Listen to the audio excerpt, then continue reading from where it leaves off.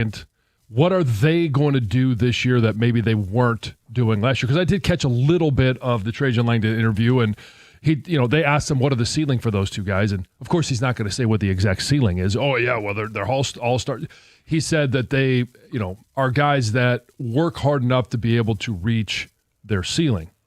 So don't know what that means, but from what we saw last year, I expect an improvement because I don't think last year was their ceiling.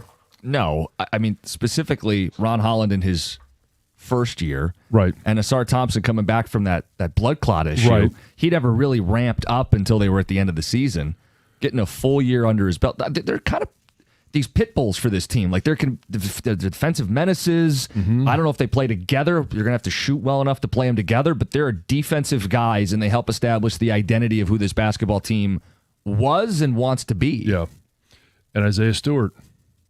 Like, okay, we love the intensity, we love the aggression, but has he learned a little bit? And maybe we don't have to go games without him, or it's not going to cost you, a free 2 foul shots for the other team.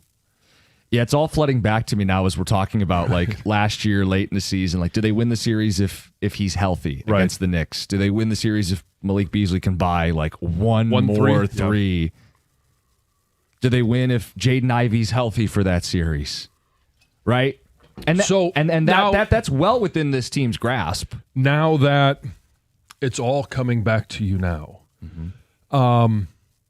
what are your expectations for this year? Because it does tip off tonight, and I think it has snuck up on people a little bit. We've talked, well, we haven't talked, but we've seen the headlines in the paper. We know that they've been playing preseason games, and everything gets kicked off tonight. They had 44 wins last year, more or less this year. Set at 46.5 is what the books are expecting. Okay. So you're going to go 45 more than last year, but not over the books?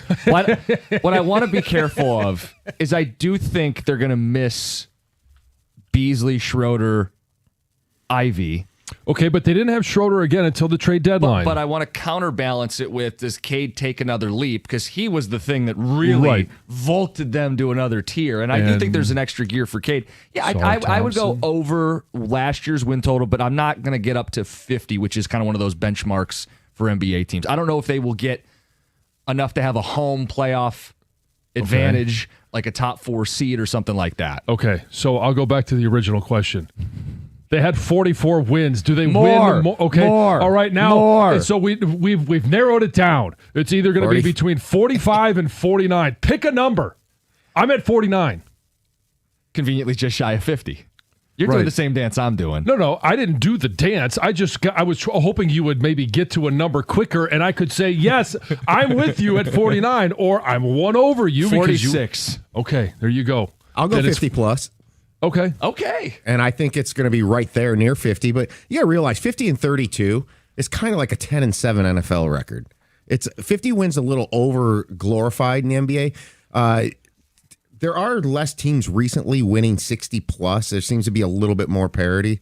I'll put it down to this. To me, the reason why this team was good last year and accelerated was because they don't mail in many nights. And a lot of NBA teams do. If they can keep that mindset going forward, I don't think there's any question considering where the East is at right now. There's 3 humongous injuries in the East with Lillard, Halliburton, and Tatum.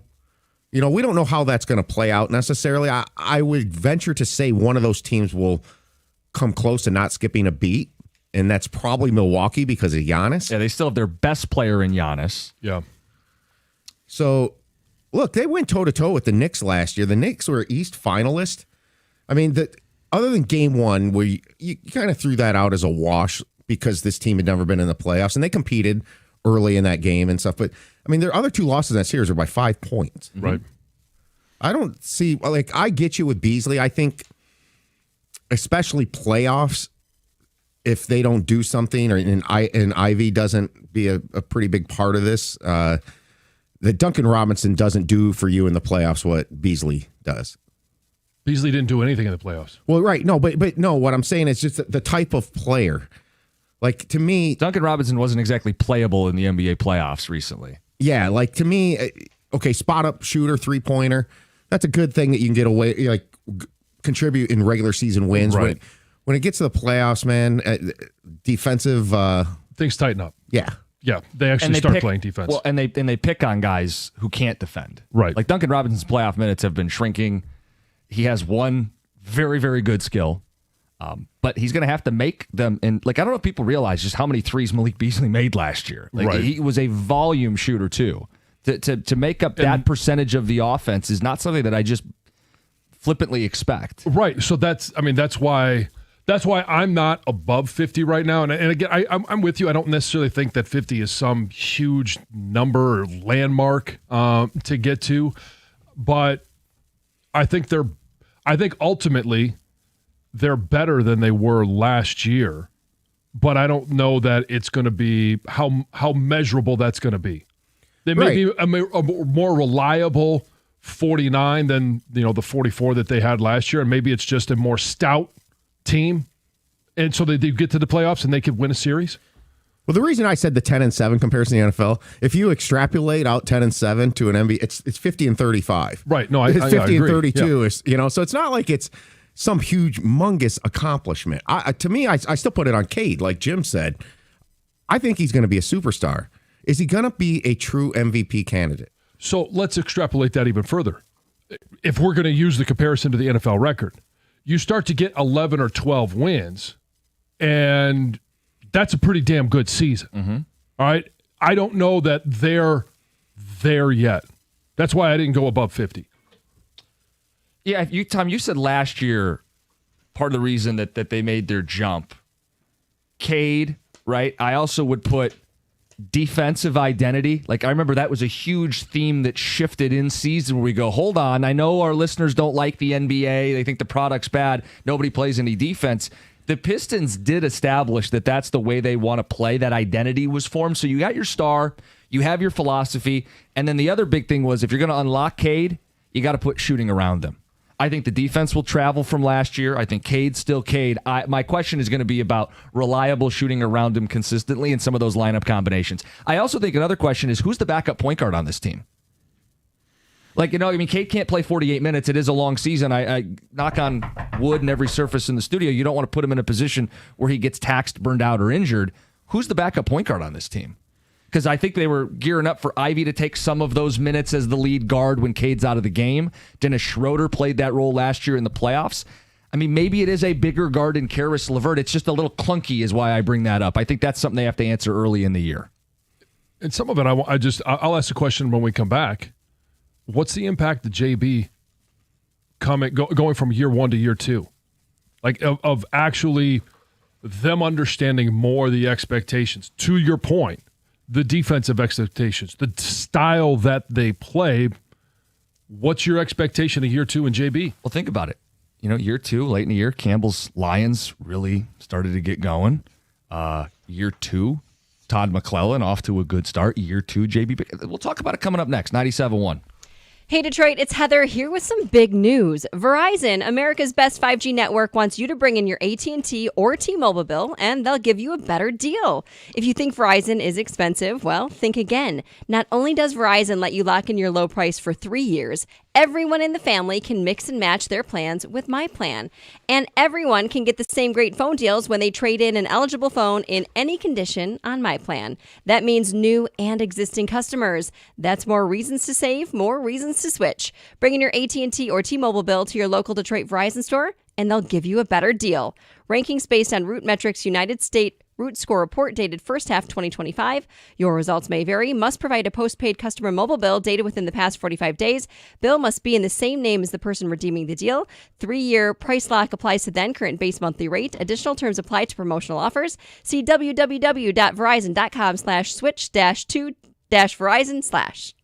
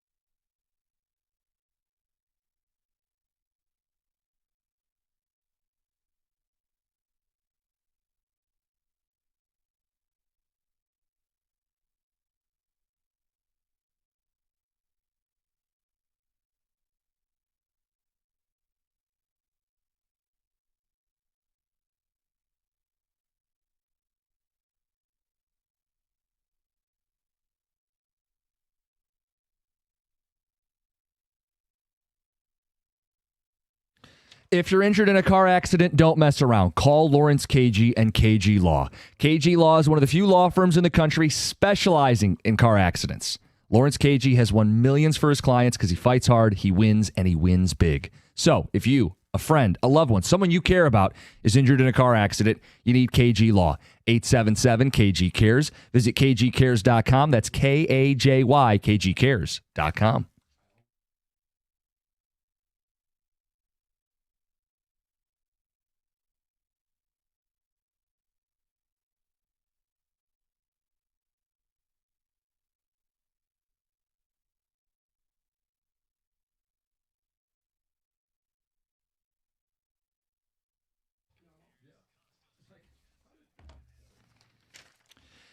It's a Wednesday, which means we'll have Lions tickets to give away later in the show. Be listening for those clues. Name that Lion. We'll tell you all about it. We got John's Power Surge coming up at 6:35, and Steve Yzerman at 9:02 today.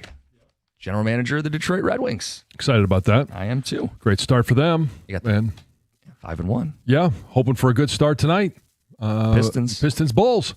You had a question. Yeah, so if you look at what JB's done throughout his coaching career, year one at Memphis, right? It's not a full season, but while he was head coach, 15 wins. Year two, 33 wins. And that's kind of the same thing, right? Year one for Cleveland, it's not a full season. He's in place late. And then the first full year of coaching, 22 wins. Now, shortened a little bit because it was 2020. To 44 in year two. And then you look and say, well, there's a number, right? We've got 44, a common number, 44. Yeah. And he goes from 44 in year two to 51 in year three. And my point is, he is a coach that has always been able to improve the team on a yearly basis. Now, his last year in Cleveland, it was 3 games less of wins, but further in the playoffs. Which, all right, so trade that any day. They traded any day. So my question is, 44 wins in year one, and that was a huge jump from the year before, right? It 3 times the wins. What do you expect in year two, just simply from the coach? Yeah, I think there's a coach bump. I think you've done a good job illustrating it, and we liked JB. You know, we had him on, and beyond just the relationship we have with the guy, we love that the transformation took place on the defensive end of the basketball court. I mean, I think defense is a lot about effort and coaching, technique, and trusting your teammates, and that starts with what you are able to set as a habit and a standard, and that comes from your head coach. You know, and I think the personnel is Ron Holland, a young wing, Asar Thompson, a guy you can put on the other team's best ball handler. Those 2 guys taking a leap this year, with Cade being the centerpiece. Question will be how much shooting around them and secondary distributors, but yeah, they should be where they were last year. They should be back in the playoffs. They should win a few more games than they did last year. That's kind of where I've got them. Okay. I don't have like a Herculean leap. Yeah, I mean, pleasantly surprised if they can win north of 50 games and win more than a playoff series. But I think the standard is get in and win a playoff series. And I think they'll win more games than last year. I said 46. Yeah. And so, I mean, I went way over top of you at 49. So we're kind of all in the same ballpark. Yeah. And again, they can win a playoff series given who they face. They could have won it last year. Yeah, well, but I also think that there's huge value in the experience of closing out a season and getting that playoff spot. They also know the importance of, hey, they got a 6 seed. Like, what does it take to get into a 4 seed? And so having that experience and just having lived it, knowing what it is, and knowing how important maybe it is starting with a couple of wins versus the way they started last year, 3 losses. Maybe it's you get in the middle of the season and you're just more aware of how important some of those games can be when it comes time for deciding seeding for the playoffs. And then ultimately when you're playoffs, we talk about it all the time. Just being there gives you that experience. Now, what do they do with that experience against the Knicks that helps them perform better this year when that happens? Who are the teams you feel certain about in the East? Because I think there's a lot of uncertainty in the East this season, right? Like Cleveland is the team projected to win the most games. Yes, which, okay, not a shock. Fine. The Knicks, I would give you, should be, again, fighting for home court in the first round. And then I leave it to you. Like, just looking at win totals, Orlando, Boston, Milwaukee, Atlanta. There really aren't that many that you feel good about right now. No. The Halliburton injury and then the Tatum injury are a huge reason. I agree. And if Orlando can make a jump, so could Detroit. That's kind of what I'm trying to say. Right. And so I think Orlando does take that jump. And Cleveland, Cleveland's going to be the belle of the ball. I don't know that there's any necessarily going to challenge them. It would have been Indiana if healthy. Yeah. Yeah, and again, Orlando, just a refresher for people, they did add Desmond Bane, who I think is going to be a really big add for them. They were not a good three-point shooting team. He slots in as a starter, a starter for that team. So there's your little East preview. Yeah, little expectations. Yeah. Just quick, not getting caught up in wins. Maybe the goal is home court advantage in the first round. I think it'd be a hell of an accomplishment. 4 seed or higher. Yeah, winning a playoff series. You're more likely to do that if you have home court, but just winning a playoff series. Well, if you want to compare it to the Tigers, move forward. Because Tigers in the end did the same thing. Correct. Yeah, don't just get in and get bounced in the first round. 248-539-9797. Excited to welcome the Pistons back into the fold. Let's get to Heather with the news. Well, federal workers at Detroit Metro Airport and Willow Run Airport will be able to get some free food every day during the government shutdown. So the Wayne County Airport Authority has teamed up with the restaurants and retailers at Detroit Metro Airport to create something called the Federal Employee Meal Program. So TSA, FAA, and Customs and Border Protection workers will be able to spend up to $20 per day on food and drinks at either restaurants or retailers in the Evans and McNamara terminals. They say the program began on Monday. It will continue through Wednesday, December 31st, obviously, unless a resolution to the shutdown is reached. Right. Regardless of your politics, there are people who need the help, and it's a nice bit of news. It's great. It is. It's not a ton of money for consuming food at an airport. Things are very expensive there, but it's a meal that you don't have to buy yourself. Or a snack.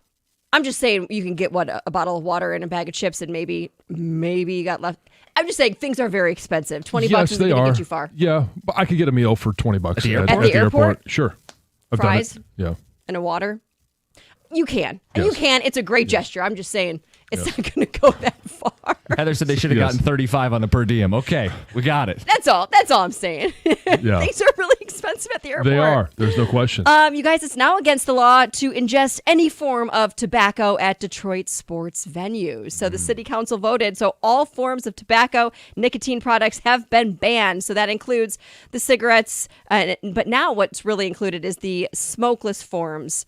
Like the Zyn, the Chew. Oh, they're going for the Zyns. Yes, no longer allowed. So the rule applies to both spectators and players. So there it goes. So anyone if you're dumb enough to get caught. Well, yes, that's the thing. Anyone getting caught, basically you'll get a warning. But if you refuse, then it's not going to really stop anybody. But if you don't comply with the warning and you say, screw you, I'm going to do this anyway, you will be fined. The first offense comes with a $100 penalty. Second and additional offenses will be a $500 fine. You could be ejected from the stadium or arena as well. Yeah. So most of the time you could do it without anybody even knowing it. So it's the same thing on planes. Like it hasn't stopped me on planes, and I have yet to be kicked off a plane. Yes.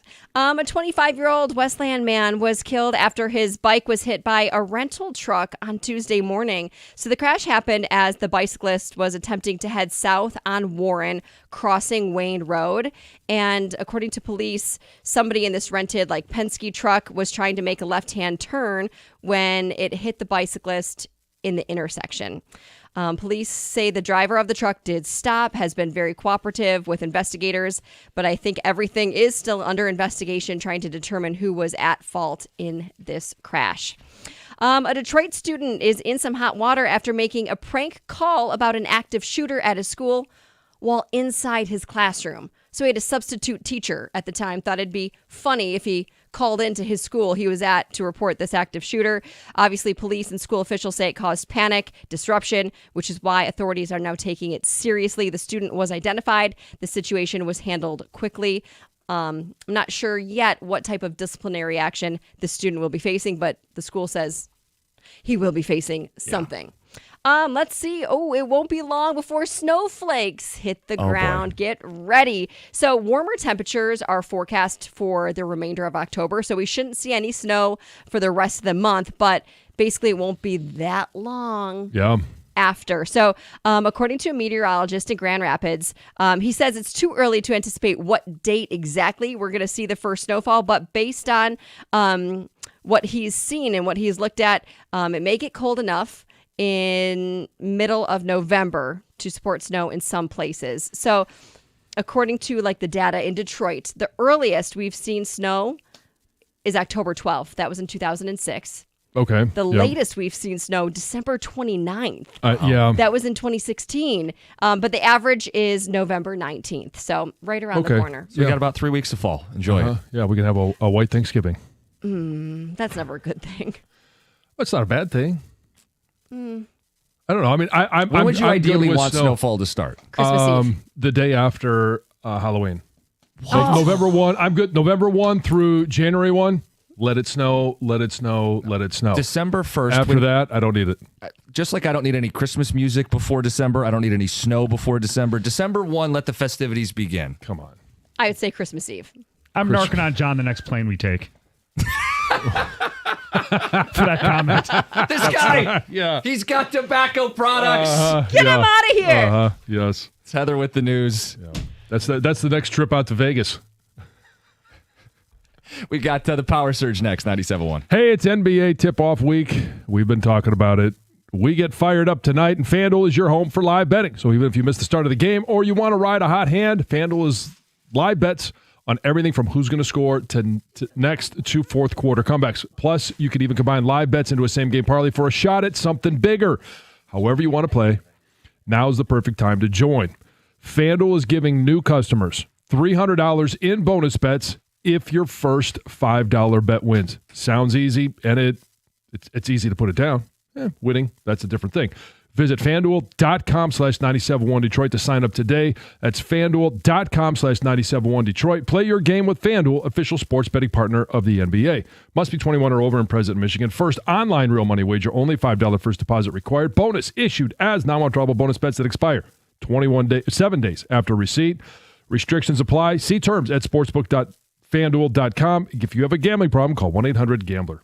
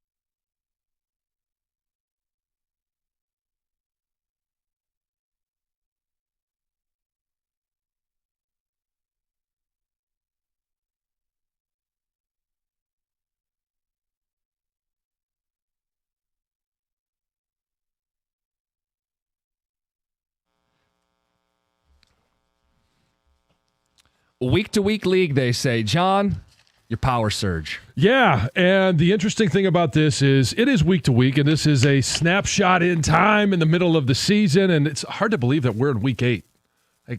Hard to believe we're in Wednesday, but now all of a sudden we're at the middle of the NFL season. So just as a recap for last week, week 7, my number 1 team was Tampa Bay. Number 2 was Detroit. We saw that play out, so we'll see where that lands the Lions, and we're also where it lands Tampa because, oh, how the mighty may have fallen.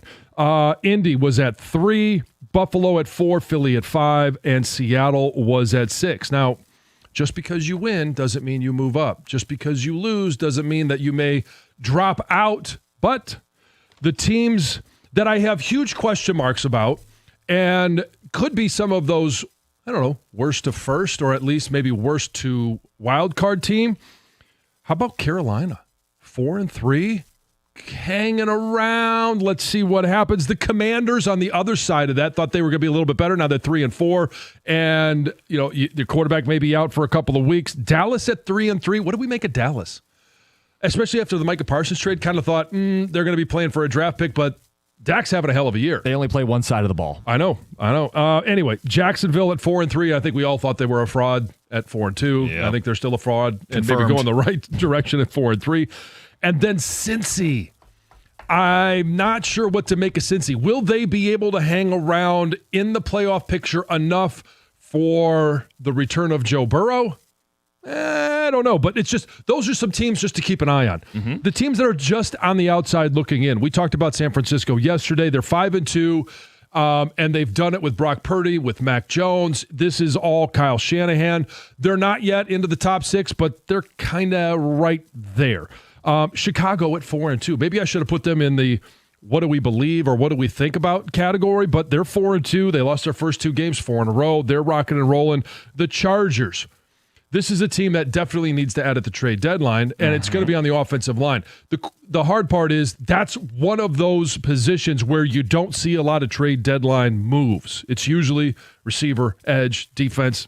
Denver at 5-2. They're still on the outside looking in, but what a hell of a comeback. Not a great recipe for winning games, but hey, we'd love to come back. New England. What do we think about New England? Can't ignore them, but they're still on the outside looking in. Green Bay at 4-1-1. Tampa goes from 1 to at least 7. And the reason I did this was looking at the games that they had won. And Baker Mayfield, end of the game heroics. Not a lot of great opponents. Jets were one of them. And now that they're going to be living life for sure without Mike Evans, I think they showed some warts. And to your point, they now have a negative point differential. Correct. And that's what happens when you lose by double digits. Pat on the back for Detroit. Seattle was at 6. They are just now on the outside looking in, even though they did not lose. So who bumps Seattle out? Well, the Rams are in. And, I think they deserve to be. And maybe this was a minor error from last week. I'm still not going to say I was wrong. It may happen. Corrections. Yeah, I made corrections. Anyway, when you do what they did without their number 1 receiver, Puka Nacua, Matthew Stafford's playing at a high level. And defensively, this is a team that will get after you. We all remember what they did to Philly in the playoffs, even though they didn't win that game.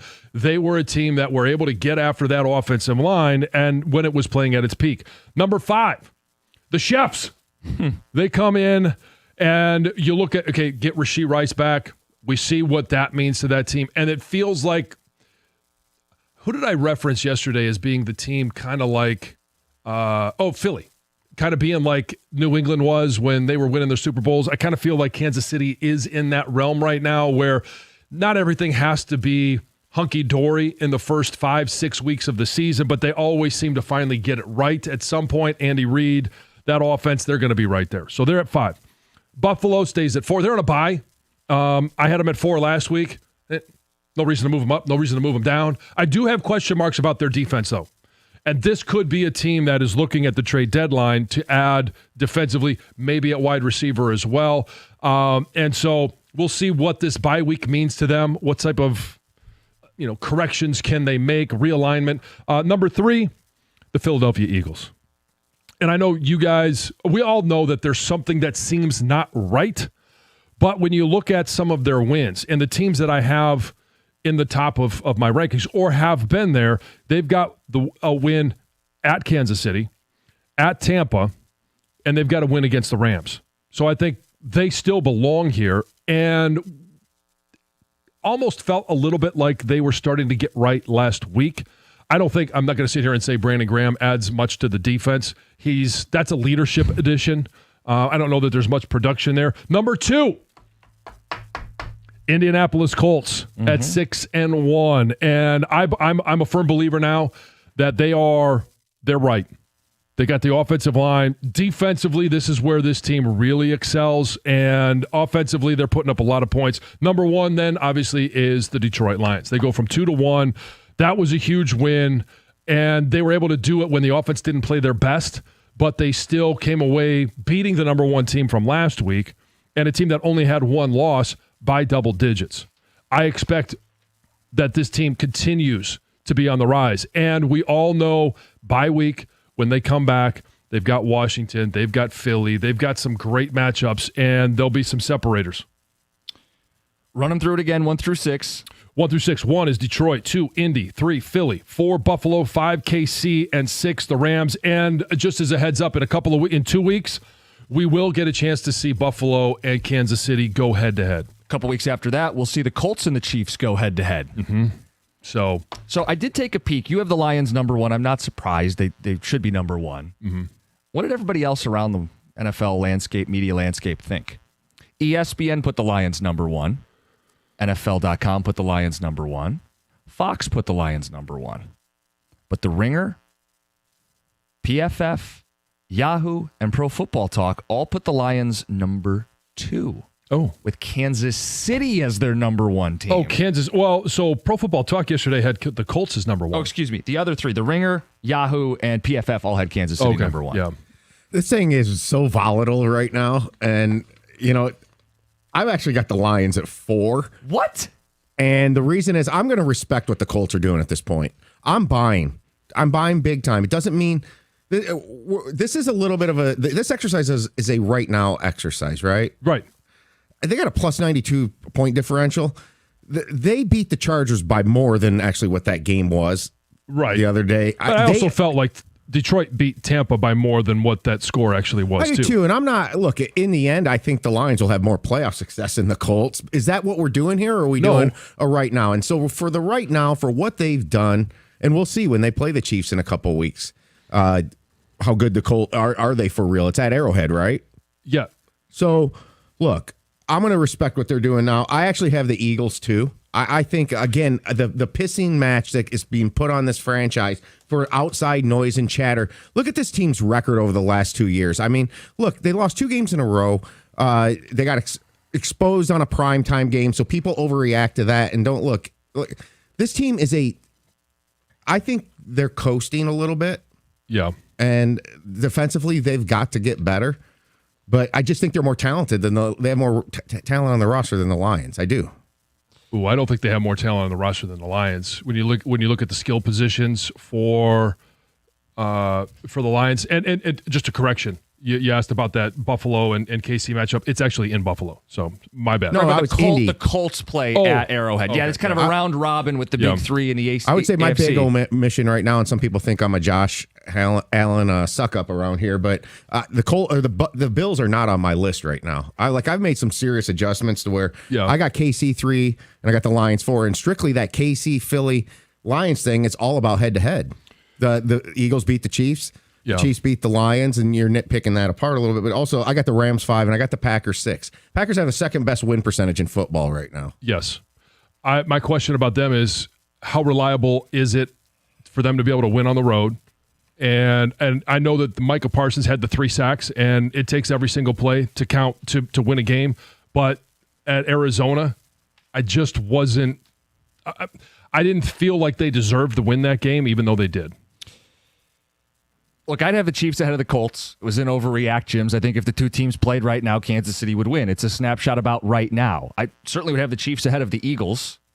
Eagles can't run the ball. When the Eagles can run the ball. The Eagles beat them. When they can run the ball. And it was televised. And it was televised. But as we get deeper into the season and we have more than just that to go on. Sure. But my thing is, it is so volatile right now. You can make cases and claims. How do you want to spin it? Because, Jim, I know it sounds stupid. I would pick the Chiefs to beat the Colts right now, but I'm respecting the now of what power rankings are supposed to be after week 7. Right, and I do somewhat agree with you, and I can't use that against you and say, well, the Eagles beat the Chiefs because now they got Rashee Rice. Right, yeah, but Things have changed. On the flip side, you could just then throw it back in my face and say, well, Green Bay beat Detroit. Right. And so Green Bay you've got to take it all into account. You're right. And it is getting messy, but this is what happens as we get deeper into the NFL season. It's John's Power Surge, his top 6. Want to know where Lions fans are at coming up next. How far are you willing to go with this football team? It's 97.1. Hey, Dr. B at Michigan Hair Restoration is celebrating 30 years of helping men across Southeast Michigan restore their hair and their confidence. Over 3 decades, he's seen thousands just walk in frustrated or skeptical and walk out looking younger and feeling like themselves again.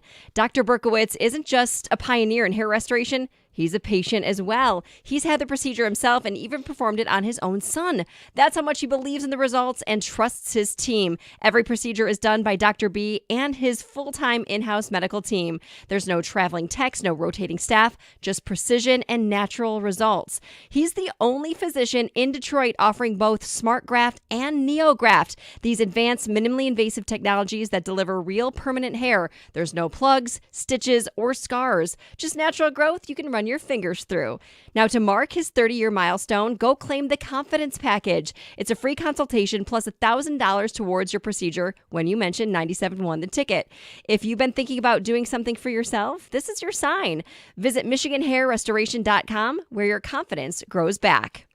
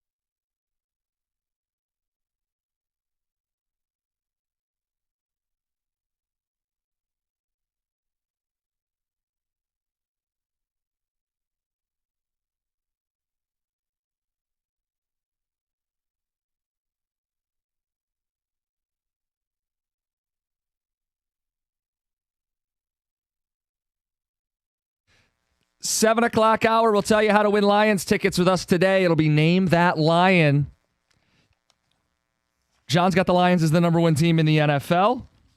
We want to know how far you're willing to go as a Lions fan. Do we have the best team in the NFC? Hard to argue after what you saw on Monday night. Do we have the best team in the NFL? I suppose it depends what you think of the Colts and the Chiefs. Yeah. Do you think they're better than they were even a year ago? How far are you willing to go? Do you think this is the best team, a Super Bowl-bound team? Where's your head at as a Lions fan today? I do think this is a Super Bowl-bound team. I think they have that.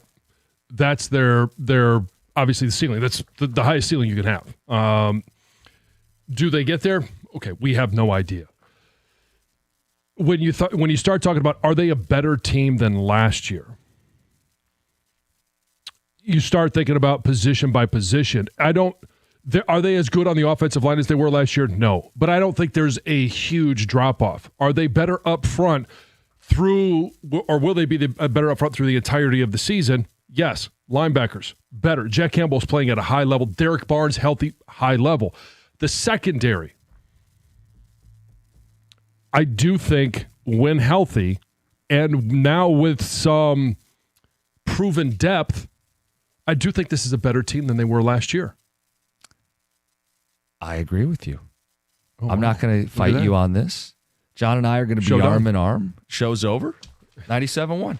No, you guys can jump in with your thoughts. 248-539-9797. Look, a huge part of this is going to be they didn't have Aiden Hutchinson at the end of the season. They didn't have Aleem McNeil at the end of the season. I think we know the impact that those guys can have on a football game. We just saw it. And I think we're going to see even more of it as Aleem McNeil gets his feet under him, right? Coming out of the bye, reinforcements are coming. DJ Reed is not a season-ending injury. They didn't have Carlton Davis at the end of last year, right? So you start thinking about this. Young players getting better. Jack Campbell, I think, is probably the biggest story of a young player of this defense taking a big leap. But it's also Branch and Joseph. Those guys will be back. Yeah, they're going to be better on defense. And, John, I do think they've answered a lot of the questions about their offense. And I think the biggest question that they've answered, and I've already talked about the offensive line, like not as good as last year, but I don't think there's not as bad as, or I think that at least getting to the point where, are they a top 10 offensive line? I think they're in that conversation. Yeah. Where we couldn't say that at the beginning of the season. The biggest question mark was going to be play caller. And I think we have found out that I don't like the disrespect that we had a little bit yesterday for Aaron Glenn. I think he did a tremendous job last year. I think Kelvin Shepherd is approaching the one-to-one trade. Like, I don't know that there's a drop-off there. And in fact, by the end of the season, we may find out that it is an improvement. And that's okay. It's not throwing shade at Aaron Glenn. I thought he did a nice job last year. I thought he did a nice job the last couple of years with what he had. But I really like what I'm seeing from the defense right now in a play calling standpoint, putting guys in position to be successful. And how can you argue the game plan that was in place on Monday night? You can't. And so then you think, okay, well, offensively, is John Morton a one-to-one trade for Ben Johnson? I'm not ready to say that. I don't think so. But I'll go back to everything that we've said, even before Ben Johnson left this year, before Ben Johnson was considering leaving last year. This is Dan Campbell's offense. This offense is led by his philosophy. Nothing happens in this offense that doesn't have the fingerprints of Dan Campbell all over it. Look, we lived this offseason and we talked to Lions fans about all the concerns that may hit when the season began. The coordinators, I don't think you have that concern right now. How much time do we spend talking about pressure on defense? John, you got the third most sacks in the NFL this year. And they just got Aleem McNeil back. Mm-hmm. Other concerns. Offensive line. I think the run game's been there. I think they've had some big outputs. I'm not really worried to the degree I was starting these young, unproven guards in week one. I think they've shown improvement and growth. I'm not sure that there is this big question with the Lions anymore. And I think there are far bigger questions with the other teams in the NFC and the other teams in the NFL. Yeah, I think the Lions will be in the Super Bowl. Yeah. And so the first of all, then the next question is, can they manage the injuries well enough? Well, that's the unknown, right? Better than anybody else. because Taylor Decker, and I went back and watched the game again last night. There are a lot of times where he's moving that shoulder. And I know some of it's just, hey, sometimes you got to pop it in, pop it out. It's just, and I don't know what his injury is, but I know that it's still bothering him. It's going to bother him through the course of the year. How do they manage that? When does DJ Reed come back? Terrion Arnold. When you look at the secondary, obviously we'll get Brian Branch back, but Kirby Joseph, how long is he out? Will they be at full strength or more close to full strength when they come out of this bye week? The answer would be yeah, he'll be closer. I don't know exactly to what extent. I mean, it certainly didn't seem like something they're worried about lingering. Not just him, but will the team be nearer full strength? Oh, yeah, of course they will. I don't think there's really a question about that. Like, I can't predict what injuries are going to happen in December and January for the Lions or anybody else. But as we do radio today at the end of October, the Lions are the best team in the NFC, best team in the NFL. Expect them to be in the Super Bowl. They've answered tons of the questions that we had about them in the offseason. And I love this ticket text. They're a more balanced team than they were a year ago. Like, if we're doing the comparison to the team that won 15 games, I don't know if they'll win 15, but I think they're a more balanced team, and they're going to be better prepared, better positioned for any kind of game they have to win in the playoffs. Like last year, there was only going to be one way they were going to win. They're going to have to outscore everybody. This year, they're in a position where they've won games different ways. They won with defense on Monday night. When they played Baltimore on Monday night, they won with offense. And the defense got a bunch of sacks, but it was a high-scoring game, and they were able to go toe-to-toe, possession for possession, and they outscored Baltimore in Baltimore, a healthy Baltimore Ravens team. Yeah. I also think that the one intangible, and it's really, I mean, it's not exciting for us to talk about. I mentioned it a little bit yesterday, but special teams. It's the way that they pursue in the kick game, kickoff coverage, and how they're utilizing that new rule and the new kickoff rule. Punt coverage, I think, has been really good. And then you think about Khalif Raymond. On punt returns, we know he could take it to the house. Seen it. And Jack Fox, boom. Like, it's unbelievable. The question I have, and it's not a huge question, is we haven't seen maybe the wow factor from the PAT field goal team. Okay. I mean, like, okay, we haven't seen a 58 or 59-yard kick. Except we've seen some of those missed. We saw it missed on. Didn't he just make a 58-yarder yesterday? Yeah, but he also missed one. 54, I think. 54. Yeah. Yeah. And so it's not that you're going to be 100% consistent from there, but 54 to me for him should be automatic. No, but I have to laugh, and I'm not telling you you're wrong. It's just like, hey, if there's the one thing we haven't seen is a 60-yard bomb from our kicker. It's like, yeah, if that's the lead, that's the most of our problems. Right, and I'm not sitting here bearing him. That's why I'm also saying it's a huge weapon for this team that other teams don't have. Wow, another extra point. Yeah, but you missed 54. Like that was an opportunity. 248-539-9797. We'll get some ticket text. You got some phone calls to get to. 248-539-9797. How far are you willing to go? They're the best team in the NFC, the best team in the NFL, a Super Bowl-bound team, better than last year. What would you say about this football team now? It's 97-1.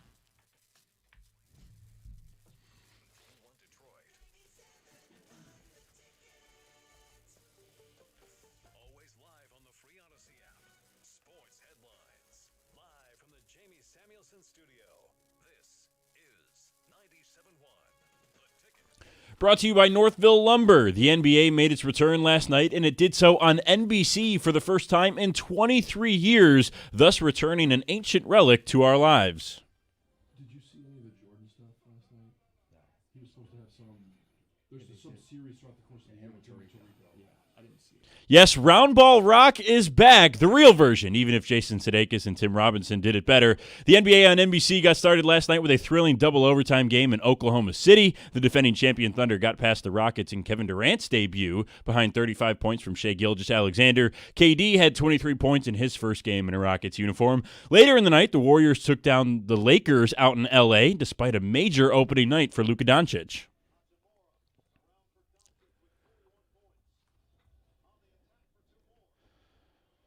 Noah Eagle on the call for NBC, and you heard him right. Yes, 43 points for Luka Doncic. He was 1 assist shy of a triple-double with 12 boards and 9 helpers. Despite all that, Jimmy Butler dropped 31 points, while Steph Curry added 23, leading to a 119-109 Warriors win. Now the Pistons begin their season tonight in Chicago against the Bulls. That game tips off at 8 o'clock on WWJ News Radio 950. The Red Wings have made the trip to New York and will take part in the first half of a back-to-back tonight, beginning with the Sabres. Puck drop at 7:30 right here on 97.1 The Ticket. At the Corewell Health Sports Desk, I'm Brendan Shabath. For more, go to 97.1 The Ticket or Odyssey.com.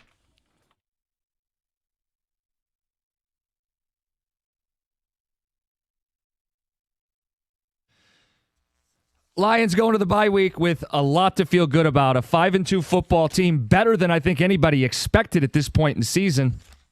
And we're taking inventory. How far are you willing to go? Best team in the NFC? Feels pretty safe to say. Best team in the NFL? John just did in the Power Surge. Are they better than last year, a team that went 15-2? Do you view them as a Super Bowl bound football team? How far are you willing to go? 248-539-9797. Look, some of the questions we had. What would the offense look like with some guys missing up front and no Ben Johnson? John, they're scoring 30 points per game. It's third in the NFL. I'd say it's gone pretty well. Defensively, how much time did we spend talking about pass rushers? And we may more before the deadline. But they're third in the NFL in sacks with 23. And they just got Aleem McNeil back. And Aiden looks as good as he did a year ago. It may get even better as the year goes on. They are, as one ticket texter put it, a more balanced team. Better top to bottom, which makes them a better team than even they were a year ago. Another one says, guys, the only team I'm no longer worried about should the Lions make the Super Bowl is Kansas City. In fact, I pity them, knowing the Lions would exact brutal retribution. Steve in Livonia. So I put him down for Super Bowl bound. Yeah. All right, so I'm going to come across as the bad guy here. I listen to everything I say. I think the Lions are a complete team. I think they're a Super Bowl caliber team. But let's be fair here. They lost 2 games by double digits. They lost, I think, their 2 hardest games by record, right? Yes. So we have to include that in this, okay? Like I agree with Chip. No, their 2 hardest games. I mean, they did just beat the Tampa Bay Buccaneers, who were 5-1. So Kansas City by record would not be one of their 2 hardest games. Right. But by substance and what I really think of the teams, I think. Yeah, but not by record. Words matter. Yeah. I think Green Bay and Kansas City were the 2 toughest opponents they played this year. Mm-hmm. They had Tampa at home. They played at Green Bay. So I think. Could I point out that Philly blew a double-digit lead in one of their losses at home and lost by double digits to a rookie quarterback? I mean, I know you're Mr. Philadelphia. Like, it's not like their resume's great either. No. I when you're talking about Philadelphia, I think I'm probably more Mr. Philadelphia than he is. I've got him 3 in my Power Surge, and the reason I do is because they've had wins at the Chiefs and before, we ruined the Bucs, at the Bucs. Yeah. And they also have beaten the Rams. Here's how I'm going to say this. I think Philly is misfiring a little bit offensively because of the coordinator change. They lost Kellen Moore. He did a good job last year. I think the Lions are misfiring a little bit because of John Morton here and there. I think that's exciting to think that the Lions are misfiring, and I may agree the last couple games there's been more points left on the table, that they're misfiring to the tune of the number 3 offense in the NFL scoring 30 points per game. That makes me even more confident they're winning the Super Bowl. You're telling me there's another gear to a team that's elite? That's awesome. We got the best team in football. So I think I would rather have Jalen Hurts than Jared Goff. I don't think there's much of a difference, but that's my opinion. I think the running back room is equal. I think their top 2 receivers are better than our top 2 receivers. I think it's more of a push. Yeah, I would go with the push. I would go with the push. I mean, all due respect to J-Mo, he can't sniff what Devontae Smith has done in his career. Last year, he had more yards than Devontae Smith. Yeah. You're picking last year. I'm saying a career. I'm just saying, like... Okay, well, it's a longer sample size. So he hasn't had the chance. And he's also... that's self-inflicted to a degree. Yes, not the ACL. But the suspensions, plural, yes. I just rather have Devontae Smith than Jamison Okay, Williams. I'd rather have Brown. Yeah, I'd rather have Amon You're Ra calling than me AJ. Mr. Philly? No, I'm just. You're being a homer, taking taking J-Mo over Devontae Smith. No, let's split the difference. I'll take St. Brown over A.J. Brown, and I'll give you Devontae Smith over J-Mo. Push is all I said. I didn't say Detroit's better. Collectively, I think they're better. Okay. By the way, they've all won Super Bowls.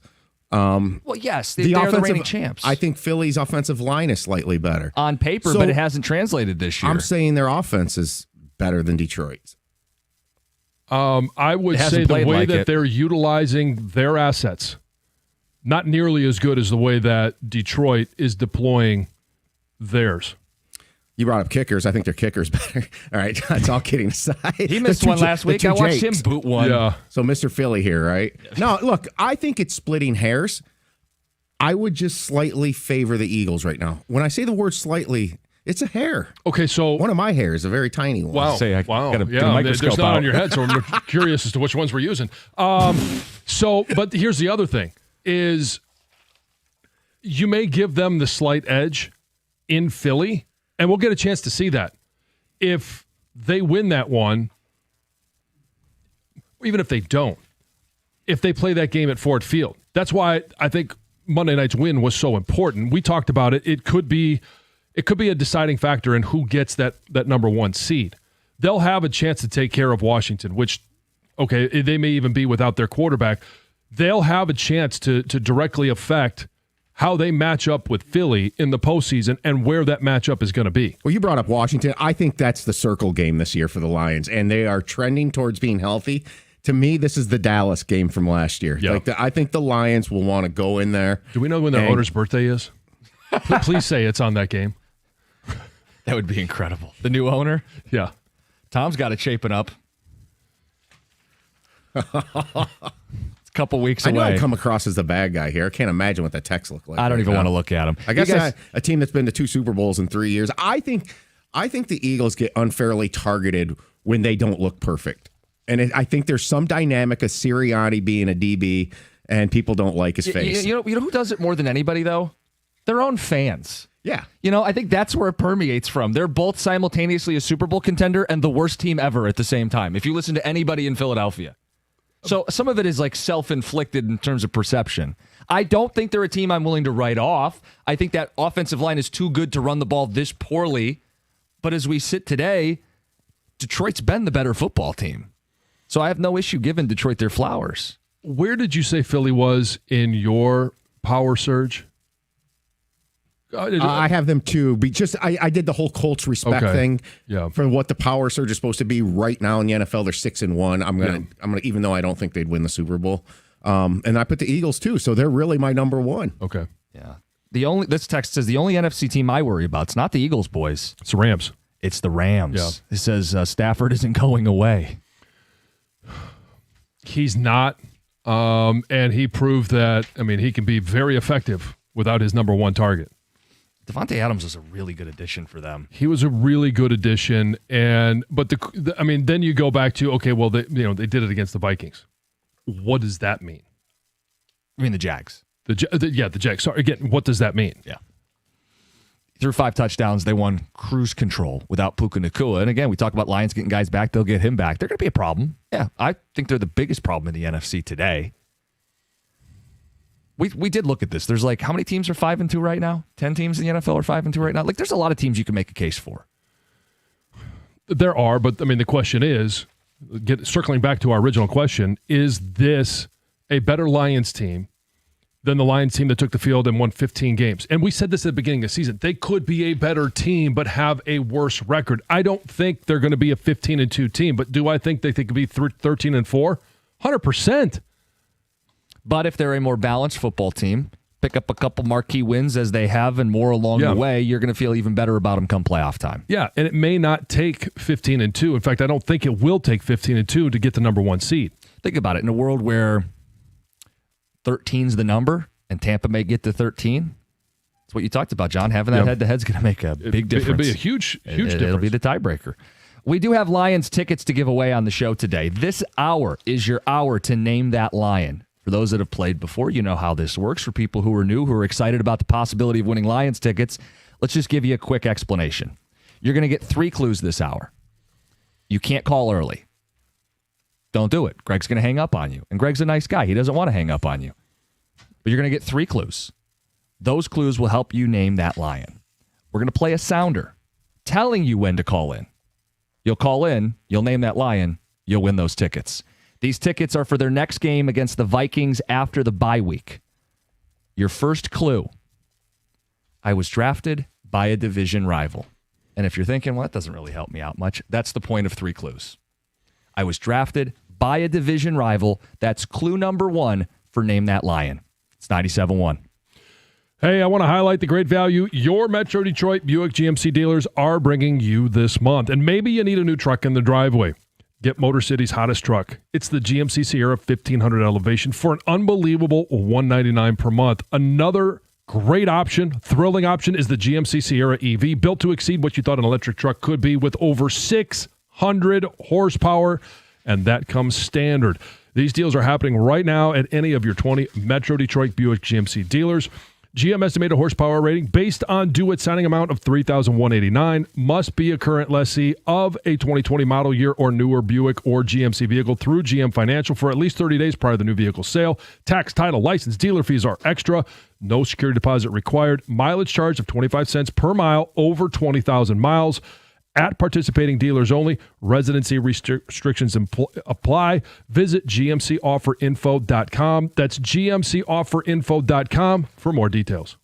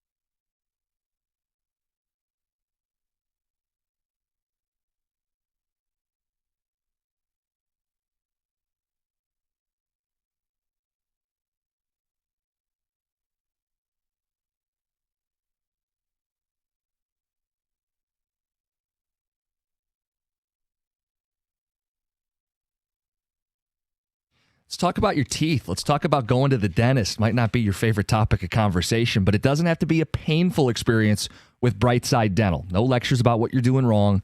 Comfortable, painless, every step of the way. If you have to get some work done, they'll numb you up and they'll communicate, and it's not a big deal. I've had a couple cavities filled. 9 Metro Detroit locations, including one right around the corner from you. $35 new patient special. There's no hidden fees that'll cover your exams and your x-rays. So make an appointment. Get back in that routine, those 6-month cleanings. 1-800-PAINLESS. Go to brightsidedental.com. Tell them Jim Costa and the Morning Show sent you. That's Brightside Dental. No judgment, just care.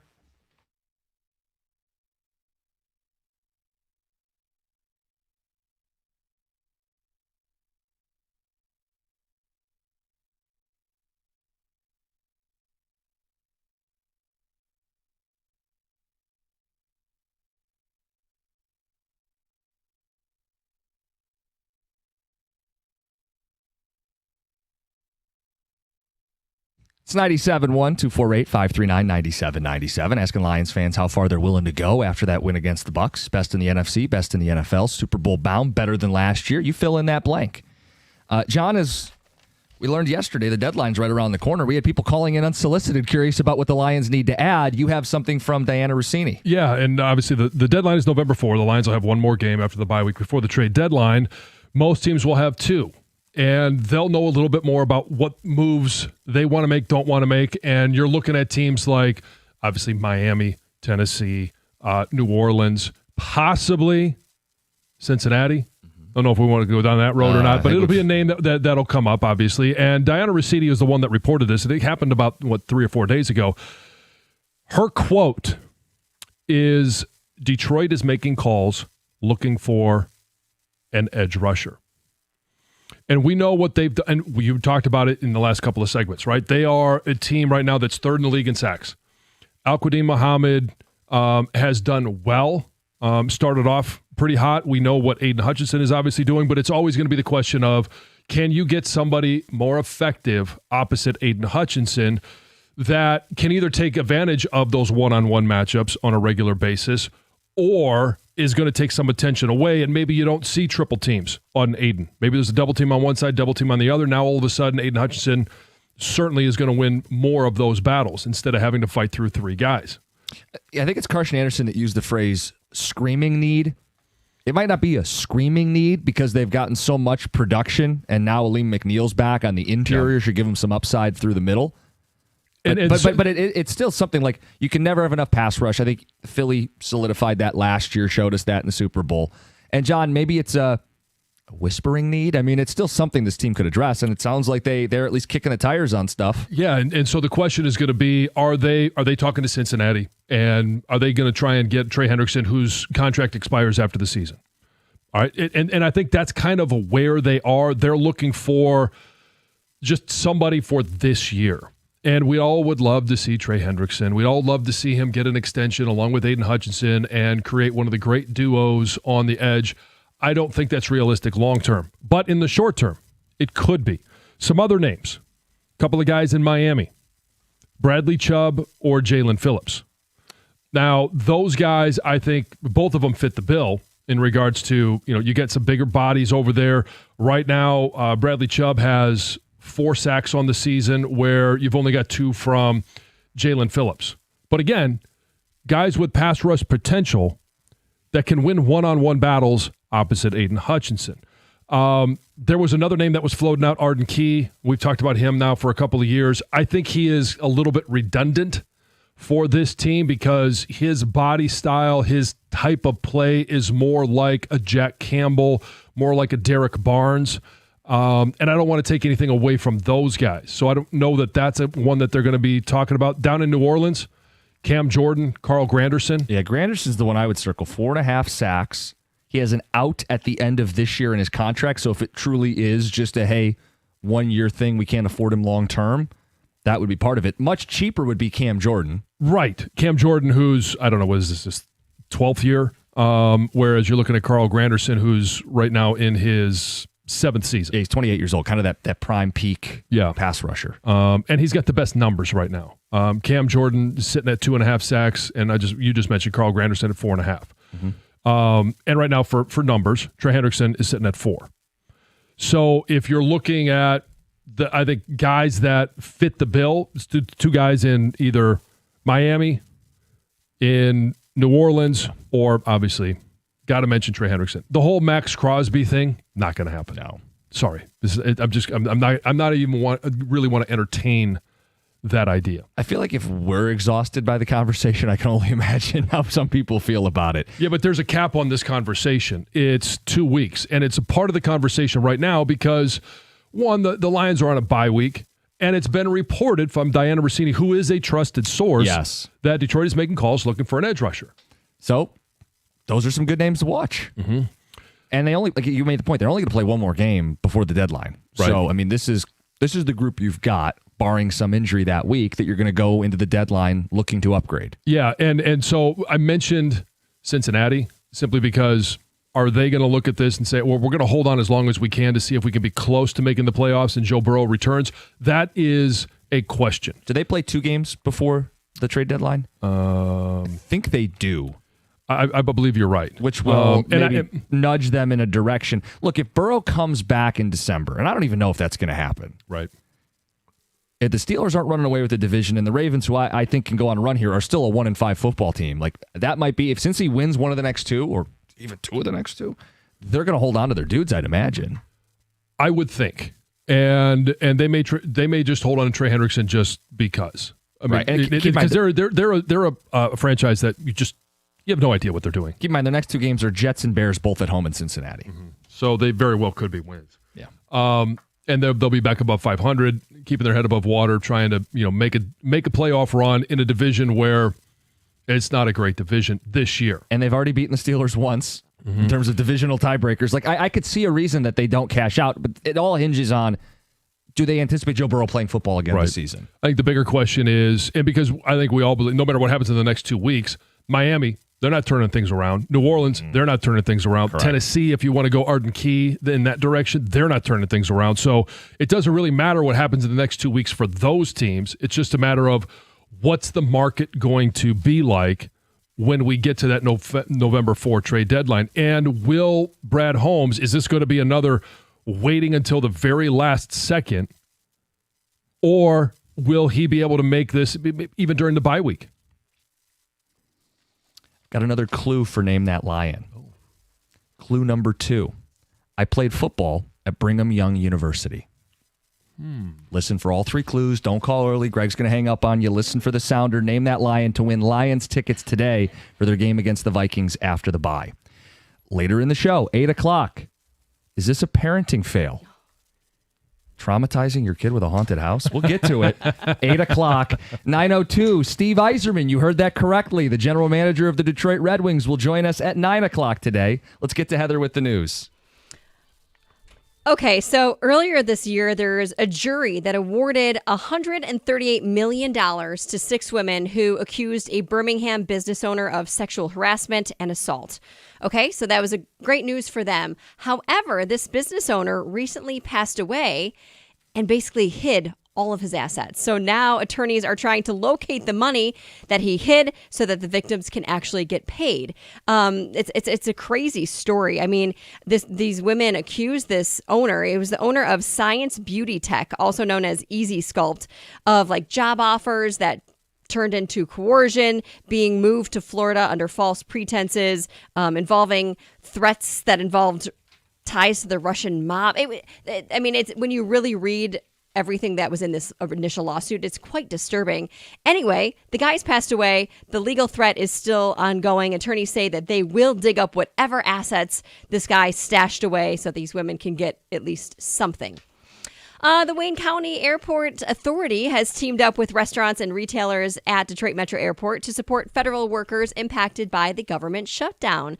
So the Federal Employee Meal Program will allow federal employees at Detroit Metro Airport and Willow Run Airport to get up to $20 daily for free food and beverages there at the airport. The program began on Monday. It will go through Wednesday, December 31st, unless the shutdown ends before that. So that's great. Good. News. Nice note. Yes, it is very nice.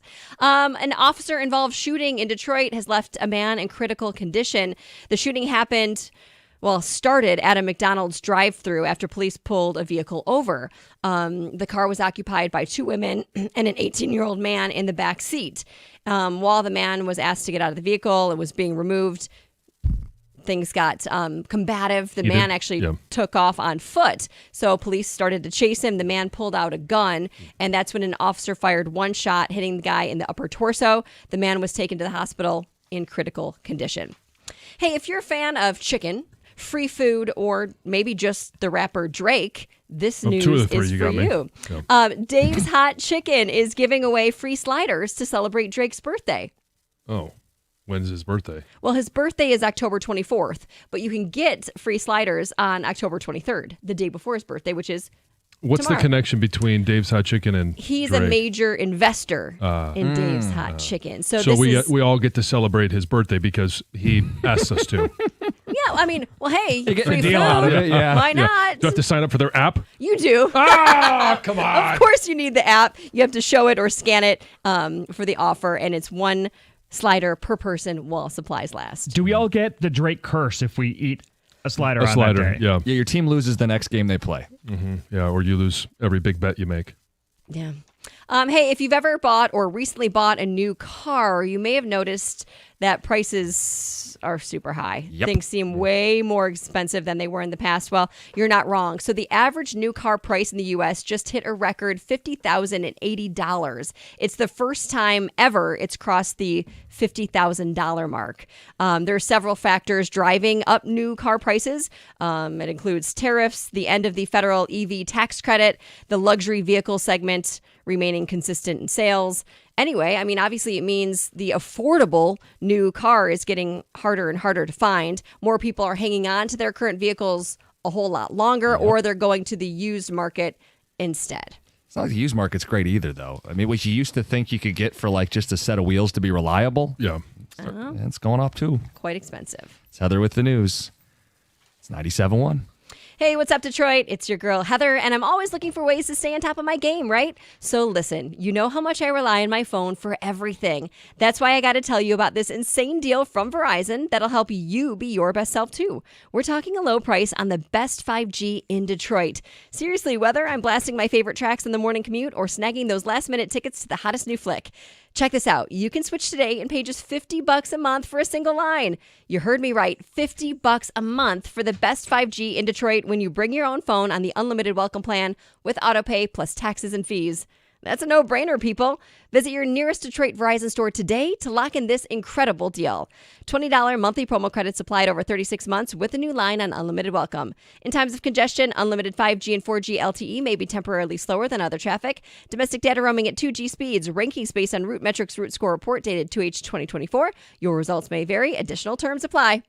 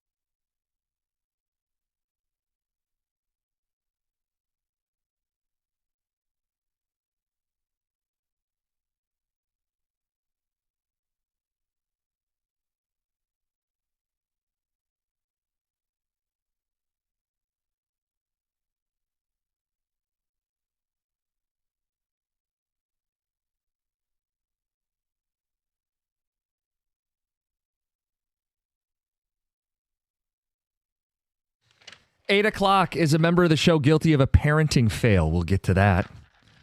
Best part is, I don't have kids, so it can't be my fault. Steve Yzerman, 9 o'clock today. We got John Jansen's Power Surge. We're giving away Lions tickets. It's a busy Wednesday. It's already Wednesday. That's what happens when you play a Monday night game. Moving right along. And so is the baseball playoffs without us, John. The World Series matchup is set.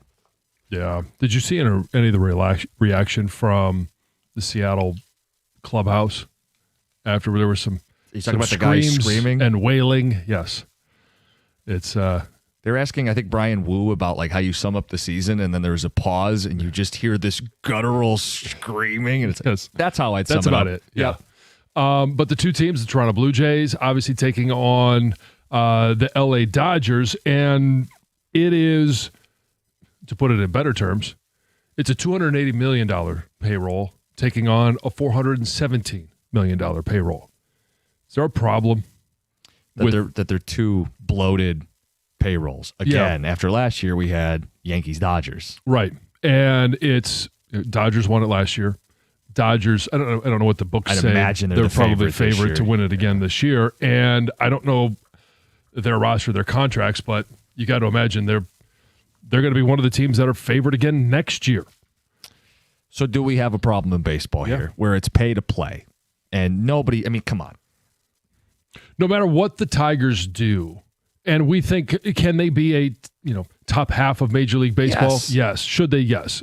Can they be a top 10 team? Yes. But are they ever going to be a team that spends in the top 5 or even top 3? Are they ever going to approach a $400 million or comparable to what the Dodgers will dump into their roster? In our lifetime? Or the Mets or the Yankees? Yeah, you're right. And the answer is probably no. No. But this isn't really a Detroit sour grapes issue. No. This is everybody who's not LA or New York wondering about competitive balance. And every other sport has a mechanism in place, John. Yes, to level the playing field and make it more competitive for more teams at the end of the year. Or at least an ability to get right quicker. So is the takeaway here, baseball needs a salary cap. Before they even play the World Series, it's more of the same. It's money, money, money. It's the biggest spenders. Do they need a salary cap to level the playing field? I think that's one of the easiest ways to make this happen. And we all know that the Major League Players Association is never going to go for that. Well, we happen to have a season coming up, the 27 season, where there is no agreement between owners and players. And if the Dodgers win this one, so they're back-to-back leading into it, I think it changes some of the conversations for probably a lot of the owners going into that negotiation with the Players Association. If the Dodgers win 3 in a row, because they just simply pay more, they have the best lineup, they've got the best pitching staff, and no one can really compete with them, it's damaging the sport. It's going to damage the fan base and those that are, I'll go a step further. Like, it does hurt not just Detroit, but I'll give a Detroit example. Anytime you get a homegrown star, if Scott Boras is their agent, right, they're going to hit free agency. And it's not that, like, I think Detroit should want to pay Tarek Skubal, but we all know that the Dodgers have more money than us. And in a sport without a salary cap, that's only going to fuel the fire if Tarek Skubal's pitching for the Mets or the Dodgers, right? We need competitive balance in this sport so that teams who do draft, develop, and promote their own guys have a means of keeping them. Like the NBA has fought this process of trying to keep homegrown stars in the home markets. So I'm glad you brought that up because I have an idea. And I don't know. It, much like the NBA, will probably get so convoluted if they go a route of trying to figure out how you could still get max contracts and pay the stars what they're making now, but not all congregating on one roster. Mm-hmm. And so, trying to figure out the aprons for the NBA, it's so confusing. But I think what they're going for and they're accomplishing is they want to have a competitive balance. And what have we seen over the last, 8 years now? 8 different NBA champions. Yep. So I think taking that concept of the homegrown talent, is there a mechanism that they can put in place that will use Tarek Skubal? If you re-sign somebody in your homegrown, like that you you drafted, they started in your organization. Now they become a superstar. That you're able to pay them more than anybody else is able to pay them, versus him just hitting the open market and going to the Dodgers or the Yankees where they can just outbid anyone. Right. You're able to pay your guys more, and there's only a smaller percentage that counts against your quote-unquote cap. Because maybe there's a mechanism there to help reward, draft, develop, or in the case of Major League Baseball, really a lot of development. Yeah. More than it is, just shot in the dark draft. They draft so many dudes. Yeah. Or if it's been in your organization for maybe it is the service time thing. Yeah. If they spend all 6 years of service time with your organization, they're your guy. Yeah. There's a perk or right. You're right. I'm not sure that the term that you use, like a credit. Right. Like a tax credit. But you get like a credit towards keeping your own guys. Right. So it in essence would cost the Tigers less to pay Tarek Skubal a $400 million contract, whereas the Dodgers, it would cost them more. Not in terms of what the player makes, but what it means for in a quote-unquote cap. Yeah, and again, I'm not doing this because I want to give Chris Ilitch a discount or any of these billionaire owners discounts. I want a more competitive, level playing field in baseball because it does feel like the Dodgers are going to play for the World Series until the end of time. Or if it's not the Dodgers, it will be consistently, and it is, teams with big payrolls most years are in and most years win the World Series. But, John, the other part of this is not just the salary cap. There's got to be a salary floor. Because for as many Dodgers as there are, there are also Pirates and A's. Like I saw this the other day. The Pirates haven't signed a free agent to a multi-year deal since 2016. It's outrageous to say that out loud. Like those teams should be required to take their wallet out, slam the card on the table, and spend money because that's also going to help the players who would fight a cap is knowing, well, you don't have to wait for the Dodgers to give you your payday. Everybody's got to spend up to a certain threshold. No more, poor mouth in your fan base. No more doing it on the cheap. You got to spend money on your baseball team. Too many teams are freeloaders who live off the luxury tax of the big boys. Yeah. So you want to put a cap in? I think maybe even more important is a cap floor. Yeah. Yeah, I mean, seriously, they should be fined if they don't hit the floor, just like you are by going over a luxury type tax or something like that. I think one of the key things here is, first off, teams that have talent need to look to sign guys sooner. Like they did it with Tatis out in San Diego. They kind of started the trend. The Tigers did it with Colt Keith to a way lesser extent, but locking up, paying them sooner. Because I think one of the problems here is it takes too long for these guys to reach free agency. Right. And then once they get close there, then you start creating these crazy contracts. Like there seems to be one a year. It's going to be Skubal next year. With Juan Soto, with Shohei, I think the other thing in play here, and I'm not sure how they fix it with some sort of cap because I don't think the players will ever agree to that. But you've got the Dodgers ownership they're billionaires. They don't. Their amount of money isn't equal to Pittsburgh's amount of money. Well, Tom, it's more than that too. It's not just the net worth of the owners. It's these TV deals. We know how much money in the NFL and pro sports come from TV deals. Well, if you have more people in Metro LA, your TV deal is going to net you more revenue than if you're in Pittsburgh. So how do we level that playing field? Well, we can't move everybody to Pittsburgh and give them a better TV deal, but we can require the two sides to play within the same financial constraints. Right.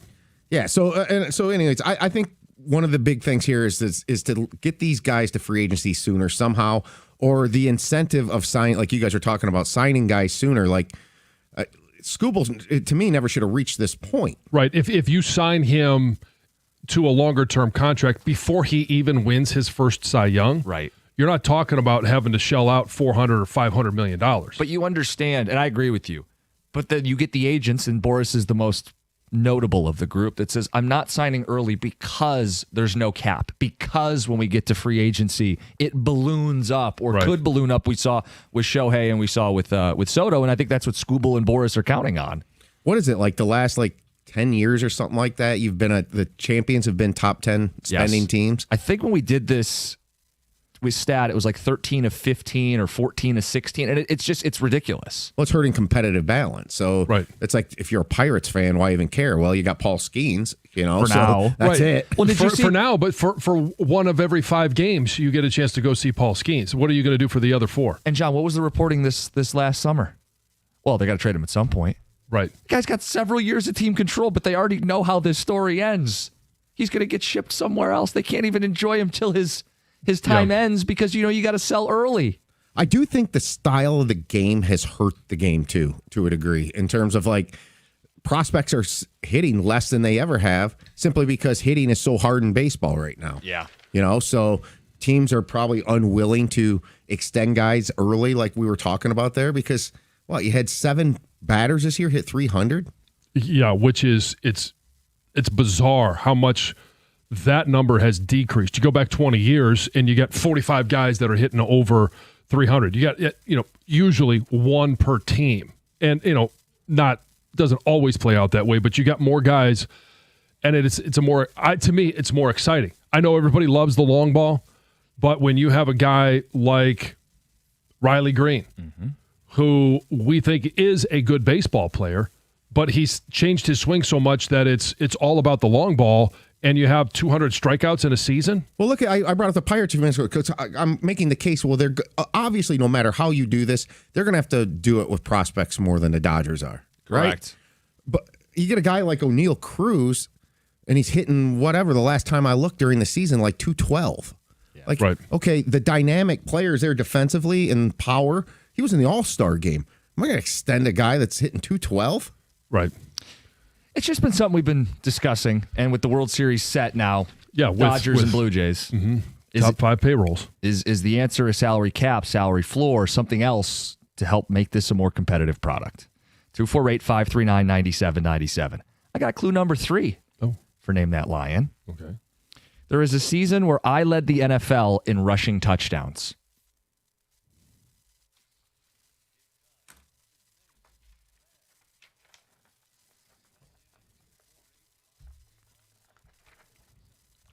Yeah, that's what I'm talking about. You want to listen for that? Yeah, comes in hot. It's not subtle. Call in. Name the Lion. Win Lions tickets for their game against the Minnesota Vikings. It's 97.1. Hey, injury attorney David Feminino is the guy you want to call if you're ever hurt in an accident. But what he really wants, what we all want, is for all of us to be safe on the road. He knows how tragic accidents can be. That's why he started David's Driving Edge, to spread awareness about distracted driving and help us with all the tips to be better prepared while we're on the road. If we can prevent accidents before they happen, that's the real win. You can learn more at getdavidgetpaid.com/driving edge. That's getdavidgetpaid.com/driving edge.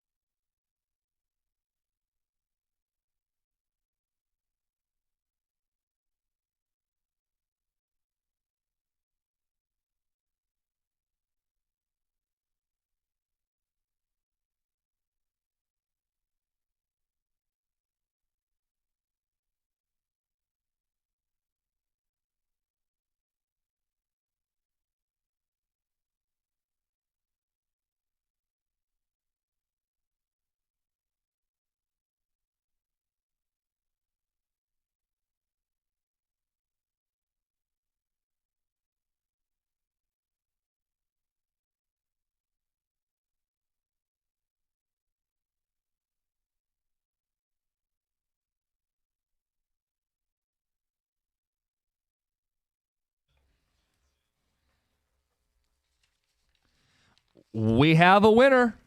Name that Lion every Wednesday. Chance to win Lions tickets. James in White Lake gets a pair of tickets to see the Lions take on the Minnesota Vikings Sunday, November 2nd. Plus, don't sleep on the pair of passes to the Lions VIP tailgate at Eastern Market. It's by the Bullseye Group, and you have that all-you-can-eat open bar 3 hours before kickoff. Go to bullseyeeventgroup.com for tickets today. Your clues. Today, you had to guess who the Lion was based on the following clues. 1, I was drafted by a division rival. I played at BYU was clue number 2. Mm-hmm. And there was a season where I led the NFL in rushing touchdowns was your third clue. John? Jamal Williams. Jamal Williams. Character. Yeah, yes. Remember people were heartbroken when they didn't re-sign him? That's the, you talk about culture, and this is the culture that Dan Campbell is trying to instill, and how could they not? Jamal Williams was such a fan favorite. He's such a great locker room guy. You go back to, it was Hard Knocks too, right? Yeah. Where he was the hero. He's crying and he's emotional, and then they just let him walk. They replaced him with David Montgomery. Uh-huh. Yeah. And eventually, Jahmyr Gibbs. But yes, he was drafted by the Green Bay Packers. He played at BYU, and there was a season where he led the NFL in rushing touchdowns. Yeah. It's funny to watch like Twitch or the text. Like you can't win on Twitch or the text, but as they try to like guess as the hour goes. So like I look over and like, I think it's Montgomery. He was drafted by the Bears. Yeah. Well, it could also be Adrian Peterson. Yeah, he led the league. He had to have led the league in rushing and division rival, and he played for the Lions. He didn't go to BYU. Like there's always a clue that makes it so it's only one dude. So there you go. Mm-hmm. Next chance to win next Wednesday. We do it every single week until we run out of home games. John, we got text on our baseball question. Okay. And these are all really good. You know, World Series field is set. It's going to be Dodgers again and Blue Jays. It's top 5 payrolls. It's a sport that doesn't have a salary cap. Do they have a problem? Text says the answer is easy. Just let them do steroids again. Juice the bats. Enhanced games. Well, Tom brought up hitting's gotten more difficult. This guy wants to know why. I mean, John, I think it's because these pitchers are throwing nastier stuff than they ever have. Well, it's that, and it's the launch angle. It's exit velocity. It's all of those things where you have guys that are, like you mentioned, hitting 212, simply hitting home runs and nothing else. So, yeah, and the reason I brought that up to here is we're talking about rewarding guys ahead of time so you don't lose them. Like the Pirates, I brought up O'Neal Cruz, and he hit 200 this year, 20 homers, 64 RBI, led the MLB in stolen bases. But if I'm a Pirates owner, I know it's hard to defend the Pirates ownership and spending money. I'm not extending that yet. That batting, his on-base percentage was .298. Right. I mean, that is horrific. And the problem is by the time a guy develops, he's got a couple years left to control, and you're faced with the reality that you won't be able to keep him on the open market, so you trade him. And you trade him to the teams that have no cap, no limit, unlimited cash, it feels like, and that's the way the sport's gone. So on the counter to that, to the Pirates, though, why isn't Paul Skeens already locked up at 10 years for $500 million? Right. I do think they won't spend. They won't do that. There's too many owners who've been penny pinching. And that's what some texts say. They go, it's not even about a cap, it's about a floor. Yeah. I think that's a great point. There does need to be a floor because you do get money from the luxury tax. You do get some of that shared revenue. And here's the other thing, and it's an issue that I think is a big issue, the way that the Dodgers structured Shohei's contract, where, and this one comes from Twitch, Mike at U of M, the Dodgers-Yankees will do the deferred money deal for Skubal, can't play in the same sandbox. They'll give him something like a 15-year deal, but only pay him $1 million for the first 10 years, just like they did for Ohtani. Yeah, his is extreme. But the same principle applies. Yeah, and what prevents the Dodgers from doing that with Skubal? Or the next star from the other teams. It doesn't even, again, I don't want this to be like sour grapes because our team won't spend. Our team should spend more, but it's just they're not going to spend like the Yankees, Dodgers, and Mets. I think a text puts this well. The MLB has a system currently where the top 5% of players get overpaid and essentially everybody else gets underpaid. Mm-hmm. Well, part of changing the system would be trying to get everybody else paid before they're 30 years old. Skubal's going to be 30 before he truly hits free agency. Right, and it goes, here's an example, because I was just reading this the other day about like Jahmai Jones. Jahmai Jones will be back with the Tigers, and he'll make league minimum, which is $780, and everybody's going to look at that and go, well, that's a lot of money. Yeah, he's not hard up for cash. But it's also a system where that number for him, should it be more? And he can't hit the free agent market. He's not even eligible for arbitration because of, service time and number of games played. Yeah, not to get too nerdy, but like the way it works in baseball, if you're a phenom, a star, and you get to the big leagues, it's still 6 years of service time. And if the team doesn't call you up right away, they can manipulate, and it could be more like 7 years of service time. Now, imagine you're not a phenom. You go the college route. You are 21 when you get to the a major league draft. Yeah. You spend 2 or 3 years in the minors. Yeah, you don't make your debut until you're 24. And now you got 6 years of service time before you ever hit the true open market to get what you're worth. You're 30, and then teams start going, you're starting to fall apart there. Yeah, well, and best days are behind you. Yeah, 6-year contract. Well, what's he going to be when he's 36? Right. All the conversations that we've had. So you talked about the lopsidedness of the guys that's getting paid and the bottom guys not. I think that's true in the NFL and NHL too. Like it is, but it's not as dramatic. Correct. But I mean, here's the other thing, and this is not a topic that we'll talk about today. Probably not even in the next year. If the Dodgers win, I mentioned this already, and let's just say they win 3 in a row before the CBA is up. I think there's a world where in 2027 there's a prolonged work stoppage and possibly no baseball in the year of 2027. I see it, John. I don't think that's like hyperbole or anything like that. And to think that that's on the horizon, that we could go an entire year without baseball all summer long, that sucks. Got your Power Surge at 8:35. Heather's Haunted House Experience next, 97.1.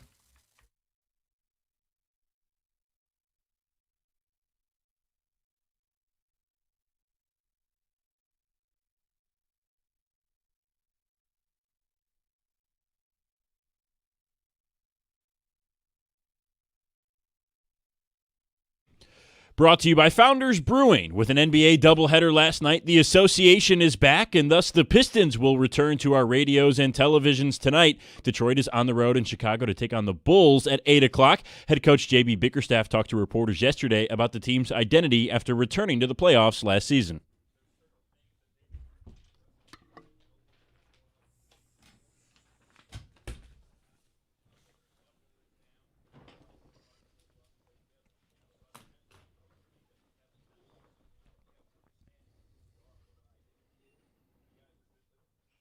The Pistons had the best single-season turnaround in NBA history last year with 44 wins after winning just 14 games the year prior. Tonight, they'll start their campaign to return to the playoffs in back-to-back seasons for the first time since 2009. Catch all the action tonight, beginning with the pregame show at 7:35 and tip-off at 8 o'clock over on WWJ News Radio 950. The Red Wings are also back tonight. They will unfortunately be without Patrick Kane for their 2-day road trip to New York. Head coach Tom McClellan made that announcement yesterday after Kane missed Sunday's game against the Oilers with an upper body injury. Wings GM Steve Yzerman is set to speak with Costa and Jansen coming up here in about an hour on 97.1 The Ticket. Puck drop tonight against the Buffalo Sabres is set for 7:30 and can be heard right here on The Ticket. At the Corewell Health Sports Desk, I'm Brendan Shabat. For more, go to 97.1 The Ticket or Odyssey.com.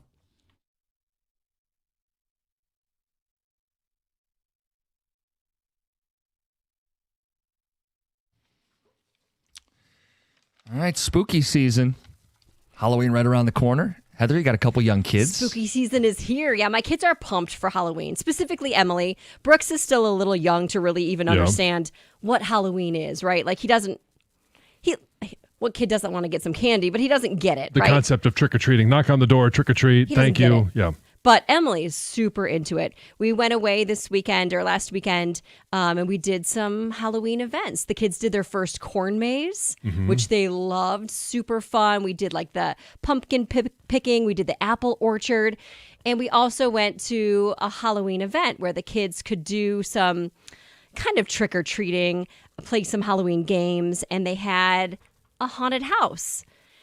And we asked them, this was not like a professional haunted house. This was set up by this little art community right.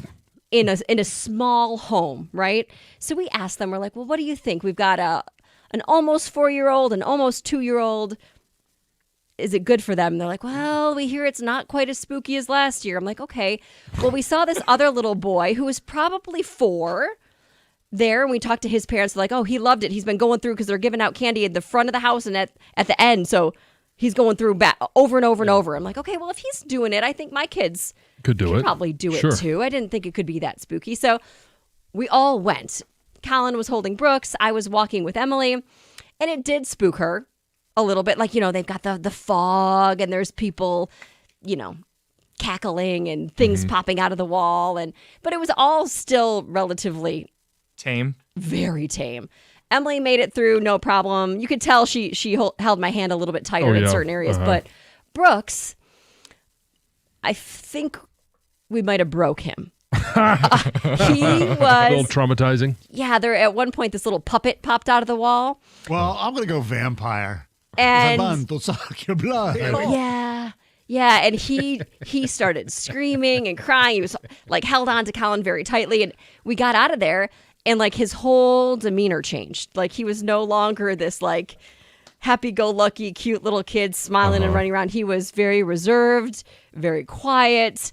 And we even got back to the Airbnb, and he seemed off. Like it was to the point where I almost got on Google and was like, "Oh my gosh!"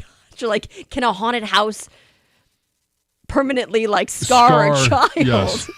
Because that's how off he was. He was no longer his normal self. For years to come, he's going to hate Halloween. Well, so then the next day, he woke up in his good mood, and it was raining all day Sunday, so we went to one of those indoor trampoline parks. Super fun, but they had a Halloween display where the skeletons like will open their eyes and they light up. And I was holding him this time. We weren't even paying attention to that, but he saw it and he clung on to me, started crying, started freaking out. I'm like, we've ruined Halloween for him at the ripe old age of 2. It's never going to be the same.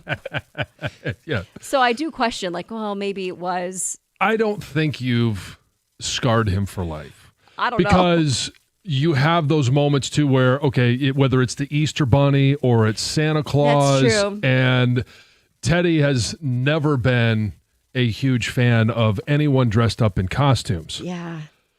But last year, and it was always, he's not going to sit by Santa or the Easter Bunny. The Easter Bunny's a little freaky to me anyway. But but Santa Claus. So he was able to sit by Santa Claus. There might not have been a great smile, but he was able to sit there. next to And I him. think this year he's going to be all in. Whereas before it was, it was the Vulcan death grip that he had to not let go of you to sit down. And we'd have to have, Ruby or Lucy sit down. He would sit on their lap. And still then it was, side-eyed to Santa Claus. Yeah, you're right. You know what? With the Santa, that's how it was with, and we'd all do that. I feel like parents always do that. Like, we want that first Santa experience here. Sit down. I'm going to traumatize you because they're screaming. They're like putting their arms out like, Mama. And you still do it and you take that picture of them crying on Santa's lap. It's awful.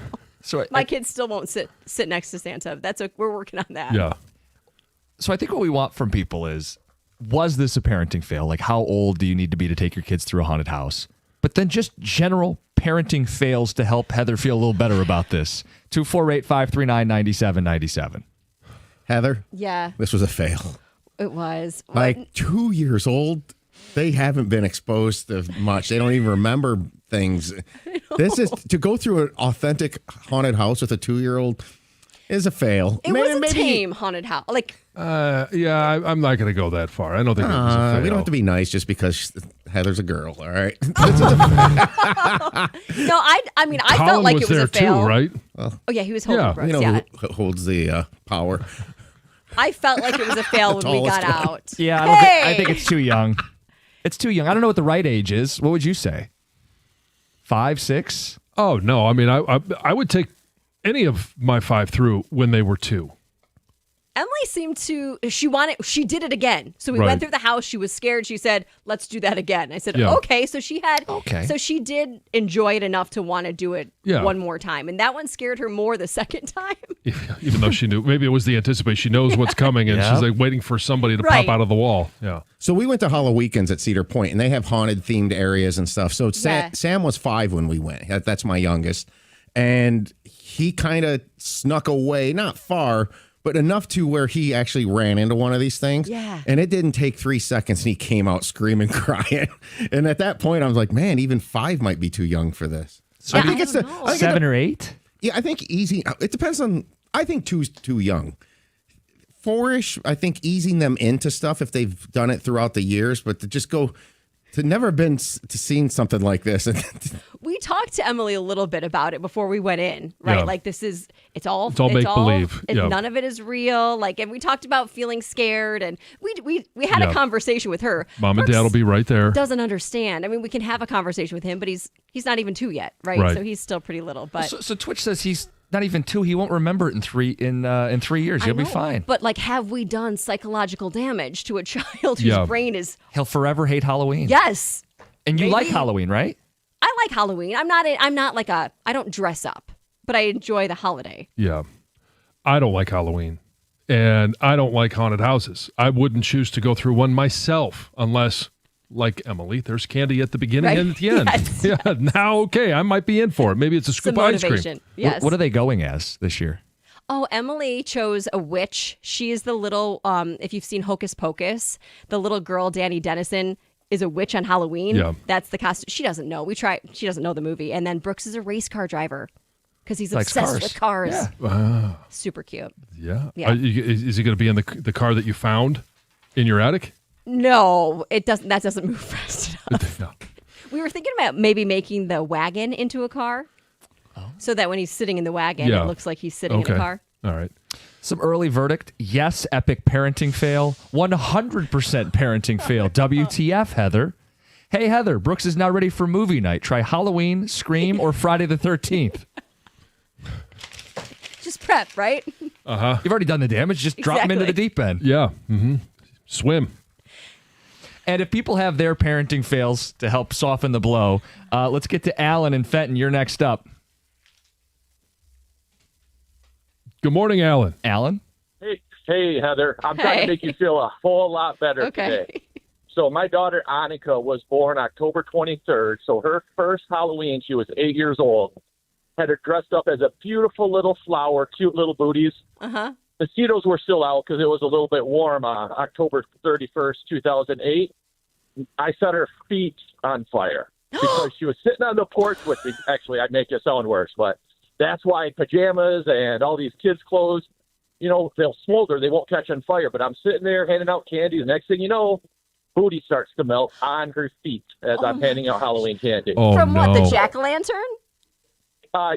No, from a citronella candle because the mosquitoes were so bad. Oh my God. Oh, man. My daughter Annika's not scarred for life. She hears the joke every Halloween. She's going to be 17 years old in a couple days, so you're going to be all right. All right. All right. There you That's go. good.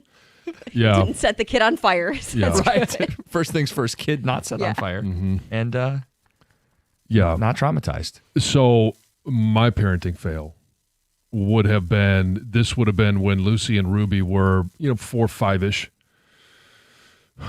I was still playing at the time, but we were back here for whatever reason and got caught in traffic and somebody cut me off and I used some words that you don't want kids to say. Sure. And I have always been very cautious of how I talk around the kids, making sure I don't bring the locker room home with me. Mm-hmm. And at that moment, I lost it. And literally moments later, she asked if that was that same adjective, car. And I'm like, wait a second here. What did you just say? she repeated herself. She repeated herself, and I thought that's what you said. We don't say that word. But again, for But the you say next that couple word. of weeks, that's what she tried to fit into sentences. I think a lot of parents do that, though. Oh, I'm sure. Like, Yeah, but it's still not a great. No, it's not. But I do think that happens quite a bit. Yes. But it is Yes. It's still a fail. Parenting Still a fail. fail. Haunted bad about houses. They're like drinking beer. You got to get them started to build up a tolerance. Right. Yeah. Or do you wait to a certain age so they could do both? John, your boy doesn't like Santa because he might think he's a Buckeye in the red suit. That's very possible. 2 is too early to do anything but basically walk, eat, and sleep. Oh, no. No, come on. You got to expose them to certain external stimuli. Ghouls and goblins, even. Exactly. We'll get more phone calls next. Parenting fails is this one. It's 97.1. Hey, at First Merchants Bank, they believe that the real value comes from building strong communities and even stronger relationships. With their new branch opening in the Fitzgerald neighborhood of Detroit, First Merchants Bank is excited to offer a banking experience that's welcoming, attentive, and dependable. Their easy-to-use, secure, and highly rated app makes everyday banking a breeze, allowing you to manage your accounts on the go, and their local attentive bankers are your partners in success. They're going to take the time to get to know you, give sound advice, and provide solutions that work for you. In fact, it's exactly what they've done for me over the years and for my family. So that's why they're our personal financial partner. With a passion for fostering community development, their team is committed to helping you and your neighborhood prosper. Experience the difference of banking with an award-winning bank that truly cares about your financial journey. Here's what you got to do. Visit firstmerchants.com/Fitzgerald to learn more about how they can help support you as well. That's firstmerchants.com/Fitzgerald. First Merchants Bank, helping you prosper. Member FDIC.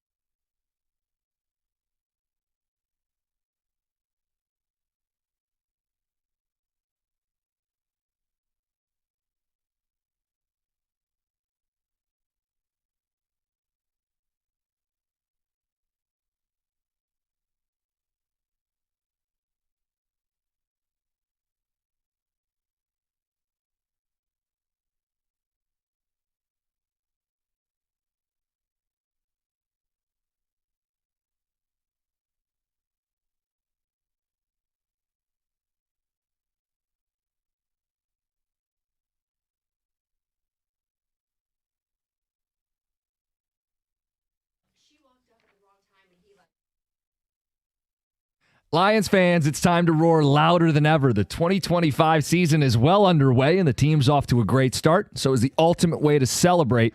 1800 Tequila, the world's most awarded tequila, is back as the official tequila of the Detroit Lions.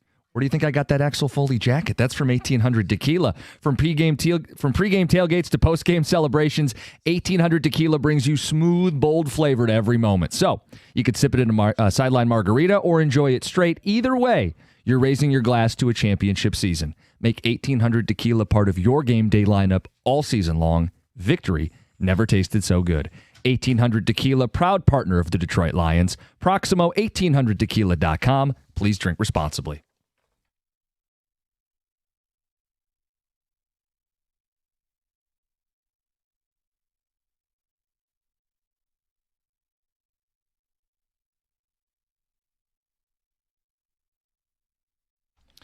Let's get right to the phones. People are going to either help Heather feel better by offering their own parenting fails, or they're going to shake and wag their finger and judge her. How dare you? 2-year-old at a haunted house? Even a tame haunted house. You felt you briefly scarred your kid.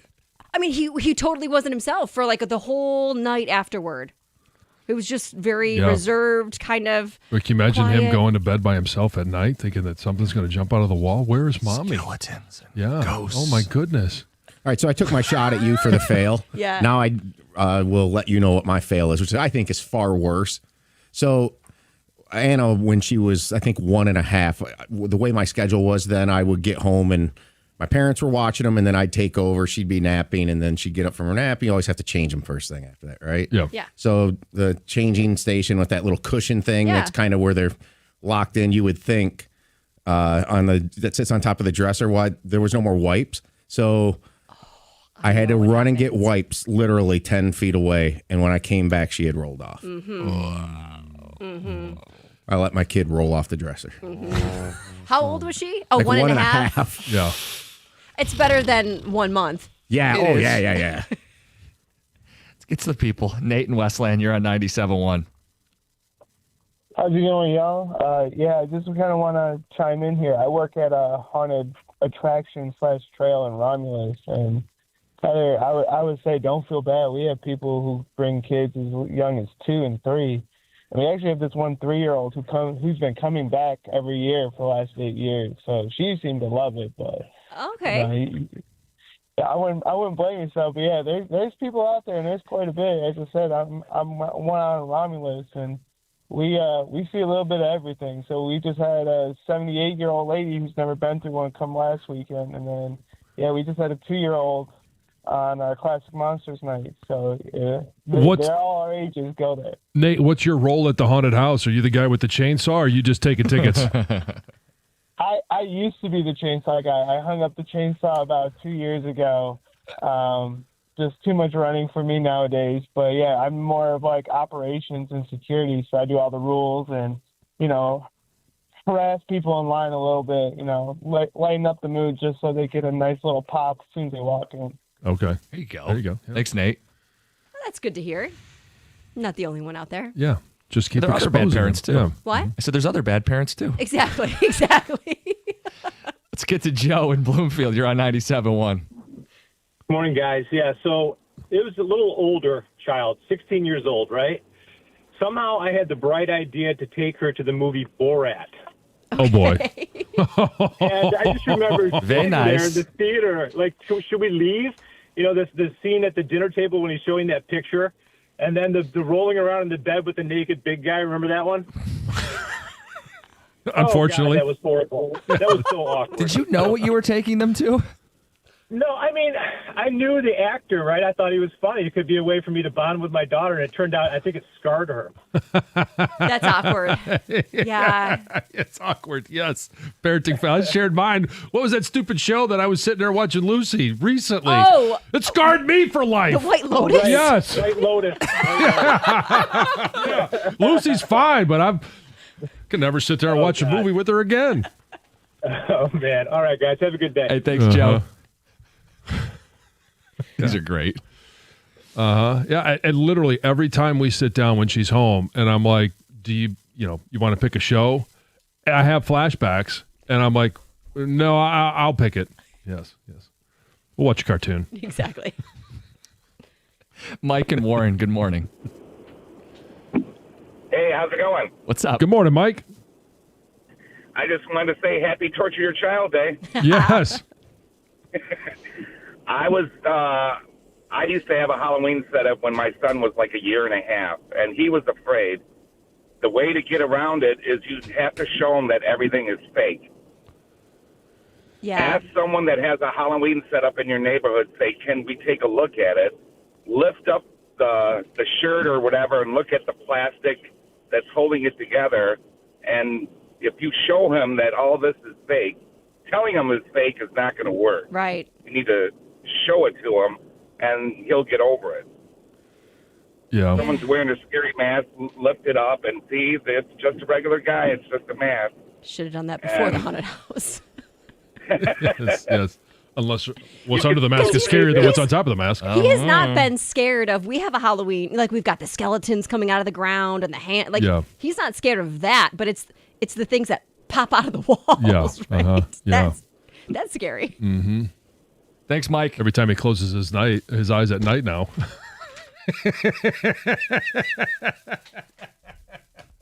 Incredible. Let's get to Heather with the news. Okay, I'm going to start with this story. There's a viral social media video that kind of sparked widespread misunderstanding about an incident that took place at a Detroit church and its fundraising event, and it prompted both the pastor and the congregation to speak out. So this was at Perfecting Church. The bishop there hosted this Day of Giving event on Sunday, and it asked members to donate $1,000 and then raise another $1,000 to help finish this new sanctuary that they're building and also to help support community programs. So the bishop had asked people who had donated $2,000 or more to come in line first to make their donations, and then kind of followed suit. Okay, now if you've donated $1,000, you're next, all the way to somebody donating like as little as $2. Right.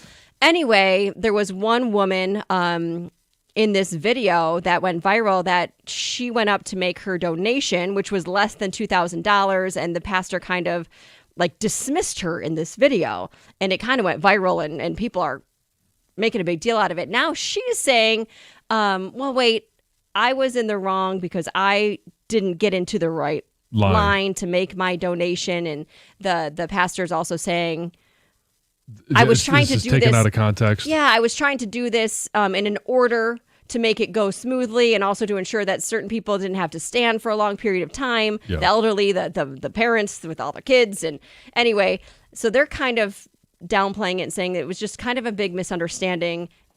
Everything's okay. But other people online are saying this is not okay. The Detroit City Council just voted in favor of banning all smokeless tobacco and nicotine pouches like the Zyn at all Detroit sports venues. Sorry, John. Comerica Park, Little Caesars Arena, Ford Field. So the rule applies not just to fans, but also to players, stadium staff as well. If somebody is caught using a banned product or refuses to stop using it, they could face fines and ejection. So the first fine would be $100. They're going to tell you to stop. And if you refuse to stop, then you're going to get this $100 penalty. Oh, so it's not that big a deal. Second and third or fourth or whatever will be then $500 in fines. Basically, it's like, if you can catch me, and then I'll just cooperate. Catch me if you can. And then, okay, shoot, you caught me. Yeah, okay. I'll stop. So, all right.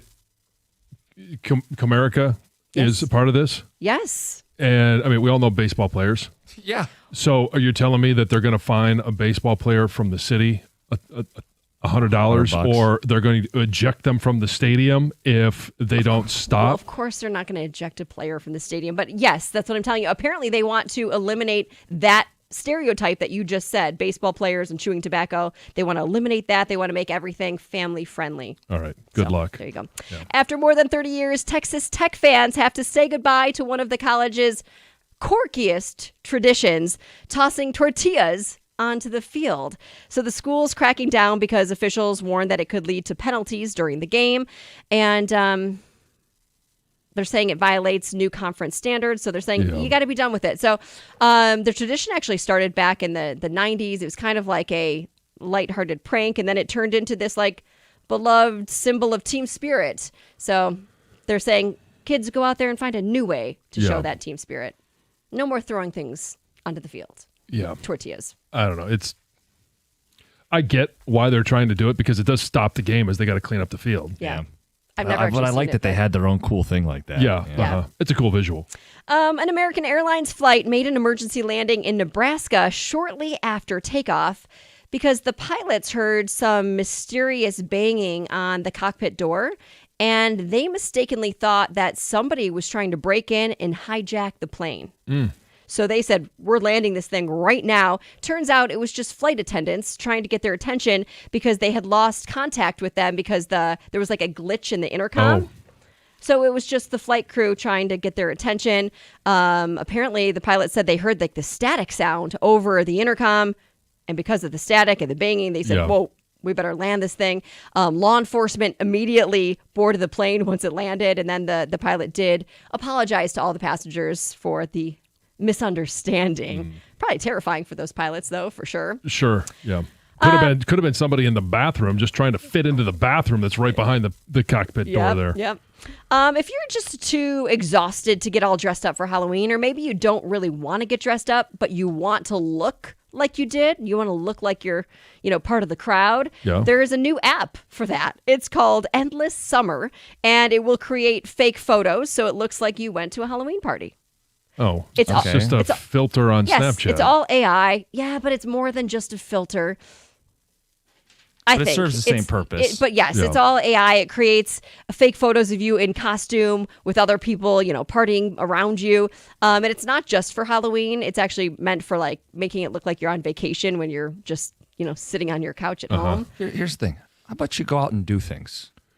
You live your life. You go to that Halloween party. You take your trip. You take your not photos. Really You likes don't to get dressed up. Yeah, but this is another example of just handing your life to the computer. Here you go. Make it look like I'm having a good time. Just go have a good time. Yeah, sure. Here, make it look like I'm wearing my birthday suit. I mean, They can do that too, John. They can, I'm sure. It's Heather with the news. Got the Power Surge next. Steve Eiserman joins the show at 9 o'clock. It's 97.1. Hey, America's favorite place to watch football, basketball, now that it's rocking and rolling, hockey as well, is Stadium Swim. Located at Circa Resort and Casino. Catch all the biggest games at a viewing experience built for sports fans. You can chill in one of the 6 pools on 3 different levels for a perfect view of their massive 40-foot tall high-definition screen. Located at Circa Resort and Casino in downtown Las Vegas, and it's right there on Fremont Street. Stadium Swim. Book your spot today at circalasvegas.com.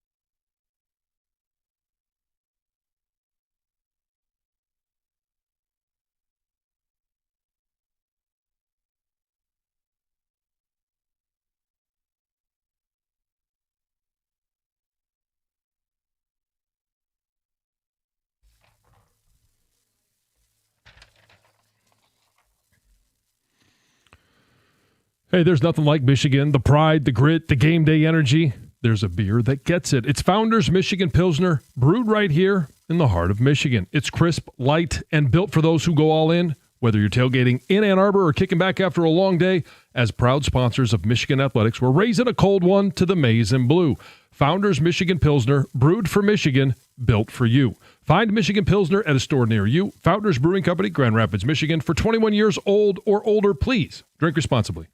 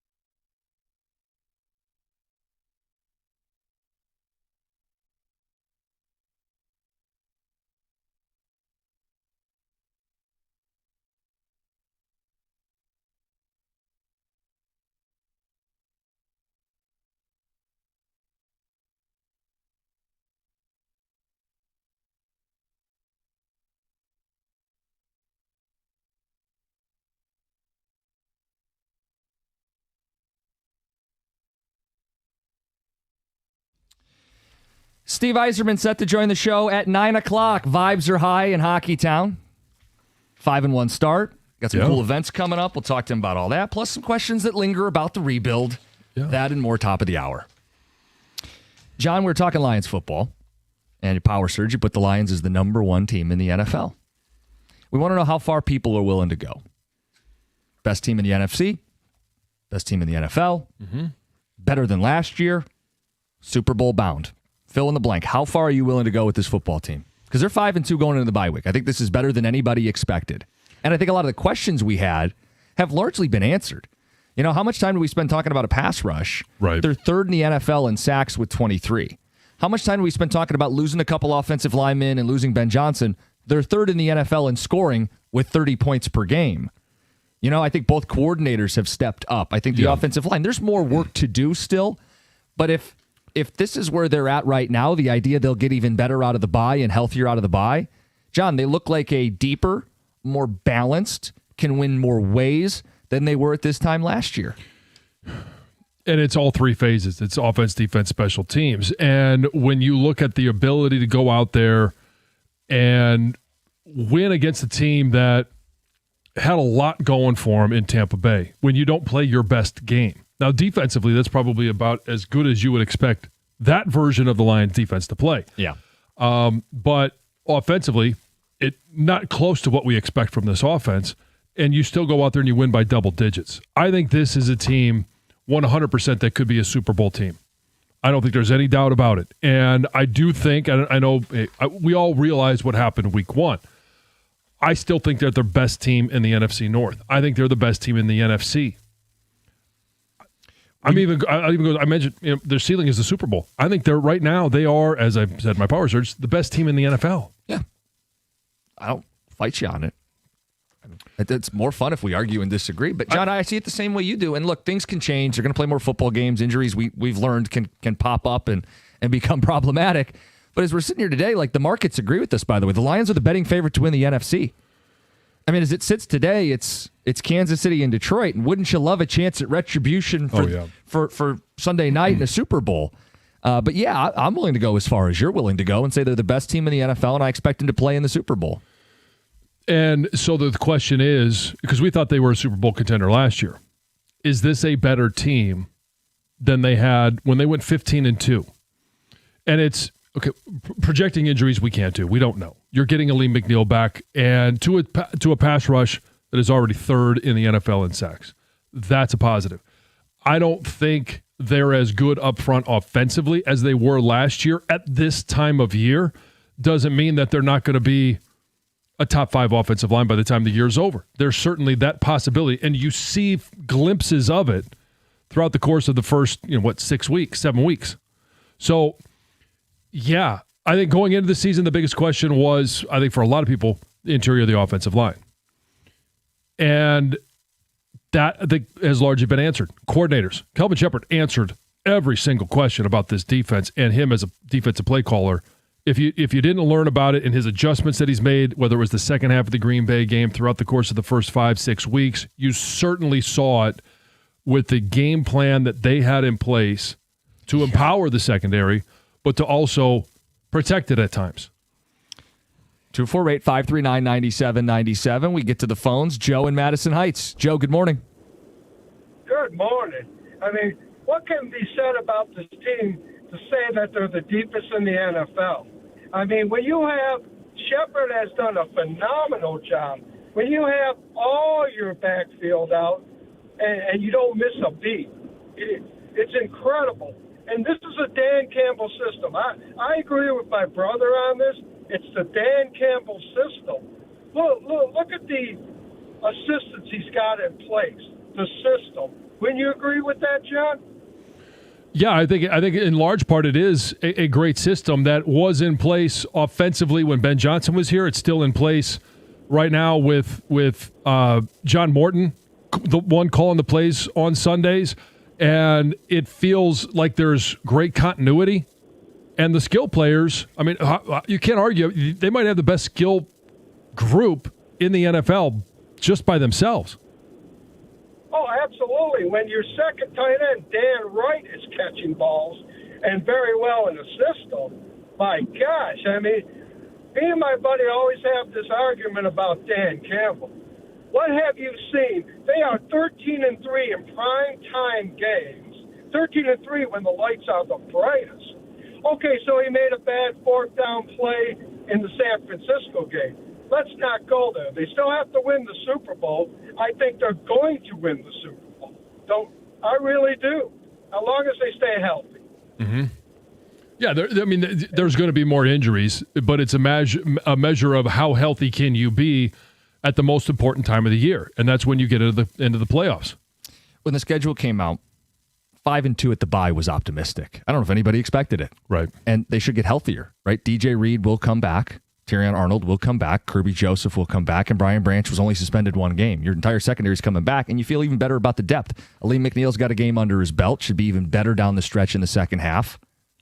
They didn't have Aiden Hutchinson at the end of the season last year. Like, John, I think you can say they're better than they were a year ago. They're a better defensive football team. And even if there's a small step back up front on the offensive line, if they're a more balanced football team, win more ways. And an offense that, by the way, if it's taking a step back and they're still scoring 30 points per game, I happen to think the offensive line should get better as the year goes on. Taylor Decker's been dealing with this shoulder. These younger guards should get better. Yeah, man, like I don't see a glaring weakness. I think they've answered a lot of our questions. I know, you can look around the NFC, and if you want to make a case for Philadelphia as the reigning champs, cool. They still haven't run the ball well yet this season. I think the Rams are going to have some say in this with the way Stafford's playing, but I'm not intimidated by them or Tampa, who Detroit just beat. So you feel real good about getting to the Super Bowl, and then, look, Kansas City's a problem, but I think this team would love a rematch, welcome a rematch. Sure, I think you put them in the upper echelon. And Dan has done this before with us, right? You break them down into the season into quarters, right? 3-1 in the first quarter, and they're projecting to be 3-1 in the second quarter. You keep projecting that out, and we've always talked about the second half of the schedule is not as daunting as the first half of the schedule. And if you're able to do that, you get it's hard to do it in quarters now because they got that stupid 17th game. But if you're 12-4, and then you're looking at playing the Bears to end the season, it is if that's for 13. The one overall seed, which 13 might get you with the tiebreakers, with the tiebreaker over Tampa, and possibly the tiebreaker over the Eagles, Philly, depending on what happens. All right, we'll get to Steve Yzerman coming up next. It's 97.1.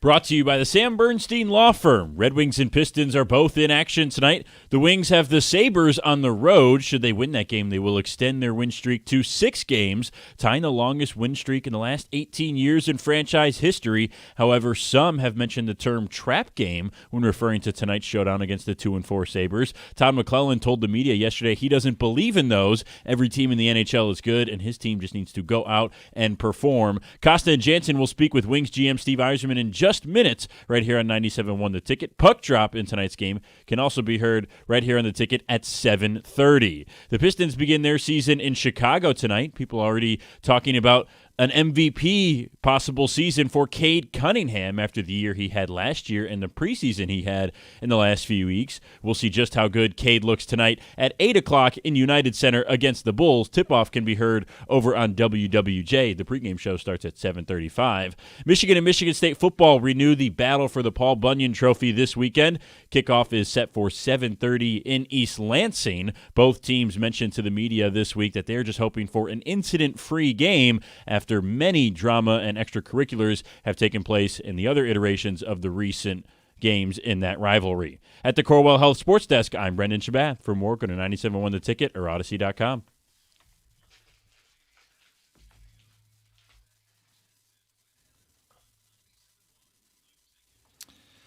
My, how times have changed. We got people clamoring to talk Pistons basketball. We'll get to that later in the hour.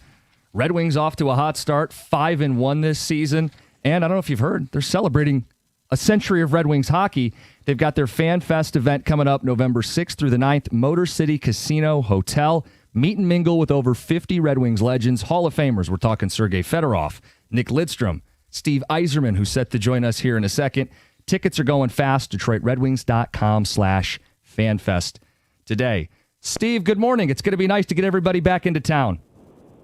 Yeah, it always is good to see the former teammates. A lot of our guys live in Europe, the Swedes, and obviously the Russians. So really looking forward to the weekend. Who's the guy that maybe you played with that you haven't seen in the longest time? Maybe you've talked to him, but you just haven't seen him in person. Well, Sergey, it's been a while, with the war in Russia and limitations on our ability to get over there. Used to run into him at the World Championships every spring. So I look forward to seeing him. I'm not sure if Igor can make it or not. I'd probably not. He's coaching.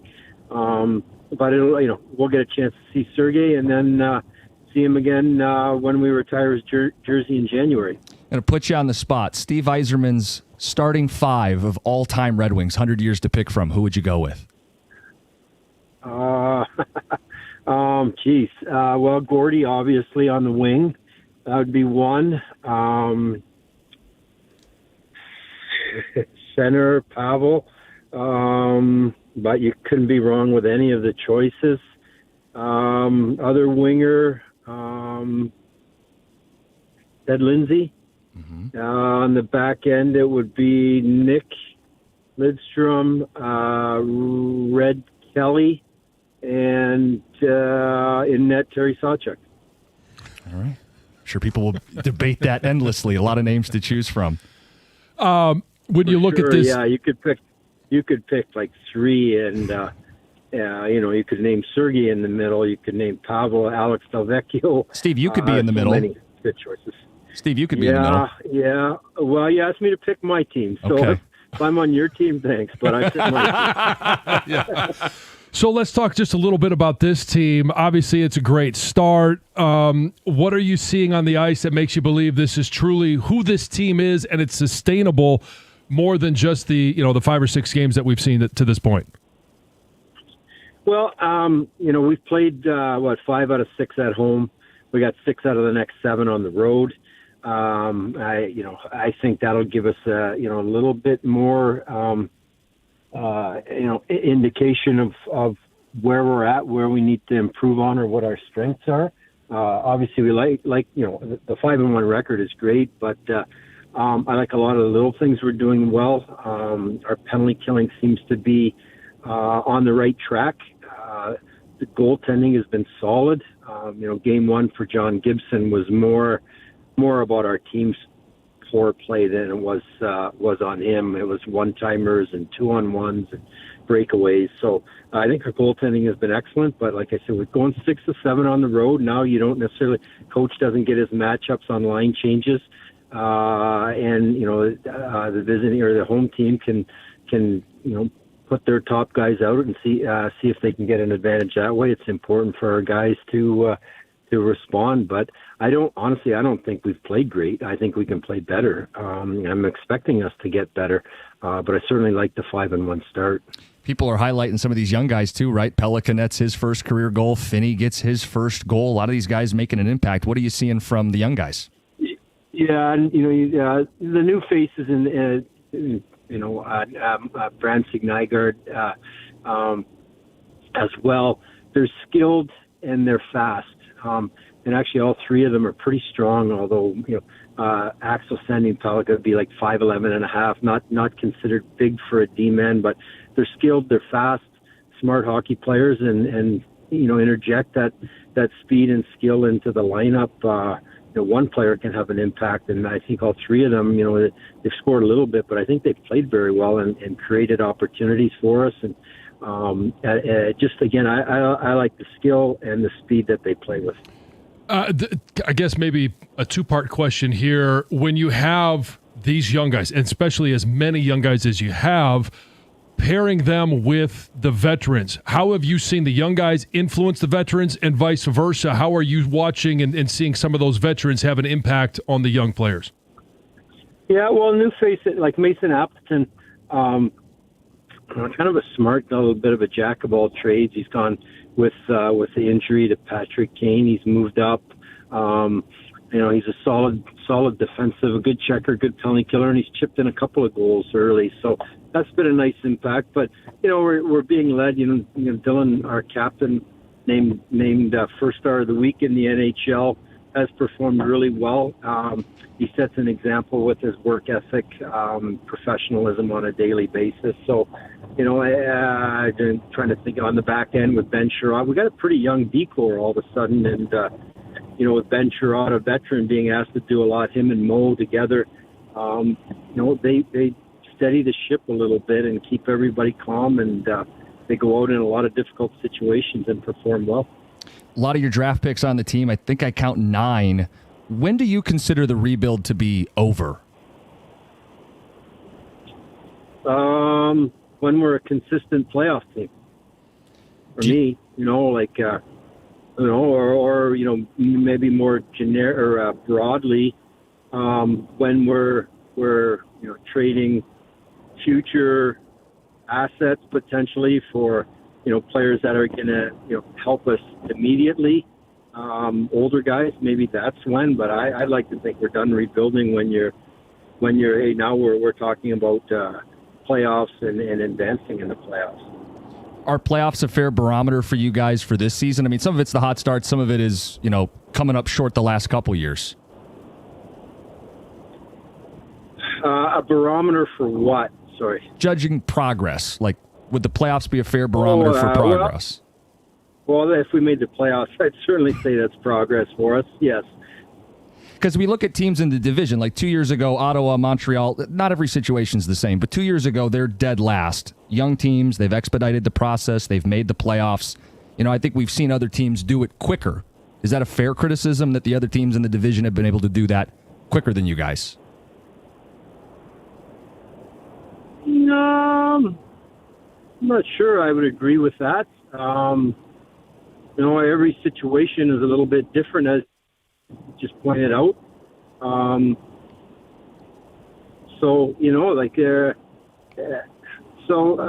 No, we've kind of tried to take the same approach that they have. You draft, you're patient, let your young guys develop, and there are two teams that are benefiting from that drafting and developing well, and I think our time is coming.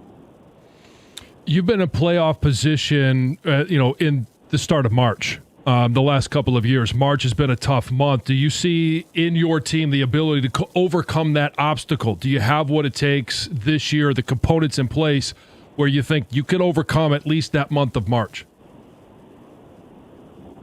Well, March is a long way off.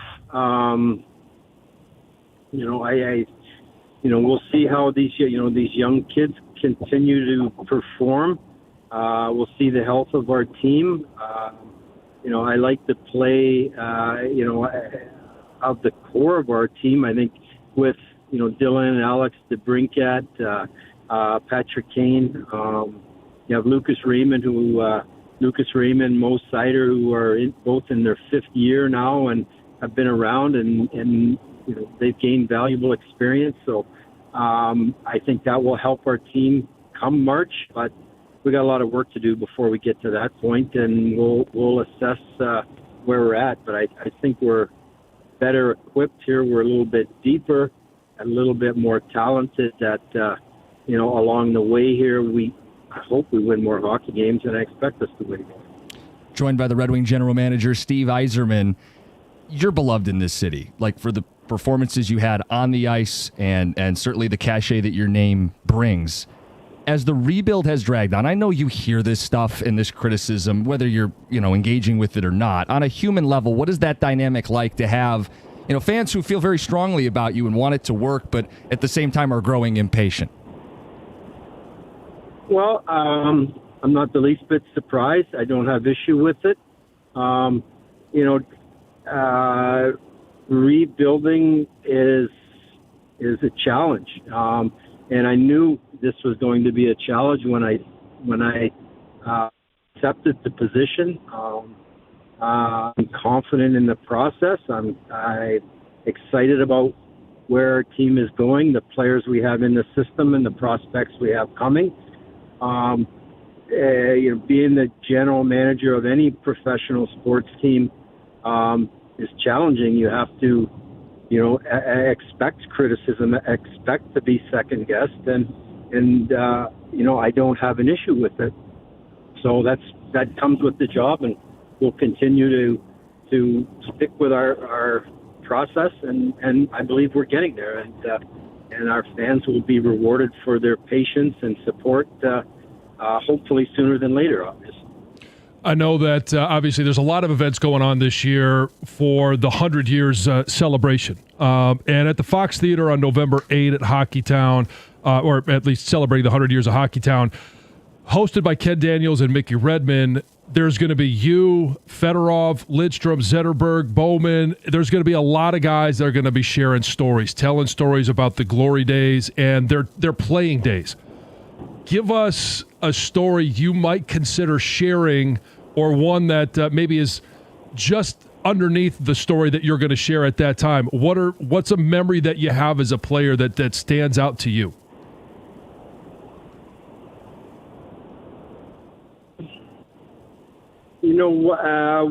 One, I'll try to be brief about it, but going back to '97, the year we won our first Stanley Cup.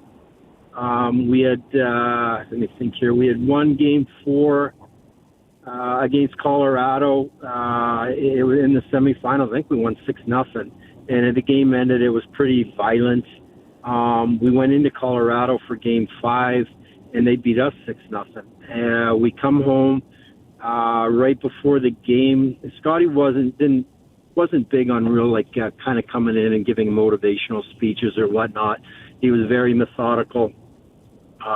Went over, things he wanted to do with the team. But on this particular instance, he came in and delivered like a pregame speech, which was, for me, just it was incredible. And basically he said, guys, it's time for you to play. This is a game you have to win. You will look back on your life. You'll rue the day if you don't go out there and perform to the best and go out and play. And he repeated the line, "You will rue the day," over and over and over, and that sticks with me forever. And we went out. We ended up winning the game, I think 3-1. I think collectively as a team, it was the best game we ever played. See, this is the type of stuff people are going to get. The event is, again, at the Fox Theater, 100 Years of Hockey, November 8th, DetroitRedWings.com/Fox event. Steve, look forward to having you on again, maybe in March, so we can follow up on that question that it's too hard to answer at this point, but we appreciate having you on. Yeah. Hey, guys, my pleasure. Thanks for having me on. He's the general manager, Steve Yzerman. It's 97.1. All right, guys, tell you about Moran Chevrolet as you start looking for a new set of wheels. It's Truck Month at Moran Chevrolet, the perfect time to elevate your tailgating game with Michigan's #1 selling Chevy dealer. The best game days start in a 2026 Silverado LT 4x4 Crew Cab that you can lease at Moran for $179 a month, 24-month lease. Find your ride fast, MoranExpress.com. Stop by. They're on Gratiot, just north of 15 Mile in Clinton Township. Moran Chevrolet, we always get the best price, period. Chevrolet, together, let's drive.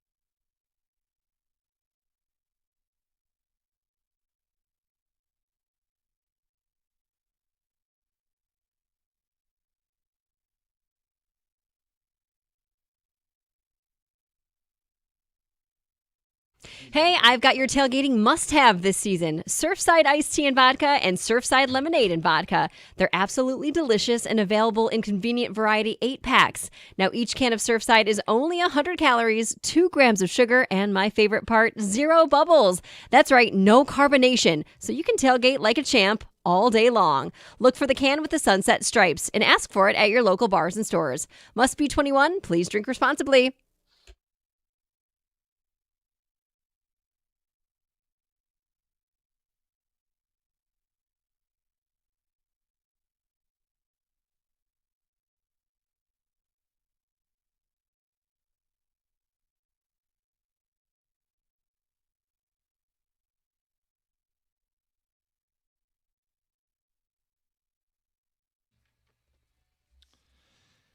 Got some takeaways from having Steve Yzerman on the show. Get to that, and then we'll talk Pistons. Wrap up the hour. Their season starts tonight. They had a big breakthrough last year. What are the expectations for this season? We'll do that at 9:35. John, couple things. Yzerman was not overselling this 5-1 start. If anything, he undersold it. We haven't hit the road. We can play a lot better hockey than we have. Sure. I mean, I kind of expected him to say all of those different things. You've got a lot of home games. It's a young team. This is going to be a brutal road trip. And we will know more about them and how they're going to handle different situations, how players will react to different situations. I don't expect them to go 6-0 on the road trip. So how do they handle a loss on the road? How do they respond to that loss? And it is so early. Yeah. I mean, it's been a great start. We're all excited about it. But what does it look like in another 6 games? What does it look like after 20 games? It's kind of hard to tell how these young players are going to react. And he doubled down. I get the criticism, but I'm going to do it my way, paraphrasing. The reason I asked Ottawa-Montreal, I get it, not every situation is the same. But Ottawa was at the bottom of the standings behind Detroit. Montreal was dead last in the same division as Detroit. They got young rosters. They've made the playoffs. They've made trades. They've given up first-round picks. So that's why I asked it. You know, he doesn't put the validity in the comparison, but I think it's a natural thing that we do in sports. We compare ourselves specifically in division with fellow young rebuilding hockey teams.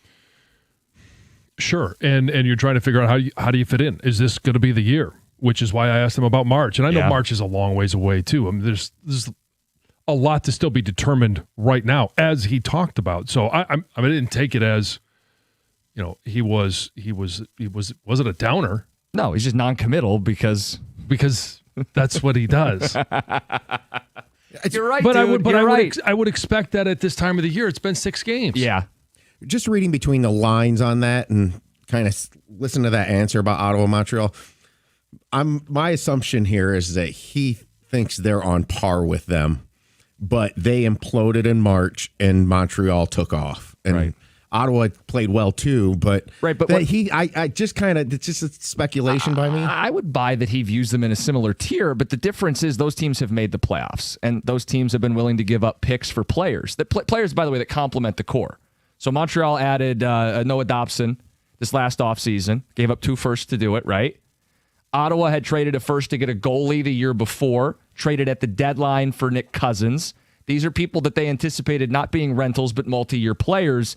So if Detroit's not going to make those moves, are they going to stay behind those teams? Okay, so my take on last year is that they should have made the playoffs, and it's the players that are on the current team. The current team at that time is the reasons why they imploded. And I think they never. You can't throw them under the bus. Most of those guys are still on the team. You know, that's my feeling from last year. I don't think the deadline kept them out of the playoffs. I think their own players crap in the bed kept them out of the playoffs. Right, but the word I used expedite because he's used that word before. Is he going to expedite the process? True. If you're sitting in that spot again, maybe it's lesson learned. Just kind of like the Tigers might be lesson learned again. You know, Scott Harris made some admissions in the postseason press conference, so we'll see. Look, my stance on him is I still think he's the right guy for the job, but it's hard to defend. Right. And that's what sucks most about it. Yeah. That's why I asked how the criticism lands, and it's not like he's running from it. I mean, he said it's fair. Yeah. I mean, he understands it. Look, you're the GM in a place called Hockeytown that's put Hockeytown back on the center ice logo. You can't exactly be surprised when people ask for more. And I don't think people are being unreasonable at this point either. I mean, this is the longest drought in the history of the franchise. It is. And and just because it's the 100-year anniversary doesn't mean that it has to be this year. It's more because it's been a decade. That's where you're saying, well, it needs to be this year. Yeah, well, nice. I truly believe they're wanting sustained success over making a playoff one season. You know, it's like the Islanders made the playoffs 2 years ago or whatever. It's like, what's that? Yeah, but I'd argue, it kind of cuts. It's like, without saying it, it's like, well, then Ottawa and Montreal are taking shortcuts. And I'm not going to accuse those teams of taking shortcuts. You know, I feel like those teams, they didn't make reckless. The deals Yzerman has said publicly he doesn't want to make are the deals where you give up high premium draft choices for rentals. Ottawa and Montreal have not done that. They've done it for players that complement the roster for multiple seasons. And those are moves that Yzerman has not made as his team has flirted with breaking through to the next step. And all those things that you just said to me is why it's hard to defend. Anyway, we'll get to Heather with the news, and then we'll talk Pistons. Heather, what's going on? Well, this news is brought to you by Randazzo Heating, Cooling, and Electrical. So there's a Detroit pastor that's under fire for appearing to ridicule a worshiper who was attempting to donate over $1,000 to the church instead of the $2,000 that he had requested during this fundraiser. So the bishop of Perfecting Church, which is in Detroit, hosted this Day of Giving fundraiser. He had asked members to donate $1,000 and then to raise another $1,000. And then he called everyone forward to make their donation. Well, it was live streamed. So video of this went viral because there was a woman who stepped up to donate, like I said, $1,200. And he basically dismissed her, said, hey, this is not what I asked you to do. This is only $1,200. And she then kind of said, well, I'm going to work on getting the rest of it. And people had a lot of feelings about this online. They were quick to say, the pastor was publicly shaming her. Well, now the pastor and the woman are speaking out to explain what exactly happened. Here's the woman saying her side.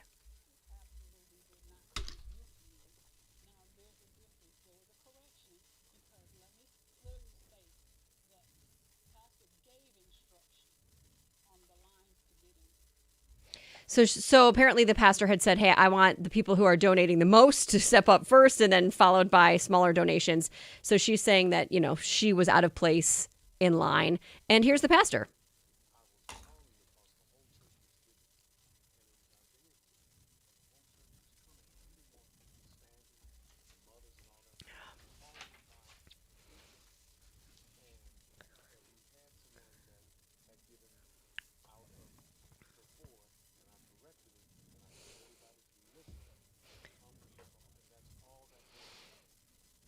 So based on these clips, it doesn't sound like a big deal, but this was a big deal online? It was a big deal online, apparently. No, they both sound, to them, it sounds like it wasn't a big deal. I mean, even so, I get why he wanted to create order. It sounds like it's a big church. There was lots of people. It does seem silly to not be able to accept the $1,200 she was giving right there.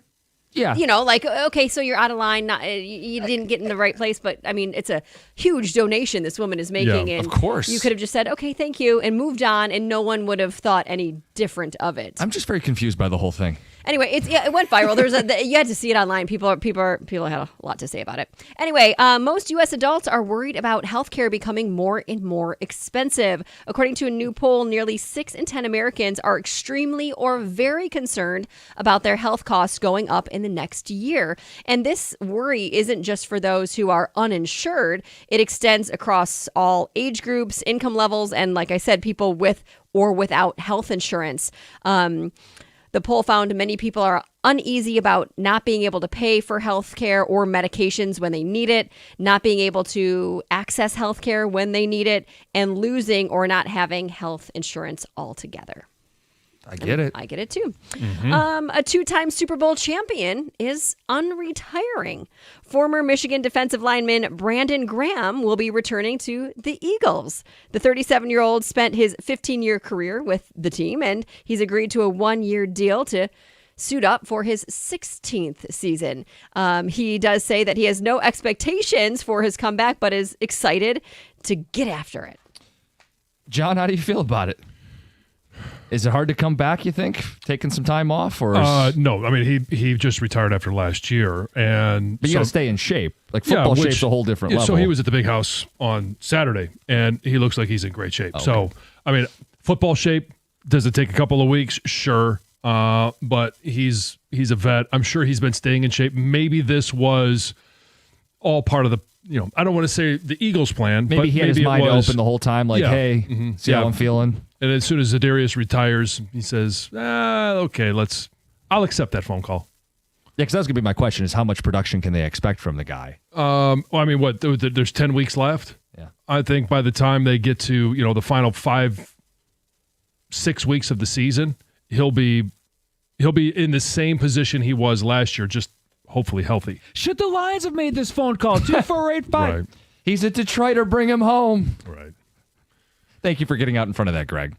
It's Heather with the news. Pistons expectations next, 97.1. It's NBA tip-off week, and hey, our team tips off tonight, and FanDuel is your home for live betting. So even if you missed the start of the game or you want to ride a hot hand, FanDuel has live bets on everything from who's going to score the next bucket to fourth quarter comebacks. Plus, you can even combine your live bets into a same-game parlay for a shot at a bigger payout. However you want to play, now's the perfect time to join. And if you haven't, here's the opportunity. FanDuel is giving new customers $300 in bonus bets if your first $5 bet wins. All you have to do is visit FanDuel.com/971 Detroit to try and sign up today. That's FanDuel.com/971 Detroit. Play your game with FanDuel, official sports betting partner of the NBA. Must be 21 or over and present in Michigan. First online real money wager only. $5 first deposit required. Bonus issued as now on trouble bonus bets that expire 7 days after receipt. Restrictions apply. See terms at sportsbook.fanduel.com. If you have a gambling problem, call 1-800-GAMBLER.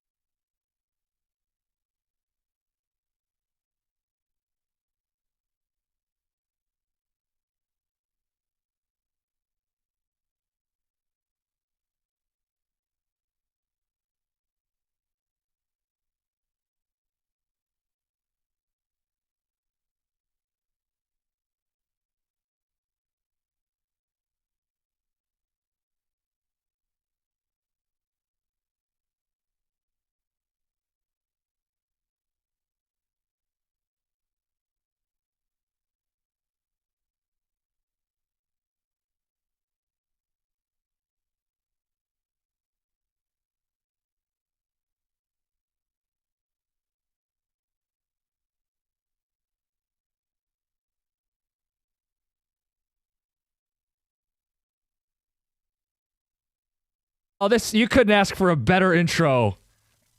Love this. Yeah. Basketball's back tonight for the Pistons. Basketball back on NBC if people watched last night. John, our Pistons had a big-time breakthrough season a year ago. Mm-hmm. So, now what? Well, that's going to be the big question is what are we going to see tonight? What are we going to see from this team? Obviously, we know, Jaden Ivey won't be here for the first, 3.5, 4 weeks of the season. Hopefully we get him back right away after that. And it becomes, we get the answer that we're all been looking for. Can Ivey and Cunningham coexist?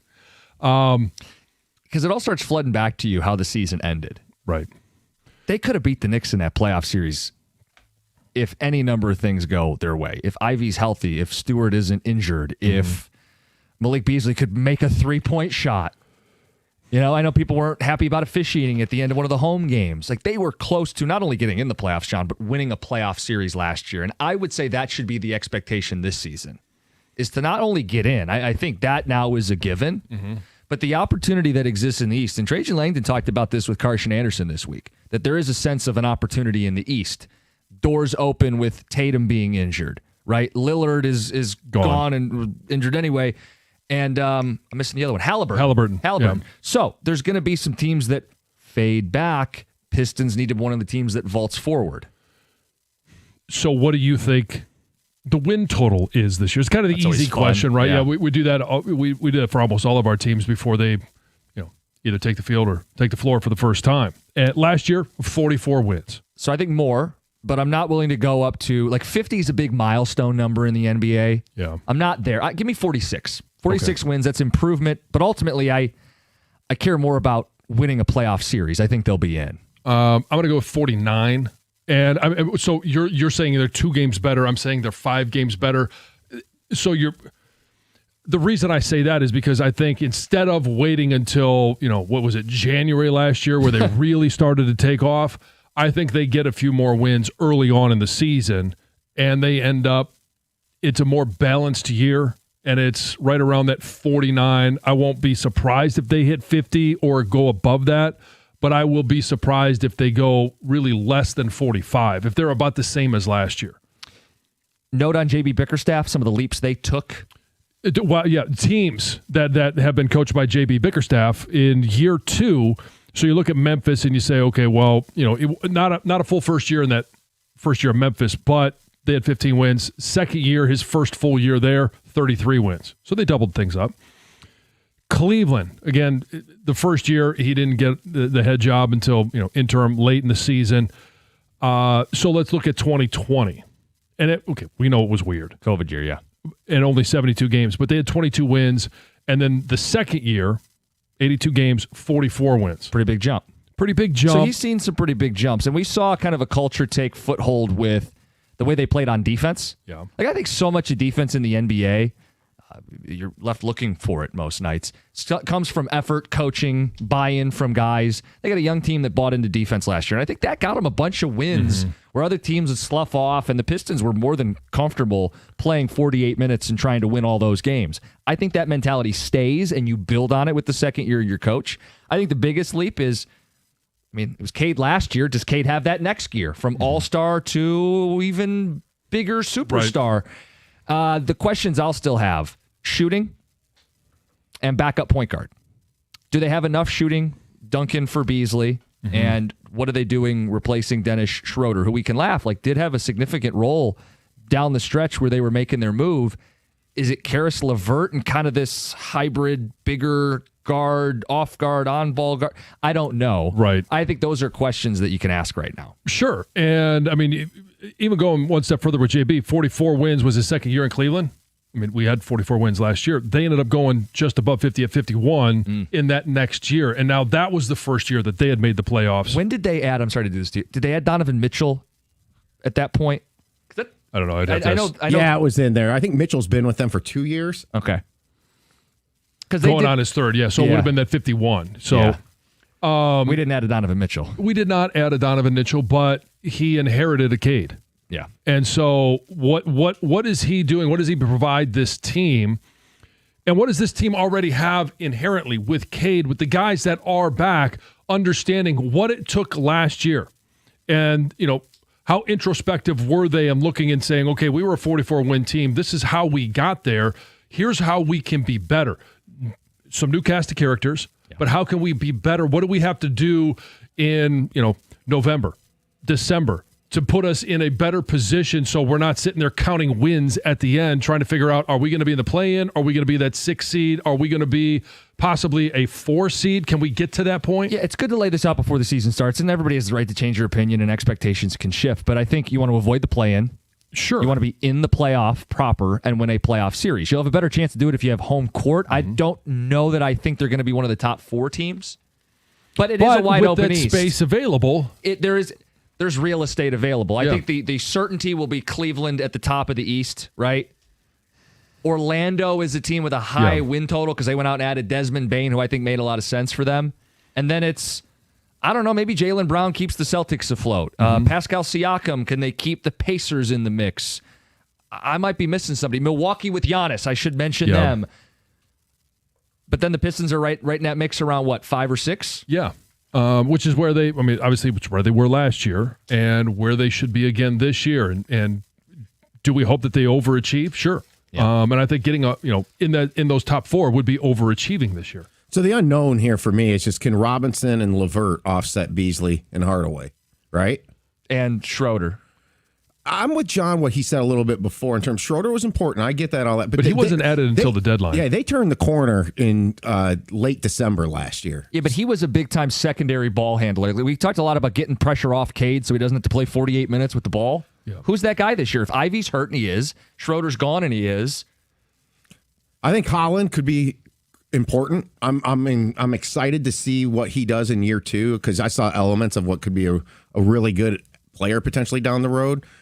They will be getting Ivy back, and what does that do to this team? But it's going to be at least a month, right? Yeah. So, look, that could lower what you think their win total would be, but still give them a really good shot when they make the playoffs. I think there's going to be a little bit of a survival here until they do get him back. But I'll be interested to see, if it's clear and obvious that Beasley's hurting them significantly, if they actually go sign him, Right. Seriously. What is the latest on that, by the way? Like, forgive me for maybe not knowing. I think Trajan was asked by Doug and Gator, and for what Trajan said, he's still dealing with the feds, in turn still dealing with the NBA. So there's really nothing that's resolved on that side, and until it is, I don't think anybody's going to touch him. Nobody would sign him at that point because he made so many It's not even the percentage; it's the volume. It helps space the floor. For as excited as I am about Asar and Ron Holland, until they become better shooters, I don't know if they can play together. So there is a clear need for shooting on this team. So I believe there's at least a little half a notch that Cade gets better. Hopefully his 3-point shooting can just pick up a couple percentage points. I think getting to 38 to 40 would be great. Huge. 40 is probably on it. I'm shooting for the moon there, but a couple percentage points up to 38 makes a significant difference, big time. I think the biggest thing this team has going for it is they don't mail in games. Yeah. They are, a lot of NBA teams mail in games. They take off nights, and the Pistons took advantage of that last year. And if you do that, you're getting in, around 44, 45 wins again, I think pretty easily, considering either Boston or Indiana's going to take a hit. Yeah. Probably one, probably not both. I think Indiana will be the one because they also don't have Turner. Miles Turner, who's now in Milwaukee. Yeah, Milwaukee's still going to be near the top of the East. But I think 50 wins is attainable. I think it's shooting for the moon a little bit, but like, how many wins do you think being willing to play hard every night is worth in the NBA? I think you can steal 15 to 20 games in this league doing that. Well, they may have last year. I mean, that could have been the biggest reason they made that jump. Yeah. Instead of being a 30-win team, they're at 44 just because they play hard. And we saw them beat teams like the Celtics. I also think team defense improving a little bit more. Mm-hmm. That can win you a lot of games in the regular season in the NBA. Teams don't play the same defense that they play in the playoffs. Right. It's kind of they've adopted that grit thing a little bit. It's contagious, and isn't it? We're talking off the air earlier, John, but they hit rock bottom like the Lions did. I mean, it basically took the owner to come out and self-admit through spending $65 million to pay out a coach to change things. Well, there's no question they hit rock bottom. I mean, it was historic. where they were and where they had to come back from, which also led to a historic season last year, not in terms of total wins, but in terms of recovery from the year before. So we'll throw the number out. We got another 10 minutes before Carson Anderson. I know it's still in the heart of football season, but the Pistons did hook some people last year, and I'm curious about the excitement level as they get started tonight and the expectations that fans have for this team now that we can have expectations again. Yeah, are you tuning in tonight? That's the biggest thing. We're allowed to have expectations again. It's a good time. It's 97.1.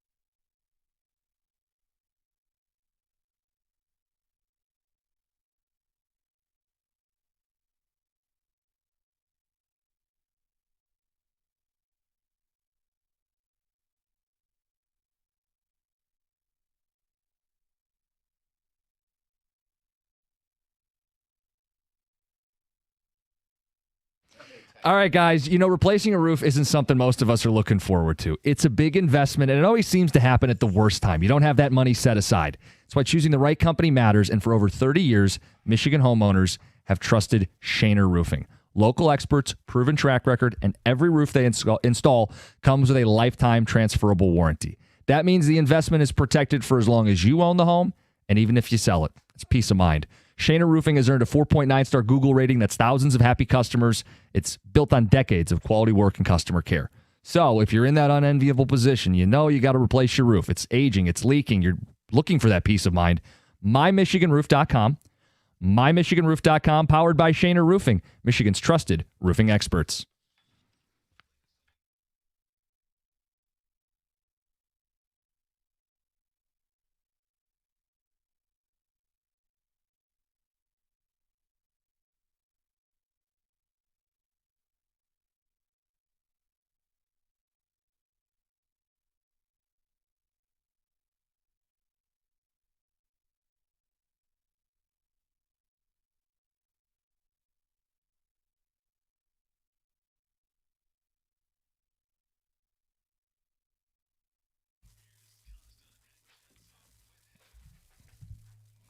I think we're doing something that hasn't been done in years.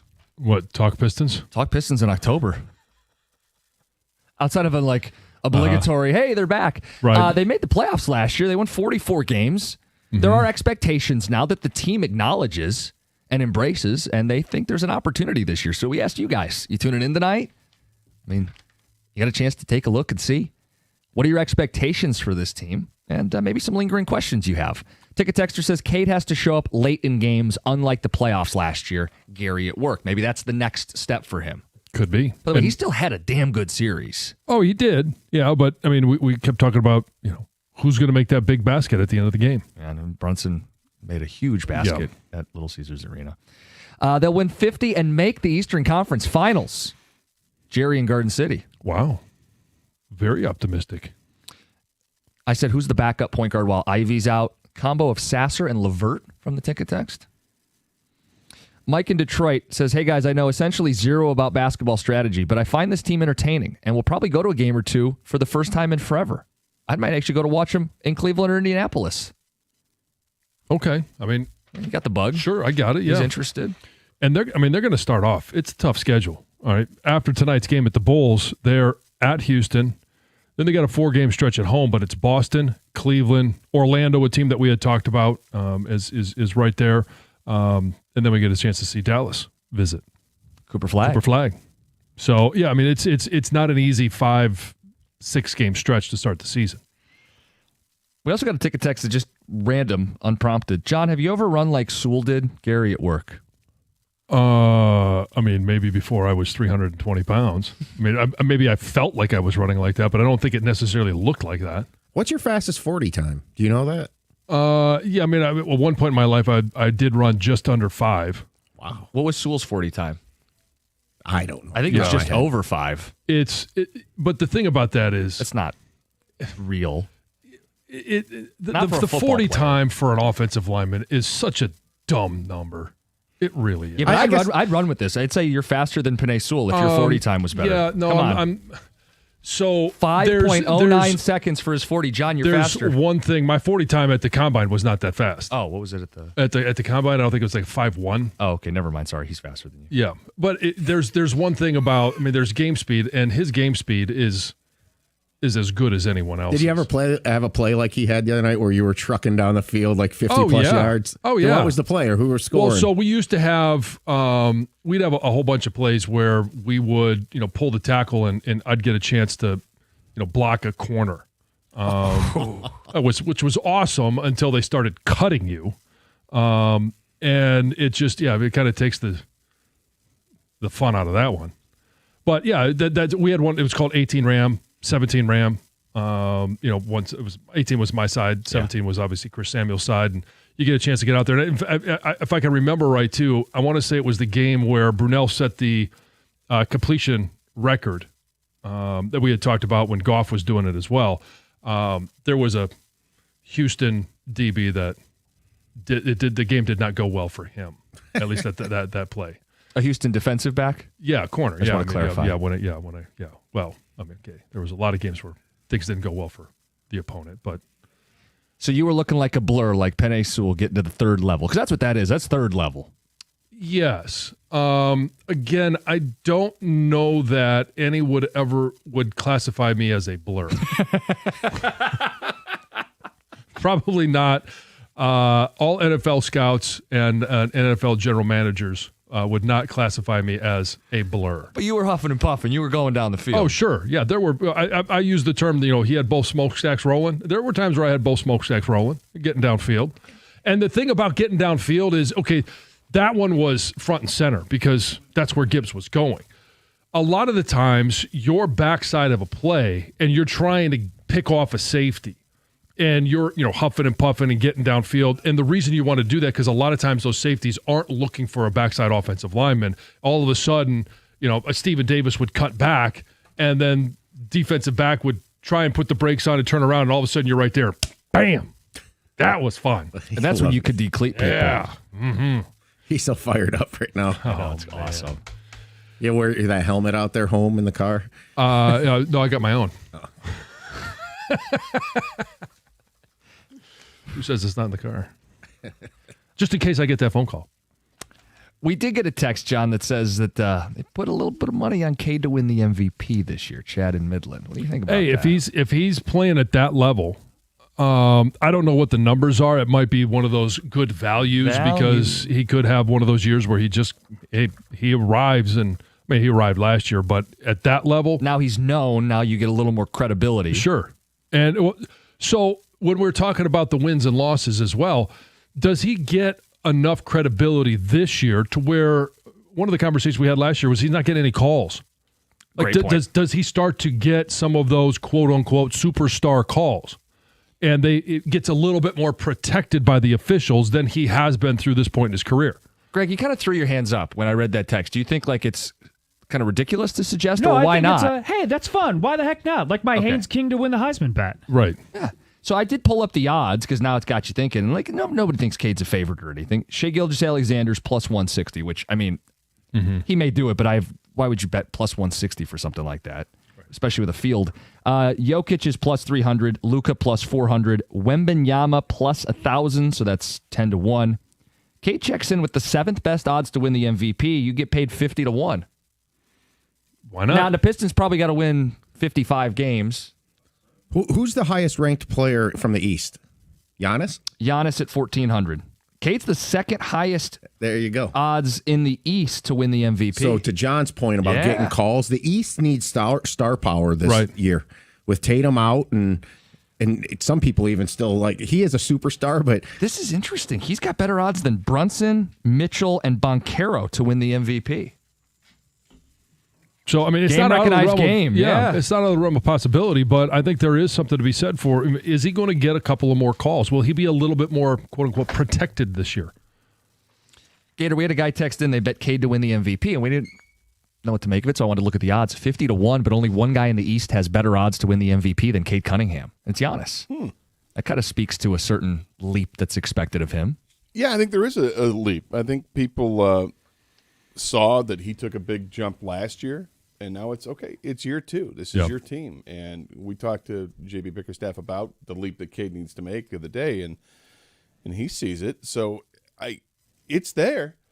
Possibilities there, man. It's the big thing he had to do going into last season was, hey, he's got to take better care of the basketball, and I think that's always going to be a work in progress with him. And I think you've raised a pretty good point this morning. Is something that we barely touched on, but I think you guys really did a good job with it, and that is backup point guard. Getting somebody to help take that responsibility away from Cade, like he's going to get a bunch of assists. That's what he does, but you would like to, mitigate all that pressure of doing that. It's a long season. It is a long season, and you don't want this guy playing 42, 45 minutes a night. Not that that's going to happen, but somebody emerging as a backup point guard to take that pressure off of him.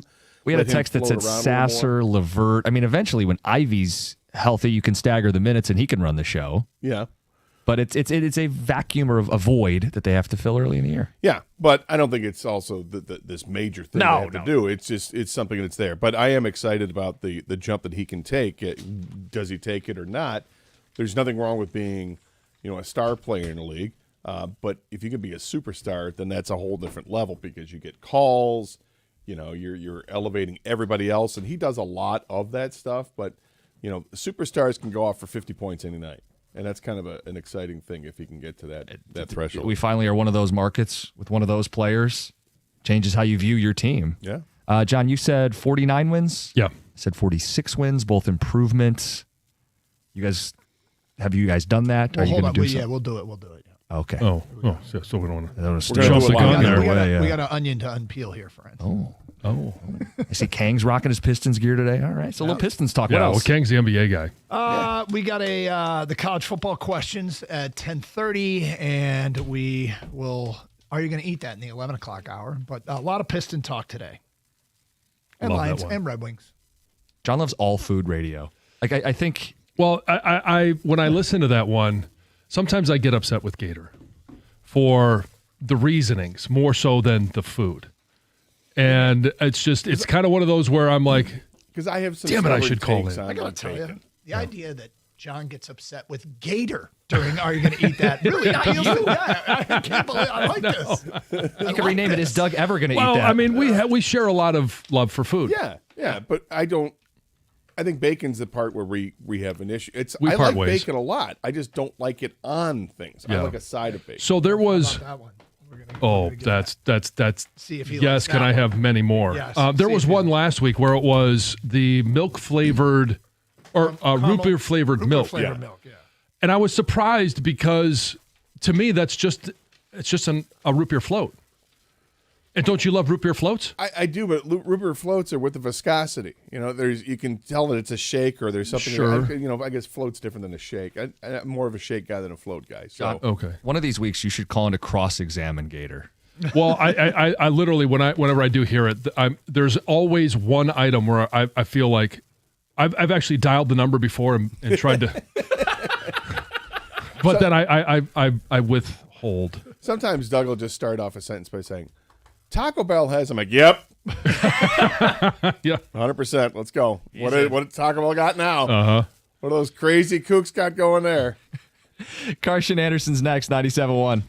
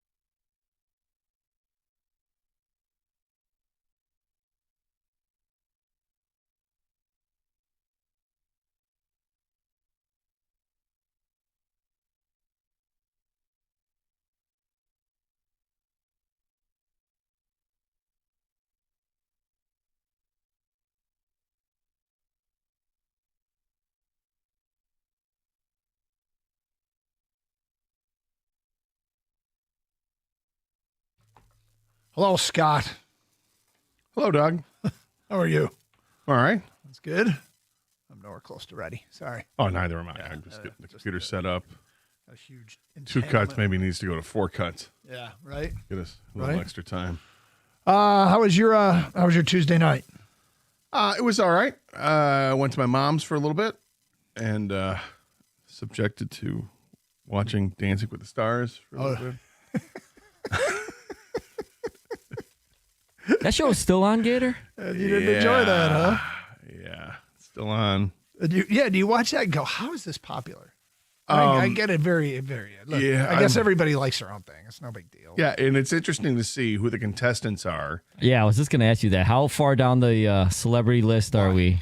I mean, they're... Can you finish the sentence for us? I can't hear you, Kang, if you're talking. I can't get my damn headset plugged in. Sorry. Sorry. He's asking how far down the list of letters is it for the celebrities? Are they A-list? No. B-list? C, D, somewhere along there. I mean, I don't know. There's a guy named, I think his name is Dylan Efron. Is that Zach's brother? Seriously. Like, I don't know. They had...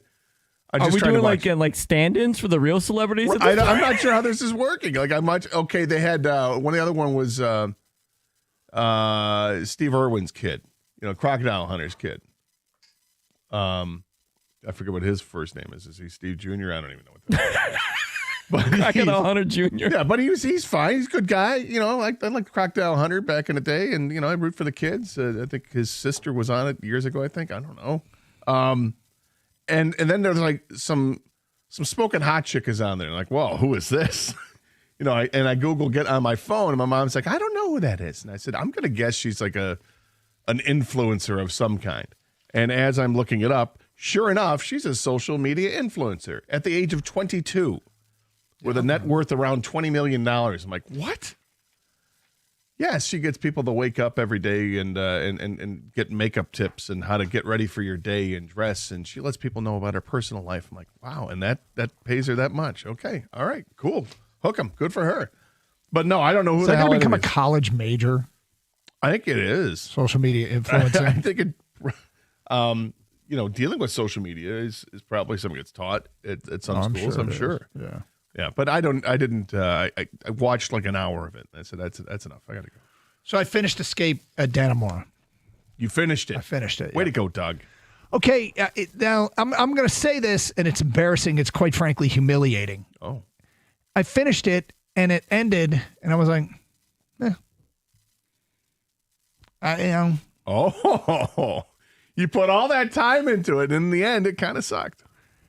And I started thinking about it, and I'm like, did the reason this was is this based on a true story? I had no idea, and it was. And so it just ended the way it ended. It ended the way the real story ended. But I had no idea it was based on a true story. So I was expecting some dramatic remember I said yesterday I'm waiting for the twist? Yeah. Like I was expecting one of the other guards or something. I was expecting something amazing, like an alien to come in. I didn't know what was going to happen. And then it just ended, and I'm like, huh. And then a couple hours later, I'm like, maybe it's because it's based on a true story or something. And sure enough, it was. How did you not know that going Because into I'm it? Doug, and I don't watch TV. I don't have any. But I thought, like, you of all people, like, it's Netflix. Netflix actually gives a pretty good description of the shows. I would imagine the description probably says. I'll tell you what, though. Sometimes I don't like reading descriptions of the show, so I just go in completely blind. What was the one in Netflix show, I Hate Cats? Did you ever see that? No. Okay, it had nothing to do with, it did, but it was. It was like Baby Reindeer had nothing to do with a baby reindeer? Like, what the hell is this? Yeah. Never did watch that, did you? I watched a couple episodes and I found it to be disturbing. So only because it's very disturbing. Yeah. Anyway, so I had no idea, and I'm like, okay, I'm the dummy, but that's a true story too. Yeah. Anyway, long story short, I think that's probably more on me. I probably would have looked at it completely differently if I knew it was based on a true story. I thought it was like just a drama, and it's my naivete showing up when it comes to TV and TV shows. But I mean, it was okay. Sure. King, is it Robert Irvin or Irwin? Is that his name? Yes, Irwin, not Irvin. Yeah, no. Robert Irvine is somebody that's a chef, but the English chef. Is the chef on there? I'd watch that. I think he's been a contestant on it before. They've had the celebrity chefs, right? Yeah, they had that one or two. I mean, they're getting to Irwin's kids for crying out loud, you know. How many of them did you recognize? I know you mentioned you didn't know the influencer. I only watched for a little bit, so I didn't recognize anybody. I think. Oh, that's not true. Who is Conan O'Brien's sidekick? Andy Richter. Andy Richter. Andy Richter's on there. What? Yeah. My mom said, "Oh, I don't care for him." Like, well, I mean, he's like his dancing 68 out of shape, so I'm not sure he's going to give it a best effort. He's not very coordinated. Well, yeah, I think there's a reason for that, Mom. Yeah, and I think Corey Feldman was on initially, but really, yeah, but didn't put the time necessary into it or something. I thought I read something about that he just. Well, look, I probably would have watched if I knew Corey Feldman was on to see the train wreck. Is this like this part of a program or something, like where they leave rehab and then go to Dancing with the Stars? That would be one heck of a documentary series. Here's what we're going to do. We're going to put you in rehab and then put you on Dancing with the Stars. If it helps, I'm all for it if it helps them out. Yeah, it'd be great. So who wasted their time more? Gator watching Dancing with the Stars or me watching Kennesaw State and Florida International? Or apparently the finish of Escape from Dannemora. Yeah, that was over before nighttime. I got it done right after. Got it done before I had to get down to Schembeckler Hall. So you really were putting in the effort. Yeah, it was kind of a busy day, but Tuesdays are busy, Thursdays are busy. So you watch Kennesaw and Sabretooth? Kennesaw State and Florida International. Oh, Florida International. Yeah, who plays in Pit Bull Stadium, and it was Miami Vice night. Well, I didn't. Kang, did you get a text alerting you it was Miami Vice night at Pit Bull Stadium? No text. Yeah, you would have watched. I mean, black uniforms with fluorescent pink and blue accents. Yes. Was there any threat that Pitbull was actually going to be at the stadium? No, he's touring. He's in Australia right now. You know that? Yeah. Why do you know that? Because I watched the game and they mentioned that Pitbull was touring in Australia right now. Of course, we're at Pitbull's stadium. It would be great if Pitbull were actually here, but Pitbull, alas, is on the third leg of his worldwide tour. He's in Brisbane. Well, but and then we'll ship down over to Melbourne and Sydney. There's this interesting thing going on with shirtless students. The one kid at Oklahoma State game who just stood there with no shirt on and swinging his. He went to an empty part of the stadium, which wasn't. I mean, most of it was empty. Yep. And then eventually more and more students joined him. Yep. Ripping their shirts off. And waving their shirts. Yeah. And then eventually you had like a whole section of people there. So last night, Florida International, there was probably a group of, I would say, 35 students behind one of the goalposts. They all had their shirts off, clustered together, like all sitting right next to each other between the goalposts in a otherwise completely empty section. Did they call it the dog pound? I don't know what they called it. That was Pitbull Stadium. Maybe they did. But I sat there and my son turns to me, he sees that and he goes, college football's the best. And I said, I know it's bizarre that it is, but it is the best. All right, so Pistons open their season tonight. Red Wings play tonight. We got stuff to watch tonight instead of Conference USA football and Dancing with the Stars and Netflix documentaries or real life stories. So we will get into, let's start with the Pistons, man. Pistons are going to be interesting. Got the college football questions at 10:30. And how are you going to eat that at 11? It's Carson Anderson here on 97.1 The Ticket. Michigan Auto Law. They specialize only in auto and truck accidents. Many law firms don't specialize but focus on many different areas of the law. You wouldn't go to a doctor who specializes in all sorts of medicine. Why would you do that with your lawyer? Specialization, it matters. They have a large auto accident truck settlement, auto and truck accident settlement of any lawyer law firm in Michigan. And they'll call you back. White glove customer service. Check them out for yourself. Visit autolaw.com. That's autolaw.com. Michigan Auto Law, the law firm that puts people over everything.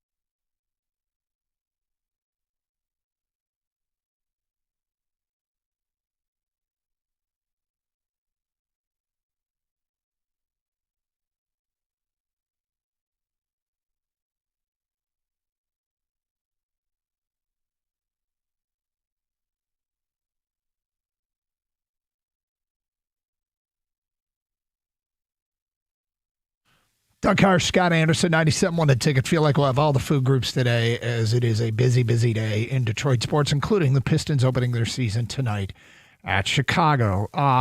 Little bit of a resurgence with that organization, going from 14 wins to 44 wins. Was quite the jump from the 23-24 season to the 24-25 season. Historic. And honestly, really supported by Detroit. The Pistons finished in the top 10 in attendance last year. And I guess I want to start there. The level of commitment from the audience, the level of interest, like I'm intrigued as to, and maybe we'll just take some text on this real quick. How much more into this season are you than a year ago? Gator, how about you? With the Pistons? I'm sorry. Yes. I'm sorry. I was finishing a question. With the Pistons, I'm actually quite on board with this. My basketball interest has kind of laid dormant for a while, and then last year it got sparked a little bit. New coach, new general manager. I'm like, all right, let's see what these guys are going to do. And they do have some players that I like too. Mm-hmm. I like Cade Cunningham a lot, like Jalen Duren, and I love Jaden Ivey. So I was excited to see how things are going to go. And you get to December, and this team's actually playing pretty good basketball. And unfortunately, Ivey gets hurt, but they take off. Then they make some moves at the trade deadline and help to solidify that roster. And I got really interested in it last year, and to the point where I went to some games at the end of the season, and the playoff games were exciting as hell against the Knicks. What a great atmosphere we had. Yep. And I think, so you're building off of that. It's going to look a little different to start because no Malik Beasley, but you're bringing in a couple of former hometown guys that should help some interest there. That doesn't really do it for me because it's Michigan, but the fact that they're good players, I can respect what Duncan Robinson does on the court, and I'm hopeful that he can, still be this dead-eye shooter that he's been to offset the loss of Malik Beasley. But starting without Ivey kind of sucks. But I'm encouraged by this. It's a young team that's worth watching. My interest level is very high with these guys. It's not just seeing Cade Cunningham, seeing if he can go from star to superstar. It's watching Ron Holland and seeing if is he a guy? They did draft him pretty high. Is he a guy? I think he might be a guy, but we're going to have to see big improvement over what we saw last year. But in the summer league, if you watched any of the summer league action, he's got a little spark in him, and I like that. And Sar Thompson has all this talent too, and these guys can stay healthy. I think we're going to see some dramatic improvement. This is a team that won 22 games at home, 22 games on the road last year. The 44 total was like, what just happened? I'm sorry, did you improve by 30 wins? Yep. That's crazy. And it is. And I don't think that they hit a plateau this year.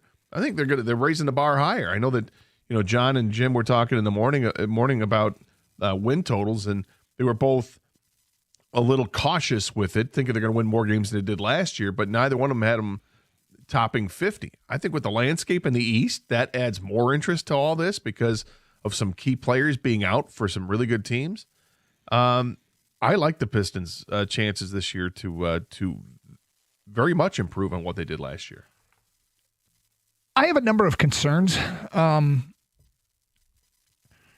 biggest of which is I think what happens when you have a team with this kind of roster is we all want, expect, hope things are going to happen quicker than they do. I think when you got young talent, it feels like you're close to really putting together something special, you want it to happen just like that. And they took such a big jump forward last year that I have my concerns that they almost skipped a step, and they might come back and be roughly the same team they were a year ago in terms of wins and losses and the threat in the conference. You're right about the injuries in Boston and Indiana making a difference. a 30-win improvement. Am I wrong? Does that feel like that was so astronomical that I feel like they skipped the step and that this is the year to win? This is the year to jump to 44 wins, even though they did 44 last year, Well, It does feel like they went ahead of schedule for sure. And even Mm-hmm. JB Bickerstaff, when we talked to him on Tuesday or on Monday, he was sort of like that too. He was like, yeah, I mean, didn't really see that coming, overachieved a little bit. And but that doesn't mean that I think that 44 is the number. I think you hit 44. Sorry. I expect more. Yeah. And I do expect more. I think this is a good basketball team. This is a team that proved that they can hang with anybody. You know, that series they had against the Knicks, it absolutely could have gone the Pistons' way. It could have. A couple whistles here, a couple whistles there, and it would have gone the Pistons' way. And looking at the rest of the landscape in the Eastern Conference, I mean, is there really a clear-cut team that is, or a couple of clear-cut teams that are better than everybody else? I mean, I'm sure the Cleveland crowd is pretty I think chesty. Cleveland's pretty good. Yeah. But after Cleveland? Some of the other teams that made the moves that they made, Orlando and Atlanta, have me a little bit leery of them. Boston. I was like doing some background on Boston, and I can't get over the fact they expect Luka Garza to be in their regular rotation. Like that to me is really, sure, I guess maybe if he's taking a jump forward. Is this the same Luka Garza we had here in Detroit? But think of the same Luka Garza they had in Iowa. That guy was great. Well, that guy was playing college basketball. Yes, but I'm just saying, in college basketball, he was. Yes, he was. He played at a level that you're like, wow, I wonder if this translates to the NBA. And you know what? It didn't. No, I'm seeing that, and they obviously have, they still have Jaylen Brown, and with Tatum out, they've got Halliburton out in Indiana, but. I've always Lillard's out in Milwaukee, but Porzingis going to Atlanta with Reese Shea there, that concerns me a little bit. Desmond Bane goes to Orlando, but hey, look, okay. Well, I'm just saying those are things that bother me in terms of teams that are going to take a jump forward. But I'm almost like tampering down my expectations for the Pistons. I think we need to remember if they only win 43 games, 44 games again. That's not the worst thing in the world given the youth of this roster. And I feel like they skipped this. I'll be disappointed. I know you if they do that. And I think the other thing to look forward to, getting into January is that you should have a very healthy Jaden Ivey at that point. And I think a very healthy Jaden Ivey helps make this team a lot better. I hope you're right. I don't know that we've defined what Jaden Ivey means to this team yet. Well, there were more than flashes. There were lots of games last year where Jaden Ivey was really good. And they lost more with him than without him. Well, it took a while for them to get their feet under it. And then once they did, they went on a nice run, and then he got hurt. Again, I hope you're right. I think these are unanswered questions that I'm not sure are going to go the positive direction, but we'll see. Oh, we'll talk more about it. I just thought it was raining outside. We'll bring Kang into the conversation as well, big Pistons follower. All right, let's do the college football questions. We do it every Wednesday at this time. We'll get to that next, the college football blitz thingy. Here on Carson Anderson on 97.1.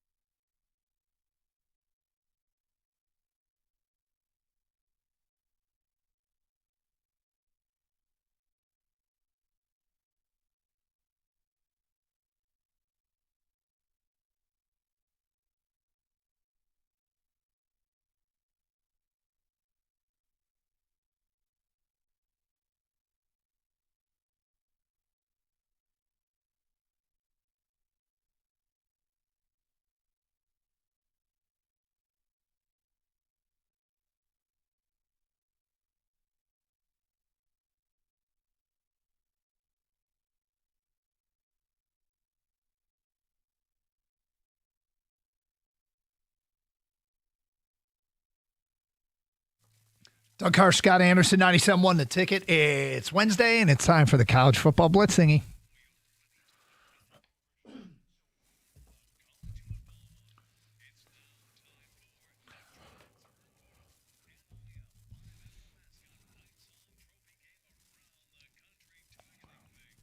Heads or tails? The targeting thing. I love it. I'm going to go with tails. It is a head. I will defer. All right, Gator, here we go, baby. Let's go. All right, question number 1. I like that. Enthusiasm.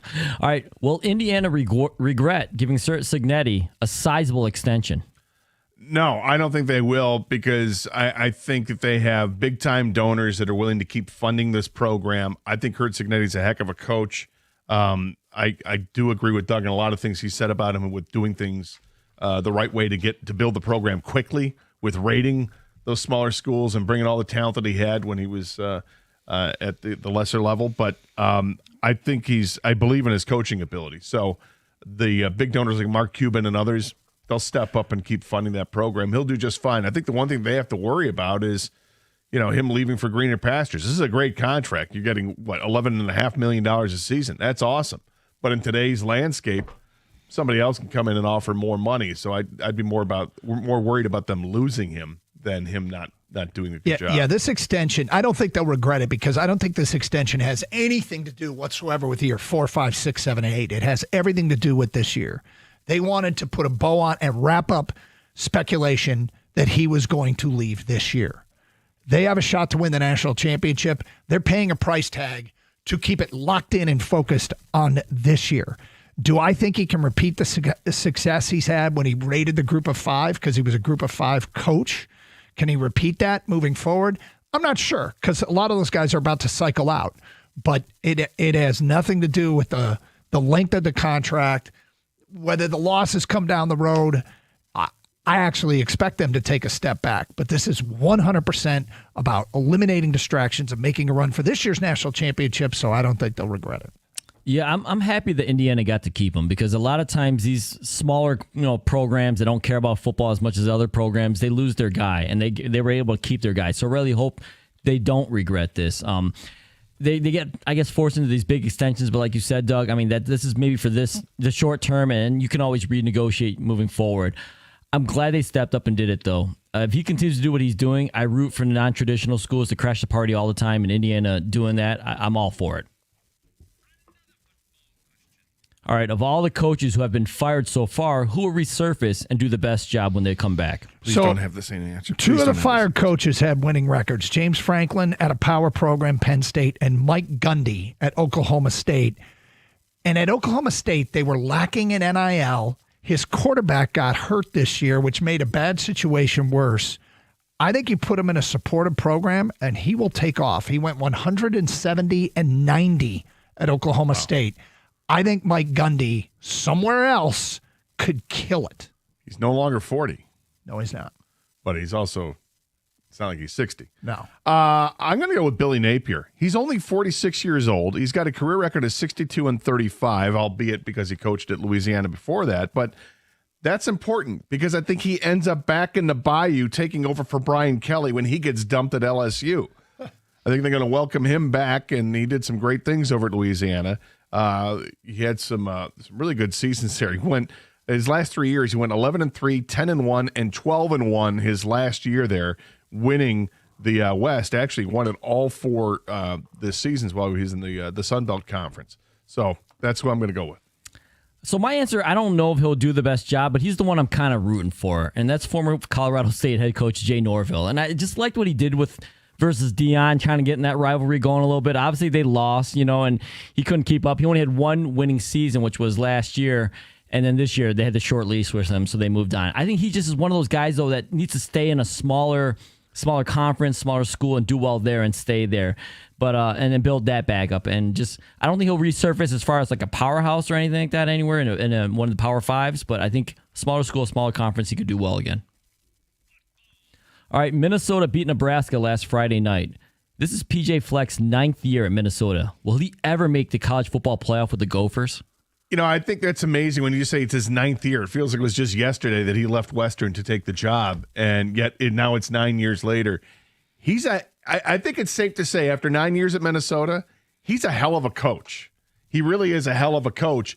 He gets the most out of his players, and the only way that Minnesota is going to get to the college football playoff is if somebody in their alumni, if they've got rich alumni base, if somebody steps up and says, all right, let's start fundraising for this guy and give him the necessary means to take this team to the next level. You saw what Cignetti did in Indiana. They got some backing there. Why not dip into the deep pockets with some people from Minnesota, get it going the right way there, because this guy can flat out coach. You couple that with getting the occasional favorable schedule, which really helped Indiana last year, and I think he can get there. Gator, could they beat Iowa this year? Could Minnesota beat Iowa this year? Sure. Their other games are Michigan State, Northwestern, and Wisconsin. They're 5-2. They play at Oregon. If they run the table, are they going this year? Minnesota? Have they kind of snuck back into this? Nobody's talking about them. If they beat Oregon, then Oregon's done, right? So that's an interesting point to bring up there. And I guess it's quite possible, but you got Indiana and I don't know that. And look, that's a big ask, obviously, winning at Oregon. Do I think he could do it? Yes. On top of that, he's won 11 games there once. The Big Ten, the next 3 seasons, Minnesota's regular season schedules, next 3 seasons, they play Ohio State twice, Oregon once, Michigan once, Penn State once. That's it from the traditional powers. Other teams are going to be good in there. What about Michigan State? Why don't you say that? You want me to include them? I didn't count their games against Michigan State. It just make me feel a little better. Come on, man, it's rivalry week. Throw me a bone. I think the Big Ten have done them a super big solid. Yeah, I think Fleck's going to get them there. So I'll never say never, but if you're making me pick yes or no, I'm going to say no. I just, it's very unlikely.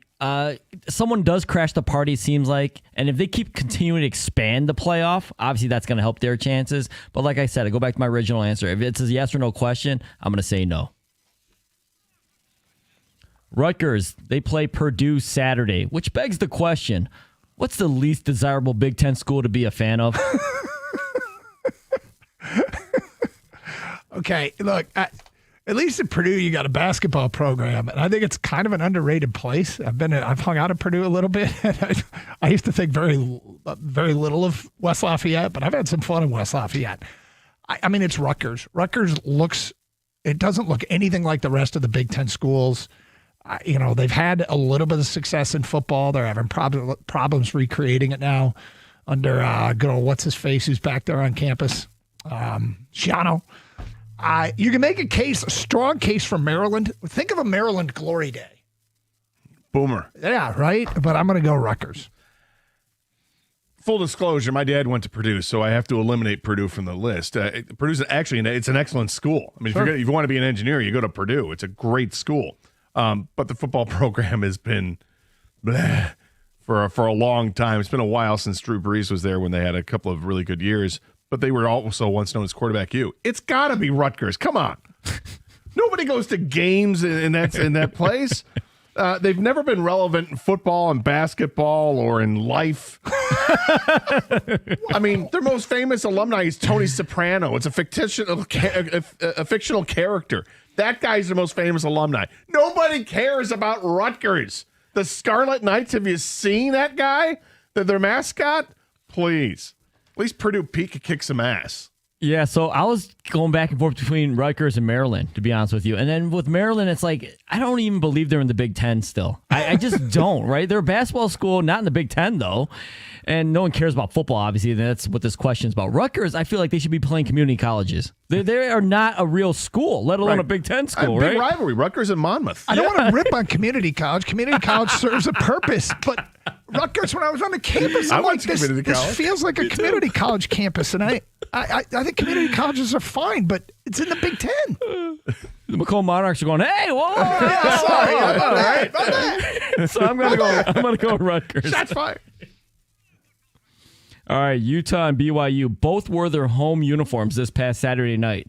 Would you be against Michigan and MSU doing the same thing? I don't hate it. I'll tell you that. I love it when USC and UCLA do it. I think it's awesome. And remember years ago they did that, and the NCAA got upset that you can't do that, and they flagged them. And so, like, the schools took it upon themselves to create another penalty to offset it. So it's like, just shut up. Let us do what we want to do. Enough of your rules. I like the idea more if Michigan were to show up wearing yellow jerseys with the blue pants, and then the yellow jerseys with the blue pants, and then if Michigan State goes with the green jerseys and the white pants. I think that's a cool look to see that contrast. I don't know if it looks as good with the blue against the green. It's kind of dark with a night game. So, but I don't hate it. Michigan's won the maize jerseys twice, in 1928 against Army and in 2017 in that neutral site game against Florida. A green and blue contrast wouldn't contrast enough, especially in a night game. I could see Michigan, Ohio State doing it because I think the scarlet and the blue would contrast enough, but I can't see. Look at our traditionalist. He went with scarlet. He could have taken a shot and gone red. No. Anyway, too much respect. Anyway, bottom line is I don't think they could do blue and green. Maize and green, maybe. I like it because as long as you have the contrast of colors, like you're saying, I think it pops more on TV. I think it's really cool. Strangely enough, though, I wish basketball wouldn't do it and would go back to the home whites when all the teams had to wear white at home or yellow if you're the Lakers. But now they let the teams do whatever they want and have so many jerseys that are alternate, City Connect, whatever. So there's more color. But for basketball, I wish the home teams wore the white and the road teams wore the colors. We do see that in basketball. Don't we see Michigan wearing the yellow jerseys, Michigan State with the green? Yeah. I love it. I was talking more NBA style, Yeah. but yes, I know what you mean. All right, call your shot now. Who plays in the national championship game? This is so far out, and I'm gonna take my effort picks. Are you ready? Yep. Mike Elko and Texas A&M versus the best team money can buy, the Big 12 champion Texas Tech. Texas Tech versus Texas A&M in the national championship game. Wow, did not see that coming.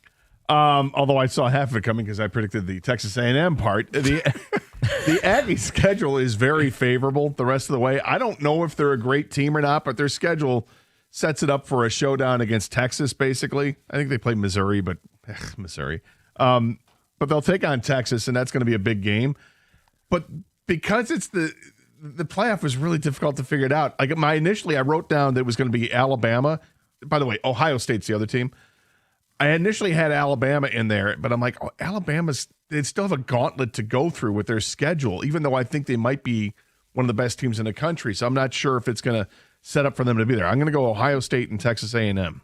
So I've got Ohio State as well, and I've got them going against Georgia. I was thinking about Alabama really strongly here, Gator. I just don't trust them yet. I don't know. There's too many times where I see certain plays where guys aren't given the Nick Saban effort. And so I'm not sure if Kalen DeBoer is the right guy. They're really good, though. They got better. I was one of the people who maybe overreacted at the beginning of the year. I'm thinking, hey, they might be actually bad, but they're obviously not bad. But in the end, I think right now, we had to call it Georgia versus Ohio State. And there it is. That concludes the college football blitz thingy. Carson Anderson, 97-1, the ticket. Replacing a roof isn't something that most of us look forward to. It's a big investment, and that's why choosing the right company matters. And for over 30 years, Michigan homeowners have trusted Shaner Roofing. Here's why. Not only are they local experts with a proven track record, but every roof that they install comes with a lifetime warranty. And it's not just that, it's a lifetime transferable warranty. Now, that means your investment is protected for as long as you own your home, or even if you sell it. Plus, Shaner Roofing has earned a 4.9-star Google rating from thousands of happy customers. And that kind of trust doesn't happen overnight. It's built on decades of quality work and customer care. So if your roof is aging, leaking, or you're just ready for peace of mind, go to mymichiganroof.com. That's mymichiganroof.com. Powered by Shaner Roofing, Michigan's trusted roofing experts.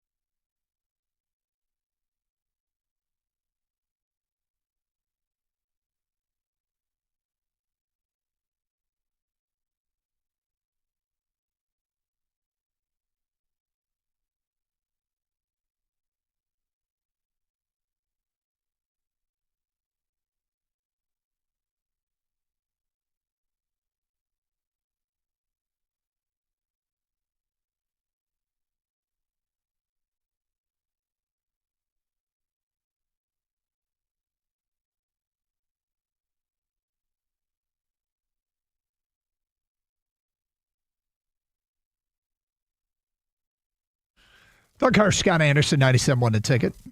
Hope you're doing great on a dreary Wednesday in Detroit. Did a little college football there with the blitz thingy.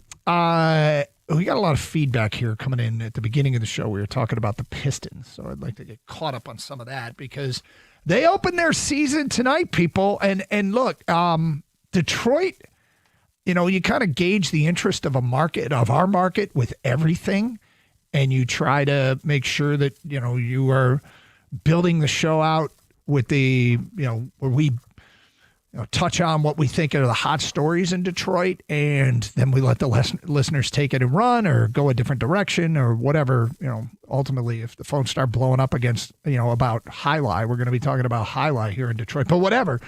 And last year, the Pistons were top 10. Do you think most people know that? They were top 10 in the NBA in attendance?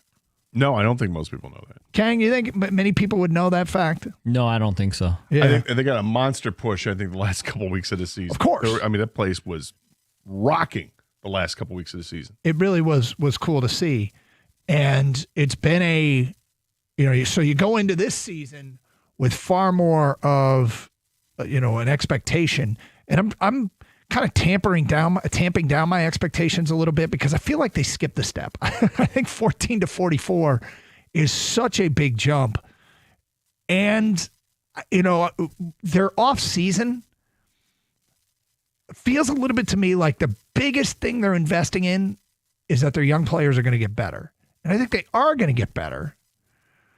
But, what's a realistic jump forward? Because they're still really young. Gator is more chesty. Thinks they're going to push 50 wins here. Kevin in a truck says, I've been waiting for the Pistons to start like a kid counting down the days until Christmas. And we're asking you, how much more invested are you in this product than a year ago? Nick says, I went to my first Piston game last year. I don't watch basketball at all, but we had a blast. I will 100% go again. Good. I think the Pistons benefited from teams overlooking them and exercising load management against them. I don't think that happens this year, and I think they will take a small step back to around 42 wins. As captain of the Asar Thompson bandwagon, I will admit his preseason was shaky at best. His free throws are still flat, and his handle is a work in progress. Well, everybody just talk about what a great player he can be. And in fact, The Athletic had a story about the most improved players in the league, and he got some votes. It's from the insiders. You go all that.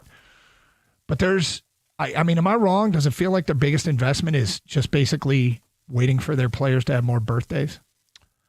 No, I don't think you're wrong at all. I think that's the exciting part. It's Asar Thompson, Ron Holland.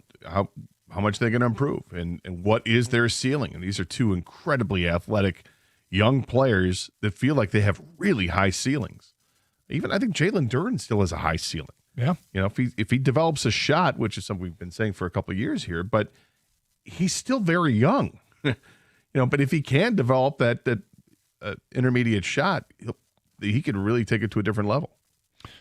Yeah, I'm not sure that's ever going to happen. I know they've been working a lot with his back to the basket game and trying to make him more of an offensive threat there.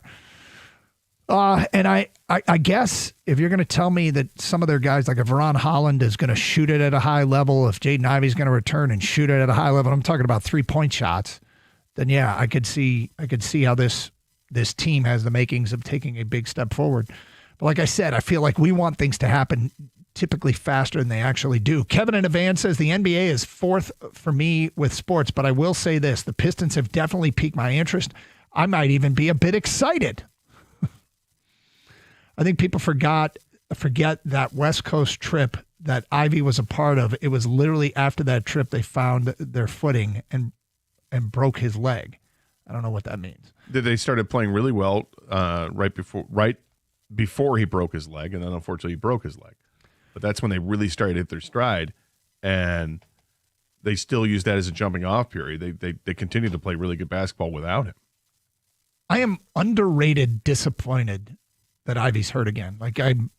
The more I think about it as we get closer to the season, the more it bothers me. I'm quite disappointed. Yeah. I'll just say that. To the point where I'm starting to, okay, what's going on? Okay, broke his leg, come back, his knee drained, and going to miss 4 to 6 weeks or whatever it's going to be. Like, come on, man. I don't think anybody was surprised. You know what we were not going to get is any calls of people upset that they didn't pick up that extension or meet that deadline Monday night. Well, it just gives them a longer runway before they give him a contract, and I think the same thing happens with Duran. I don't think they'll lose either one of those guys unless there's a trade, but I don't think they'll just lose them. Kang, where are your level of interest and excitement with this team? Yeah, I'm definitely more excited than last year. I'm always interested, of course, just being a basketball and Pistons fan. But as far as expectations being so different this year, I'm more excited because of that. I'm trying to temper the excitement, though. I don't want to get my hopes up too high. But, I mean, you see the path because of all the injuries to the big teams. Other than Cleveland, that you can pencil in as going to be a really good team. Who else is? I think Orlando could be a really good team. They scare me a little bit. They could be the Pistons of this year. Where they make a huge jump. And Paolo is a really good. Banchero is a really good player, and they added pieces around him to help him. The Pistons are clearly counting on the development of their young players, and they have high ceilings. How fast can they reach those ceilings if they ever get there is the question. I think Ron Holland and Thompson could help this team offensively a lot, because last year I think they count on them more defensively and energy guys, but this year they're going to have to score a little bit, especially without bringing Malik Beasley back. I guess that's where Duncan Robinson comes in as far as three-point shooting, because that's a lot of three-pointers you're missing from last year. A lot. A record number. Yes, exactly. And I don't think Duncan Robinson's going to break any records, but he's got to be able to hit. Kind of do it like what Fontecchio couldn't do. Hit the open three, man. I feel like every game I watch, he wasn't hitting the open three. If Duncan Robinson can just, shoot 40% around there at three-point range, I think they'll be okay, because Cade Cunningham, we already saw what he can do last year, All-NBA. Can he take that even extra step and be in the conversation for the MVP by the end of the year? And if he is, that means this team's doing really well. So Duncan Robinson's a wild card here, right? We know he can shoot it at an elite level. He has consistently through his career. 31 years old. Is there going to be any drop-off? No drop-off? Where's he going to be in terms of his contribution level? But there's a lot riding on Duncan Robinson. And I would argue, and you tell me I'm wrong, Dennis Schroeder, Malik Beasley, and Tim Hardaway, I would argue, help you win on the court tonight, more so than Duncan Robinson, Karis LeVert, and Sasser or Dennis Jenkins, whoever's filling those roles. No, I think if you're looking at those three, that 3 and 3, I think without question that you're right with that. However, is it by a massive margin that is not made up by having improvement from Asar Thompson and from Ron Holland? I think that makes up for it. Yeah. And I think this thing keeps moving forward, and then you're looking at just guys getting better. I think Duran will be better. Cade Cunningham. I don't know if Cade's going to be better. Cade's great. Can he be superstar? I'm dying to see if he can. Okay, we do want to talk to you about the Pistons. We have a question for you we'll get to today at 11:18. It is Carson Anderson. We got open lines, 97.1 The Ticket.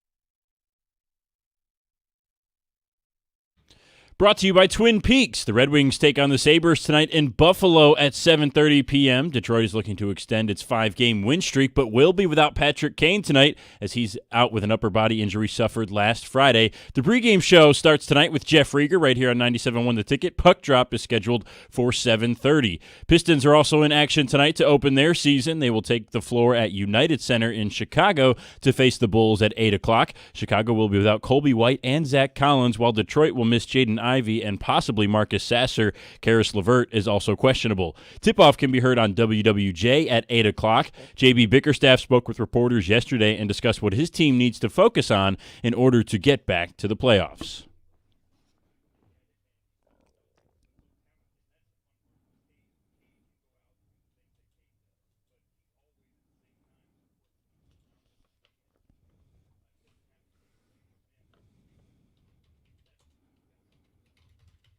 News from the National Football League today. The NFL and Amazon Prime Video announced they will stream the November 28th Black Friday game between the Philadelphia Eagles and Chicago Bears to a global audience. No Prime subscription is required. The game will be available in over 240 countries and territories around the world.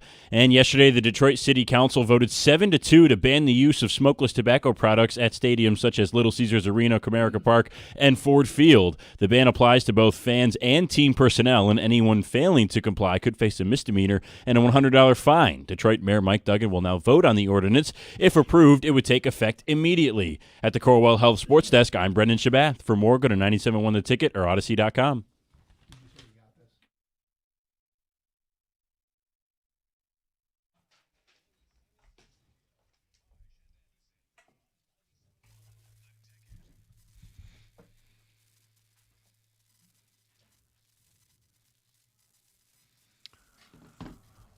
Was interested at the end of the morning show when we mentioned the morning show crosstalk. Jansen said he finds himself sometimes disappointed in you.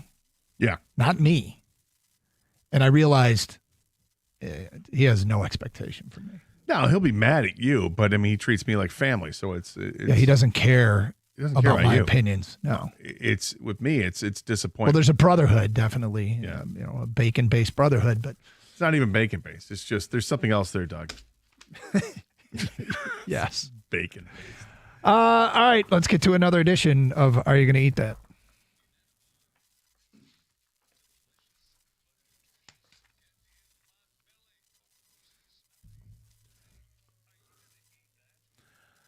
I want to ask a question first before we get into this because it's a serious question. Has anybody tried the red chimichurri sauce yet at Chipotle? I'm not. Kang, have you tried it yet? No, I want to too.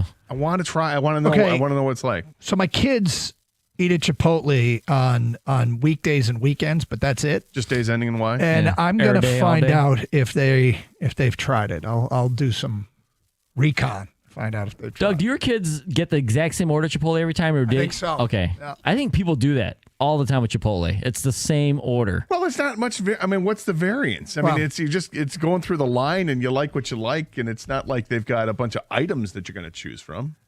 You can change up the protein. I'm going to raise my hand over here and speak up for Qdoba, just for the record. I'm a Qdoba fan. Even after they changed the sauce, isn't there a sauce that you like they don't have anymore? Yeah, I still like Qdoba better. They got good smoked turkey? Yeah. No, it's chicken. Nothing wrong with smoked turkey, buddy.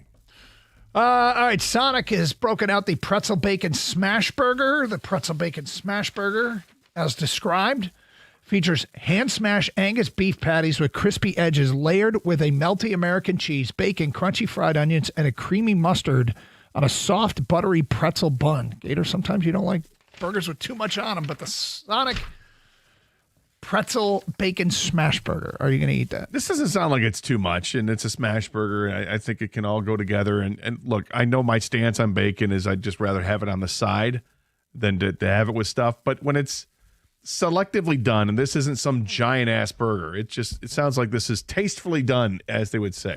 It's a tasteful nude, Doug. I would try this. Wow. Is it artistic? I'm just saying, it's tasteful. It's tasteful. It's just not a too little much. bit. He's going to eat this burger for the articles. Yes, exactly. 100%. Doug, you had my attention at pretzel, like bun. Every time I hear that or read that, I'm like, it gets my attention. So, and you're right, Gator. It's a smash burger, so this thing isn't going to be like you don't have to put a knife through it to keep it together or anything like that. Oh, so God, I'm in. That's Doug. annoying when you see the knife come in a burger. I'm obviously stack. the burger and the bacon. Oh, Other just than those two? that, I love it. Yeah. Kenny Rogers Roasters is coming out with a Still around? Well, The Gambler's still getting it done? That's a real thing. it's the headline or the byline is Manila, Philippines. So I don't know if this is going to end up here or not. But Ken, get on the horn to your friends. they got a snow cheese roast. This is a flavorful. I'm sorry, did you say snow cheese? Snow cheese. A flavorful cheese marinade sprinkled with salty, sweet snow cheese powder and paired with a creamy snow cheese sauce. The result is a rich, flavorful experience that's both comforting and exciting. And the picture here has, it looks like some sort of cheese powder on top of the chicken. Yes, Gator, you have a question. What the hell is snow cheese? That's all it said. That sounds horrible. It sounds like somebody sneezed all over your item there, your entree. I love cheese. I've never heard of snow cheese. Is it like It looks like sprinkled Parmesan is what it looks like. It's exactly what it looks like. Is it like a snow cone, but like cheese? Is that what? No, it's okay. like a powder, awful, right? It's like cheese sprinkled on top. Okay. It's Gator, are you out because of this? Gator sounds very out. I would try this right, there we go. that. Yeah, it just sounds. Well, yeah. I mean, you had the word cheese. You already kind of half me. It's just cheese. Yeah, it's just cheese. It's just like I said, it's like shaking some Parmesan. Yeah, on there. that's all. I'm it is. down with Yeah. it. The Gambler Listen, gets it done. Yeah, he does. And you know what? The Philippines, they love their chicken. They love fried chicken. So the Jollibee, if you haven't tried it, very good. So I got to imagine this is good too. I mean, the snow cheese, I think the verbiage is weird. That's all. But it's just cheese in the end. I'm in, Doug. Fried chicken. The Gambler. Come on. Yeah. Doug, It it's chicken. sounds It's too, white. I know it sounds too weird for me. How can you say no? I just rather have the regular roasted chicken. I don't want the snow it's cheese. just a little shake of the cheese. Don't want it. We have Live a no little. idea what's in it. Don't but want it's just a little shake of it. Dude, it's snow cheese. It's made from real snow. Yeah, and you love the winter. You love winter. Yeah, I'm not doing this. It's imported from Alaska. What are you doing? He loves snow. Next up, Loves cocaine. Popeyes. Popeyes for Thanksgiving is bringing back their Cajun-style turkey. It is a fully cooked turkey that you can pull up and get from Popeyes. The turkey's hand-rubbed and infused with Popeye's signature Louisiana-style seasoning. These pre-seasoned and pre-cooked turkeys arrive frozen. All you have to do is heat and serve. Turkeys range from 11 to 13 pounds. Prices start at $54.99. At Popeyes are $99 for online delivery. Gator, the whole Cajun-style turkey from Popeyes. Are you going to eat that? I guarantee I'm going to get some of that Cajun chicken. That's a Cajun turkey. Yeah, absolutely. This sounds delicious. And when I saw the ads for this, my thought immediately went to, okay, so Thanksgiving, always at a Lions game. By the time I get home and all that, meeting with the family is kind of difficult to do because I don't want to hold them up from their meals. So I'm always thinking about what do I do? And I know other people that are in the same boat as me. And does this make sense? It makes a ton of sense. It sounds delicious. Look, it's poultry. Does Popeyes know poultry? Hell yeah. Remember when the chicken sandwich came out from Popeyes and everybody was a little skeptical about it, and then the initial reviews come in and say, oh, it's delicious. We're like, okay, slow your roll. We know what Chick-fil-A is. Don't get involved there, Popeyes. And then we tried it. We were like, I'm going to try this. I think this sounds delicious. Can you? Yeah, man. I've always secretly wanted to get this for Thanksgiving, but I mean, obviously you're going to make the homemade stuff. Yeah. But if I ever had to go somewhere and they said, hey, this is what we're ordering, I'd be like, hell yeah. Come on. I almost want to host Thanksgiving so we can get this. I think the Cajun-style turkey sounds fantastic. Got a couple of them. Yeah, I'm going to get a little aggressive here and see if we can host Thanksgiving this year. I think it sounds outstanding. All right, Trader Joe's just dropped a boozy Vietnamese iced coffee. Hard Vietnamese coffee, a boozy twist from the brand Yoju that combines Vietnamese coffee, soju, and condensed milk into one dangerously smooth drink. It's got the deep coffee kick, but with 7% ABV punch. The Vietnamese iced alcohol coffee. Gator, are you going to eat that? All right, first of all, King, what's soju? Soju is like a Korean, I want to say like vodka type. It's a white liquor Korean. Yeah. Okay. It's pretty mild though. It's not too strong. I don't like iced coffee to begin with. I was just curious what the hell soju was. So no, I'm out on this.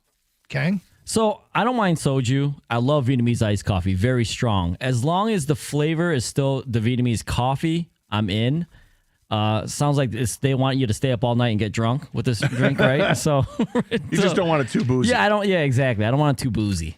Yeah, this sounds terrible. I'm going to pass on this. Next up, McDonald's in Canada has come up with a traditional maple barbecue and bacon double quarter pounder. The burger features 2 quarter-pound beef patties, creamy maple barbecue sauce, bacon, cheese, crispy onions, and pickles, all served on a toasted sesame seed bun. The Canadian traditional maple barbecue and bacon double quarter pounder, Gator. Are you going to eat that? Okay. Thinking about the item we had earlier with the burger and the smash burger and the pretzel bun, and I said yes to that. How do I say no to this? I mean, it's McDonald's. I mean, look, it's a simple burger McDonald's makes, but I happen to like it. And getting the double quarter pounder, it's really not that. Okay, in theory, it's a half pound. If you're going to do double quarter pounder, but it really won't be because it's McDonald's. We know how the beef shrivels. So I don't think it's going to be. It happens. Not to me, but it happens. Sometimes it's cold. Whatever. I was in the pool. But I think this is not going to be too much for a Burger King. I don't, like I said, I don't want the knife in the middle of the burger and have it served to me because it's a mile high. I think this is still under control.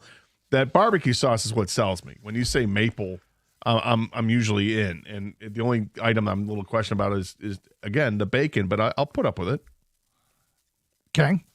Guilty pleasure of mine is going on vacation and like if you're in a different country, a different area of like the world or whatever, trying their McDonald's and what the different menu items they have. So yeah, I'm in on this. Like when Canada and I see like you have poutine fries at Burger King or whatever, I would try that. So yeah, I'm all in on this stuff. I think the creamy maple barbecue sauce sounds outstanding, and I would use that as some variety as a condiment on what I eat, but I don't eat the red meat. Ever had McBeer? I'm not. No.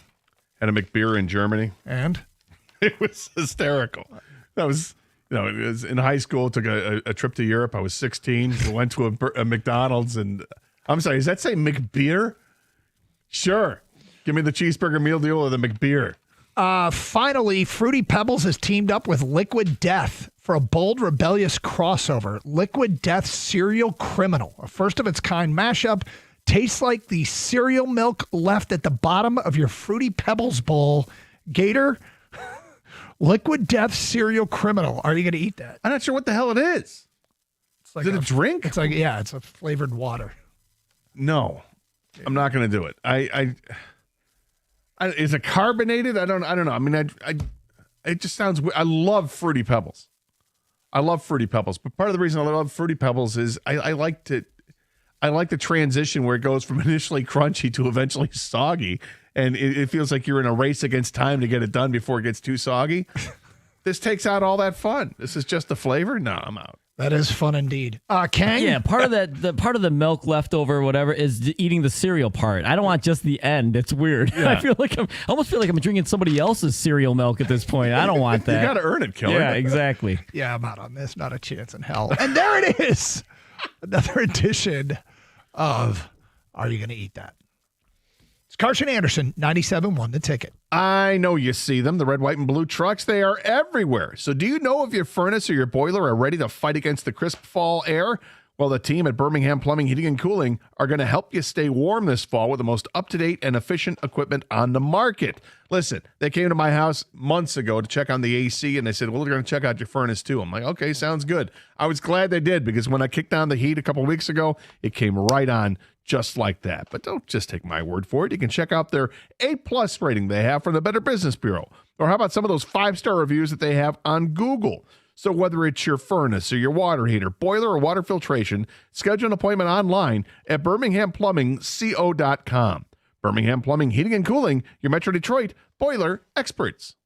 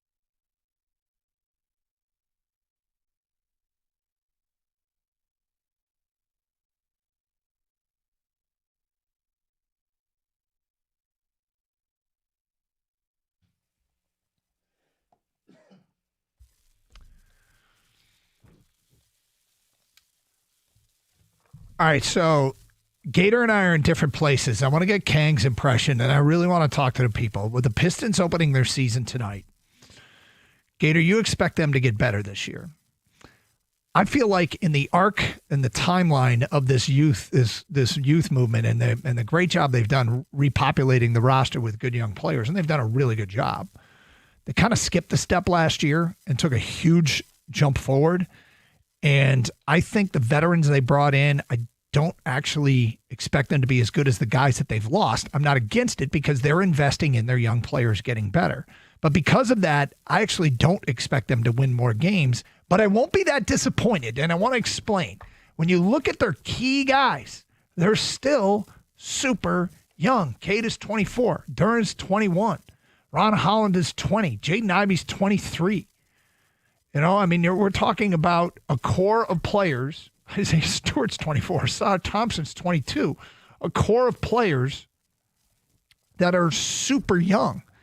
And so we all want things to happen. I think sports fans and media always want things to happen with the development of players faster than oftentimes they do. And I'm not going to freak out if they only win 42, 43 games this year because I feel like, again, they skipped a step. They're ahead of schedule and that it's still a little early to expect big things. Now, I know the East is wide open. But with that said, Kang, where are you? Do you think they get better or worse in terms of win total? I think they get better, but I don't think it's 50. I think it's probably at the 47 win range, right around there. I think I'm guessing their over-under is probably about 46 or so. I think I would take the over slightly, obviously. Yeah, they are definitely counting on their young players developing and getting better. This is kind of like the Brad Holmes theory, draft, develop, re-sign, right? They already extended Cade. I'm a little disappointed they didn't do the same thing with Duran personally, but he'll be a restricted free agent after the year, so they can still bring him back. Same with Ivey. I just think what they did last year, more than anything, the experience of going through real basketball at the end of the year where games meant something, and then that grueling playoff series, These guys were so young and green. I don't think they knew how to win big games yet. They were just learning how to win. Remember the teams before? It felt like they lost a lot of close games and ended up with like 15 wins, right? Because they didn't know how to close games out. Last year, they figured it out. And now with the games at a premium, I think that's going to be the biggest difference is that experience factor that they finally have under their wing. Okay, so you two both think they're going to get better. I'm not expecting them to get better. In terms of win total, I think they might be developing quite nicely. And I'm not going to freak out. I'm just not sure they're really ready to take that big step forward. I will offer this. I heard this in the morning show, the guys talking about it, and Costa brought this up, the J.B. Bickerstaff effect. When he was in Memphis, his first year at Memphis in 2017-18, he coached in 63 games that year. He took on his interim basis, right? Yep. Went 15-48. The next year, his first full season, he improved from 15 wins to 33 wins. Goes to Cleveland, finishes off the 2019-20 season. That's only 11 games, so they were 5-6. The next year, 22-50. Then in 21-22, they went from 22 wins to 44 wins. And then they went from 44 wins to 51 wins, and then dropped to 48 wins. If you want to say plateau at that point, sure. But the first couple of years, there was improvement, just like there was in Memphis. In Detroit, takes over a 14-win team, and his first year, it's 44. Now, I'm not saying double it, and they're going to win 88 games in an 82-game schedule. But I'm saying I would expect some improvement, and because he's shown that when his previous stops, the next year they take a little bit of a step forward. Now, this was the first time in his career that he had taken over a team at the beginning of a season. So the 44-game stretch is legit. But I'll say I think they're going to win north of 50 games. Okay, with that said, and wow, Gator's chesty. I want to know. I want Piston fans to convince me I'm wrong. Piston fans, convince me I'm wrong. Why do you think this team gets better than they were a year ago? 248-539-9797. I'm more than willing to be corrected and hope that I'd be awesome if you're right. And I recognize, the Boston injury to Tatum, the Tyrese Halliburton injury in Indiana.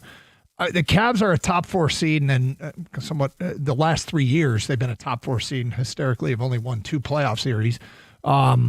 Orlando got Desmond Bain. That's an additional 20-point scorer. They added Tyus Jones for some shooting. The Knicks are back. Atlanta went out and got Kristaps Porzingis, and I can't stand Atlanta because I can't stand Trae Young. But bottom line here is, I think Atlanta takes a step forward. I want to be convinced I'm wrong, and I'm inviting the audience to do just that. Tell me why the Pistons are going to win more games than they did a year ago, and I'm wrong about them skipping a step. 248-539-9797. I'm also interested in how much more invested you may or may not be in this team. Are you going to go to more games? You're going to watch more. You're going to listen more. You're going to call this radio station and talk about them a little bit more. All right, whatever your peak Piston interest was, and we've had 2 incarnations of championship teams in at least in our lifetime, Gator, with the Bad Boy Pistons and the Going to Work Pistons. That's probably peak Piston interest. Are we getting kind of slowly climbing back to that direction where people are going to be so into it? I mean, it's going to obviously it depends on if they win. I think to start the season, there's a lot of excitement and anticipation for it, and then the season begins, and I think people start to lose interest right away just because that's how it is. We still have football going on, and the Red Wings off to a good start as well, but it's going to be about football until football's done. The question is, will the Pistons be, how relevant will they be come January? And hopefully very relevant. Hopefully this is a team that's winning 60% of their games and on a pace to contend for one of the top 4 seeds in the Eastern Conference. And if that's the case, that's where you start to measure how popular this team is going to be, is where they are in January. 248-539-9797. Let's go to Dylan on a cell. You're on 97.1 A Ticket. Hi, Dylan. How are we doing? Can you hear me? You got me? Yep, go ahead. Sweet. Sounds good. I think the Pistons this year, I think they're going to get better because that man, Cade Cunningham. I think, seriously, people need to start talking Cade MVP. This guy is dropping, 20, almost 30 points in a half of preseason games? Yeah, I get it. It's preseason. But this guy's the truth. And I remember I called in like 3 years ago. I don't know if you guys remember when, the Pistons were in trade talks to possibly land Zion Williamson. But I remember I was talking, I'm like, hey, I'm a firm believer in Cade Cunningham's the truth. He's that guy, and I still stand on that. And one of you guys were like, I don't know, he can't stay healthy. And that was just like a Himothy moment for me when he came back that year and just was really balling out. But we got young guys. I think they're all taking a leap. Asar Thompson, I think he's going to take that leap. Duren, leap. Ivy, I know he's going to be out for a while, but, we could have beat the Knicks, especially with Ivy there. But, I mean, and we got better role players, too. Malik will be back. Duncan will be shooting threes. We got 2 3-point shooters. You think Malik will be back? I think we're well-rounded this year. Go ahead. You think Malik will be back? Yeah, I think he will. I'm pretty sure he's still rostered. So no, he's not. No, he's not. But thank you, Dylan. 248-539-9797. He is still under investigation. Yes. And in talking with Trajan Langdon 2 days ago, it didn't sound like. Did not sound like. It didn't sound very optimistic. Do you remember that call from 3 years ago? Yes. Yes, I do. I'm always getting curious when somebody says that, and then what's the reference point, and then they bring up Zion Williamson. If you're going to bring up Zion Williamson, I know exactly what my take would have been at the time. Hell no. Well, if we were worried about Cade Cunningham's injuries, as he said, do you think we would have been worried about 3 years ago with Zion? Yeah. I think so. Anyway, convince us. His case is basically it leaps. Use the word leaps for Asar Thompson and Jalen Duren. If they take leaps forward, he's right. A leap is not a small step forward. A leap forward, he would be right. Well, I mean, if you're going to say, let's say with Duren, Holland, and Asar Thompson, if you get a leap from just one of those guys, I think that's big. Yeah. And because they are all so still very young, I mean, it's not crazy to think that maybe more than one has that opportunity. 248-539-9797. Convince us. Gator doesn't need the convincing. I'm a little bit more. I don't know. I'm reserved. I'm tamping down expectations a little bit because I think they just took such a massive leap forward, and I like the veterans they brought in. I like the veterans they lost more. And so the question becomes, convince me, I guess, that they're going to be better than they were a year ago. 248-539-9797. Doug Karsch, Scott Anderson, 97.1 The Ticket. It's Wednesday, and you know what that means. Twin Peaks is about to turn up the heat on Hump Day. That's right. It's bourbons and brews at your favorite lodges. Stop by your favorite man cave and see the always stunning Twin Peaks girls dressed to impress in their finest pink lingerie, serving up samples of high-end bourbon. Sampling starts at 6 p.m., so don't be late. But it's not just about the bourbons. New Belgium Juicy Haze is their beer of the month for just $6.50 all month long, and the fun doesn't stop there. It's a double dose of Detroit action as both basketball and hockey teams are in action tonight. Pair all that with fun and dynamite dishes from the Scratch Kitchen, like the in-house smoked ribs, brisket, and chicken, hand-cut New York strips, and breaded and fried to order favorites like boneless wings and tenders. And clear your calendars for Saturday, their Madison Heights location, as they'll be hosting a very special tailgate party for the biggest rivalry game of the year. Special partners will be out with a live broadcast with 97.1 The Ticket swag, sampling, beer, $500 gift cards, and more. You won't want to miss it. Twin Peaks, eats, drinks, scenic views.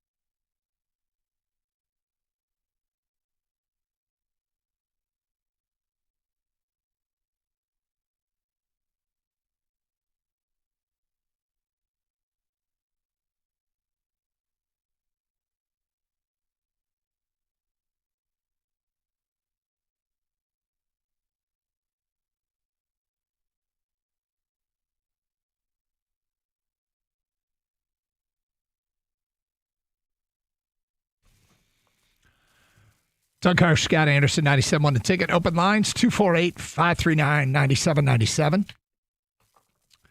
We are getting you set for Pistons opener tonight. And look, I'm trying to be, as realistic as I can, and I'm not going to freak out if they win 42, 43 games this year. Last year they won 44. I just feel like that was such an over-the-top improvement. It feels to me like they skipped a step. But, hey, I mean, look, I'm more than willing to be wrong, and it feels like the biggest investment this team has in improving from one season to the next is add another birthday to a bunch of their young players and see how much better those guys get. And that might be enough.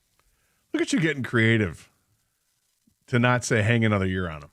Hang another year on them is at the end of the career. Like, I'll tell you where I might apply it. Another trip around the sun. Hang another year on Duncan Robinson. But he hasn't taken a much of a step back, so. Fair enough. So at the beginning, it's, hey, man, how many more birthdays do you need till you're your best you? At the end, it's hang another year on him. Well, in the NBA, it is different because guys are playing when they're 19 and 20 years old. They're playing right away. The NFL, it takes till you're 22 or older, and other sports as well. But the NBA, you're playing pretty quickly. Yep. So when you're 29, you're already in the league for 10 years. So the topic is basically, why is Doug wrong? 248-539-9797. Connor, you're next on 97.1 The Ticket. Hi, Connor. Hey, guys, can you hear me? Yep. Hey, so what's up? I think Marcus Sasser's really slept on as a Piston, and I think with Ivy being out, Marcus Sasser's going to get the opportunity to flourish a little bit like last year. And then if you think about it, I think Duncan Robinson's going to completely replace Malik Beasley, and we're going to be happily surprised with that.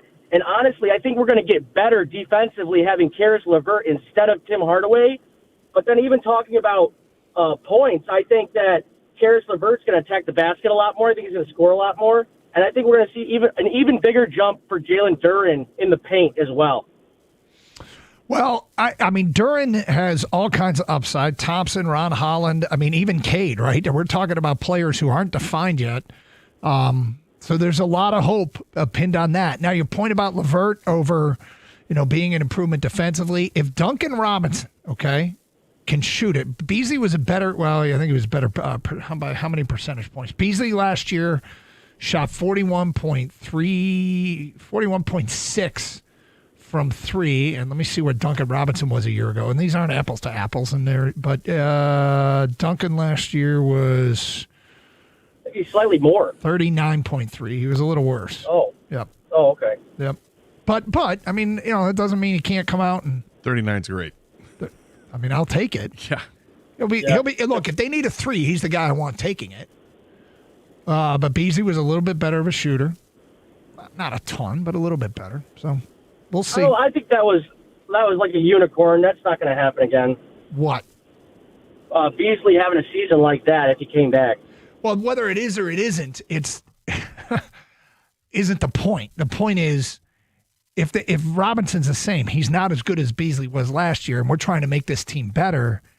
And so the case can't be built around what Beasley is going to be or what Beasley would have been, as much as they just won't have it as quite the dead-eye shooter. Now, Duncan's not bad. Let's not get carried away. I'm not going to get carried away. Unnamed texter, I will stay, if we stay healthy, I think 55 wins is reachable, but we all know injuries are inevitable. So 48 to 50 wins is our most likely outcome. Well, that brings us to Jaden Ivey. Jaden Ivey is, that setback bothers me. His knee's getting drained. They were 15 and 18 with him. They were 29 and 20 without him. I don't know what he is to this team. The skill set and the way he looks as a player looks really, really good. Why were they better without him? Now, did they just hit their stride collectively as a young group without him? It could be. It could be. Well, I think it's exactly it. I think they started playing pretty good basketball going into that. You go into December, let's see, the team had December 7th, they beat the Knicks to go 10 and 15 on the season. He got hurt. Was it January 1st he got hurt, King? I think it was January 1st. I'm not sure. And they were 15 and 18 at that point. So they went 5 and 3 during that stretch. A very small sample size, but that's when things started to turn around. They had a win streak starting January 1st, 1, 2, 3, 4, 5 games. They won 7 out of 8, and 9 out of 11 games, I think, or 9 out of 12 games. They were playing really good basketball at that point. He got hurt. They kept playing good basketball. Trade deadline comes. They add Schroeder. They add some other players, and they kept taking off. I think it was the growing pains of learning under a new coach and seeing how things are going, and it started going the right direction. 248-539-9797. Pedro in Port Huron. Hi, Pedro.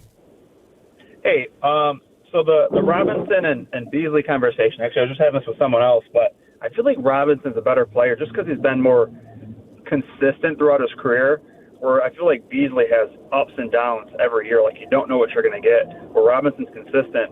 And then I wondered, too, like with Robinson having Cade being his point guard, how much more production is he going to have now with that compared to, whoever Miami had?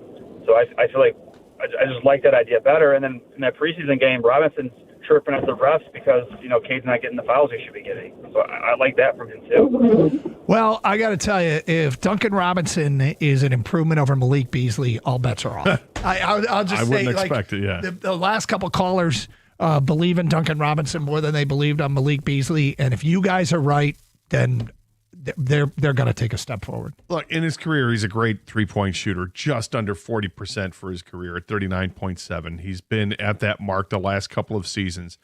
He's a really good shooter, and I would still expect him to be a very good shooter. I don't know if he's going to pump up the volume. Well, I said pump up the volume. I don't know if he's going to pump up the volume of shots as much as Malik Beasley was. Malik Beasley sometimes just took over games. And I think he wanted to. I don't know if that's what Duncan Robinson's coming in here to do. I don't get that sense that, hey, let's turn things over to him. It's like, oh, here's a guy who's going to help us out because he can shoot threes. 248-539-9797. I don't know if you caught this last night. Michael Jordan is now on this NBC. They're doing this Jordan thing at halftime on their NBA on NBC package, and they had the Oklahoma City-Houston game last night. A weekly feature with Mike Tirico called Insight to Excellence. Oh. And Jordan told a story about renting a house for the Ryder Cup. Did you hear about this? I did not. The homeowner made him do something. We'll get to that story coming up today at 11:48. It's Carson Anderson, 97.1 The Ticket. Hey, it's great to see our teams in the D back to their winning ways. It's just like the team over at Sarah Chevrolet Southfield. Sarah Chevrolet Southfield is making sure that the customers win on every deal, and the deals right now are unbeatable. Start with employee pricing for everyone on every 2025 demo in stock.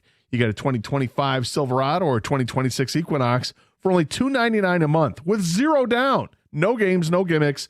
That's just great winning deals for the customers. If you need more money for your trade-in, Sarah Chevrolet Southfield has you covered. They treat trade-ins like a highly sought-after free agent. Big money. We're talking huge money for your trade, up to $2,000 more. Are you paying too much for service, only to feel like you're in the cheap seats? Well, Sarah Chevrolet Southfield will have you feeling like you're sitting on a 50-yard line. Service is open every Saturday. Free loaner vehicles are available, and no appointments are necessary. Sarah Chevrolet Southfield will get you in and out quickly. Sarah Chevrolet Southfield at 696 and Telegraph. SarahChevrolet.com. Together, let's drive.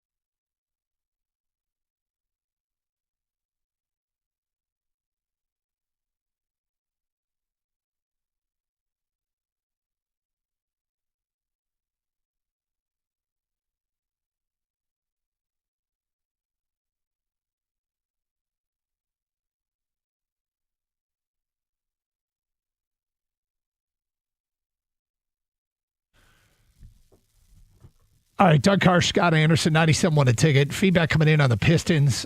Cade and Ivy don't work well together, and until the Pistons figure out their dynamic, this team will be stuck in the middle. Either trade Ivy or move Cade to the wing to score. That's from an unnamed texter. From Mike in Waterford, the Pistons started off slow last year. They won't do that this year. They put in more work in the gym during the offseason than any other team. They will be better because Cade is better. Thompson and Holland are going to be significantly better. The East is significantly worse. Most important, they're going to have one of the best defenses in the league. The Pistons are going 50-32 this year. Mike, compelling. I hope you're right. I mean, Cade, Thompson, Holland all getting better. Thompson and Holland getting significantly better. They put in more work in the gym this offseason than any other team. Okay, that's cool. How do you know that? More than any other team. But if all of what you said is true, 50-32, sure. Could totally see that. If all of what you said turns out to be factual. 248-539-9797. Okay, so I mentioned Michael Jordan, Insight to Excellence, Gator. Halftime on NBC, Houston and OKC last night, weekly feature.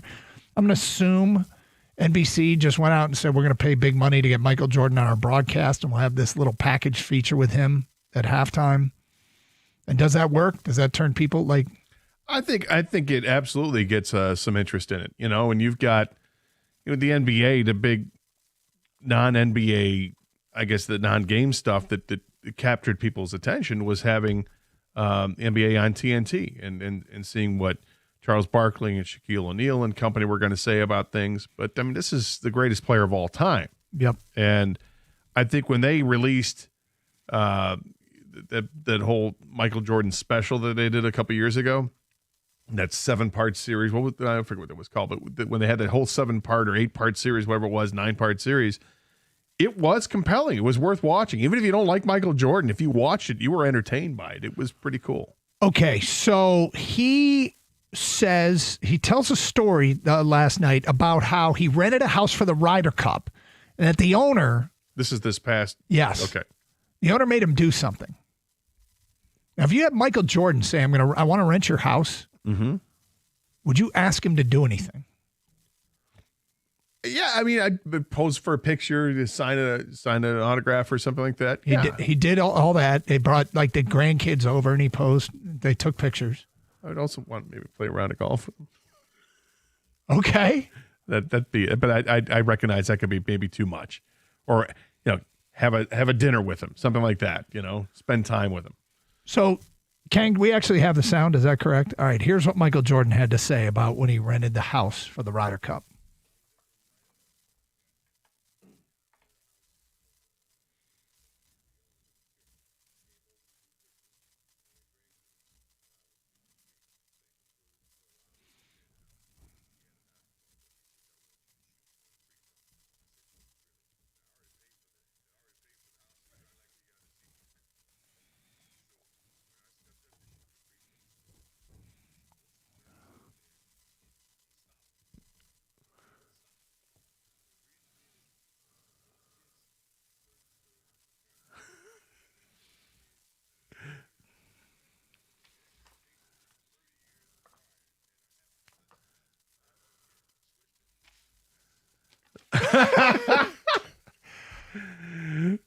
Okay, so the owner asked him to shoot a free throw. I don't know if I'd be that interested in seeing Michael Jordan shoot a free throw.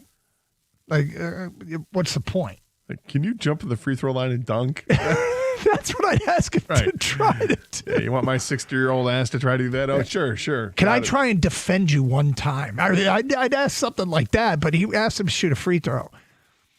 And I'm thinking about Michael Jordan's motivation here. He felt pressure because he had to live up to the expectation. And Michael Jordan, I feel like it's almost as if he said, those kids said you couldn't make it, Michael. Because he always fed off. Right. What would be his motivation to make the free throw? He took it personal. Yeah. He took it personal. The owner challenged me, and I took that personal. And everything he did in that ESPN 30 for 30, whatever the hell it was called. Last Dance? Yeah, Last Dance. Everything he took personal. I mean, he told the story about when they were playing the Sonics in the NBA Finals, And George Karl was at a restaurant, and Michael Jordan walked past, or maybe Michael was there, and George Karl walked past. And George Karl didn't say hi. I took it personal. And like everything. I said, at that point on, I knew it was on. I knew it was on. You know? I actually think that's exactly what he said. I knew it was on.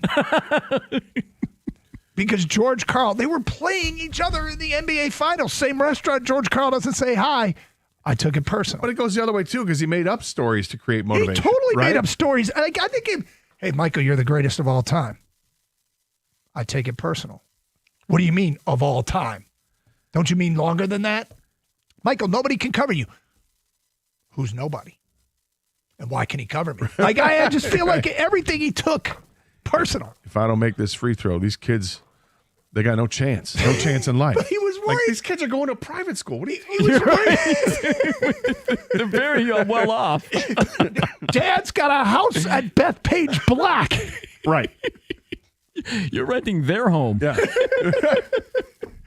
I got to do it for the kids. But he, if I don't do it for the kids, who will? Who will? You? You? I got to do it. He took it personal. That's all on me. Anyway, I just thought it was funny. That is funny. That's a funny response. The most nervous he's ever been. I think Tirico laughing. So, but yeah. Kenny thought the same thing as you, Doug. He thought it was weird that he asked him to shoot a free throw. Yeah, I think it's odd. Do you think that's a made-up story? I think maybe he didn't swish it. I felt like it was weird. I felt like it's like asking your favorite actor to say their most famous line from a movie. It's like, dance for me, clown. Do the thing. Right. Which is what I always, whenever I meet somebody famous, I'm like, all right, what's something nobody said to them, but it has relevance to them? Yeah. How was your conversation with Rich Eisen? Yeah, you asked about the 40, right? right? It was the absolute worst. I humiliated myself. You can go the other way too, man. I mean, I've told this story of meeting Tom Wopat, Luke Duke from the Dukes of Hazzard, up at the last game at Tiger Stadium, which was completely random that he was up in the press box. And I walked up to him and introduced myself. I said, I've been a big fan. Oh, thank you. And I said, yeah. I said, who knew I was going to meet the voiceover for the Talking Books version of Clive Cussler novels? And he's like, yeah, how are you? It's like the most random thing. What? I'm a big Clive Cussler fan. When I used to read books, and I remember going through and seeing a talking book says, as been read by Tom Wopat. I'm like, what is Tom Wopat doing? So you thought you were going to say something to him that he'd be like, oh, wow, you listen to that. He'll never, nobody's ever going to ask him that question. Nobody in their life is going to ask him that question. I'm like, I got this. And I present it to him, and he could not have cared less. I'm sure he was like, you don't want to know about the car? You don't want to hear about all the chicks we were. And now I got to tell the Rich Eisen story. I just thought, all right, because this is my goal. Say something different that nobody. I say, hey, Rich, love the 40 on NFL draft coverage. Thank you very much. And I'm working sidelines at Michigan. He's on the field. And so I'm around him. And then for the next 7-8 minutes, I hear 5, 6, 7 people tell him how much they love the 40 during NFL draft combine coverage. And I'm like, oh, my God, I just asked him the same question everybody else did. But it'd be like seeing Tom Hanks and saying, I loved you as Rick Gasco. Which was his character in Bachelor Party, right? Like, how many people are going to reference Bachelor Party? Probably not many. There you go. But you got that one. That one I got. You're ready to roll with that. Now Rich I got to Eisen do shows up and you're like, 40.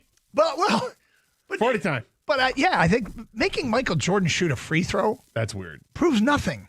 I think that, I don't know what the owner was thinking. First of all, once he found out it was Michael Jordan renting his house, he showed up. Like, you're not supposed to ever meet the host, ever. You do a Verbo or Airbnb, you never see the host. But when you find out it's Michael Jordan, you show up. I think he asked because he can say that Michael Jordan, he could always say Michael Jordan shot a basketball on this hoop. 100%. Yeah. And but I agree to a point with Jordan. It's got to be nerve-wracking because, wait a minute, I don't do this anymore. And now he's got grandkids there. I buy his reasoning. Like these kids have been told, oh, you haven't seen any. You think Steph Curry's good? Please. You should have seen Jordan back in the day. Oh, they heard all the stories, right? Right. You think Trae Young is good? Forget it, man. Yeah, Luka, please. He's no Jordan. And he's showing the kids YouTube videos and all that. And then here he is, larger than life, Michael Jordan. But he's like 62-year-old Michael Jordan. So what our version of that? What would our version of that be? Because free throw is nothing. Like it's not. I mean, you want to make them, but it's nothing. It doesn't prove anything. That is certainly not what I would have asked for. Well, if Barry Sanders rented your house, you say, kids, he's the greatest of all time. Watch this handoff. Right. Watch how I hand it off to him. Watch this. Get past me. What? Get past me. Go ahead. I told the kids all the time. It's a highlight reel. Go ahead. Try to get past me. I played high school football. Come on. No. Anyway. All right. If Mike Tyson rented your house, would you ask him, hit the bag? Would you hit the bag once? Show him. Yeah. Don't punch me, but hit the bag. Yeah, don't hit me. Yeah. Hit the bag. Can we just see you walk into the house like you walked into the ring? Actually, if Mike Tyson... If that happened, I'd call 911. If Mike Tyson came to our house, my wife would say, hit my husband. Prove to the kids how tough you are. Hit my husband. Bite my ear off. Just a little bit. Just a little leave the big part. I mean, Steve Eisman joined the morning show. We'll bring you the most interesting thing he had to say. Do you understand fans getting impatient? Hear what the captain had to say today, starting at 12:18 here on Karsch and Anderson on 97.1 The Ticket.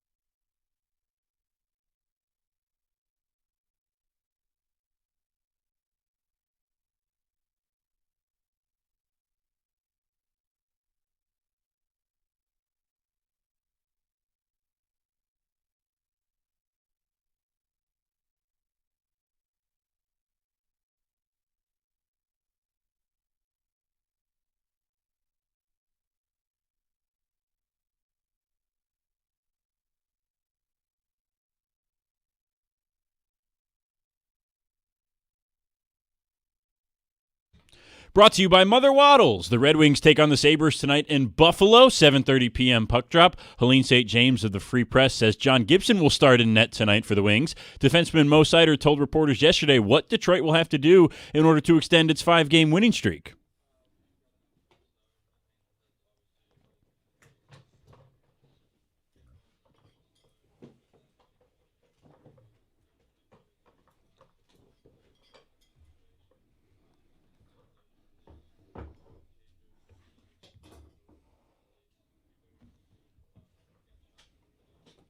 Puck drop at 7:30 right here on 97.1 The Ticket. Jeff Reeker has the pregame show at 7:15. The Pistons are in Chicago tonight to open their season. Tip-off against the Bulls is at 8 o'clock on WWJ. Detroit will not host its home opener until Sunday the 26th against the Celtics. The Pro Football Hall of Fame just announced its list of candidates for the 2026 Hall of Fame class.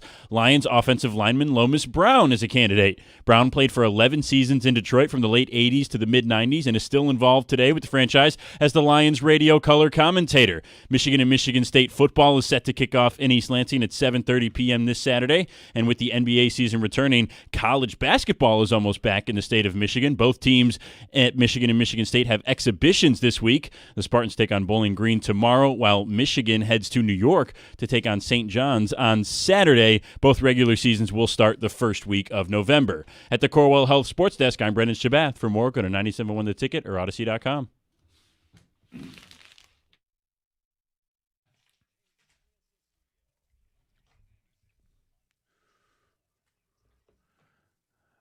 Are you ready for more Lions disrespect?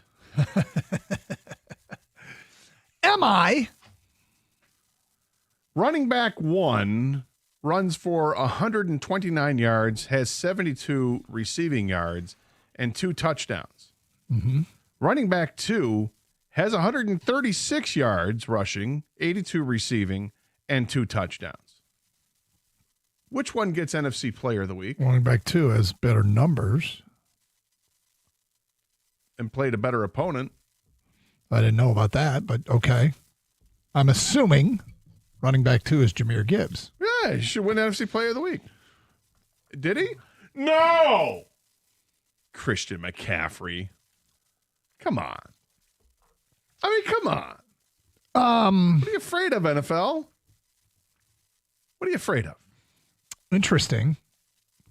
And I guess we... Do you think anybody's ever welled up some like Michael Jordan? Michael Jordan could weld up some serious motivation based upon who got and who didn't get Player of the Week? I mean, which is more impressive, the Niners beating the Falcons or the Lions beating the Bucs? Who's a better opponent? Yeah. Well, the Buccaneers are the best record in the NFC. Yeah. So, but yeah, this is total disrespect. Total disrespect. Yep. King, total disrespect. I'm just happy that the NFC Player of the Week wasn't Patrick Mahomes.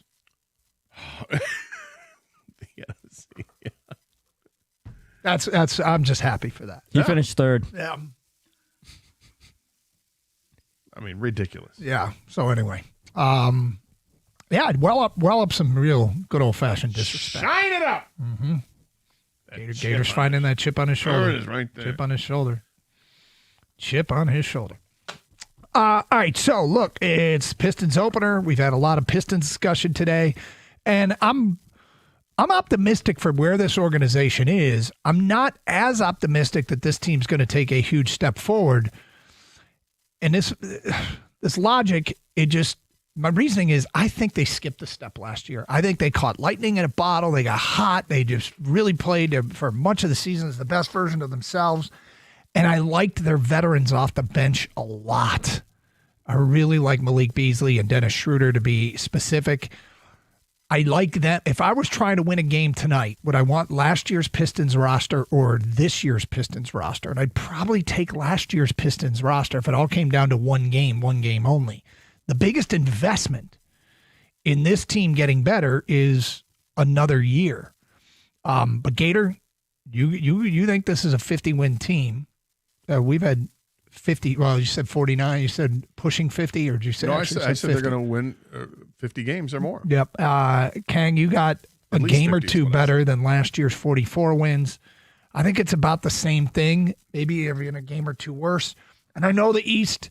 I know with the injuries to Jason Tatum and Tyrese Halliburton, Cavs are still an issue. I think Orlando's going to be better. The Knicks are back. I think Atlanta, another year for Risa Shea, and the addition of Kristaps Porzingis is, a big deal. So I don't know, man. I guess I just look at this and I'm trying to keep the expectations in check because we always want young players to get good faster than they usually do.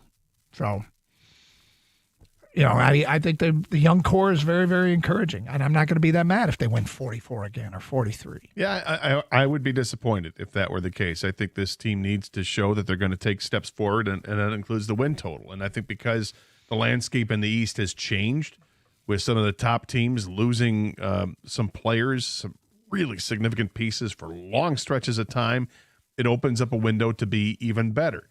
And I think this is a team that got a little taste last year of what success is like, and they're hungry. And because they're young, they're going to be hungry, and they're going to go for it. And I think Cade Cunningham, you talk about somebody who's got a chip on his shoulder. I think he hears all the whispers about his injured past, and he can't get it done. He turns the ball over too much, and I think he works on that. I think he checks it all up here, and I think he's poised to have a pretty good season. But it's everybody else. Like, I expect Cade to be great. But it's the other people on this roster that can go from being, average players to above average players to good players. Let's see how good we can get out of Jalen Duren and out of other players on this team. Asar Thompson, Ron Holland, I think are key for this team to take the leap from 44 wins to say 51-52. Duncan Robinson played last year in Miami with Jimmy Butler and Tyler Hero, and obviously some guys who could fill it up. In Detroit, does a dynamic change with him playing, as a spot-up shooter away from Cade Cunningham? Does that help him in any way? Does it get him more open looks? I'm not sure, but if and a lot of the cases have been built on people getting better as to why this team is going to be better. And then an interesting one about Duncan Robinson getting more looks here. If Duncan Robinson shoots the ball as well or better than Malik Beasley did a year ago, then wow, that would be awfully impressive. 248-539-9797. It's Carson Anderson. Michigan and Michigan State go at it on Saturday. Gator 5-2 Wolverines, 3-4 Spartans. Early look at this game. How are you feeling about it? As the week is going on, my early take is I think Michigan wins it, but I don't think this is going to be a laugher by any means. I think Michigan State takes this game awfully seriously. I think even Jonathan Smith has said some things this week that he's fully entrenched, bitter taste in his mouth after last year. You go back to last year's game; it was a one-score game. And Michigan State had a chance. I think they made it a one-score game with like 6 minutes to go, and they just couldn't get the job done. And it got chippy at the end, as you would expect. It's a rivalry game, and this one being played in East Lansing, being played under the lights. I think the crowd's going to be fired up for this one, even though it's not a really good season for Michigan State at this point. This is the game this is the turning point of the season. If you go out and play hard and win this game, not only does it do something for the team, it does something for the fan base too. Does it make them more dangerous because they may as well sink everything they have into this game? Yeah, they should. Yeah. I think it does. And I expect Michigan to be ready for that. But Michigan's a young team too. And they're going through some growing pains. But it's interesting. Both quarterbacks are coming off maybe their best games. So that's exciting when you got two young quarterbacks doing battle. But Aiden Childs is his third year of college football compared to Bryce Underwood in his first year. So I think a lot depends on Michigan State's ability if they can stop the run or not. I don't expect Michigan State to be able to run, so that's a huge problem. They're already behind the eight ball with that. If you can't run, you better be able to protect because Michigan State can be dangerous in the passing game, but only if Childs has time to throw, and that's going to be difficult. Childs can make things happen with his feet and create more time. And obviously, last week, big gainer on the ground. I mean, he can run the football as well. Michigan, that second half last week was awfully impressive. And, when you have a young team, and technically they are the youngest team in the Big Ten, when you have a young team, you find yourself looking for signs that they are turning a corner, if you will. Bryce Underwood could have been 25 of 27 last week if there were no drops, but there were drops. Andrew Marsh has really come on for them, and their running game has been potent and continues to be potent. Regardless of who's in there, they might have Justice Haynes back. I guess we'll find out maybe later in the week, but I don't know if that running stat really matters anymore. Whoever runs the ball better, that was relevant when everybody's number one priority was run the ball. Right. But now it's just kind of, it's probably true of many games. You're running the ball. When you're running the ball well, it opens up everything else. And B, sometimes it's a product of, we got a lead, let's just run the ball and get out of here. And so we're going to run the ball a lot. But Michigan's rushing attack has been really, really good. And the USC game, if that Michigan defense shows up against any opponent the rest of the year, nothing is off the table. That was, Oklahoma wasn't a great defensive effort, but it was better than USC. And that USC game, I think, it might stand as a huge outlier, but to see them come back against a potent Washington offense last week and play well was a good sign for Michigan. Well, it's been disappointing with Michigan State with the run stop, the run defense. The beginning of the season, they looked like they were going to be good. They had some big guys up front that could kind of plug some holes, and then they just, after a couple weeks, started to get exposed more and more. And what USC did to Michigan State's defense, it's the same thing. USC did it to both teams, right? But what they did to Michigan State's defense, I can't explain. It was like Michigan State had no idea where the ball was going. There were these massive holes on the line that the running backs were able to run through, and it was like they got 5 yards before they were even touched by anybody. They can't do that against Michigan. That stat is, it's interesting because that stat is very telling with this rivalry that the team that runs the ball wins the game. And is it? Because I think it used to be. I think it still is. You go back and what's the number?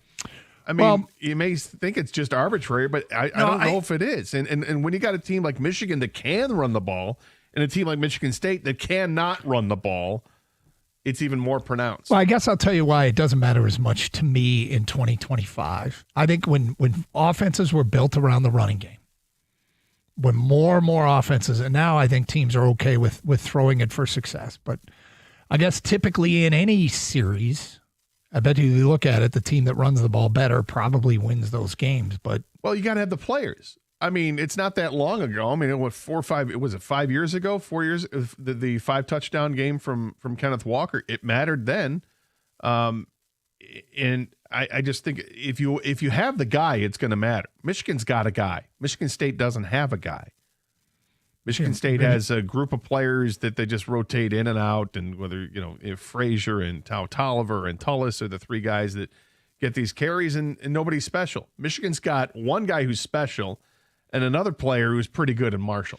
Okay, Steve Eisman joined the morning show. We'll bring you the best of what he had to say, including his thoughts on the young guns, the 20-year-olds, and when is a rebuild officially over? Some of the questions he answered this morning.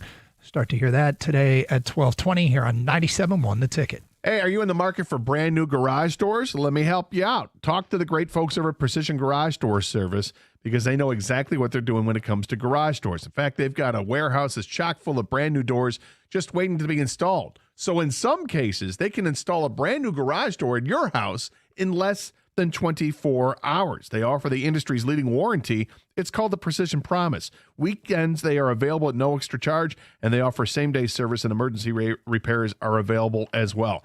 I know all this firsthand. I had new garage doors put in my house several years ago called Precision Up that came right out, walked me through the whole process, showed me all the options I had, and I picked out the perfect doors. John and Jeff were amazing in helping make that decision, and they're going to help you too. Give them a call today, Precision Garage Door Service, at 1-800-DOOR-REPAIR, or schedule an appointment online at your convenience at PrecisionDoorMI.com.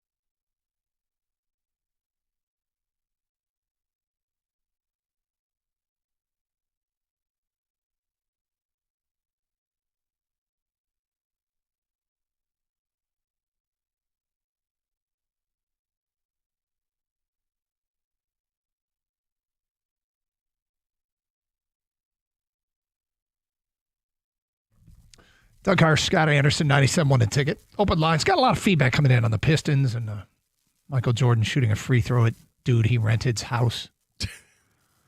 Told him to shoot a free throw for him. We'll get to some of that coming up. As promised, Red Wings back in action tonight at Buffalo. So a chance to maybe continue to stack wins. No Patrick Kane for the next couple games, but we'll see how much that matters. But look, the general manager, of course, is Steve Yzerman. He went on the morning show, and the guys asked him some pointed questions. First, let's talk about the young players that have stepped up for this team in their 5-1 start. Well, we've talked about them quite a bit, the 3 20-year-olds and how well they've been doing. Here's what Steve Yzerman thinks.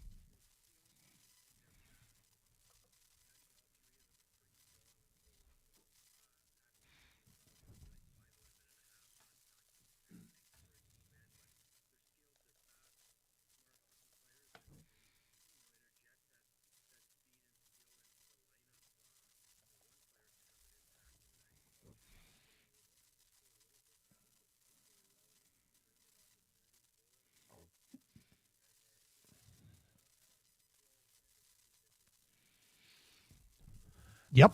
Yeah, I love the young guys. I'm glad the young guys got a chance to make the roster, and the way they played in the preseason, it was like they pounded the door. It's like, we belong on this team, and they get their chance. And the one guy who hasn't really hit the score sheet yet is Brandon Nygaard, and I feel like he will. And when he scores, I think he's going to score in bunches. He's got a great shot. Watching one of the broadcasts the other night, one of the I think it was. I forget if it was Ken or Mickey. One of those guys said that he's got maybe the hardest shot on the team. Bit of a sniper and not afraid to go into the corners, which is what I liked about Casper when I first saw Marco Casper play with this team.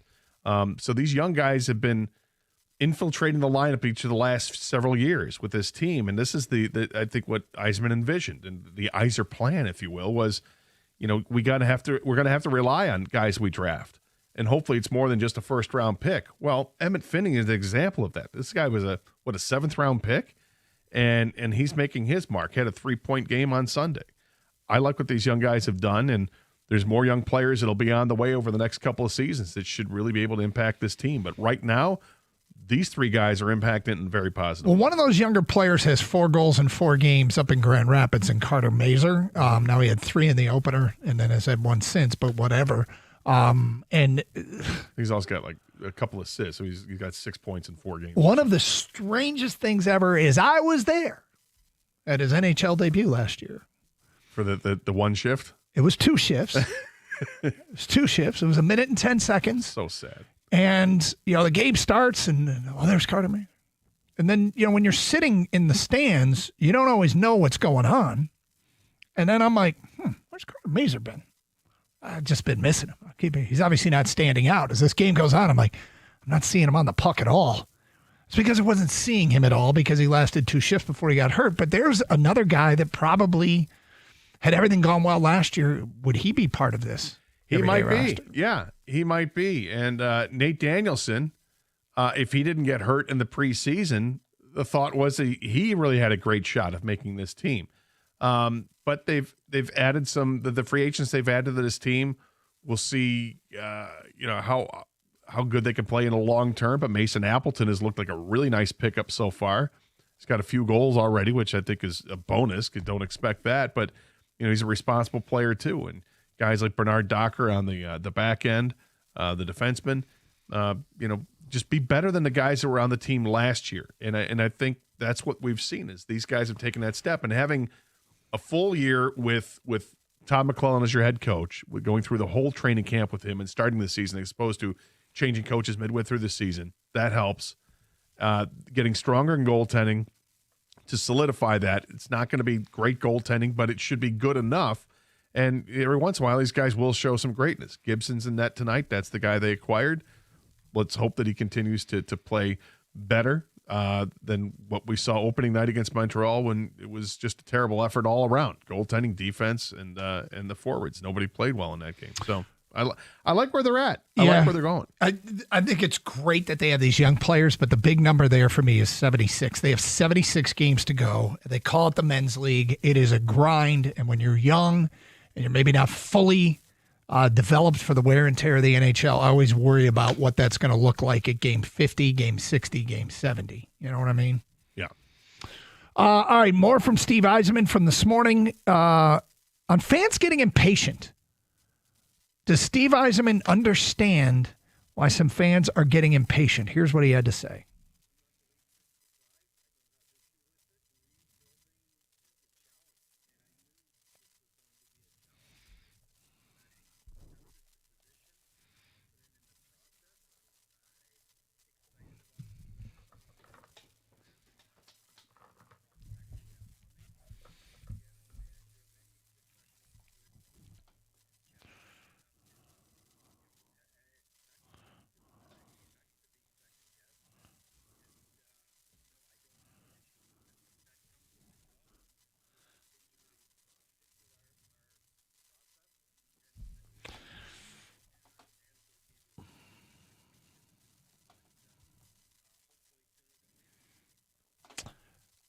God, I hope so.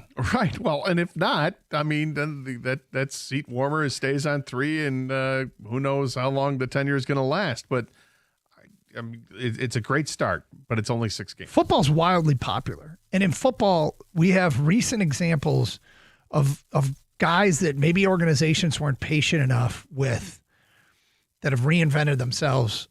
Like Goff, Mayfield, Sam Darnold, Daniel Jones, all different circumstances. How about Kyle Van Noy? Players like that left, and Jelani Tavai actually had some good seasons after he left the Lions. Patience is like a 4-letter word.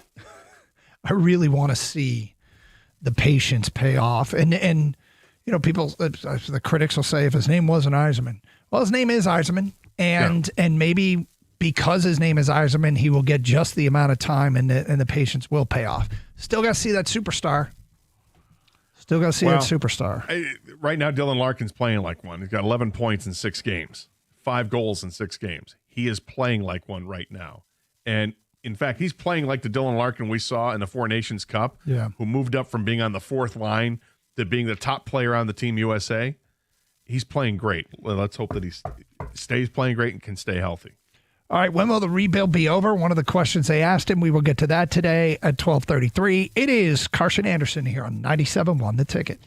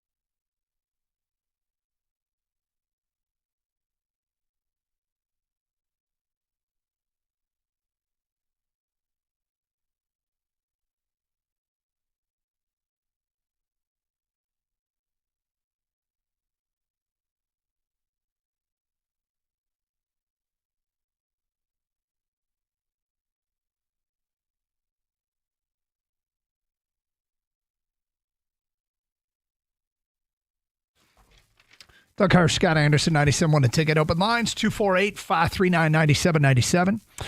All right, so look, Red Wings back in action tonight, 5-1 start with the captain, the GM, the man in charge, Steve Yzerman, joined the morning show today and answered a few questions from the guys, and you heard what he had to say about, the young guns and the fans that are getting impatient.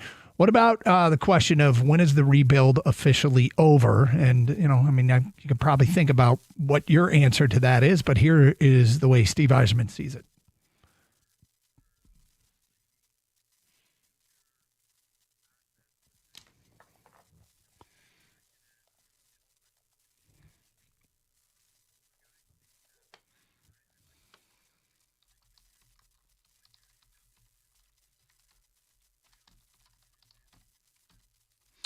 Okay, so trading young assets for players that will help you now. Where do you got to be? How close to the top of a conference do you have to be is the fascinating part of this question to me. If you're down near the bottom fighting to get into the playoffs, Steve Yzerman's already given us that's not it. That's not it. If you're... And we may be grateful someday if a lot of these young guys pan out and they didn't give them up for immediate help. Right. Maybe not. It feels like probably the arc of his career is dependent upon whether or not he did the right thing in the draft and then did the right thing hanging on to those players. But, if you're fourth in the East, is that a time where you say, yeah, let's give it some gas? Like, how close do you have to be? Because last year on March 1st, they were 8 points out of being fourth in the East. Can they be 8 points better when March rolls around? Can they be? Sure, they can be. They're playing so well right now, but I was just talking to Kenny out in the hall. It's like, we mentioned this the other day. How many games do you need to have for the sample size to no longer be a small sample size where you can believe in it? And, I mentioned maybe it's 30 games, and I'm not going to argue with anybody that says you got to wait until after March because March has been the month that has been the most difficult for the Red Wings. But if this team is playing at a level that has them in the top 4 after 30 games. Well, it was more than 30, but. Yeah. You're talking about. I'm just talking about for myself. Okay, so you're not talking about trade deadline stuff. Well, when I guess the trade deadline is much later than that, maybe 50 games or something like that. But I think they have to be maybe in the top 4 at the trade deadline for you to feel like that's where they're going to add.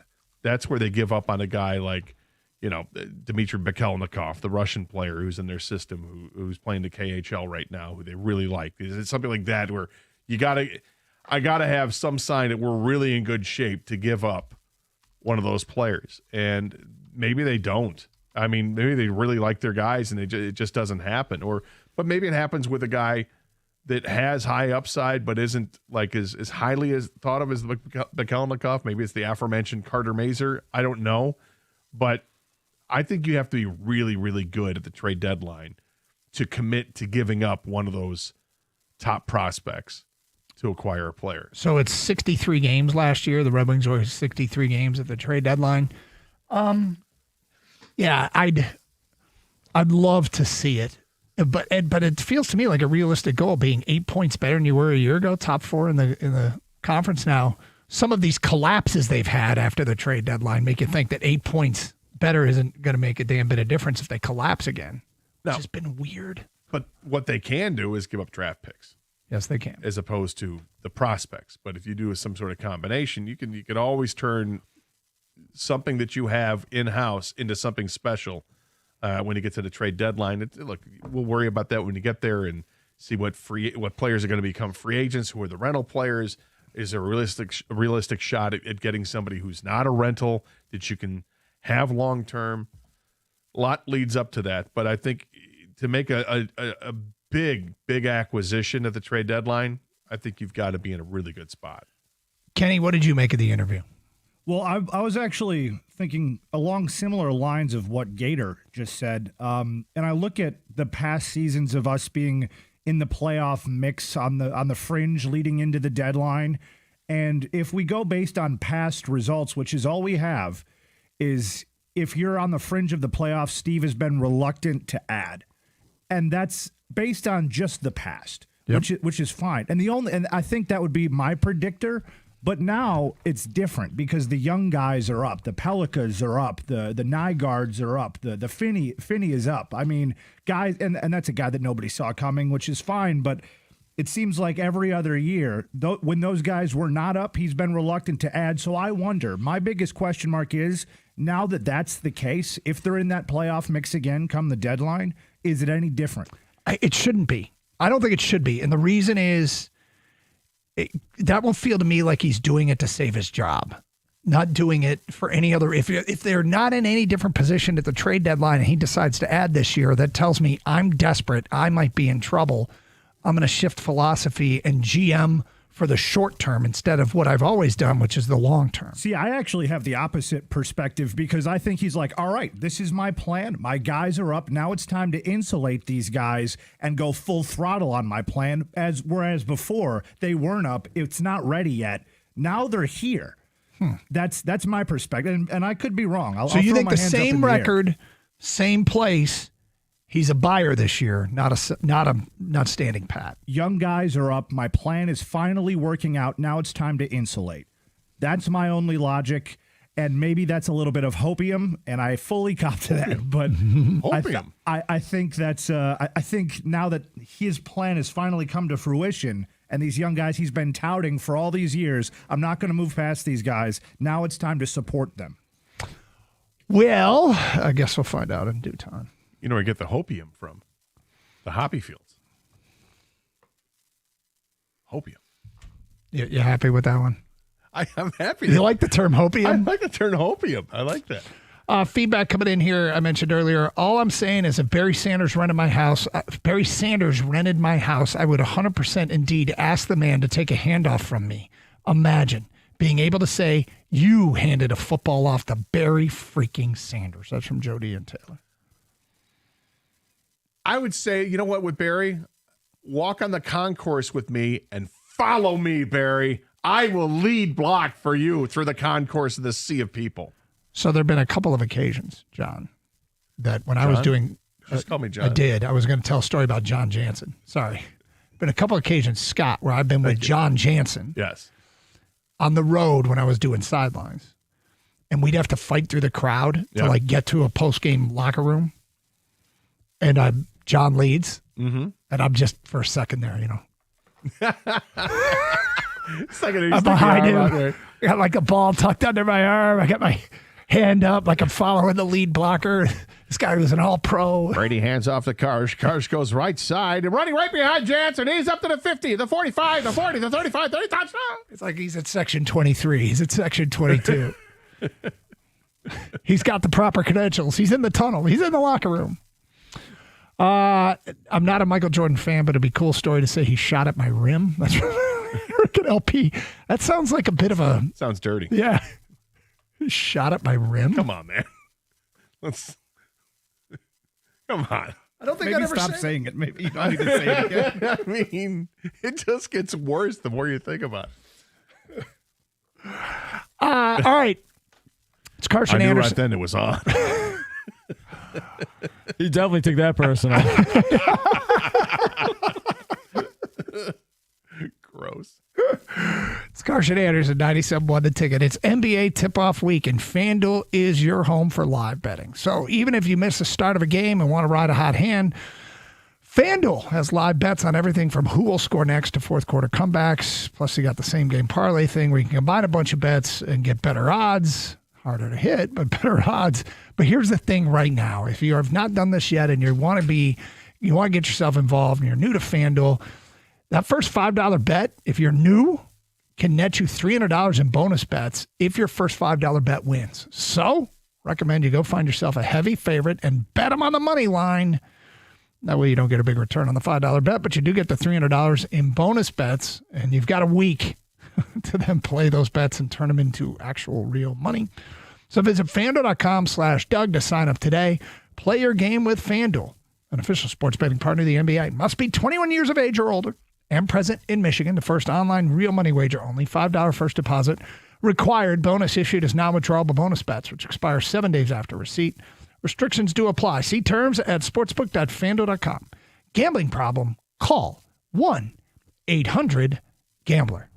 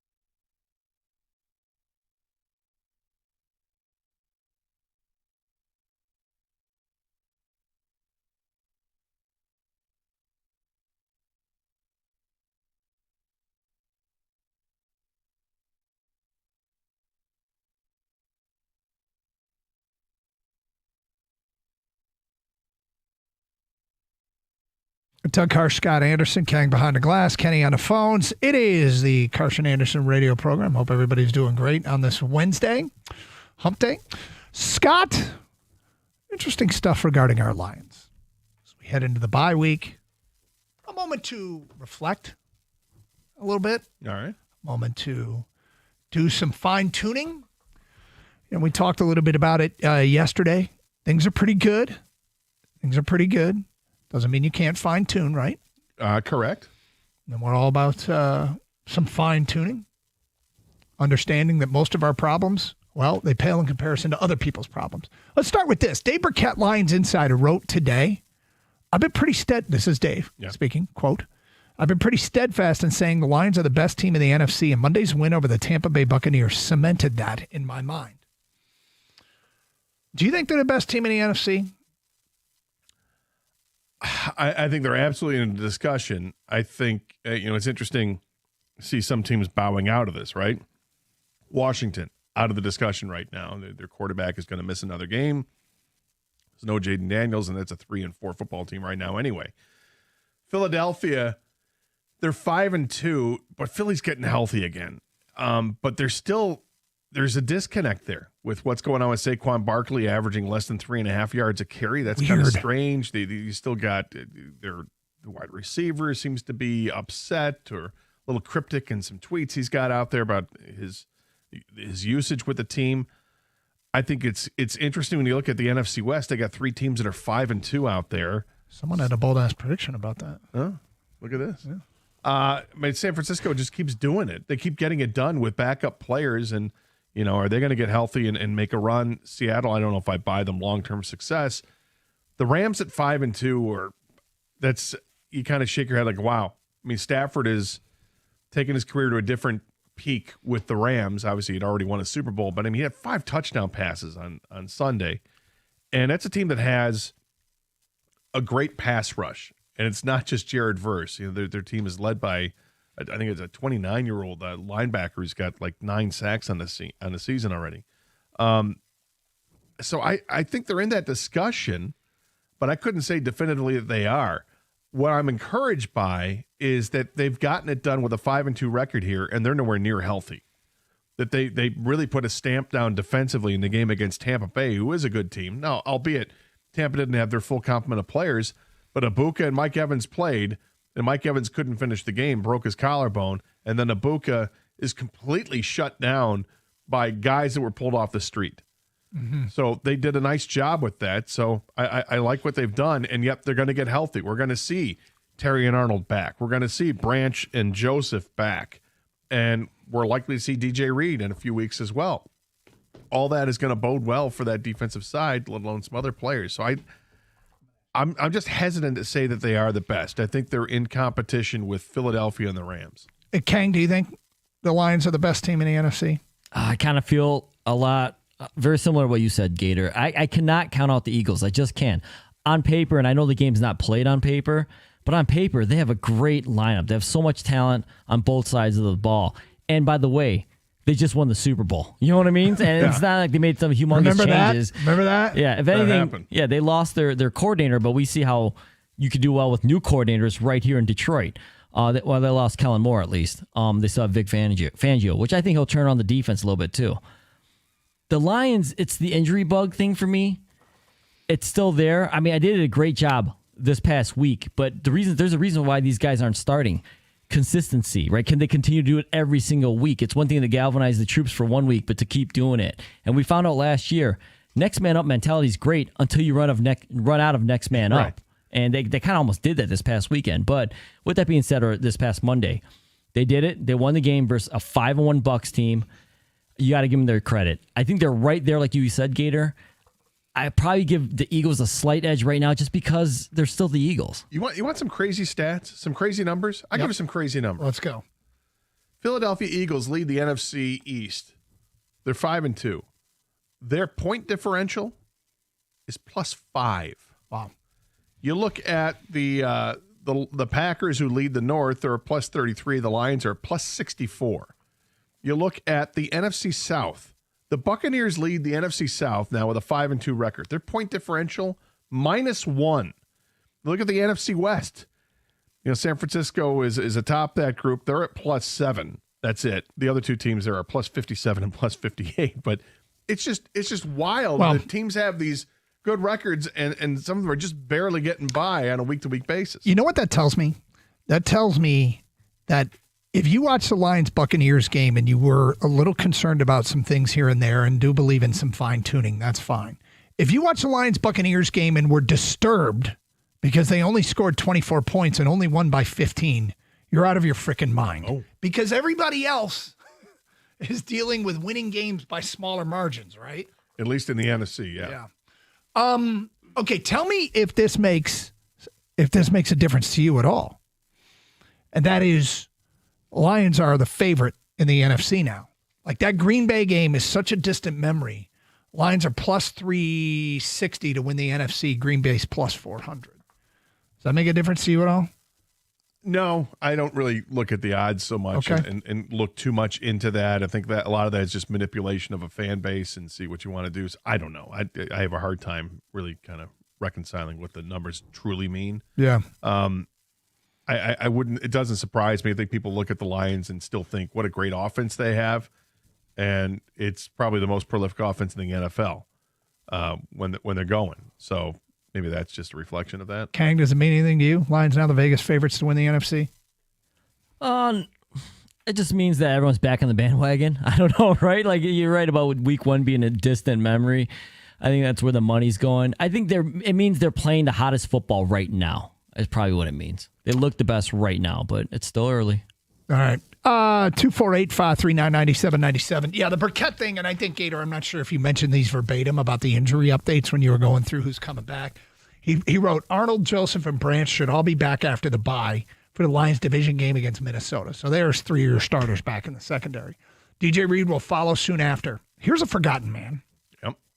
Linebacker Malcolm Rodriguez also is due back after the bye. To start practice at least, and defensive end Marcus Davenport could return before Thanksgiving. Dan Campbell was asked about Davenport last week and thought he made an especially telling admission at the end of his answer when he said, we're going to be looking pretty good at the end of November or December, which is awesome. So, Davenport, I know. Yeah, well, I mean. I'd rather have, but. Yeah. Last year he was hurt, out, all that. We want him to be healthy when they go into the postseason. This is the whole thing. The whole thing is about the postseason, right? That's where we are as an organization now. So just keep him as a healthy scratch until then. You're just going to practice at game speed for months. I really like Marcus Davenport. I want him to stay healthy because I think when he is healthy, he is a plus player in this league. Mm-hmm. I think he's a great compliment to Aiden Hutchinson if he's healthy, but it's such a giant if. I can't count on it. So, when you read something like that, it's like, oh, okay. I mean, sure, hook him, it'd be great, but I'm not counting on it at all. Yeah, I understand it, and I guess I'm putting my money where my mouth is here a little bit. If all we talk about is the postseason, and that is such a point of emphasis, then if somebody being hurt during the regular season, I'm not going to let it. Have me give up on that guy or that player if. And the other thing that scares me about all of these, look at all these guys who are coming back. I just feel like that means the guys who are currently playing are going to be hurt by then. And that's sort of this vicious cycle of you're never fully healthy. That's our psyche. Don't count on it. Yeah, that's the psyche of a Lions fan right now. Yep. All right. Dave Burkett also provided some insight on the trade deadline and what it all means and what does he think is going to go down. We'll get to that today. 1:16 here on Karsch and Anderson on 97.1 The Ticket. Hey, it's Doug Karsch for Sarah Chevrolet in Sterling Heights. Rake in the savings with low payments on the remaining 2025s. Lease a new 25 Trax LS for $299 per month for 36 months with zero money down. $299. Go now to 17.5 in Van Dyke and Sterling Heights. 87-SAY-SARAH or saysarah.com. Together, let's drive. With GM employee discount and Costco membership, 10,000 miles per year, plus taxes and fees. With approved credit, the offer ends November 3rd.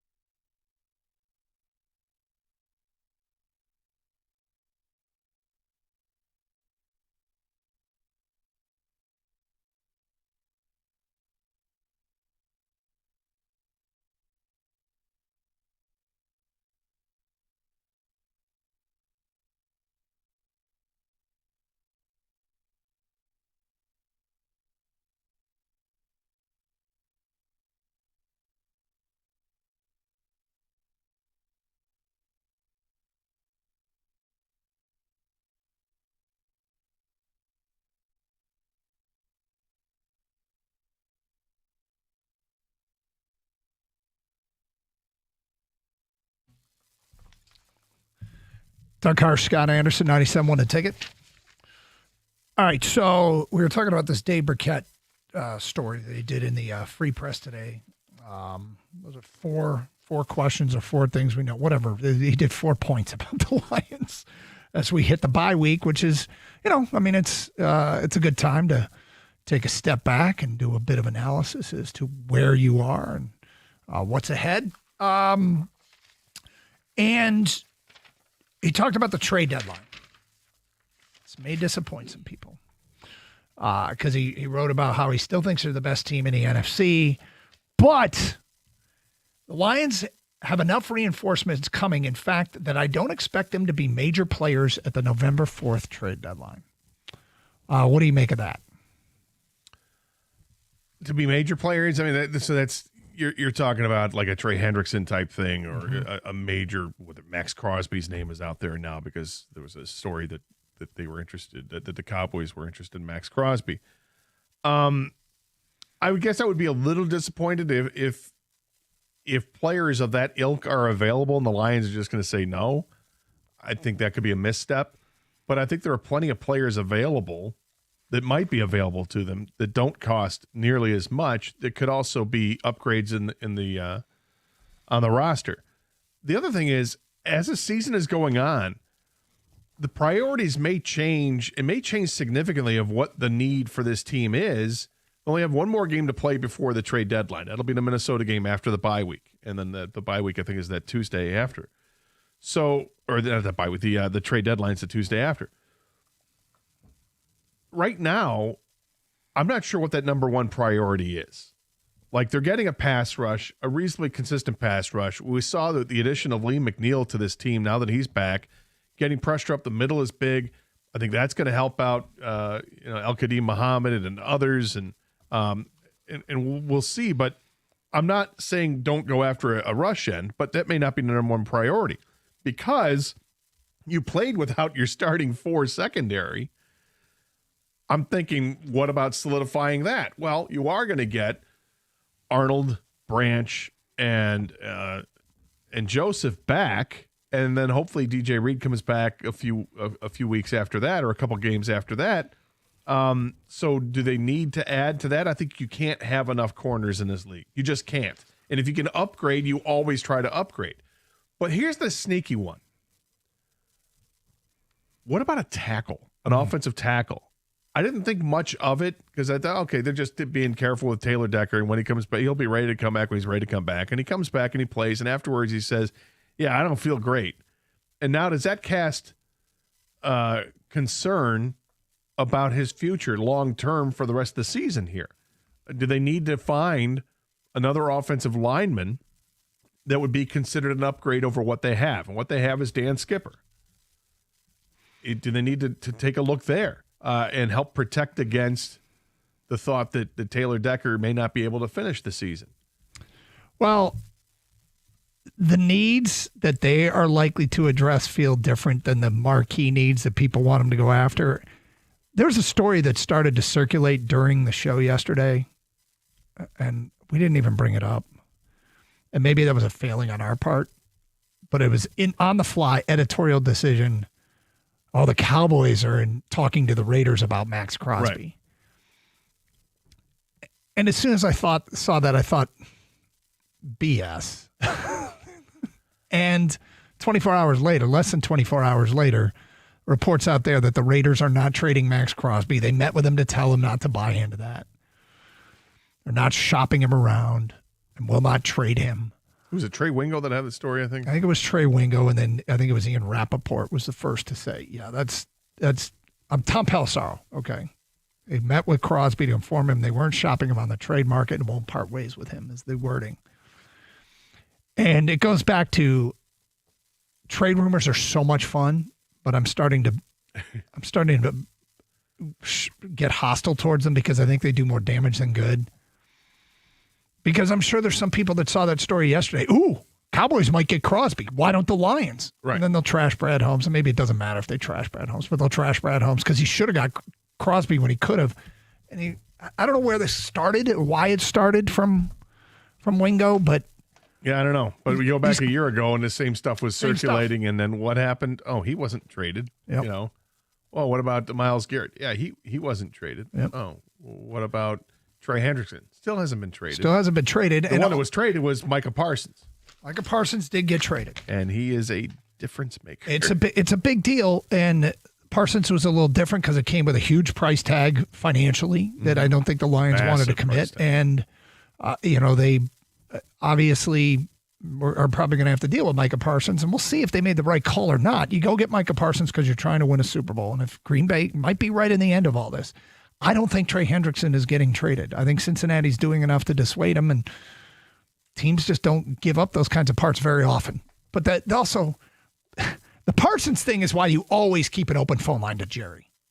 Yes. You always keep it open. It's been since the Roy Williams trade where I'm like, they got what for Roy Williams? Phone a friend. Always keep an open line to Jerry. 248-539-9797. David in Clinton Township here on 97 won a ticket. Hi, David. Hey, fellas. I actually want to talk about a backup quarterback, but why would Dallas, if they were going to pay Max, wouldn't they just cut Micah? I mean, the Micah thing got personal. Because Max is already under contract, and the Max Crosby contract is nowhere near what Parsons is getting paid. It's actually almost twice as much. So, are you 100% confident going in with our backup quarterback that we have now? No, I'm glad you brought this up. Would I call New York about Russell Wilson or Jameis Winston? Yes. I would call the Giants. Actually, how about Justin Fields? Oh, the Jets? He looks like a disaster He right does now. look like a disaster, but both those, I mean... And I like Justin Fields. The but Jets... He looks out of sorts. Are the Jets a disaster? Would Justin Fields look better with these weapons around him? Yes, because he wasn't horrible in Chicago. No, he wasn't horrible in Chicago, but he also had some weapons in Chicago. I mean, with the weapons you have here in Detroit, you have to have a cerebral game with that. And I don't know if the game slows down enough for him where he, we're gifted with Jared Goff, with what Jared Goff is above the shoulder pads. He is elite when it comes to analyzing what's in front of him and knowing where the ball has to go. And Justin Fields is elite when it comes to taking off and having to get somewhere in a hurry because he's got that athleticism. But I don't know if I just think it's been really strange watching Justin Fields regress this season. Like the first couple games, watching him play with the Jets, and he's making those plays and he's throwing the ball reasonably well. And now he just looks completely lost. Yeah, everybody's regressed with the Jets. Aaron Glenn has regressed with the Jets. Okay. David, I think there's a lot of guys out there that could look a lot better in Detroit, but it doesn't matter. The only point of comparison that matters is, would these guys be better than Kyle Allen? And if you take a veteran like a Russell Wilson, who looked terrible in New York, but put him on this roster with veterans around him, would he be better than Kyle Allen? Jameis Winston, who I've had my problems with in his career, but would he look better than Kyle Allen? Could Justin Fields, who looks bad in New York, look better than Kyle Allen? And I think these are valid questions. Well, they are valid questions, but also ask yourself, did Kyle Allen look bad the last couple preseason games you saw him play? I'm not sure I really care about the preseason. I get it, but I mean, seeing the improvement from one week to the next that he made in the preseason, like the first preseason game, he was awful. And then, all right, get some more reps under his belt and looks way more competent in the next couple games that he had a chance to play and like these guys' feet under him. But I'm not really concerned about the backup quarterback position. You're not. I am because if Goff goes down for a few weeks, I want somebody that I'm confident can keep the train on the tracks. But if you believe in Allen, then that's fine. Then it's a non-starter. I don't know if I necessarily believe in him, but I just don't know. I don't think that's a priority. The idea of adding Jameis Winston to this team, I don't have a problem with that. Do I think that would be an upgrade, or would I feel more comfortable with him over Kyle Allen? I would. I would feel more comfortable. I won't lie about that. So anyway, Dave Burkett goes on to write about the trade deadline. Don't expect a major move, but they could use some help at defensive end. With Davenport and potentially Josh Paschal returning up front and the entire wave of starters coming back in the secondary, the Lions could be very particular about who, if anyone, they add for insurance. He writes, among the pass rushers potentially available, the Miami Dolphins, Jalen Phillips is the most realistic big name that could be on the move. Phillips missed most of the past 2 seasons with injuries And he's healthy now, but he has just 2 sacks through 7 games. He's a good player, though, one who would be an upgrade to the Lions front. The Dolphins are going nowhere and might want to acquire draft picks. I don't think he'd cost much. I don't think he would either. And I think you definitely take a look at Miami's roster up and down and see what players that you'd like to pluck from them. Add to that you saw Miami come in here for practices. So they may already have a real strong idea of, hey, we really did like this guy, even though, the first practice against the Dolphins wasn't very competitive, but they had 2 practices in a game. They had 3 opportunities to see what the Dolphins look like up close and personal. It would not surprise me in the least if the Lions picked up the phone and called Miami and said, we would like this player or this player. Devin in Detroit, you're next. Hi, Devin. Hi, how you doing? Good. Hey, I would absolutely love Russell Wilson as a backup quarterback to us over Justin Fields. He's very inconsistent, and I would love to have a Super Bowl champion as a backup to where we're trying to go. So now, if Kyle Allen want to be third string and learn from the 2 in front of him, I would definitely do that as well. But I would take Russell over Justin Fields. I don't know that Kyle Allen would, if they were to do that, it would be. We think this guy clearly could be better for us than Kyle Allen will be for us, but it's not completely irrelevant what those guys have looked like this year, which is not impressive. But I also don't think it's completely irrelevant to ask the question, who cares what they look like in New York? Do you think they'd be better in Detroit with this offensive line and these weapons around them? Can they win a pressure-packed game down the stretch if the Lions need a win? Well, Russell Wilson has really regressed over the years. I know. He had a great year in 2020, 4,200 yards passing, had 40 touchdowns.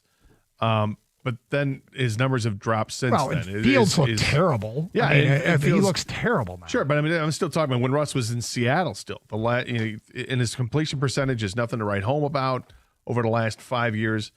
I do have concern, and he's 36 years old. But yes, with this group of weapons, it's just I don't need him to be good at anything other than that one game in December when you need a win. But all right, let's talk some college football next. 97.1 The Ticket. Your garage door, is it making some weird noises? Is it sluggish like a wet sponge? Maybe time to call the great folks over at Precision Garage Door Service. Have them come out, take a look at it, diagnose the problem, and best of all, they'll fix the problem. They've got expert technicians in the field, a truck full of all the tools necessary to get the job done right, and they do it quickly. In fact, all calls are answered 24/7 by a live person. Weekends are available at no extra charge. They offer same-day services, and emergency repairs are available as well. Give them a call today at 1-800-DOOR-REPAIR. I've done this in the past. They came out and fixed my garage doors. I couldn't have been happier, and they even said, hey, years down the line, you're going to need new garage doors. Give us a call. And I did, and I couldn't be happier. You can also schedule an appointment online at a time that works for you. So go ahead and try that out at precisiondoormi.com. 2 ways. Call them, 1-800-DOOR-REPAIR. Visit the web at precisiondoormi.com.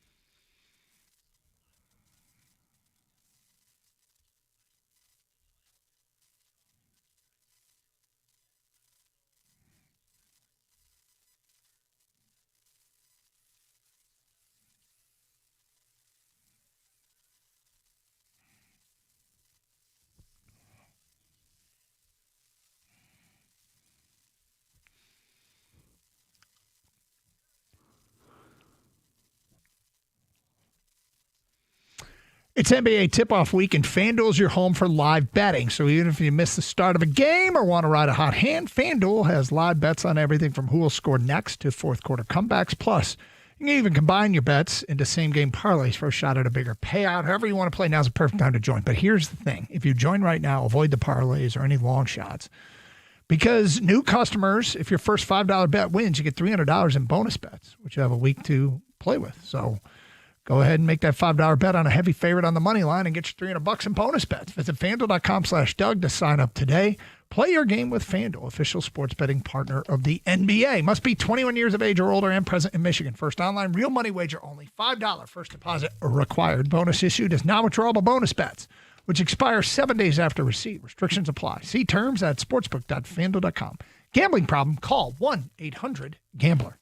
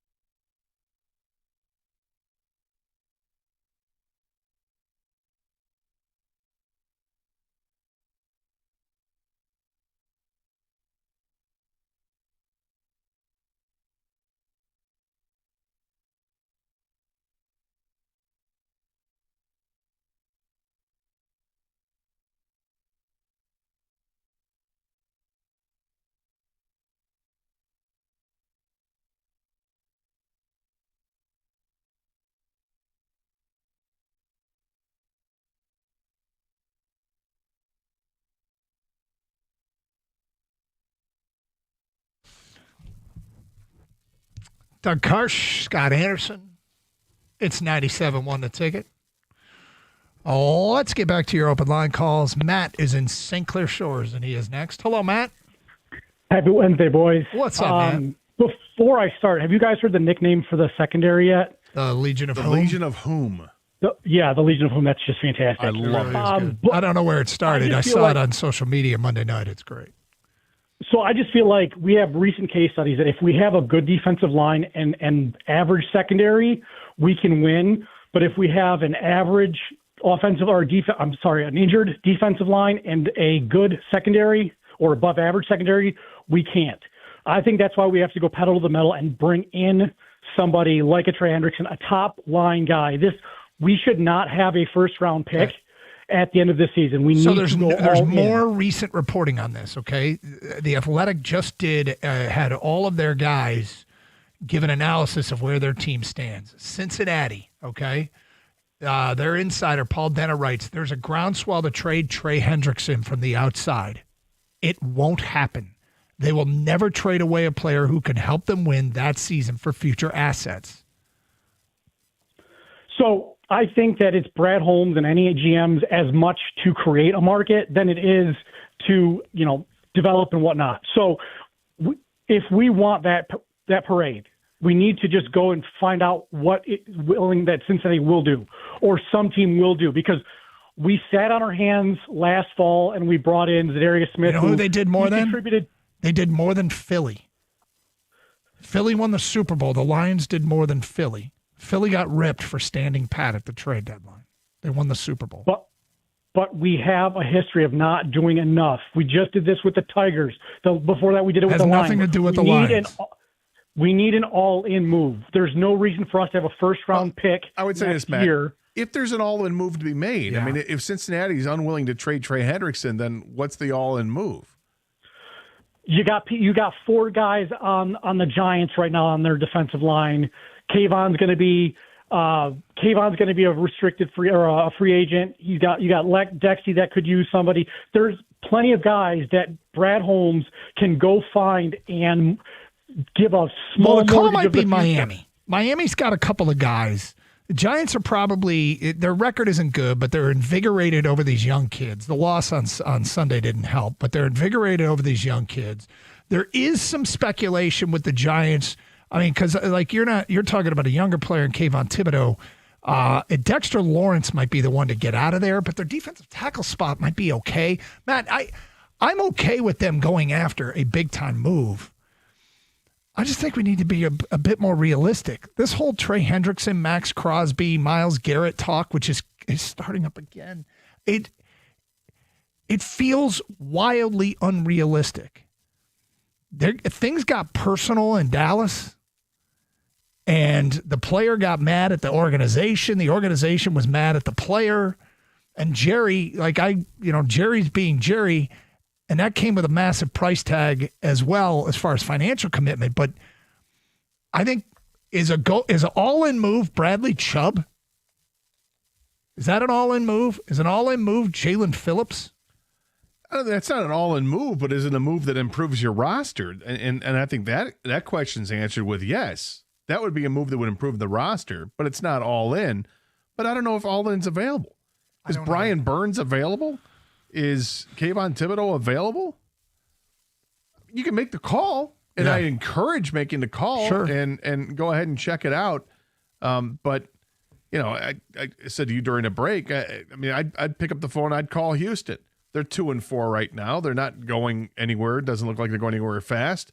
Nico Collins is out now. So, would they be interested in moving one of their young defensive players?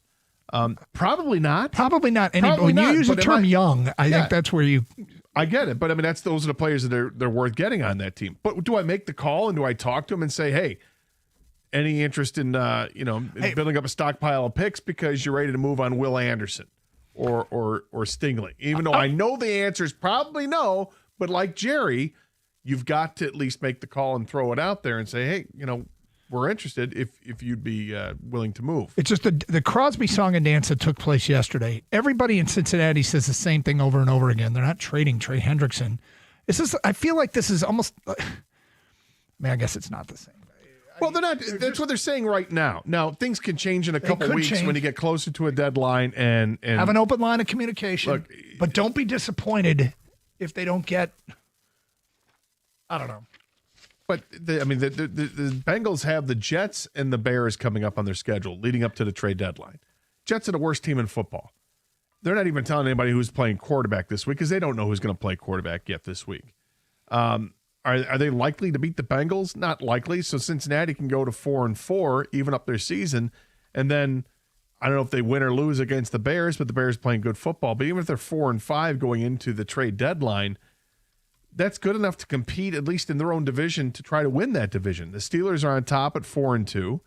They've got a very important game coming up Sunday night against the Green Bay Packers. I mean, there's all these dominoes to have to fall to see if Cincinnati's even going to be willing to move. But right now, it doesn't look that way because they still have a chance to make the playoffs. Here's Rico Beard in studio. What's up, man? What's going on, gentlemen? How are you? Good. Good. I like your college mascot blitz thingy. Yeah. Whatever you name it. Which question? Yeah, marching band. Yeah, which was there a question in particular? I was just wondering what got Gator, and well, Gator's right here. I can just ask. Hi. Sorry, I hate when people do that. I'm Scott Anderson. Hi. So what got you on the whole Rutgers rant? Like I got into the I got out and then what was the question? Yeah, I got back in the car. Like I went out and stepped out of the car for a second, and then when I got back in, he was just like, Rutgers? What the hell is in Rutgers? The question was, Purdue plays Rutgers this weekend. What's the worst Big Ten school to be a fan of? Okay. Because I'm trying to play the game. I felt like it was a cheap shot question? at Purdue. What was the question? And he was like, Rutgers. The Rutgers. That was a question. I got you. Because you're like, they're an engineering school. I'm like, I have no idea what these guys are. Basketball, they got a great school. Yeah, I think they got other things going for them. Underrated What the hell does Rutgers have going for them? You know what? And only because I watch way too much college hoops. The rack. You like the rack? It's like, coaches will say it's one of the hardest places to play. It's a throwback, yeah. It's one of the, because the way it's designed and everything, it's a hard place to get a win in. So. It screams Patriot League. You know what? I said I watch way too much college hoops, so I knew that. I'm like, but I got the, you know what? Never mind. Oh, they have that, and there's still a crap basketball What do you got playing? Yeah, and they had, two of the top 3 people in the, top 10 people in the NBA draft. How'd that and they happen? made the tournament. What do you got playing coming up now? Wings, are you ready to be hurt again? And just a question to Michigan and Michigan State fans with the game coming up Saturday. Your level of does this rivalry even mean anything to you anymore like it used to back in the day? Have a great show. Stay safe, everyone, and please treat each other with respect. 97.1.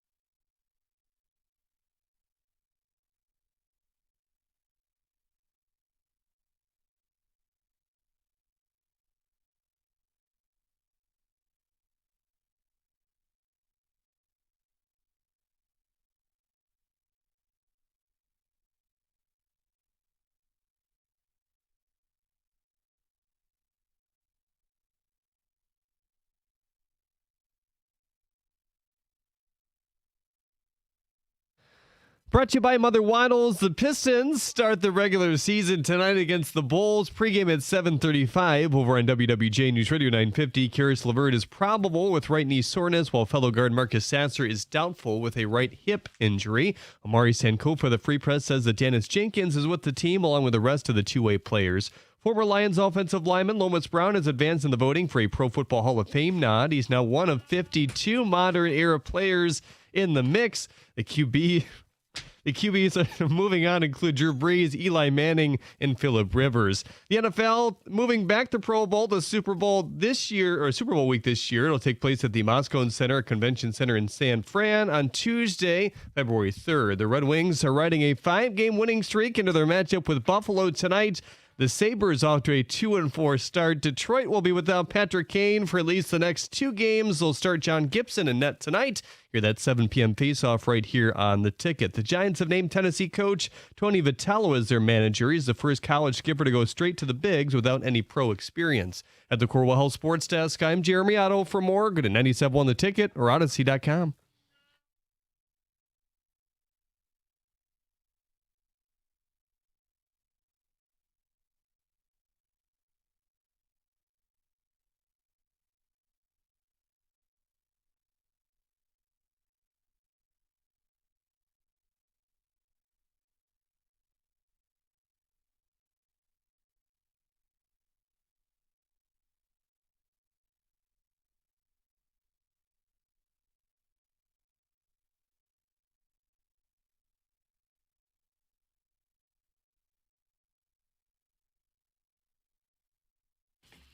All right, let's get after it on what day is this? Wednesday. Who knows? It's football season. They all blend together.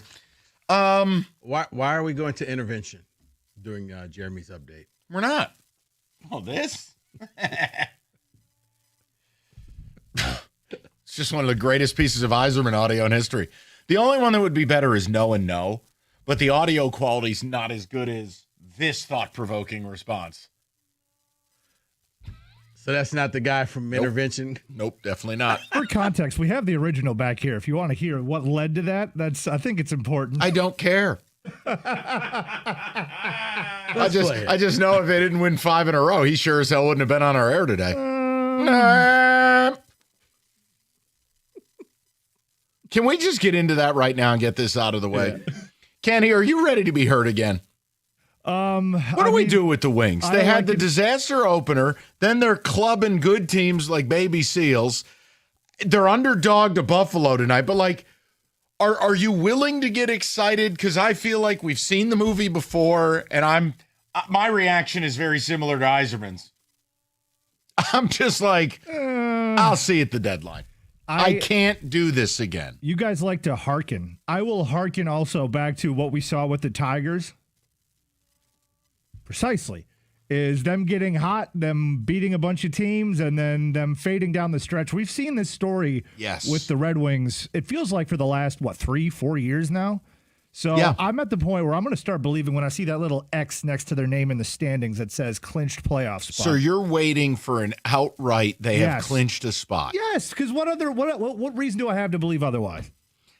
Well, I think deadline would be a good marker. That's where I'm at is, okay, if at the trade deadline they're in it or they're playing good hockey and Steve finally pushes the button on trying, goes in, then I feel like I'll be willing to be hurt again.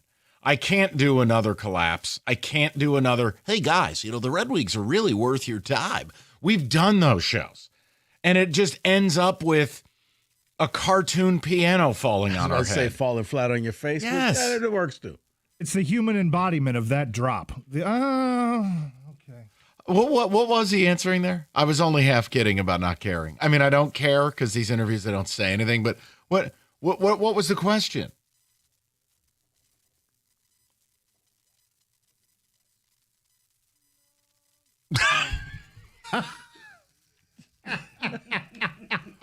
Hold on. It's funnier with the question. Hold on a minute. How is he not sure he'd agree with that? Ottawa and Montreal have lapped you. What's there to agree with? That's like me. Oh, Spartan fans don't agree that Michigan is a better football team than they are. No, there's nothing to agree with. them? They are. Like, it's been a rough decade in East Lansing. Yes, it has. Okay. We're never going to get this topic off the ground, are we? I guess he's reacting that way because if he answers this the wrong way, he's going to kind of hold himself accountable. Oh, God forbid. So he has oh, to my. He's being very calculated with what he had to say next. God forbid he says, you know what? It angers me too. And it just came out as... That might have been the most honest response to that question by him that he could have given. No one know. No one know. If he's afraid to answer questions because he feels that he's going to box himself in with expectations, then I'm sorry, quit. I'm sorry. That should never be the GM's thinking. Never, ever. Yeah, but that's Rico's Coney Island principle. This is the Detroit Red Wings. It was a good interview. If you missed it, you can take a listen to it. Because I was just like, Cookies. I thought you liked that guy. Like, Cookies actually asked him some real questions. I love how we've gotten there in 2025. If you ask a real question, it's like, oh my God. Oh no, you're right. Cookie should have sat in the little voyeur chair in the hotel room. You're right. He should have just Jerry Falwell'd the interview. Okay. How did you turn this into a bad thing? Cookies did a good job. No, but it's viewed as bad. I guarantee you he will be viewed negatively because of that. Because he asked real questions to God. It was. I mean, it was questions that I think he spoke for the fan base and wanted to know, what's going on. Other teams have gotten better, and you haven't. Can we get the Hockey Elite to the main stage? Are you willing to be heard again? Are you? Because I think we all, we want to be excited about what the Wings are putting out on the ice. And look, beating Edmonton, beating Florida, sweeping a double against the Maple Leafs. These are all really good things. But we've been down this road before. I am reticent to do this again. I mean, maybe dead of winter a little bit before but the deadline would represent my time. The deadline represents sincerity and aggression and a point of, I don't know, Rico, graduation. Mm-hmm. I just can't. Not after the collapses, plural. And I think because it was a second collapse. Because we wanted to believe, okay, you know what? This time, it's for real. And the second time, it wasn't for real. So, yeah, you know what? I do think that unless you're a diehard Wings fan, you got to wait and see what they're looking like maybe all the way up till March before you realize, okay, this team's going to make the playoffs. I remember 2 of the last maybe 3 or 4 years, we had done topics like, guys, look out. The Red Wings are actually kind of fun to watch. Yeah. We let our emotions and hope build, and then the collapse happened. I don't want to do that again. I don't think Red Wings fans want to do that again. No, and I think that's where they're at, Kenny. They're in a show me type of mode where, you know what? We've seen this before. You got to show us that you're serious about it before we really buy in. It's nice that you started off and you had the little 5-game win streak. It's great. That was great, right? But I need more. I need a lot more. So we'll see. 248-539-9797.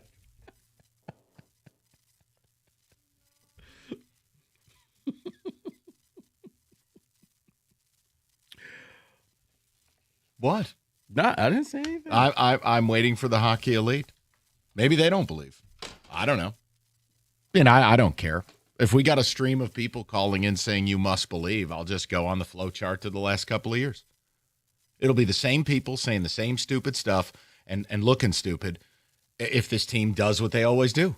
I can't do it. I think they're going to always revert back to, though, this team, we were waiting on the young guys. Now the, quote, young guys are here. So this is the time to start believing. If I were to guess what they, not me, they would have to say, that would be my right. But how many times are we going to burn our hand on the stove?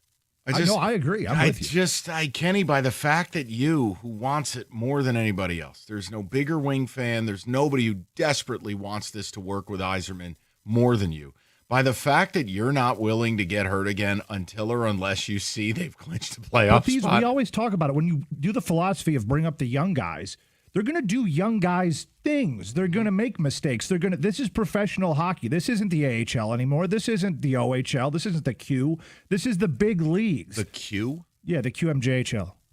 The what? It doesn't Q, matter, man. It doesn't matter. Isn't the Q where the Cavs play? What is he talking about? I would explain it to you, but then I would get hit with the rake. Oh yeah, your poverty dumb sport with This isn't Albany River Rats hockey. This is the major leagues. It's a Q, man. It's where they play downriver. This isn't the Q. You know what? It doesn't matter. I look how he tried to slip that by us. Oh, the Q. You know the Q. Can he order brisket? 248-539-9797. David, do we have early ticket text? Feel free.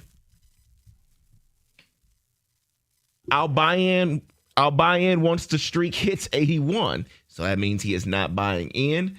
Someone says, I am optimistic. It's because the difference with the Wings this year is the youth and the speed, both of which we've seen in the first few games so far. How about the coach?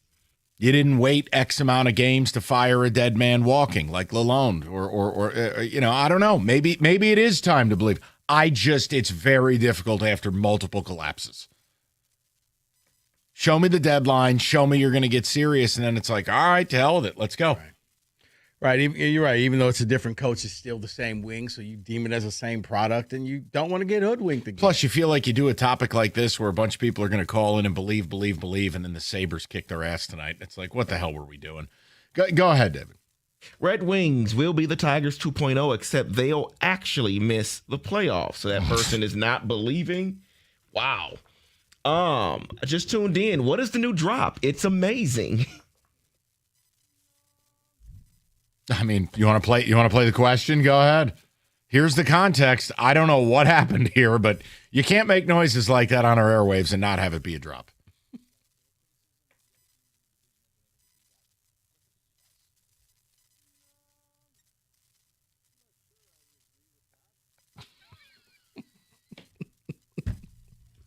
What is there to agree with? They have. It's okay. Just say yes. It angers me too. I mean, the whole time I kept hearing that in pre-show. I was like, okay, that's the guy from. Oh, do you want to side-by-side Yeah. these? Oh, hold on. David, you got the intervention guy? You know, we see a bunch pull it up. Hold on. We see a bunch of people here who love you like crazy and feel like they're losing you. The episode, I think it's the father being confronted by the son. And the son gives this impassioned plea of like, I know you're a crackhead, but I still love you, even though you're a piece of garbage. And then the dad is like silent, and all of a sudden he's just overcome with a lifetime of grief. Mm-hmm. So are we playing intervention first, then Yzerman? All right.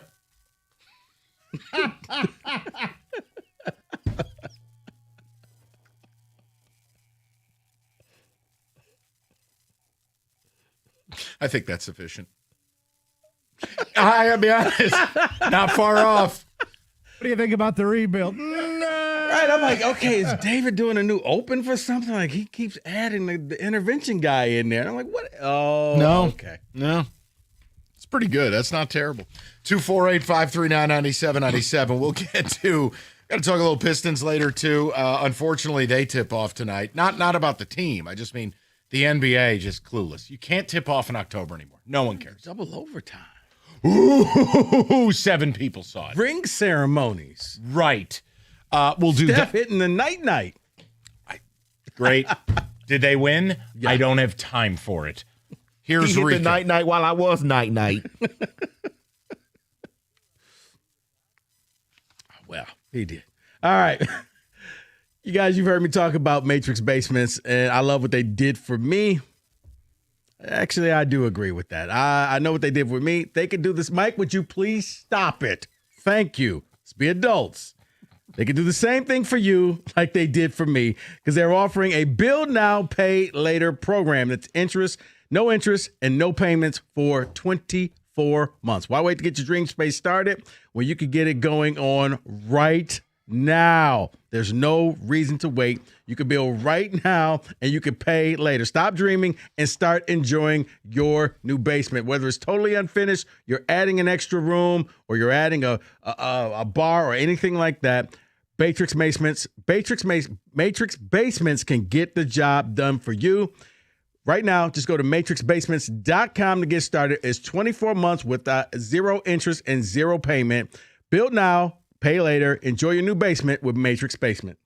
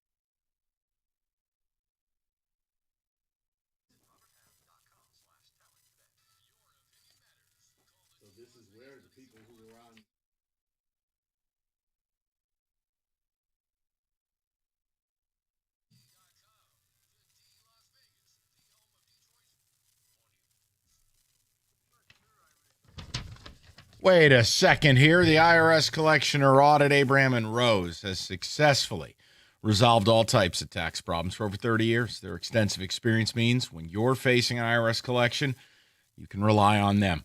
And look, a lot of law firms come and go, but 30 years of experience. Maurice and Jerry, you can't fake it.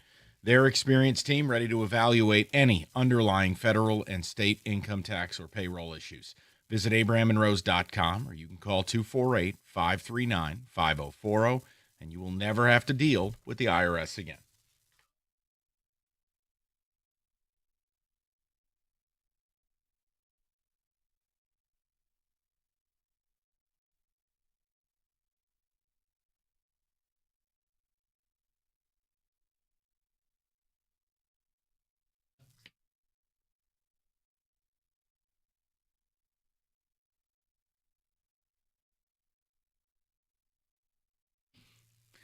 But we're asking the question. The Wings are on a 5-game win streak. They're red hot. They're beating good teams. But yet, Kenny, who's hockey Jesus, is hesitant to buy in. Why? Basically recent history. The collapses, the inaction at the deadline, and he needs to see more to open his heart to hurt again. I don't know. For me, it would be the deadline, I guess, just because we've tried to believe early. And we have jumped aboard a couple of these hot starts, only to be thrown off a rooftop like The Departed. So I'm just going to go ahead and just wait.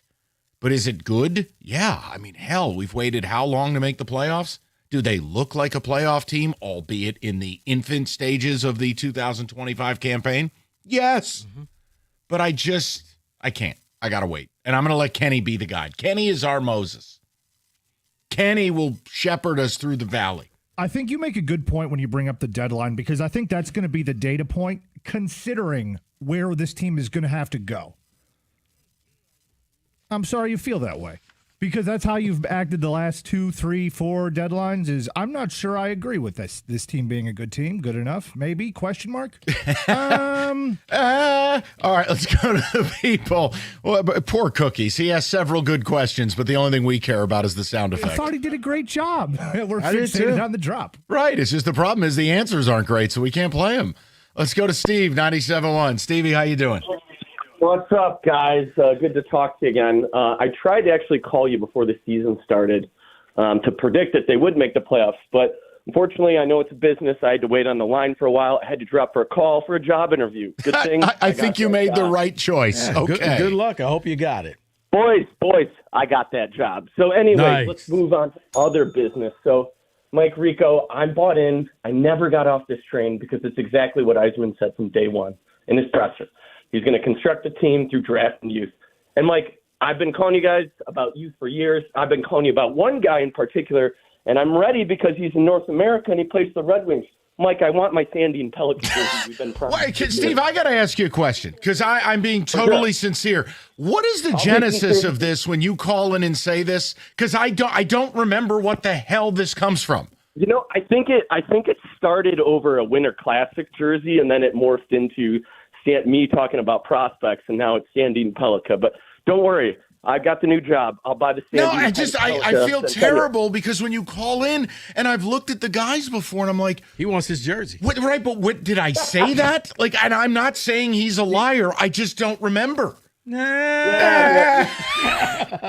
don't need to call. We don't need to pull the receipts. But guys, talking turkey, it's more than just these young guys. And Finney, by gosh, I could talk about him all day long. But it's more than that. The defense looks so much better. Their 5-on-5 advanced metrics are demonstrating this. And Edvinsson looks fantastic and has definitely taken the next step. Seider is being employed way more effectively and is not being left out to die. And Mike, you want to talk about that corner chair in the hotel room? Well, they no longer have a coach who sits in that chair. That's okay, right. McClellan lit that fire from that first game. I believe in this team long term. So you're on board and you're willing to be hurt 6 games in. You are all in. And one more thing, guys. I'm sorry, I'm always the one more thing guy. But the Andrew Kopps, the Rasmussens, these guys, their time is ticking. Danielson would have made this team had he not been injured. There is still youth on the way, and these veteran jobs, they're not guaranteed. So honestly, the youth, the speed, the tenacity, I hate to use the G word, but grit coming from these young players. I mean, yeah, this is definitely a sign of good things to come. Okay. Wait, listen, Steve, that's what we're looking for is just honest, emotional response. And if fans say, no, I'm skeptical because of what they've done to me, that's fine too. No, he's ready to get hurt again. Oh, he's all in. Hey, he is. Let's go to Mark, 97.1. Mark, how you doing, buddy? Good. Finally got a hold of you guys. As far as the Red Wings, I've played hockey. The way they play right now, it's very difficult to play that way defensively, and wait for your opportunities because they need goal scorers. They go through stretches where they don't score a lot. It's very hard to play this way. I like the way they're playing, but you can't sustain it. That's why they fizzle out at the end of the year. It's hard to play this way. You only win by one or two goals every game. That's not easy to do. I played this game. It's not easy. Okay, hold on. But Mark, asking teams to win by 3-4 goals a game is not realistic. No, I know that. I agree with that. But you need some kind of separation every now and then. You know what I mean? Not every game, but some games. It's hard to play that way. All right. Well, listen, you played. You were sure to tell us. So I'll just, fine. If you're not believing because they're not winning 6-1 like it's 1985, okay. I think I understand what he's saying. I don't. But you didn't play. It's not sustainable. I think what he's saying is it's been every game like that, very close so far. So what he's saying is he wants to see a couple where they can win with some separation. But also, like, this is the beginning of the season. I don't know how much hockey the guy watches, but at the beginning of the season, games are often bad quality. Well, he played. He doesn't have time to watch. He played. He's too busy on the ice. That's right. Glad he told us his resume. Did he play? I was wondering. You know, the fan resume thing is always the funniest, but the fan base that does it the most is Michigan fans. Like, they feel a need to tell me they either did or didn't go to the school like I care. Oh, I think it's Lions fans. Oh, I've been a fan of this team since the 50s, man. Oh, no. Ooh, wait, no. That would be a good court case. I think Kenny. I'm going to go Team Kenny on Or that. it's Tiger fans. I remember the 84 team. I remember No. I think it's Lions fans because they have to tell you how long they've suffered. Willie Horton shook my hand. Could actually be any of the fan bases, to be honest. Michigan fans say that. They say that to you, so... Look, but I don't care. I know. Look, I'm a Walmarter. I didn't go there. No, but everyone has a right to enjoy their team. I don't care if you went there. It is only when it is brought up and you attack people who actually did go to a school. Right. Oh my God. My thing is this: I don't care who you root for, but if you didn't go to the school and you then start attacking, like MSU's academics, like, wait a minute. Where'd you go? Bro, okay. But if you want to say, hey, I love this team and I've been a fan, great. Dude, Evan hit me up with this. Is like we have, our YouTube channel and a video went nuts yesterday. It was us talking about Jonathan Smith not understanding the rivalry. I mean, it was flooded with comments. All, of course, from Michigan fans. Oh, and I was about to say from State fans? No, but I couldn't figure out anything that was happening. We're going to talk about it today. Is like, so you spend all year saying it's not a rivalry, and then you're mad at me because I'm like, I'm kind of rooting for Michigan so I can get a new coach. And I'm like, what? Wait, what? So it is a big rivalry then. Well, then why do you talk the rest of the year where it's not? And then why do you care if I care? You're hedging. I'm not hedging anything. My team is terrible. I have an answer for that. We'll so confused. They're confusing people. It makes sense. I'll give a quick snippet for those who they want you to say it's important. So when they win the game, it hurts you. No. It is important. No, but they want you to be hurt. They want you kicking and screaming. They want vintage Valenti from early 2000s Rico, where you had the Notre Dame rant. We've made one bowl game in 5 years. There's plenty of hurt there. They want that, Mike. They don't want, oh, man, we lost. Oh, well.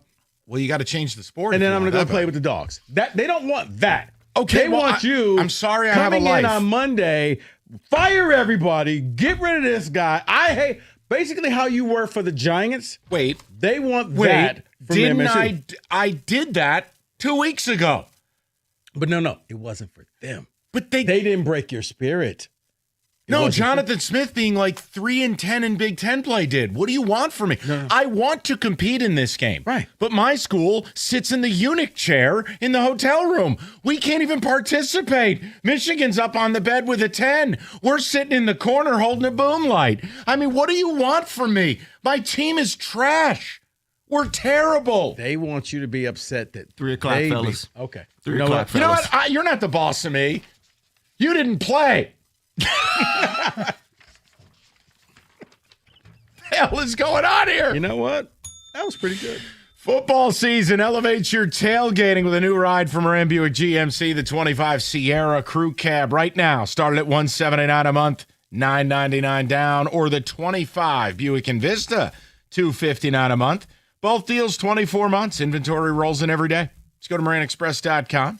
Check out everything. And, of course, if you need service, they got you covered with the free loaner vehicles. Moran Buick GMC, where you always get the best price, period. It's on Telegraph, just north of Eureka and Taylor, or online anytime. MoranExpress.com. It's Moran Buick GMC. We are professional grade.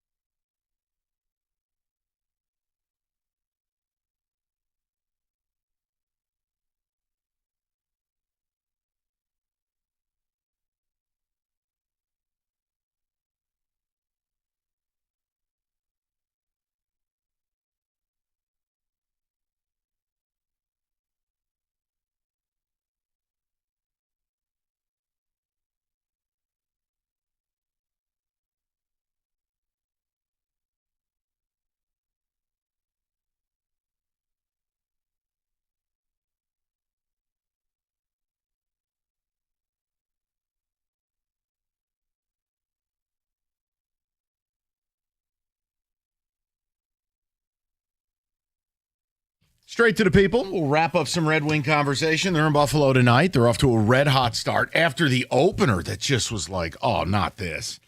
5 in a row. Yzerman was on the air earlier. You can listen to it if you want. I thought Cookies did his level best. You're not going to get the answers you want. including, Yzerman wouldn't even cop to the fact that Montreal and Ottawa kind of built really fast. Look, you tell me, are you ready to get hurt again? We know what the team's done to us late. We know what Steve has done to us at the deadline. Kenny's waiting. And for better or for worse, Kenny is our shepherd. Kenny is our Moses. We are going, yes, I have to get you a walking stick or whatever Moses carried. The point is, I got to borrow the stick from the Demon Deacon of Wake Forest. Look, we're waiting because they've hurt us too much. Is this nice? Is this a really good start? Yes. Is it promising? Yes. Maybe we all are just in PTSD phase based on multiple collapses and inaction at the deadline. There's no reason this year couldn't be different. I'm letting Kenny dictate when we're allowed to be excited. We go to the people. We go to Mark, 97.1. Mark, what's going on, pal? Hey, what's up, guys? Hey, I had just come off from epic weekend. Came into town for my nephew's wedding from Atlanta. I went to the Wings game on Sunday and then went to the Lions game, my first time at Ford Field on Monday. So it was baby. Really cool. You picked a hell of a game to go to on Monday. That crowd was fantastic. Dude, it was unbelievable. The energy, I'm not sure what the energy was better there or at the Wings game. So, but as I'm walking through LCA for the first time, my nephew's like, Dad, Uncle, you got to go see this. He's holding the cup up. I'm like, well, who's going to take the magic marker? I wanted to black out his face and his teeth. Because I'm thinking there's no sacred cows here, right? So I know he had some great draft picks in Tampa, Vasilevsky and Kucherov, but the reason he gives you that answer is because he doesn't write the checks, right? So he's a pawn. He's a great pawn, but he's not the king. Right, the king is Chris Ilitch. That's the guy you really need to be talking to and asking him, because Yzerman can only do what Chris Ilitch allows him to do. Even though he's certainly a center of influence, he's not a decision maker. Right, so all these Wings fans, we have to be careful what we wish for. Once you leave Atlanta and you're out of the ether and you can kind of look at it from the outside in, you can see, like you said, Mike. Our goal is to make the playoffs. That's too low. You want a Stanley Cup. If your only goal is to make the playoffs, then that's what you're going to do, right? You're only going to be a playoff team. I agree, but Mark, what I'm getting twisted up with here is you believe that Chris Ilitch is the reason they don't sign any free agents, when it's been pretty clear in Yzerman's own words, he himself is not willing to pay open market pricing. See, this is the disconnect for me. I absolutely think Yzerman's the CEO and on down. I don't think Steve would have taken this job if he had to take orders from somebody. So you think he has the capability to write the checks? Yeah, 100%. I don't think a guy who's a walking legend takes this job if he's got to sit there and nickel and dime things. I just don't believe it. I think he has that cachet. I think it was the only way to come in here and only do way to get whatever him he to needs. take this job. The only way. Yep. And again, Mark, I can't prove you're wrong. I can't prove I'm right. Seems like, feels I'm just like. offering you my perspective on it, that I think Steve has been his own worst enemy when it would come to free agency. Because again, Mark, unlike baseball, there's a cap here. And the Wings have spent. Now, if your argument is they don't sign 7, 8, 10-year deals, you're right. But Yzerman has talked about not wanting to do that. That's just my belief. Kenny, do you want to weigh in? I agree. Up to this point, Steve has spent up to the cap. My question is, this year, they still have like $10 million unused cap. I don't know what's going on with that. I don't think it's an Ilitch thing. I don't think it's a money thing. That's a rounding rounding error. I agree. Please do something with the money wing so Kenny can stop bringing that up to me. But guess what? That's the deadline. Yeah. But David, correct. David, we did the same thing with the Lions and the money that they had. And no, we know what that money's saved for. They got to sign Branch and Hutch. We know that. I mean, the money this year that has an expiration date. You're right. Not doing that. Not going down. They can carry it over to next year. One would assume that what will happen at the deadline is draft picks will be traded, prospects might be traded, and this $10 million that we have for no reason will be used on the player. That's my point. I can't get upset about it until or unless they go through the deadline without using it. But flow chart to the last, how many years have they not done anything at the deadline? Which is why we are walking in your path. We're going to Chris. Yes, this year could be different. This is the year Scott Frost gets it right. Is the year. We're flying car Have we reached flags. Scott Frost phase with the Wings? Oh, no. Buddy, I think we've been there, man. Go to Chris. Car flags or bust come March. Chris, what's going on, pal? Hey guys, I did not play hockey, but I did once get drunk with Ryan Kessler and Jeff Smoker at a Holiday Inn. Oh, my God. That's a true story. So, look, I don't know if it's too early to be buying into this and drinking the red Kool-Aid. I don't see this keeping up all season. I do see them maybe making some trades and stuff throughout the year. But at the same time, they might beat Buffalo. They might do that. But I have a feeling, Mike, that one of your other coworkers that you do a show with on Fridays and it airs on the weekend, his adopted grandson, Matthew Schaefer, Esiason Martin, might actually take it to the Red Wings when they play the Islanders. Islanders have been awful to start the year, but sure. Look, so let me ask you this. At what point would you put away the cynicism and say, I believe, I'm all aboard? At what point will that be? I would say mid-November if they keep up this stretch and rattle off like 4 wins to 1 to 2 losses every time. Okay, see, Kenny is shaking his head. Kenny, what's the problem? Nope, no interest. Give me the deadline. That's I think, the beginning for me. Because I've seen this team do this. I've seen them go on the November runs. I've seen them go on I got to the let Chris January go. runs. I don't know if Chris is in the inside of a garbage truck or what's going on there. Yeah, I got to was let him tough. go. That was tough. Kenny, that's one. Yeah. But I've The seen guy's them in do the this middle of an before. international space station. How'd you put him on the air? I think Kenny would disagree. Did not sound. Yeah, I would disagree with that. Let's go to Joey. He'll get the last word on this. We'll touch table on some football, and then we got to do some rivalry madness where I just need Michigan fans to tell me what they need. Go to Joey, 97.1. Joe, what's going on, pal? Hey, what's going on? First time caller, guys. Really enjoy the show. I've been waiting to touch on something like this in terms of the Red Wings. Okay. I am in the exact same mindset as you, Mike. I need to see it. I need to see them make the playoffs and do something with it. I get exactly what you're saying because I've felt the same way the last few years, my man. So would it be the deadline for you? Like they're playing good hockey, they're in the mix, either in striking distance or possession of a wild card, and you need to see Yzerman do something at that deadline to go, okay, he has demanded our belief. That's kind of where you're at. yes, but I mean, listen, I'm a homer, and the thing that really frustrates me in terms of trading for players is I see guys like Zach Werenski and Connor Hellebuck, the MVP of the league, along with Kyle Connor.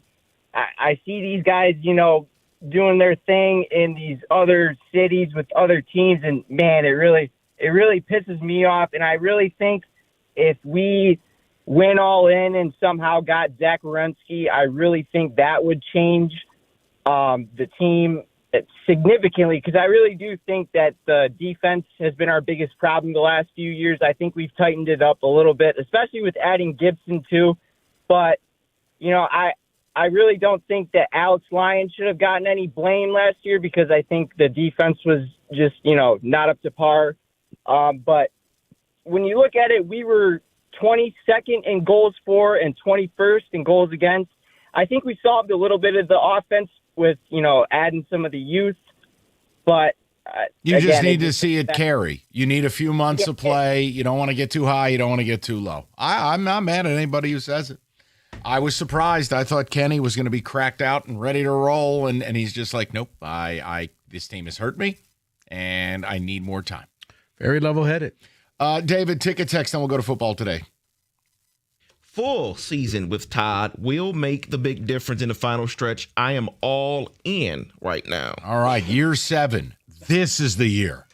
Someone says the Red Wings will make the playoffs. They have 2 reliable goalies, a deeper defense, and hungry forwards, and a nonsense coach. Man, we got all the cliches in there. You got to roll 4 lines. You got to get bigger on the blue line. When Bob Probert was here, he would never have stood for any of this. I'm going to tell you, those Euros are soft.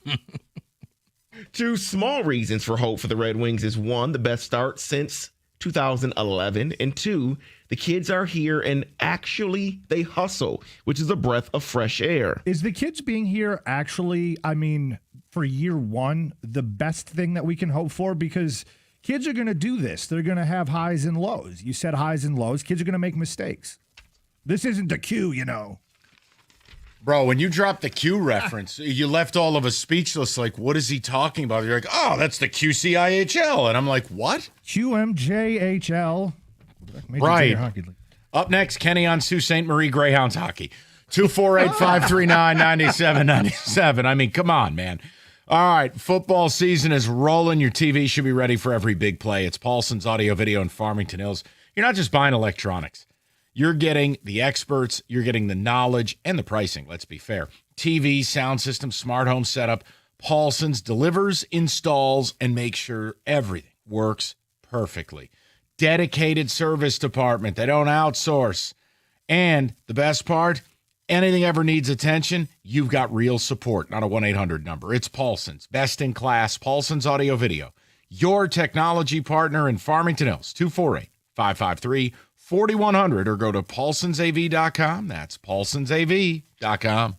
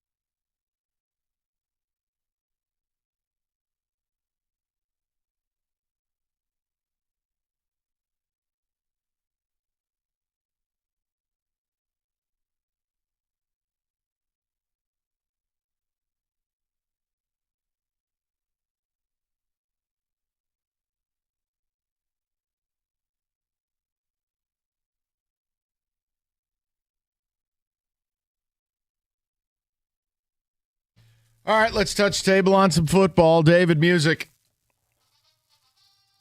Oh, my God.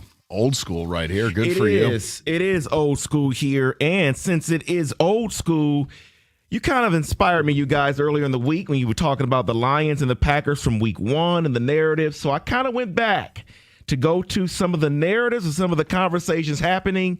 And let's talk about why it was wrong or why it was right with some of these teams. I like this. Kansas City, what was said in September? This offense is broken. So why was it wrong or why was it right? I think it was wrong because they didn't have all their pieces. Rice was suspended. Now that he's starting to come back, I think you're seeing a different Kansas City Chief team. I hate everything. Sure. This team just won't go away. No, I mean, Xavier Worthy has improved. Rashee Rice coming back. There's some projection there, but yeah, he's right. The offense did stink for the first few weeks, but they're good now, of course. Ugh. Let's go back to week 1 for this team, the New York Jets. Yes, they had lost to the Pittsburgh Steelers 34-32, but the offense looked okay. They had 394 total yards. They threw the ball. They were 9.2 yards per pass and then 4.7 yards per rush in that game. Defense looked okay. But why were we wrong? Why were we right about hype about the Jets offense? They've stopped being able to throw the football. I mean, negative 10 yards in the Europe game 2 weeks ago. You know, Justin Fields getting benched and Tyrod. How do you get negative 10 yards? Dude, it's a debacle. The absence of any passing offense has just rendered the offense at large terrible. I mean, I got nothing, man. The Jets are an inexplicable brand of bad. It's stunning to me because they have some talented players. They have a Quinnen Williams. They have a Sauce Gardner. They have a Garrett Wilson. They have a Breece Hall. They have talent. It's not, it's unbelievable how bad they are. That's just it, David. I guess you thought, and maybe we bought into it, like, you know what, Aaron Glenn's going to turn this team around. You got some players. You got a quarterback. At least we thought that, you know what, you're on your third shot, kid. You make this work or you're going to be unemployed. I thought that they would be a lot better, and now you got the owner pretty much throwing him under the bus and then tried to smooth it over and threw him under the bus again. So at 1 o'clock Sunday, September 7th, the Colts beat the Dolphins 33-8. And the narrative then was the Daniel Jones-led offense is a flash in a pan. Why were they right? Why were they wrong? Well, it's wrong because all they've done is dummy basically every team they're playing. The offensive line looks like it looked 4 or 5 years ago. Jonathan Taylor, every week, there's going to be a 30-yard touchdown in there. And Daniel Jones continues to be able to make plays with his feet, with his arm, pushing the ball down the field. And I think Tyler Warren is just even better than anyone even imagined. I mean, he was supposed to be the number 1 tight end. I don't know what Ben Johnson was doing, taking Loveland over Warren. That's not a shot at Loveland. I like Loveland. No, but it's just Warren was the guy. You know what? That was the biggest shock because I was like, well, maybe Ben Johnson sees something that we have. Because remember, it was, well, you know, he's a jack of all trades, but Colston is the best tight end. And yeah, I was thinking, oh, okay, you're going to let him go to Indy. And they found ways to use him very similar to what Penn State did with him. Yeah, that offense and that team, David, not a flash in the pan. They're legit. What do we call? What was it, Vanilla Vic? Vanilla Vic. It's Indiana Jones. Well, it is that now. We're going back to his old names. Vanilla Vic, he's back. Packers beat the Lions 27-13 in week 1. And the conversation was, look out, NFC North. It is the Packers taking over the North. Why were we right? Why were we wrong? Well, we didn't say that. It was they're staring you eye to eye. Oh, I'm everyone. Like, okay. NFL experts. Yeah, here's the other thing I can't understand. Do you know the Packers are still the favorite to go to the Super Bowl in the NFC? They are. Plus 360. The Lions are plus 370. That doesn't add up to me. I thought it was the other way around. Okay. Why are they even close? I mean, the Packers' offense just looks busted, and their defense has gone through second halves from hell. I got nothing. They're inexplicable. I need to see them play a whole hell of a lot better if they have any hope of sticking with the Lions, because it looks like the Lions are going to get to 13 wins. Well, I mean, I think we were wrong, David, because we saw such their defense looked outstanding. And it's just like, if it's not fair that you added Micah Parsons to that defense, teams won't stand a chance against the Packers. You don't even have to score 30 points. If you could just get to 20 points, defense will shut you down. You don't have a shot. They look a lot different now. They've come back to the pack. Defense is still good. Parsons is still good. But that offense just not clicking. They don't have any receivers. We'll see what happens. But we were wrong on that one. And then the other side of it was the Detroit Lions and the narrative, not you all, because during the offseason we discussed these things possibly being an issue, but it was discussed after the game of, wow, so the coordinator thing may be an issue for Detroit, and that offensive line may be a problem. Why were we right or wrong? That day we were right, but we were wrong because, you know what? The offensive line started to gel. They were in a hostile environment, and they looked bad, and they got better. And then the coordinators it looked like they had that come-to-Jesus meeting and said, okay, we have to be better. Offense started scoring points, and Morton turned it into his offense. Shepard turned it into his defense. And maybe in week one, they were trying to just kind of follow up with their predecessors. And in week two, they said, no. If we're going to go down, let's go down doing this thing our way. They were an 11-win team going in. They were an 11-win team going out. I didn't let it affect me. The only thing I said to me is the Packers are staring you eye to eye. They just got it right. I mean, look, it's why week one results are dicey. And you got to look at it for what it is.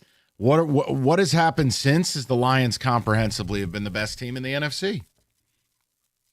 And then let's close it out with this one, because I do think it was all of us in this room that watched this Ravens-Bills week one matchup, and we all said, that is the AFC title game. Right or wrong, why were we on both teams? Because the Ravens died. I mean, Metabikwe, Peters. Name a player they're hurt for that team. They've lost 6 defensive starters. Derrick Henry lost his confidence. Lamar got hurt. I mean, that's it. They're just bad, and they're hurt. And I think a lot of it, the Ravens kind of got style points because of the logo on their helmet. We just kind of assumed that would just be a typical Ravens defense, and it's not. The defense is bad. It's nothing like what we expect from the Ravens. And the Bills, look, in the end, we could be right. Those two teams could still rise to the top. Oh, but yeah, well, David, I'm starting to believe what you're saying, that you're like, the Ravens. I want you to sit on the sideline with this until it happens, and then I'll bring it right back up to you, because I'm telling you about these Ravens. I'm telling you. Well, David, I'm giving you credit. No, sit to the side on it. Sit to the side. Okay. Wow. Don't jump in now. Because you laughed at me 2 weeks ago. And I probably still will laugh at you. Okay, it's like double Dutch. Don't. Okay, I'll stand over here. Wow. That is in football today. A lot of black on black crime. Tell him, baby. Tell him.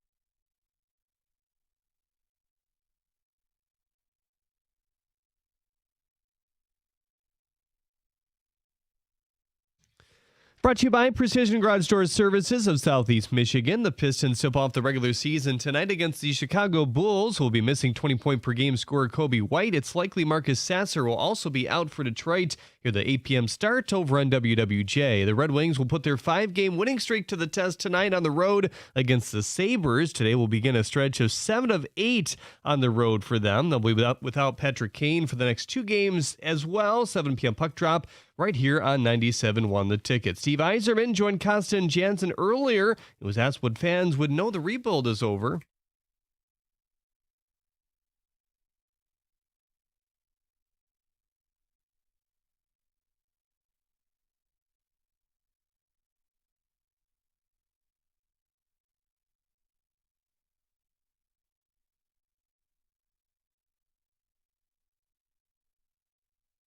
The NFL announced that the Pro Bowl will take place on the Tuesday of Super Bowl week this year. The flag football format will continue, but the league hinted there could be some international elements sprinkled in as well as a nod to the sport coming to the Olympics. According to ESPN, Commanders QB Jaden Daniels will miss this week's game against the Chiefs after suffering a right hamstring strain last week. And Ravens QB Lamar Jackson returned to practice for the first time in 24 days. At the Corwell Health Sports Desk, I'm Jeremy Otto. For more, go to 97.1 The Ticket or Odyssey.com.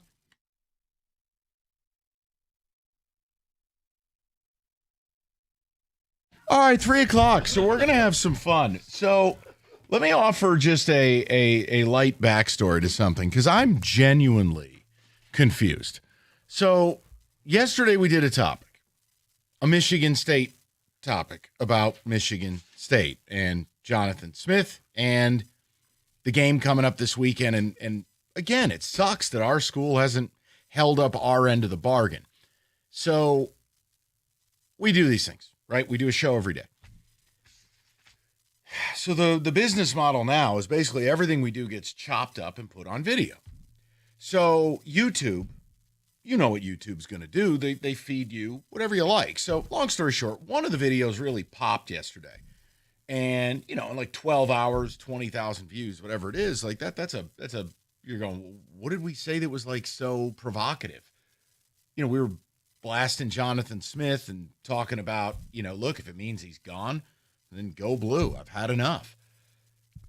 So what happened next, I can't figure out. Evan and I were having a laugh about it, which is the people in the comments section. I mean, this is a special brand of human. I'm really like, okay, we're going to do a topic about this because I can't figure out anything. First of all, I can't figure out, if you're a Michigan fan, why you would watch a Michigan State video that is not meant for you at all. But then you just run the gamut of comments that don't make any damn sense. So I'll give you an example. I don't care about making fun of Michigan State. You should. We're terrible. We're an embarrassment. But it's the people who are like, you're sandbagging what? We're effectively terrible. There's no emotional hedge. The emotional hedge would suggest I'm happy, and by losing to you, I will be less happy. Let me tell you categorically, I'm miserable, and there is no more miserable. It's like a homeless person with levels of misery. You're homeless. You've hit misery heaven. There's nothing for us. I would love to beat Michigan. We're terrible. So here's what's interesting to me. When you go through, and again, you sort through the rivalry crap. I don't care. Michigan fans have every right to chirp. If you don't like it, beat them. But my question was this. Rico, I feel like Michigan fans have it all figured out. Like they feel like it is a big rivalry. Except within the same conversation, they'll tell you it's not a rivalry at all, and you're little bro, and you're our third or fourth rival. All of these things are cool, but they can't be cool at the same time. So I'm trying to figure out where the state of the rivalry is. And I would love Michigan fans to just tell me. I mean, you fancy yourself as Big Brother. Then shepherd us the way Kenny is through Red Wing season. Tell us exactly what this rivalry is, because I think the video is interesting, right? By the fact that it's probably Michigan fans watching it. That's a bizarre behavior. I'll give you an example. I don't like country music. Mm-hmm. Do you know what I don't listen to? Country music? Ring the bell. But it's different though. Okay, but it's weird to me because you're watching something you say you don't care about, only to then comment about something you don't care about. And then be mad when someone validates the thing you don't care about by saying that they too can't care because their team is in a homeless shelter. It's like you can't win. It's bizarre. Let me add a deviation to this. Please. It's not that they care about MSU. And thank you for watching, by the way. Appreciate that. It's not about caring about MSU. I think they love Michigan. What they're watching for is twofold. They want to hear us talk bad about Michigan State. It's oxygen. Oh, that's fair. I can live with that. And I guess it almost becomes almost troll-like. Like the more we talk about them, the funnier it is. And it's you not liking country music is fine. But in the sports world, the only thing better than watching your team lose is the team that your team win. Right. Is a team that you don't like lose. No question. But once a team reaches complete irrelevancy, which is where Michigan State is, this is where the genesis of this rivalry was for years, you're not our rival. Then if you say we've helped kill the rivalry because our team is so bad, you're now list of names. I want to understand, because here's the thing. You'll never understand. Well, I'm making a good faith effort to understand. But you're right, because it's not a rivalry. But then if MSU wins, well, it's your Super Bowl, or, and David, stop me if I'm wrong, it's either, well, you treat this game like it's your Super Bowl, we're more focused on Ohio State, or... Oh, that was the other thing. You never really beat a good Michigan team. This is what kills me about how dumb some of these people are. And they are. They're effectively dumb. I don't care. You're going online and commenting on hate videos. You're dumb. No one, when I'm talking from an MSU perspective about how Michigan is the game on our schedule, I'm not saying it's the game like Ohio State and Michigan, you mouth-breathing idiots. Did you capitalize the? No, when you're at Michigan State, it's the game. For us, it's our biggest game. Right. No one is... Sorry, not everything's a penis measuring contest. No one's trying to take your precious now irrelevant November game away. I'm saying for Michigan State, it's the game. Right. How you couldn't ascertain that in a video? Well, I know how. You're mouth-breathing idiots. No, for them, you're our third or fourth biggest okay, rival. So this you go is through the point. all of that. So this is the point. If it is that, then why do you have a problem that when my team is awful, we're terrible. If Michigan State won that game Monday, right, there'd be no gloating because our season's already awful. I wouldn't gloat. I would laugh at you and just be like, holy hell, how bad are you? We're terrible. Followed by anger of, oh, dear God, did we just put our coach on life support? Thank you. So no. But I think, Mike, what a lot of people want is they want you to be angry on Monday. They want how you started the show Monday with the Giants and that collapse. They want that. Oh, we lost they want vintage Mike Notre Dame rant. Then give me vintage MSU where we can go on a football field with a respectful effort to compete. Look, I don't expect to take the field and be better than Michigan most years. But I've seen plenty of air quotes, inferior MSU teams compete. We have lost the soul of our program, a lot of the way that they lost the soul of theirs during Rich Rod and Hoke. The point I'm making is I can't bring a knife to a gunfight. My team, my program, my process is flawed. It's terrible. So what should I do? Lie? Say how excited for what? This is going to watch my grandmother get murdered. That's what this is. You're going to an event where your grandmother will have her head cut off. That's what Saturday at 7:30 is. Known as dead. No, they want, you know what? You need to come in there with some high expectations, some hope. They want you to all of a sudden start feeling like we got a chance. And then when you lose, you're angry. Happy to be your Huckleberry, but I need my school to get itself off the floor first. And that was the funny thing, because that's what we were talking about. Like, thank you. don't think the coach really gets it. And that was my whole point. So look, hilarious YouTube comments aside, where some of you, God bless, you guys are out to lunch. Thanks for watching. I scrolled through and was just like, wait, you read this? You're Oh, like, yeah. I was like, I was fascinated because it's like nothing you say, you can't win. But then it's like even Michigan fans can't come to a consensus about what I said. It's bizarro world. Bruh, comment section is the equivalent of licking a sidewalk. Oh, yeah, no. This is licking a toilet seat. There's no question.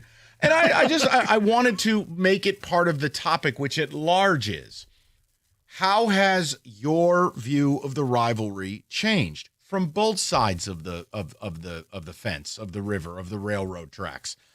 Look, the sport has changed to a point as well. The losses don't mean as much. The rivalry, MSU's fallen off a cliff, okay? So that takes away from it. Let's be fair. You need to have two teams capable of beating each other for there to be a rivalry. You also have, where back in the day, everybody would kind of school the freshmen. This is what it is. If you didn't grow up in the state, here's what it is. Now it's the minority of players who actually know what it's about have to pretty much have a TED talk to the rest of the team. Okay, guys, when you see this logo, get angry. Okay, when you hear this song, get angry. Right. When you see these colors, get fighting mad.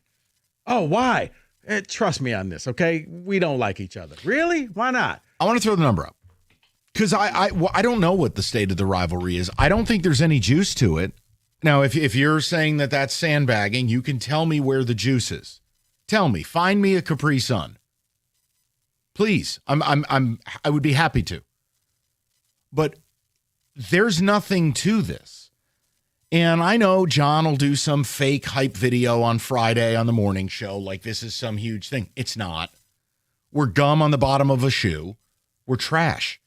We want our coach fired. Like, I don't really know. What would you like me to do here? And that's just it, Mike. Once again, you said it. I've seen teams where, look, Michigan was favored by a ton of points and State supposedly had no chance, but the coach would just, guys, we're not losing to these guys, whether it was in Ann Arbor, whether it's in East Lansing. And the next thing you know, you're like, wow, this game's a whole lot closer than it should have been. I don't think many MSU people have faith in the coach that he can deliver that type of pregame speech, that those guys will come running out the tunnel and all of a sudden we will see a different. I've only seen that once at MSU, and that was last year at night against Iowa, where I was just like, I don't know who these guys are. Yeah.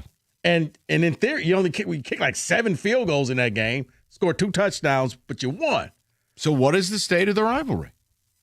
You know, again, if you take some of the feedback on our YouTube video, you have people yelling that it's not a rivalry, so don't call it a rivalry. You have other people saying, no, it's big, and you're sandbagging. Please tell me exactly where you're at, since clearly where I'm at is offensive to everyone involved. Spartan fans are mad at me because, no, I'm not really rooting for my team Saturday. I need change. I don't need this guy saving his job. Then Wolverine fans are mad because, well, you're lying, and if you win, like, don't do the gymnastics. How would I be able to gloat? I'd be rooting for a 4-4 team. The days of gloating were when we were undefeated and you were undefeated, and it was like a classic. 2021. That was a game where you're like, you know what? We're going to win. No, we're going to win. And neither party knew who was going to win. I mean, now, sweet Jesus. Every State fan, it will be so conflicted because you get to tell your Wolverine friends we beat you. I wouldn't say a word. No. Nope. But then reality kicks in and you're like, oh, dear God, what did we just do? We just saved this man's job. That's the problem. So I want to throw it out there for Spartan fans and Wolverine fans. And Wolverine fans like to be the gatekeepers of fandom and tell you what is or isn't a rivalry or where you rank in their weird power rank of rivalry. Just please, you tell us then. If it's super important, you're going to anger your own fan base who says it's not. That's your problem, not mine. I don't know what it is anymore to you. And frankly, if we can't show up and play a decent brand of football, It's hard to say it's a. It was like when Ohio State beat you 20 straight years. It's hard to say that's a rivalry in anything other than historical hype videos. Now it's become a rivalry because you fought back. You beat them on the regular. Now it's back. That's just how I look at it. 248-539-9797. After a hot summer, you know it's about to happen. We're about to get snow. Mastercraft Heating, Cooling, Plumbing, and Electrical. Complete furnace checkup. Make sure it's running properly and, more important, safely. Right now, $79, $30 off the regular price. Make sure your furnace is working right. You don't want to screw around. Winter's nasty here. It's Mastercraft. They do plumbing, electrical, generators, all at discounted prices. Do it right now. It's mastercraftheating.com. That's mastercraftheating.com.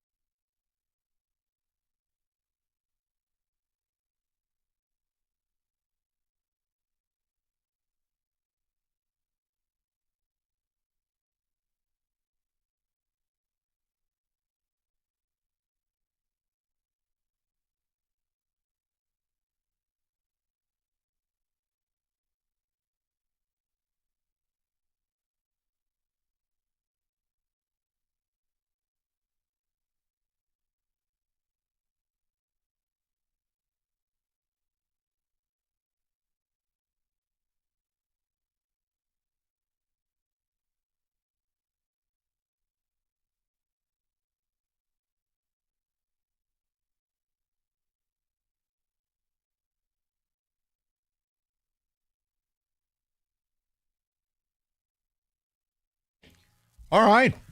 Pumped up. Good response here. And we're going to try to figure it out. You know, Mike. You've just received a missive? I did. A friend of mine. Shout out. Is he a real friend? Yeah, he calls the show every now and then. Shout out, Phil. Phil! Isn't that the middays thing? Yeah, that is. Sorry. Basically, Mike is taking away the pleasure of them being able to brag by saying we're no good and we want the coach fired. You've taken away the oxygen in the room because they want a care factor so that their bragging means something. Their bragging means something is that it sucks to lose to your rival. You can brag. No one's telling you not to. Right, but it's the equivalent of taking the victory lap during stadiums during COVID when it's nothing but cardboard cutouts. Okay, great. So it's like the commercial where the Michigan fan steals the kids' cotton candy. Mm-hmm. Are you proud of that? What do you want from me? MSU has removed themselves from any respectability. It is the equivalent of beating up a bum sleeping on the street. Right. You can brag about it. I can't help you that we can't care like we used to. They need you to sound like the guy from Intervention. They need you to be so upset then at I need the end a of the program. game. I need a program that hasn't lost 4 games already. This is you at midnight, Sunday night, Saturday night. I hear you. That's what a lot of the Michigan fans want. Okay, then the only thing they can... Then here's what they would have to do, and they're not capable of it, nor am I asking them to do this. They would have to respect MSU like they respect OSU, where it's, quote, better when both teams are good. Never going to happen. And that's my point. So it's a straw man. You're asking for something you deep down don't want. Yes. Yes. No, okay. Yes. It is. Like I'm flabbergasted. No, the funny thing is, because we had this kind of different thing. Izzo would always say, no, I love it when Michigan's good. Like, you beat them all the time. Like, Tom, you realize once they get good, they're going to beat you. And now that they started beating him, it's just like, hey, you still feel that way? Yeah, well, okay. And I don't. I'm not mad if they run up the score. I'm not mad if they want to do the belt to ass gesture. Like if we want to 2 years ago, if we want to stop that, we have to beat them. But we're incapable because we're a horse bleep program and a horse bleep athletic department with a horse bleep coach and horse bleep players. I don't know what to do. Get mad. Okay. At what? Spartan fans, if you're out there and you have it in you that you think they're going to win this game and you're all in and it's going to ruin your weekend, you can call in. But I don't think those people exist. Not on our side. We're more upset at our school and our coach to consider Michigan fans' wants and needs. No, Mike, it is the paradox that every state fan will have because deep down, yeah, you want to beat Michigan, but short term, great. Long term, bad, because that means you probably have Jonathan Smith for at least one more season. And I think most state fans will say, we weren't going to win anyway. We'll just take the L, but we'll get a new coach out of it, and maybe you can find your next D'Antoni. It was funny with the YouTube thing, too. Is like Michigan fans can't even come to a consensus. You got some people saying you're our biggest rival. Other people are saying you're our fourth, and we don't even want to play anymore. Mm-hmm. That's because the ones that are saying that you are our fourth, they're the trolls. Should never listen to those guys. Well, I'm not. I don't know what to say. Those are the idiots that are also saying, well, they need the validation from you to care in it so that I can brag. Why would you ever want to brag about winning this game this year? That's my question as an outsider, and maybe I'm looking at this backwards, but why would you, as a Michigan fan, if you are one, pillow fight? Right. Now, I'm not doing that. That's not my point here. I'm just saying that if you're a Michigan fan and you beat Michigan State the way you think you should, where's the brag? You said it was like cutting off grandma's head or beating up a homeless guy. There's no brag there. No, Kenny, the only they can brag. But but then they're mad that I'm taking away their right to brag. But then the next breath they tell me we're below Western on their rivalry ranking. Like I don't even know what to say anymore. Right? It's people are insane. Unfortunately, it's almost a lose-lose for Michigan because you're supposed to win this game. This is the equivalent when you play a MAC team. Let's just call it what it is. You're not supposed to lose to that MAC team. You're supposed to beat them, and then once you beat them, you move on to the next week. If you lose, you're sitting there saying, what happened? How do we lose to these guys? We're 10 times better. We got athletes. We got guys going to the league. They don't. Now, Michigan fans will be in the same boat as us, questioning their coach on Monday, saying, I don't know if this guy's the guy. He managed to lose to that team. Let's go to the people. We'll check in on Ticket Text later. We've got full lines. We'll go to Frank. He's batting leadoff, 97.1. Frankie, what's going on, buddy? Well, let me tell you something. I'm a Michigan fan, and I'm an old man. And, Campari Mike, I'm Italian, too. So let me tell you something. When I was a kid, I loved Michigan State. And because they went to the Rose Bowl, and they had Kowalczyk, and they had the quarterback that I liked that used to be in the pros, I loved Michigan State. I got a degree from Michigan in 1965. I also got a degree from Detroit College of Law, which is now Michigan State Law. So I got a diploma from Michigan State for my law school, too. So I'm telling you that I care about Michigan State as a rival. I always have. I always will. The only thing, the reason that I care so much is when I was at University of Michigan, I had to watch Michigan State kick our butts all the time. And not until 1964 did I see a Michigan win, 17-10, and I was at the game. Well, Frank, I got to tell you. The first time we won in a long time. Frank. But I'm telling you, that game means more to me than Ohio State or anybody else. All right, now, Frank, listen. You sound like a gentleman. You sound like a very nice man. You're going to have a lot of Wolverines angry at you for saying that. I'm just telling you. You better be careful now. There's a lot of Wolverine. The Wolverine fans you're talking about are not the people that I know.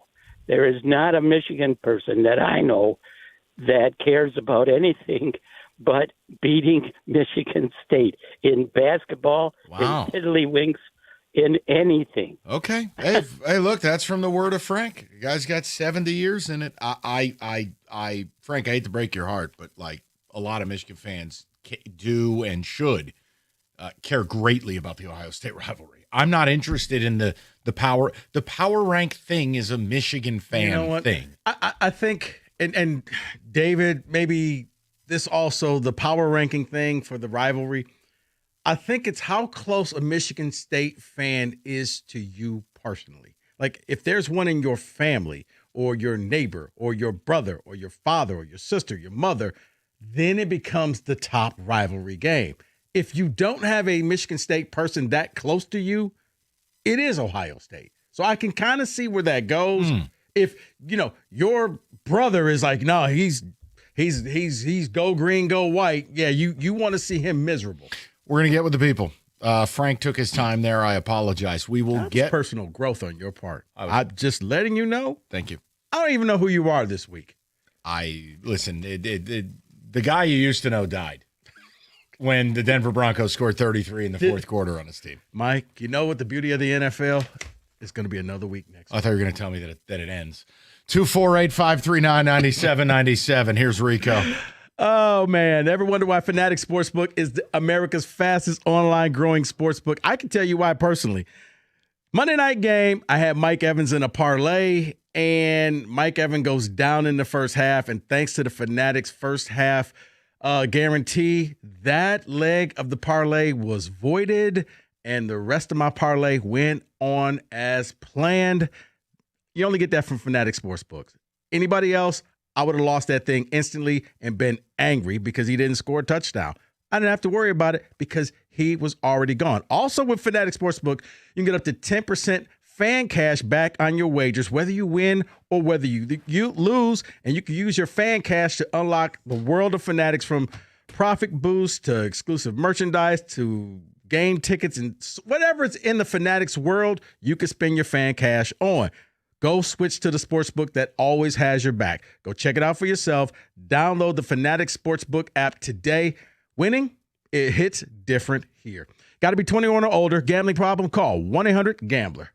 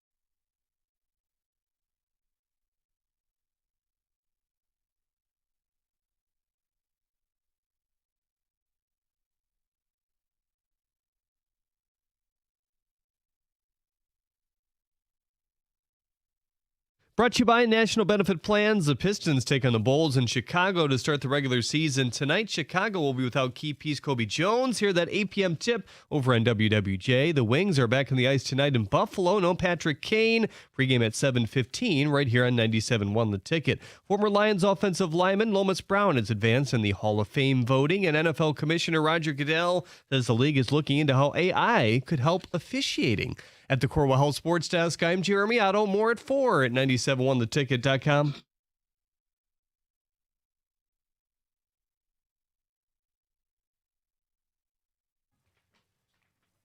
All right, straight to the people. We're asking a question about where you're at with the rivalry. And some of the genesis of it was we had a video kind of catch fire, and you're like, well, did we really say anything that provocative? And then you see it's a war zone amongst fans in the comments, and it's Michigan fan leading the charge. And I'm going, what is it you people want? I don't know what to tell you. Like, you want me to lie to you and say my team's good? They're terrible. So we're just working our way through it. Pat is next, 97.1. Pat, what's going on? Hey, guys. Thanks for taking my call. Yes, sir. Yeah, I'm a Michigan fan, and yeah, I mean, I'm not as old as Frank, but I'm old enough to appreciate a true rivalry, and State's always been, I mean, second to only Ohio State. And I mean, I want to say in Michigan State's defense, I mean, we're all Division I athletes here, and if it's a coach issue, then is it possible that the players in the locker room take it upon themselves? I mean, it's a night, you know, I mean, I'm not going to say anything can happen because I truly believe it's going to be like a 28-17. But I do think that it will only take hopefully one game, you know, to reestablish State, at least on the radar of that rivalry. But yes, my opinion is, unfortunately, and I do say this respectfully, unfortunately, it is at an all-time low with me. It is. Thanks, and no, you got it. And Pat, look, let me expand on that for 1 second, because Rico and I have had this conversation too. I think a lot of rivalries are at an all-time low across America. Conference expansion, some rivalries have stopped. But think about the construct of even our two teams, and certainly your team is far superior to mine. These are nothing more than hired mercenaries. Yeah. You know, rivalries are about dealing with the same teams on the same campus for 3, 4, 5 years. You develop a hatred because you're ingrained in the culture. Now, Pat, these guys are nothing more than hired hookers. That's all this is. I agree with that 100%. But I mean, like last year, for instance, Michigan saved their season by beating Ohio State. So I'll kind of like, you know, hope to have a very close game tomorrow, only because, I mean, it's just, I even hate to say this, but like I'm of the ilk because of my age that teams like Notre Dame, when they're doing good, it's just college football is better. I mean, you know, when and I put State as far as regionally, I put State and always have, you know, in that group. And I think it might be a coach, but I do have hopes for State for only one reason, that is to get this rivalry back where it should be. Thanks, and honestly, Pat, for our purposes, it would be great because it's good for content. We're in the entertainment business, the interesting business. The most interesting thing about MSU is when a coach lost $82 million pounding his crank. There's your MSU football highlight the last 4 years. But I'm supposed to be woo. What? Let's go to a call. All right, we're just going to go to Jason. Rico doesn't want to comment. Jay, what's going on, pal? Not much, guys. How you doing this afternoon? Good, Jason. What's up? No, I'm 50 years old. I love the rival. It used to just mean so much more. This whole week would be nothing but hype. And it seemed like a lot of local high school players would go to either school, and it just meant more. And it just seems like it was Big Ten football. We don't have Big Ten football here anymore. I mean, if you get what I'm saying, like it was so homegrown here. It just felt like everybody talked about it. Now I talk with these younger guys at work. They could care less. I mean, one guy pretty much summed it up to me today. He was like, it's like Rico's basement, new basement. You know it's a basement, so you really want to watch it. You know what I mean? So I'm like, I guess I see your point. I mean, they're not invested in it anymore. No, and it's also too is look at what the portal has done to recruiting. I mean, Michigan and Ohio kids understand the rivalry more. Certainly, Michigan kids, where you'd go to Michigan and go to Michigan State. What's the construct of these teams? Yeah. State's not recruiting Ohio like it used to. They're sure as hell not recruiting the state of Michigan. They can't really get anybody to go to their terrible-ass program. And for Michigan, look, they're able to do whatever they want. You can buy whoever you want, do whatever you want to do. Well, naturally, you're going to get a bunch of guys who aren't from here.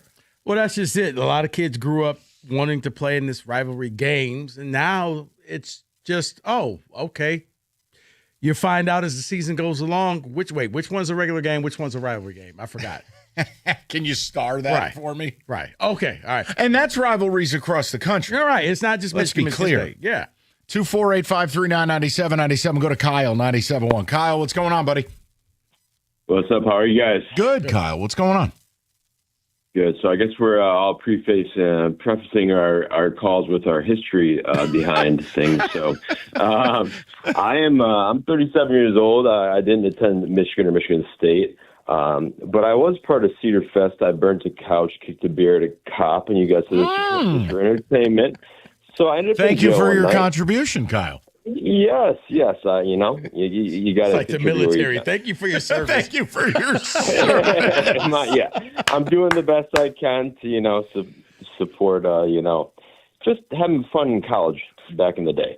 But again, in my opinion, college sports in general have just fallen off a cliff. Besides March Madness, I love March Madness, but I haven't been interested in this rivalry in so long, and it's hard. I know you guys probably have contracts and things to talk about college sports, but it's just so uninteresting. It's not interesting to me. No. And then Kyle, no. Let me be clear about this. We talk about what people want to talk about. We do our best guess at what our audience wants. Kyle, we've talked way less college sports the last few years. Why? Well, I think many people are like you. And Kyle, if you listen semi-regularly, I would always bust Rico's chops. How my love for the college sports has died in the last 5 years because they've done everything they can to ruin it. So you're not out of line with it. No, it's sorry to interrupt. It's become more about money and things that don't matter, and this disposition that people have that they want their team to lose. I don't understand that. I really don't. Look, for me, I'll explain it, Kyle. It's very simple. I'm not proud of it. I'm just telling you, you hit a level of disgust that you want change so badly that you're willing to suffer to get the change. Suffering is having Michigan walk into our stadium and take a poopy on the logo. That sucks. You don't want to see it. Yeah, but there are brain-dead donors and brain-dead administrators at that hillbilly-ass school who will only react to that. There are still people who are like, well, you can't let him get his own players like it's 1987. I know. You got to let him develop. Not going to happen. You get a good enough player's going to say, well, I'm not winning here. I can win down the road. I'm going to go down the road. You want change? It's the phrase, man. Yeah, you know what, David? You're number one, too, okay? Rico's in the middle of a point. That's okay. He sent me to the corner a long time ago. Here, it's NBA tip-off, like anybody cares. FanDuel, your home for live betting. It's also for college football, pro football, more relevant things. FanDuel, live bets on everything. I don't know, maybe you're up at midnight and you want to bet on Kevin Durant, bald free throws. Well, there you go. It's there for you. FanDuel's probably got a market for it. Bet 5. You're right. You get 300 in bonus bets. Cade Cunningham tonight, man. Yippee. We got 81 more shots to see it. FanDuel.com/ticket. It's FanDuel. 21 and up, present Michigan. First online real money wager only. $5 first deposit required. Bonus issue now. Withdrawable bonus bets that expire 7 days after receipt. Restrictions apply. See terms. Sportsbook.fanduel.com. You got a gambling problem? Call 1-800-GAMBLER.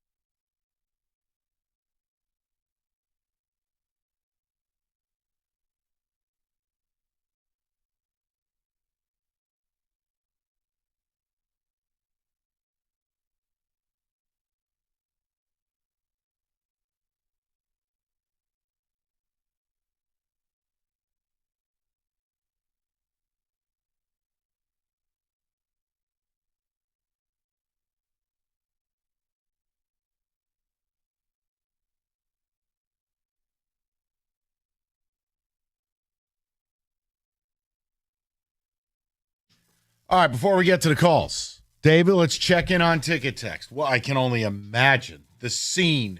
It's got to be a real... State needs to be decent for the game to matter at all. I agree, but yet I'm vilified for that. Okay. The OSU-Michigan rivalry is the most intense, but I would rather lose to Ohio State than Michigan State since it's in-house and have to hear from these people all year. How about this? I hate to break it to you, but the OSU game with Michigan and Michigan with OSU, however you perceive it, the minute they expanded this playoff, that game took a major hit. You could play each other again in the Big Ten title game, and play each other again in the playoff. The mystique of the game, it was at its zenith in 2022 and 23. Winner take all. That's gone. I think what you're saying, Mike, holds true for the casual fan. For the hardcore fan, certain games will always mean something. I just don't know how you can be that type of fan anymore with the state of this sport. No, it's a joke. But you're a little jaded right now. A lot of people don't feel the same way that you do. It's like Army, Navy. To people in the military, that thing means everything. To everybody else, it's like, oh, okay, right, because it's the last game of the year. For Michigan, Ohio State, for the casual fan, it's like, well, doesn't really mean anything. But if you're invested in either one of those, you don't want to lose. But I don't know how anyone's invested in any of this. Because it's nonsense. Because that game is not about a title. That game is about the bragging rights. And in certain games, bragging rights are still there. David. I'm invested in that game, and that game does not matter anymore. I was shown that last year. But you still Ohio State lost to us, and they still won a national title, and it didn't matter. Exactly. Didn't matter. It's insane. But you still got some Michigan fans saying, yeah, but you can't beat us. Yeah, but it doesn't matter. Weak. They won the national championship. For that day, sure, I text my cousin, we beat you. Right. But it didn't matter in the end. Right, David. Because he texted me back, we're champs. Right, but I'm not going to saying. say what else he said. Which pastor was this? Almost said it. I'm sorry. You were saying? You jiggly bastard. Okay. Yeah. Right. Here's David texting. Right, but it's yes. It's still a pride thing for certain fans. Okay. Let's get to the people, shall we? Yeah. We go to Kyle up next, 97.1. Kyle, what's going on, buddy? Hey, guys. How's it going? Good, Kyle. What's up? Good. First of all, I just want to say love the show. I've got to say, when you guys finally hang it up, Detroit's radio is never going to be the same. Oh, thank you. As I got to say, as a Spartan fan. As a married man, yes. Yeah, I absolutely hate Michigan. Hate Michigan fans. A lot of people touched on it earlier. It's just, the rivalry's just not the same anymore. And this weekend when I watch, I'll be out of town. I'll be back in Michigan because I live in Columbus now. But when I watch parts of the game, I'm just going to root for Michigan because I want Jonathan Smith gone. Like, there's no fire. This team is just poopy. Like, it's horrible to watch. And as I was telling Kenny over the phone, I'd rather sit here and watch SEC football over any Big Ten. Amen. Oh, Kyle, I battle cookies all the time with that. Turn on a Big Ten game, turn on an SEC game. It's not even the same sport. It just, and then look at Indiana right now. Indiana's season is over. They don't play anybody the rest of the way. You don't get away with that in the SEC. Look at Indiana. Well, they played a lot of good teams early. Oh, shut up, you. It's like cupcake week for the SEC. You know what? You're Jerry DiNardo with a tan. Hey. You are a shill for this conference. Hey, you're you know a disgrace. What? Yeah, you know what? I went to all 18 schools, and I think they all have a chance to win the Big Ten. Thank you. That stupid bobblehead. Him and Revson. Put them both on a rocket ship. That bum. Let's go to, I think Michigan State secondary is going to be good this year. Oh, bobble, bobble, bobble, bobble, bobble. Yeah, and then what happens? Touchdown, Western. That's right. If you put me on that Big Ten bus and we did the camp tour, I'd sound like the dude in Cleveland. Dead giveaway. That's where that comes from. Yeah. Okay. He's out there, and I'm not going to say the other things he said because it'll get turned into a drop and used against me. But you think the whites are better? No, right. that the helmets are this. Listen, you're out of line. Let's go to Brandon. These poor kids running around the house screaming that. Brandon, what's going on, buddy? Rico, Mike, boys, how we doing today? Hey, Brandon. Super. What's going on? All right, so I'm a big Michigan fan. Been a Michigan fan since I was as long as I can remember. The first real one that I remember is the Braylon Edwards overtime game. Like, my thing is, like, every year, I do not care how bad Michigan State is. I always have a fear for this game. Every single year. And I'm sorry, I don't want to talk down on State because I respect them as a program before Jonathan Smith. But this year is the first year I don't have any fear because it's Jonathan Smith, right? That being said, and you guys touched on it a couple of times, I think the biggest thing that's changed is the fact that the NIL and the conference realignment and everything, it's made these games not worth anything anymore. There should never be a year to where Indiana versus Michigan matters more than Michigan State, but that's what it's made it. And it's all based on the NIL dollars and the conference realignment and the fact that we have to, Michigan's flying to Los Angeles, and then that's a bigger game than what Michigan State's going to be because rivalries mean nothing anymore. I mean, look at Alabama, Auburn, look at Michigan, Ohio State, even to that extent, how you guys talked about it with Ohio State losing to Michigan last year and then going to win a national championship and keeping the Just for Men beard in Columbus. Like, it's kind of a problem. It's kind of a problem, and it's honestly, I love football. I love the sport. I love college sports, but it's just getting to a point now I just don't care. No, and Brandon, real quick, so where do you feel, because let's just say Michigan loses, are you on the whole we got to get rid of Sharon Moore, or are you good with him?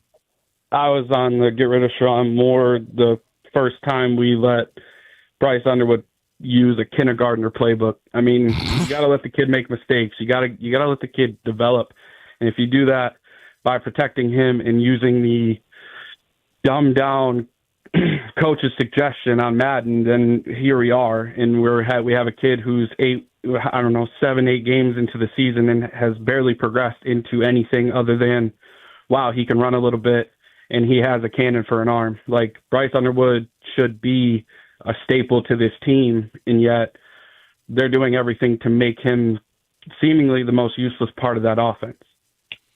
Well, I mean, I'm with Brandon as far as rivalries go. That's the sport doesn't feel the same. I mean, the helmets look the same, the uniforms are the same, but it's different. But watch these rivalries. You can tell these players don't know what the hell they're doing. The cigar game wasn't quite the cigar game. Yeah, like cigar game. Yeah, explain to those kids the rich history of Bama, Tennessee when they've been there for 10 minutes. Wait, why are we smoking cigars after the game? They don't even know where the local Publix is. I mean, come on. It's hell. The height of lunacy is today. Did you see the G League player who now was signed by Louisville to leave the NBA's league and go play back in college for 2 years? Yeah. What are we even doing here? Wait, that's a problem? Yes. Yes, it is. 97.1.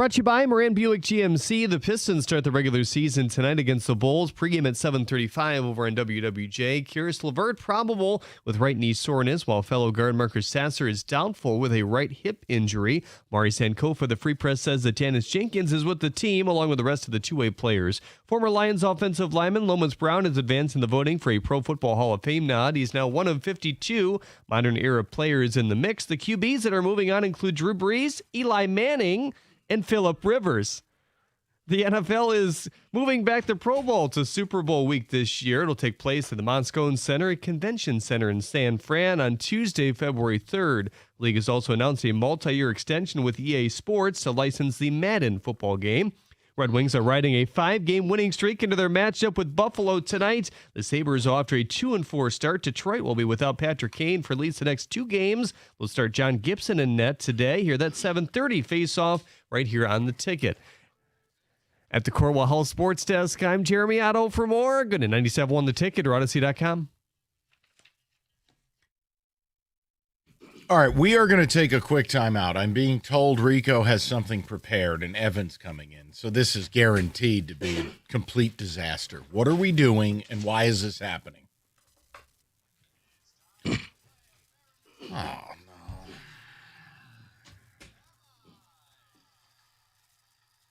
no. Okay, so you did a Can We Say That earlier this week. What is this, revenge? No, I said, you know what? I got to thinking, who am I? Rico Beard. Detroit Lions, Legion of Whom edition. Oh, go to hell. All right, we don't even know these people's names. Yeah, I'm wondering. And that's the whole point. Pete Smollett. Johnny Wheat. I don't know what his name is. Tyrus. I am 32 years old. I survived Hurricane Katrina. Oh, what's that guy's name? I then moved to Ann Arbor, Michigan. Tyrone Wheatley. No. But maybe. Or the wheat guy, whatever his name is. That's going to be my blind fire guess. I don't know about you guys. I started my college career at, let me make sure I get this right, Capilla Lincoln Community College. It's a bastion of academic integrity. Harper. Saw him on Last Chance U. I then transferred to Memphis where I had 73 tackles, 2 interceptions, and 4.5 sacks my senior year. So Lincoln Carpenter Junior College to Memphis. Do we say we're out when we're out? Yeah. I'm out. What? I'm going to take a stab at it. I played for 6 NFL teams. 6? Question. Last question. When it says played, is it just on the team? You're on the team. Okay. Last one. I had an interception on Monday Night Football. Like this week? Or This just, week. Oh, Bob Dolette. Whiteside. Schmolad. Isn't it? Whatever his name Evan, is. since you locked in. Well, I'm wrong because he Okay. didn't play. I was going to say Trey Flowers. That would be Arthur Mollett. Mollett. I said it. Smollett, Mollett. Tomato. Holy hell. I thought the this only was way I got it was the interception. Exactly. Right. These are like the equivalent of looking up like states recruits. They don't even have profile pictures. And that was the whole point, talking with Dave, like, this could be fun because we don't know anything about them. I can't believe that dude's 32. I mean, Yeah, he was like shocking, 26. isn't it? Wow. 32? That's like a journeyman. I was a 3-star recruit from Louisiana. Definitely not a Michigan player. I actually am kind of named after my mother. I became a starter my freshman year in college. Where did he play? College. I played for Louisiana Tech. Oh, Rustin, the Bulldogs. I was drafted in the 4th round in 2020. Wait, a 4th round pick in 2020? That's recent. Wow, I should know this. Was drafted by the Raiders? Meek Robinson? Yeah. Wow, good call. I thought we were supposed to say I'm out and let us all hear it. Yeah, His name is actually his mother's name backwards. Oh. Kima? Mm-hmm. I couldn't do it quick enough there. I'm like, let me write this down real Poor quick. Evan's brain was trying to sort through all the bong resin. I'm like, K. Hey! He basically sounded like Keating on some of the broadcasts. Oh, they say! Kima! You guys couldn't get there. You ready? Okay. We've lost Cabin. All right, next one. I grew up in Cypress, Texas. Ooh. I played for a former Michigan State assistant coach who's now a head coach. That happened? I played in the ACC. I was a semifinalist for the Jim Thorpe Award. What the hell? Is that a punter award? No, that's for the best corner, you idiot. Timeout, though. You're saying this is one of the nobody? See, Amik's not a nobody. But he's a part of the. Okay, so it's a. Oh, God. All right. The whole But secondary. now this guy played for an MSU former assistant coach, ACC. I think we know who the team is. Pitt. I don't know. Pitt. Yeah, I know. Oh. Good luck. I was drafted in the 6th round by Jacksonville. This is a problem. It's hard to even name these people. I'm going to take a shot in the dark. Okay. Harper. No. I am Eric Hallett. Who? Eric Hallett. Oh, that would be who? We already guessed Smollett. No, Hallett, not Mollet. It was They had a Mollet and a Hollett? Yes, they totally did. Oh, my God. He was the other safety opposite of Harper, I Was believe. he the one that That's got on like the team. stiff-armed? No, that was Smollett. Boblet. Smollett. Is this number 36, or is that Mollett too? No. Mollett was the kid who Rashad White killed on the first play. Right, Mollet and was then like ran him over. 27 or something like that. Hey, look, don't worry about it. They'll both be cut in a few weeks. Yeah. Hollett, Mollett, not gonna work here much longer. Oh my God. I started my career as a wide receiver in Division II college. I'm locking in. Okay. Oh, me too. Same here. Process of elimination. Okay. Did he play locally? I could have transferred, but I didn't because my mother wanted me to stay. I'm locked in. I can't change. For Kenny, these are for you. I had my pro day at Central Michigan University. Yeah. I played for the St. Louis Battlehawks. I tore my Achilles in 2021. And the final one, Kenny, I shut down Emeka Ibuka Monday night. Frank Whiteside. I thought it was Whitehead. Nick. It's Nick Whiteside. God. Saginaw Valley State. Frank Whiteside. I love it. Process of Why do elimination. they talk about this kid like they do Tesla? You know why? Oh. Dead giveaway. Oh, my. I was born in Knoxville, Tennessee. Oh, there's more. I played with my older brother in college.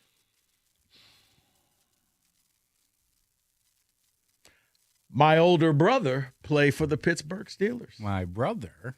My brother. Maybe David would get that one. My college coach was recently fired. I'm trying to think of what other players. Harper. That's not how the game I know, works. but I transferred to Notre Dame in year 5. Oh, there we go. Oh, you knew that? I had no idea. I signed with the Chargers. I got undrafted, signed with the Chargers, and was waived. And the very next day, signed with the When Raiders. playing this game, though, it just what a credit to Kelvin Shepherd and Dan Campbell and that team. You know, we're making light of it and just having some fun. These are the players who had to play 40, 50, 60 snaps. Crazy. And they held the Bucs, whatever version the Bucs are or are not, to 9 points. I mean, it's really incredible a couple of days later to sit here, play this game, and I'm like, yeah, Frank Whitehead. Like, it's insane. But one thing though, what is his first name? Is it Alvin Harper? What is his name? Thomas Harper. Thomas. I never knew his first Alvin name. Harper. Who was his brother? Roman? Ron. No. Dylan? His brother was Connor. I don't think there is a Connor Harper. Harry. No. Kenny didn't realize those were basketball players we were mentioning. Right, his He's brother- just naming names. Devin Harper. Oh. Okay, Kenny's knowledge base only extends within the constraints of his race. We were randomly saying things. Sergey Harper. Devin Harper. It's a black athlete. I'm in trouble now. Played with his brother Devin Harper at Oklahoma State. Sure. I celebrate his entire catalog. Wonderful career there. Who? Well, that's just it. That's the Legion of Home. Oh, my God. I like that. I do, too. That was fun. And I think, at least if people are listening, it just makes you feel even better about Monday night. They pulled that off with this? Mm-hmm. Well, I thought we would have some fun. Wouldn't that have been as impressive if they did it against the Bengals, the Browns, like any team that you named? But the fact that it was the Bucs made it that. Yeah, much and more again, impressive. Ibuka played, and Evans ended up getting hurt. I don't played. care. Right. So You did it against a good team. Yep. Yeah, I was born on Planet Nebula. Sure. Bob Wheat. that is Who Am I? Legion of Whom edition 97.1. All right. Guys, you've heard me talk about the basement that Matrix Basements designed for me. It's done. They can do the same thing for you. And they can do it right now. You don't have to wait. If you're like, well, I don't have the money, no problem. They're offering a build now, pay later plan. That's a no interest, no payments for 24 months. That's 2 years. So why wait for your dream space when you can have it right now? They can get started as soon as you get in contact with them. They'll give you a free consultation, come up with a game plan, and the next thing you know, you're going to have your unfinished basement done, or you'll be adding a room, you'll be adding a bar, whatever you want in your basements. Matrix Basements can get it done for you with the buy now, pay later plan. It's very simple. Go to matrixbasements.com. That's matrixbasements.com. It's 24 months with zero interest and zero payments. The build now, pay later plan. Enjoy your new basement sooner than you thought you would with Matrix Basements.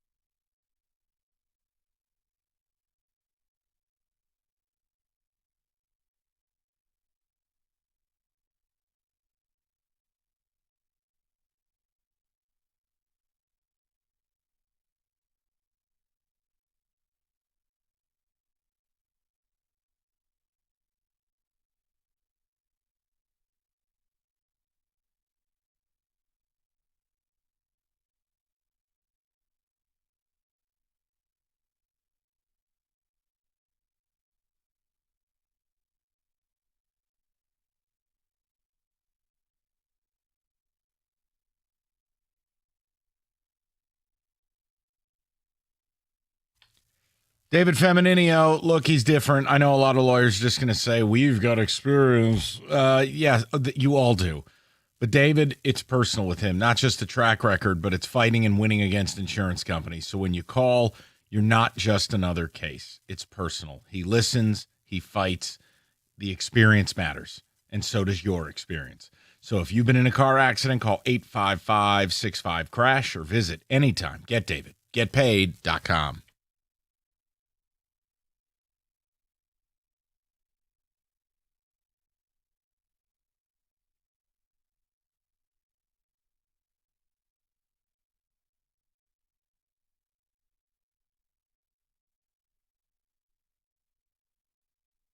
All right, we're going to get to the phones, knock out these calls, move on from the Michigan State thing. We've talked a little bit about the Wings.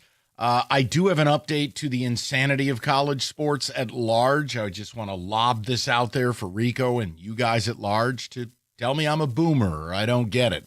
And then 5 o'clock, we're going to bring up the Pistons because hope is over. Expectations are here. I want to know what yours are as they tip off tonight. We'll go to Chris, though, next, 97.1. Chris, what's going on, pal? Doing all right here, O2 Spartan alum, so go green.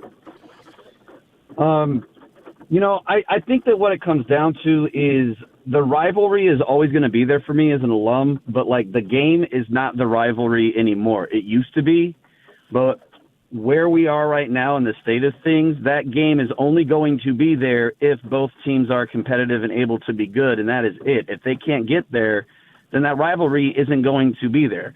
I'm not going to like U of M to beat me in anything because I'm a Spartan through and through, but that game can't be what it should be because of the state of the game across the nation.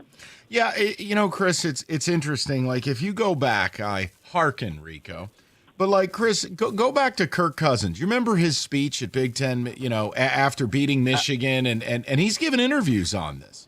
A Kirk Cousins will never exist again, where he's homegrown and he developed and he ends up, beating Michigan multiple times and it meant something to him.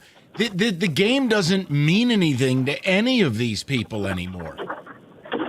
No, and I think that we can even see that in the coach, which is why we need this change so bad and why so many Spartans are looking at it going, we need to lose this game. And, Wolverines are getting upset because they know they're going to get clocked by OSU at the end of the year. So they need us to care about the game so they can try to brag a little bit more when they know they're going to pound us. Right. They can brag. I'm not taking away their joy, but I don't know what you want us to say. It's like a poor person being like, yeah, I'm not rich. And, well, you're poor. Indeed. I'm like, what do you want from me? I'm out here sleeping with a shopping cart. What do you want? Go make some money so I can make fun of you. I'm trying. I don't know what Wolverines want. We're out here like Ernie the Can Man. We're not trying to be Ernie the Can Man. I understand. We're just stuck. But no, I mean it. The rivalry used to be awesome, and it's not Michigan's fault. It's ours. We can't compete, but it's the sport's fault. Mm-hmm. It plays right into what we're talking about. Think about it. You used to know who the Wolverines were, who the Spartans were, and the animosity built over years and familiarity and the contempt. It's gone. I mean, the reality, Michigan will have how many new players next year? And where will they reside from? Right. I mean, Michigan State will have how many new players next year? Right. I mean, think about it. It's, I don't think you'll have that Mike Hart moment where a guy who just comes in here and it's like, hey, you guys will never beat me, and you never have, and your little brother and all of that, because you basically saw for 4 years he had his way with you and he did whatever he wanted. So those moments are gone where you'll get that flash in the pan where, okay, you happen to get the right transfer, and then you'll have a Kenneth Walker who scores 5 touchdowns, but then he can't back it up because he's gone the next year. So you'll that's the down part. That's where you'll always win this argument, Mike, about how it's so different because you don't have that lasting image of, I mean, let's just say that both Marshes, Nick and Andrew Marsh, go out and have killer games. Who knows if they're both back next year? Are they related? No, they're not. Oh. I was being serious. No, not one's facetious. from Texas. No. Okay. The Michigan wide receivers from Texas. Well, they're going to be playing together next year, so that's going to be exciting. That's ridiculous. No, all I've said with Nick Marsh is he needs to look out for himself. MSU's going to kill his stock. What I'm saying is, I don't like if they go out and have this great game and battle each other. There's no guarantee that you're going to see a rematch next season in Ann Arbor. No. Or Aiden Childs and Underwood can duel it out and be like, man, I can't wait to see this again next year. You don't know if they're either one will be there next year. You know what? All David right. Reed stopped it. Hey, whoa, hey. Sorry for almost responding. No, I'm trying to make a point, and I know you were. Nope. Mike, there's places other than the bottom of the chili pot to reside. Okay, tell that to Jonathan Smith. We'll go to Kent, 97.1. What's up, Kent? Hey, what's going on? How are you, sir? Living the dream. It's on Elm Street, but it's a dream. Hey, dude, you guys kind of brought it up a little bit ago, but yeah, you're not liking the rivalry in college football, dude, and it's just because your team is bad, and they're bad without hope. That's the worst part, is that you don't see the hope in the future. And I don't know what happened to Michigan State. It must be their president and the guys up above who are making the decisions. No, you make a couple bad hires in today's world, and you end up at the bottom of the chili pot. But I mean, Kent, rivalries across America are not the same. Watch the games. I disagree. Now because some aren't built for the test of time. But dude, after last year's Ohio State-Michigan game and the way it ended, you think that don't mean nothing? Dude, it's going to be even worse this year. One thing I do agree with you on is the vitriol is so bad that a lot of times I can't even stand to talk to my Michigan friends because these dudes are living in some kind of fantasy world. It's like a cult. Well, it's creepy. Yeah, I'm sorry that at age 44, my identity's not wrapped up in a football team of mercenaries. I can't help you there. I mean, I get it. In your 20s, you can be intense, and it's the game is life, dude. I some of these people, I can't help you. Their personal worth is tied up in strangers. It is. That's true. It is, and they make that part of it where you just can't talk normal trash and have a good time with it. Because I love talking trash in the game, the week and the whole year. Because I'll remind people I'm a Buckeye fan. I'll remind people the whole year. But Ken, here's the deal. Here's the other problem. I mean, you're living proof of this. You lost that game, which, by the way, thanks for nothing. And then you win the national title. So it didn't even matter. But the thing is, dude, it's been that way for a while. In 2022, we could have played twice if we learned to kick a field goal. And if TCU doesn't run Michigan off the field, we could have played twice in 2022. And you're right. That's my point, though. The rivalry, Ken, hey, you can value it however you like. I believe, fans get the wrong idea, Ken. I love Michigan, Ohio State. I love big rivalries. I love the world's outdoor cocktail party, Florida, Georgia. I love the Red River Shootout. I love rivalries. But they don't mean anything anymore. You can openly and brazenly lose the game by 40, and you're still going to get in this WWE playoff, and you can still win the national title. The old way, that game hurt so bad because your season was likely over and it was your enemy who did it. That's where it was magic. Yeah, it's not a total catastrophe anymore. It's just one of bragging rights, hanging out with the fellas. We beat you again this year. That's about it. It's not gloom and doom, especially the way being the final game of Michigan and Ohio State. So I understand that. When Ohio State won, you know what? It basically was you were hoping that they would lose because then not only would they fall on their face in the playoffs, but you would essentially ended Ryan Day's career. Yeah. He won. He stuck around. There you go. Let's go to Dan, 97.1. Danny, what's going on, bud? Hey, how's it going, guys? Good, Dan. I feel like I got to start this off by talking about my history because I feel like I've been a fan since the Sports Inferno days. Oh, Danny, wait, you go all the way back. Now I feel old. Jesus. All right. Yeah, big fan. Love the show, obviously.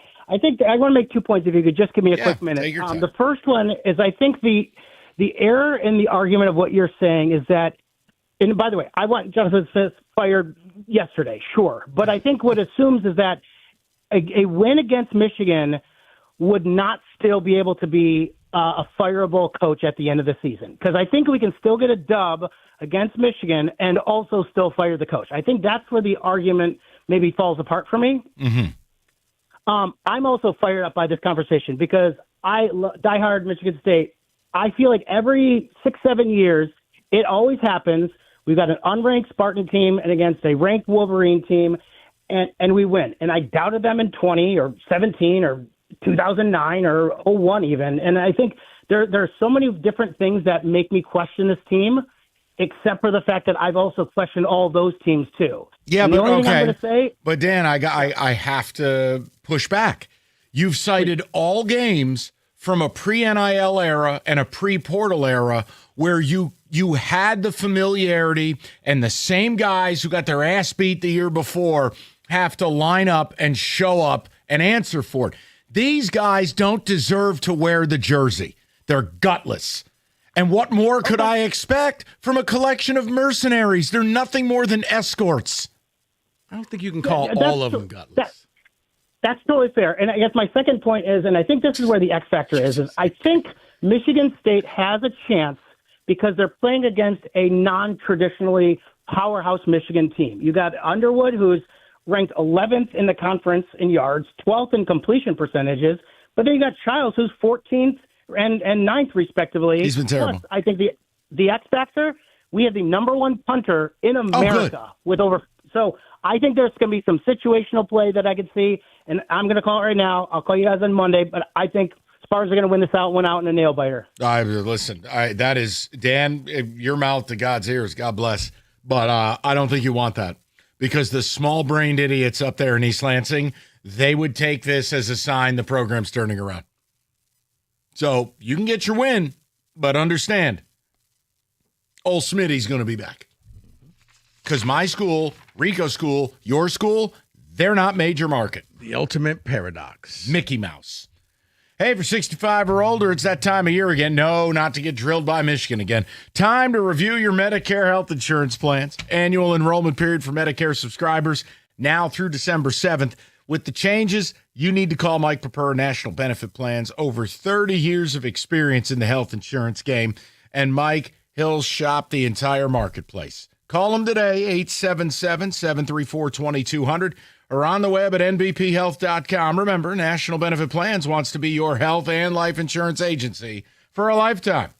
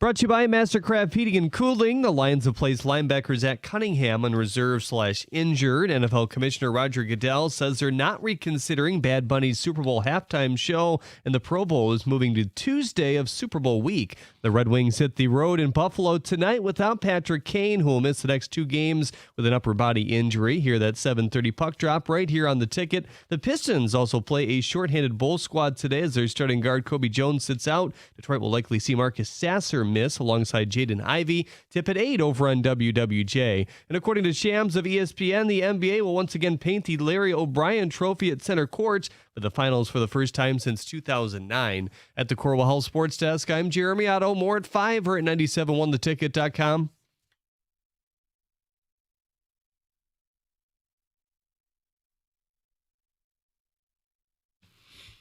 All right, we're going to get to the Pistons at 5, but I want to do 2 things. I have this news story I want to offer you with the absurdity of college sports, but we didn't have time.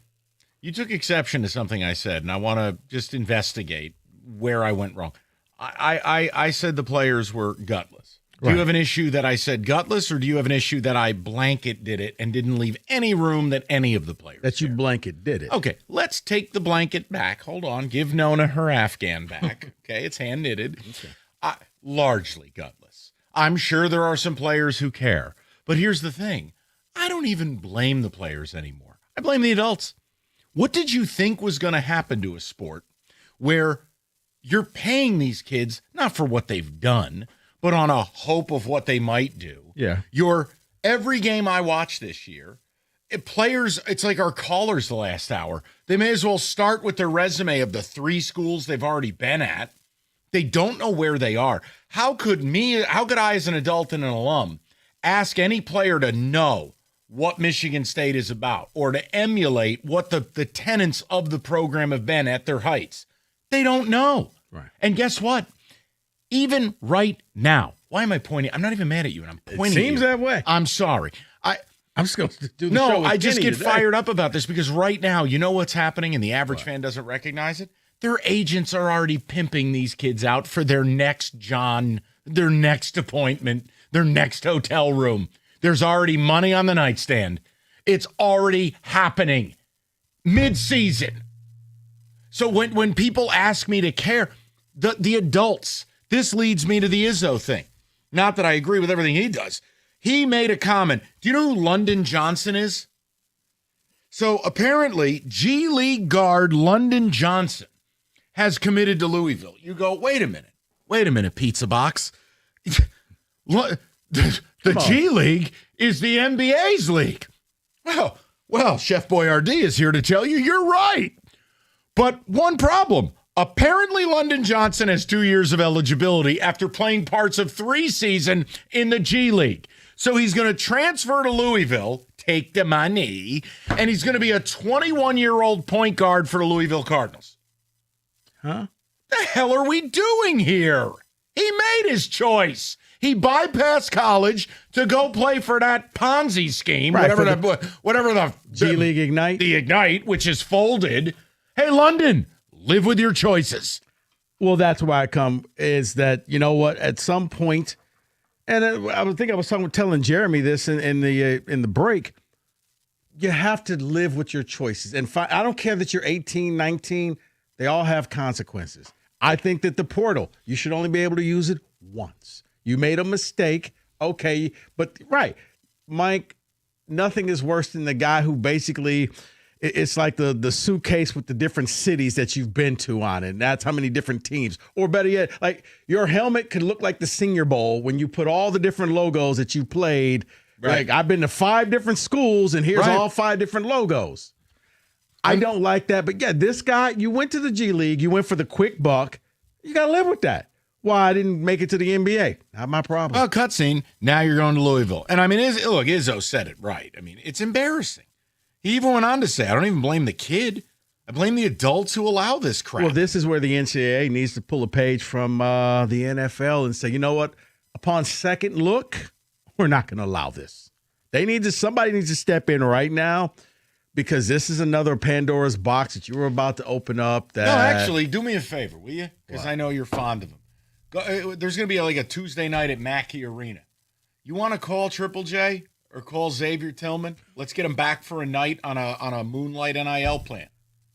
Just bring him to Purdue for a night. What the hell's the difference? Yeah, because I would like to know. So because G League is professional.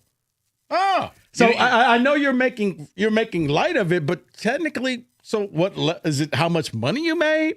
Is Rico, that? I think what it is the NCAA doesn't want to say no because they'll lose because it's an antitrust lawsuit. They'll lose in court, and I start to blame the judges. I start to blame the whole system here, where it's like, then what's the point of any of this? Because I guess technically, as he's rehabbing, Tatum could just play for Duke for a year. Dude, call Max Christie. We can use him for the game against Arkansas. I'm excited. Jamal Crawford can return to Michigan again. Yes. And finally play. But yes, when you said that, I thought you were being facetious. But now that I'm thinking about it, I'm like, wait. You know, Drew Neitzel can dribble with both hands. Bring him back to school. I think he's done. Okay. He's out of eligibility. But Jaron, you're right. Could play. Christie could play. Draymond can't. I just don't get the point of any X of it. could. David, ticket text, and we'll move along. Says, yeah, this is ridiculous. I love what Izzo said. This cannot happen. They have to fix this. But they're not going to. No. They're afraid of losing another lawsuit. But this is one where, guys, do you realize that one day somebody, think of all like the different Kentucky players who maybe went to the league and didn't pan out. I'm still trying to figure out how this kid's not a professional. That's the thing. That's it. Right. Because, okay, well, you know what? You could bring Jaron back for 10 games. Call Caleb Houston. Bring him back to U of M. You need a little spot shooting for a January night. We can take that. No, think about it. You're rehabbing. Do your 10-day rehab at MSU? No, and I mean, we're being facetious. I don't want anyone, these two. Guys, the whole point, it's absurd. Where is the bottom of the chili pot here? Good God. David, go ahead. They made their choice. Let them crash. Who cares that the G League Ignite is no more? Sorry for you. So I guess, in theory, the Thompson twins could pick a team to go play for if they wanted to? Well, technically, LeBron has eligibility. He never played in college. I think he may have aged out. I'll take Kevin Durant in a wheelchair for $400, Alex. Carmelo Anthony. It's just ridiculous. It can't happen. But again, no, right? Is it like the 58-year-old football player? We're living idiocracy. Yeah. You just don't realize it. Because he's got an endorsement for like Icy Hot or something. Yes. I'm just waiting for the head of the playoff committee to actually be President Camacho. And then we will have really, finally, it's just Terry Crews with an electric guitar. That's who decides the playoff. The national championship based off of a knife fight? Yes. 2 head coaches. The people making decisions in this sport? Yeah, driving cars with giant sex toys on top of it. The rehabilitation arena. That's actually the playoff committee. And in one car, it's Ward, and in the other one is Buzz Cunningham. Right. Whee! Shirtless Buzz and Ward out there trying to kill each other. If you haven't watched Idiocracy, it won't make sense. If you have, hopefully you got a giggle. David, go ahead. Says, I like this. Make a team full of old professionals. Since they have eligibility, they now play together. It's just, I'm tired of watching these 23, 24-year-olds. Like San Diego State is the king of that. Right. San Diego State's roster was older than the Pistons last year. Think about that. Get a job, you losers. Let's go to vice president, not sure. Hey, it's NBA tip-off week. Watch your favorite players go back to school like Rodney Dangerfield. I don't even know what's happening. I quit. FanDuel, bet on anything you like. Maybe a player will transfer mid-game. Bet 5, get 300 back in bonus bets. It's FanDuel.com/ticket. You could sign up today. Play your game with FanDuel, the official sports betting partner of the NBA. 21 and up, present Michigan. First online real money wager only. $5 first deposit required. Bonus issued as non-withdrawable bonus bets that expire 7 days after receipt. Restrictions do apply. See terms. Sportsbook.fanduel.com. You got a gambling problem? Call 1-800-GAMBLER.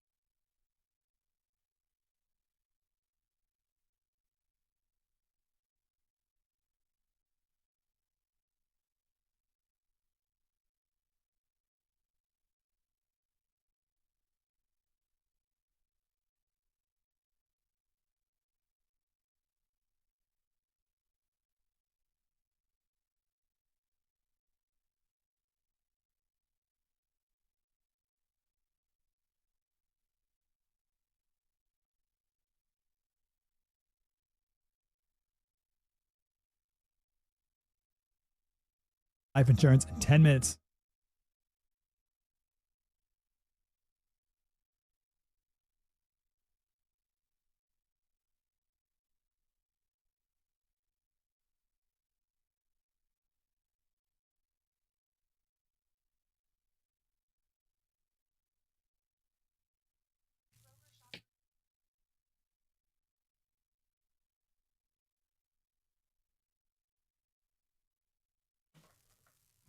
Yes.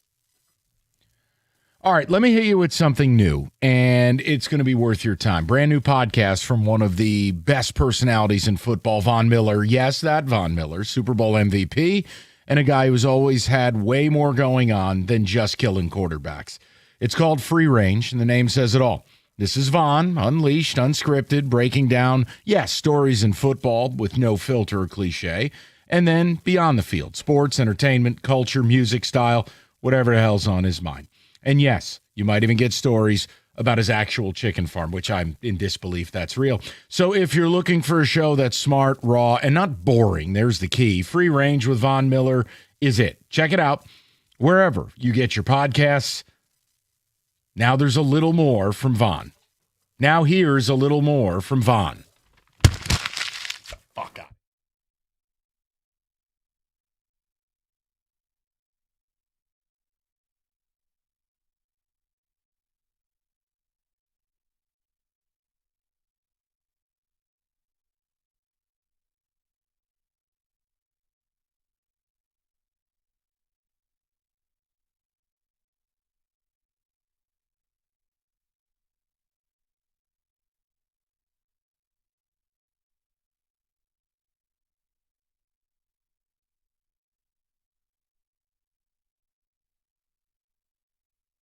Old school right here. Good for you. It is old school here. And since it is old school, you kind of inspired me, you guys, earlier in the week when you were talking about the Lions and the Packers from week one and the narrative. So I kind of went back to go to some of the narratives and some of the conversations happening.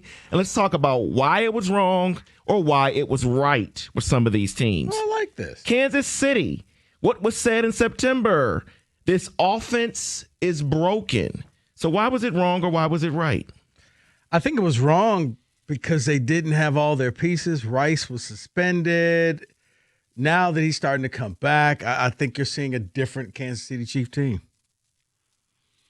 I hate everything. Sure. This team just won't go away. No, I mean, Xavier Worthy has improved. Rashee Rice coming back. There's some projection there, but yeah, he's right. The offense did stink for the first few weeks, but they're good now, of course. Ugh. Let's go back to week one for this team, the New York Jets. Yes, they had lost to the Pittsburgh Steelers 34-32, but the offense looked okay. They had 394 total yards. They threw the ball. They were 9.2 yards per pass and then 4.7 yards per rush in that game. Defense looked okay, but why were we wrong? Why were we right about hype about the Jets offense? They've stopped being able to throw the football. I mean, negative 10 yards in the Europe game 2 weeks ago. You know, Justin Fields getting benched and Tyrod. How do you get negative 10 yards? Dude, it's a debacle. The absence of any passing offense has just rendered the offense at large terrible. I mean, I got nothing, man. The Jets are an inexplicable brand of bad. It's stunning to me because they have some talented players. They have a Quinnen Williams. They have a Sauce Gardner. They have a Garrett Wilson. They have a Breece Hall. They have talent. It's not. It's unbelievable how bad they are. That's just it, David. I guess you thought, and maybe we bought into it like, you know what, Aaron Glenn's going to turn this team around. You got some players. You got a quarterback. At least we thought. That, you know what, you're on your third shot, kid. You make this work or you're going to be unemployed. I thought that they would be a lot better, and now you got the owner pretty much throwing him under the bus, and then tried to smooth it over and threw him under the bus again. So at 1 o'clock Sunday, September 7th, the Colts beat the Dolphins 33-8, and the narrative then was the Daniel Jones-led offense is a flash in a pan. Why were they right? Why were they wrong? What's wrong? Because all they've done is dummy basically every team they're playing. The offensive line looks like it looked 4 or 5 years ago. Jonathan Taylor, every week, there's going to be a 30-yard touchdown in there. And Daniel Jones continues to be able to make plays with his feet, with his arm, pushing the ball down the field. And I think Tyler Warren is just even better than anyone even imagined. I mean, he was supposed to be the number 1 tight end. I don't know what Ben Johnson was doing, taking Loveland over Warren. That's not a shot at Loveland. I like Loveland. No, but it's just Warren was the guy. You know what? That was the biggest shock because I was like, well, maybe Ben Johnson sees something that we have. Because remember, it was, he's a jack of all trades, but Colston is the best tight end. And yeah, I was thinking, okay, you're going to let him go to Indy. And they found ways to use him very similar to what Penn State did with him. Yeah, that offense and that team, David, not a flash in the pan. They're legit. What do we call? What was it, Vanilla Vic? Vanilla Vic. It's Indiana Jones. Well, it is that now. We're going back to his old names. Vanilla Vic, he's back. Packers beat the Lions 27-13 in week 1. And the conversation was, look out, NFC North. It is the Packers taking over the North. Why were we right? Why were we wrong? Well, we didn't say that. It was they're staring you eye to eye. Oh, I'm everyone. Like, okay. NFL experts. Yeah, here's the other thing I can't understand. Do you know the Packers are still the favorite to go to the Super Bowl in the NFC? They are. Plus 360. The Lions are plus 370. That doesn't add up to me. I thought it was the other way around. Okay. Why are they even close? I mean, the Packers' offense just looks busted, and their defense has gone through second halves from hell. I got nothing. They're inexplicable. I need to see them play a whole hell of a lot better if they have any hope of sticking with the Lions, because it looks like the Lions are going to get to 13 wins. Well, I mean, I think we were wrong, David, because we saw their defense looked outstanding, and it's just like, if it's not fair that you added Micah Parsons to that defense, teams won't stand a chance against the Packers. You don't even have to score 30 points. If you could just get to 20 points, defense will shut you down. You don't have a shot. They look a lot different now. They've come back to the pack. Defense is still good. Parsons is still good. But that offense just not clicking. They don't have any receivers. We'll see what happens. But we were wrong on that one. And then the other side of it was the Detroit Lions and the narrative, not you all, because during the offseason we discussed these things possibly being an issue, but it was discussed after the game of, wow, so the coordinator thing may be an issue for Detroit, and that offensive line may be a problem. Why were we right or wrong? That day we were right, but we were wrong because, you know what? The offensive line started to gel. They were in a hostile environment, and they looked bad, and they got better. And then the coordinators it looked like they had that come to Jesus meeting and said, okay, we have to be better. Offense started scoring points, and Morton turned it into his offense. Shepard turned it into his defense. And maybe in week 1, they were trying to just kind of follow up with their predecessors. And in week 2, they said, no. If we're going to go down, let's go down doing this thing our way. They were an 11-win team going in. They were an 11-win team going out. I didn't let it affect me. The only thing I said to me is the Packers are staring you eye to eye. They just got it right. I mean, look, it's why week 1 results are dicey. And you got to look at it for what it is. What has happened since is the Lions comprehensively have been the best team in the NFC. And then let's close it out with this one, because I do think it was all of us in this room that watched this Ravens-Bills week 1 matchup, and we all said, that is the AFC title game.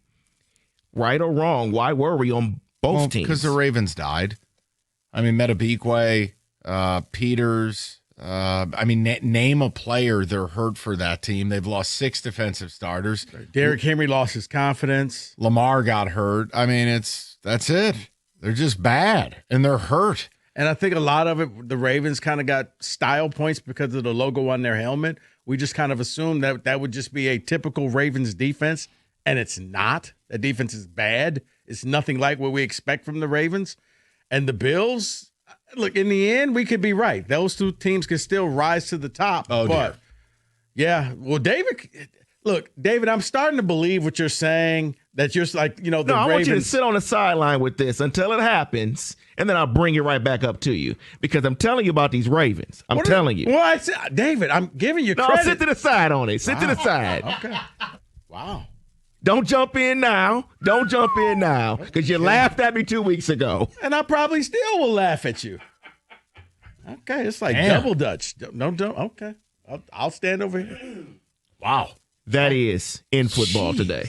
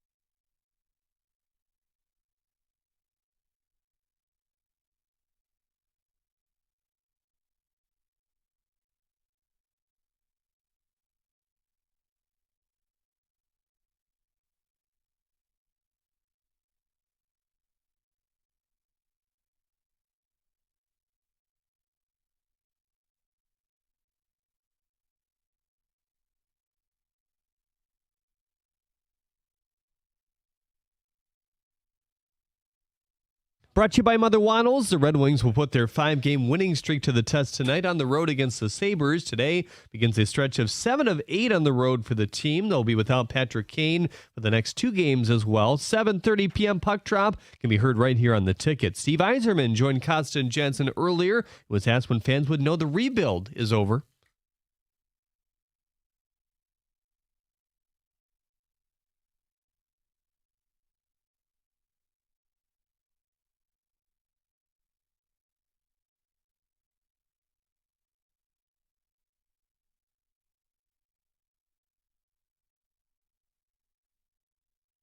The Pistons tip off the regular season tonight against the Chicago Bulls. They'll be missing 20-point-per-game scorer Kobe White. It's likely Marcus Sasser will also be out for Detroit. Here the 8 p.m. start over on WWJ News Radio 950. The Lions have placed linebacker Zach Cunningham on reserve/injured today. The NFL announced that the Pro Bowl will take place on the Tuesday of Super Bowl week this year. The flag football format will continue, but the league hinted there could be some international elements sprinkled in, as well as a nod to the sport coming to the Olympics. According to ESPN, Commanders QB Jaden Daniels will miss this week's game against the Chiefs after suffering a right hamstring strain last week. Buccaneers wide receiver Mike Evans now officially on injured reserve as well. They've called up offensive lineman Michael Jordan to the active roster.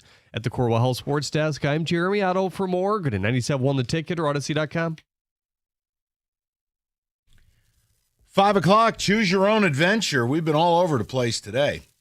Red Wing talk. Are you open to being hurt again? Rivalry discussion, the state of the rivalry. But it is Pistons opening night, so we want to have a little bit of fun. And, Kenny, you can't make that gesture. That's really uncouth. The question is this. What do you expect from this team? Because last year was about hope. But hope is gone now. Now it's expectations. This team made the playoffs. This team didn't end up in the play-in. This team, I thought, played a very credible series against the New York Knicks. Mm-hmm. So my question is, what is the expectation? What would define progress for this Pistons team? I know my answer, but I don't want to, poison the jury. But as we get ready, and again, this show's going to be light on NBA and NHL pre-Christmas. Why? Football. And then more football. That's what people care about. And these winter sports like basketball and hockey need to figure it out. Because if you think I'm going to Amazon Prime to watch Pistons Suns on a cold November night, guys, we'll see you in January. No Peacock night. There's just too many games, man. And it's just, we're a football-crazed society. We got a business to operate. Sorry. I forgot the NBA was on Amazon Prime until you said it. I know. And I know certain people are going to get all bent out of shape and get their diaper all out of shape because, they're not talking enough Pistons. Opening night tonight. If I got to teach you about business, we're lost. Yeah, but it's still, tell me about my team because that's what I really want to hear. I listened to you talk about the Wings and Michigan State. Some people now get to this real sport. Well, we're here. So what would define progress? What's the expectation from Rico Lamar Beard? With the injuries that are in the East. Excuses. No, it's not excuses. Do you want to hear it or not? Okay? How about I had it with you and David today?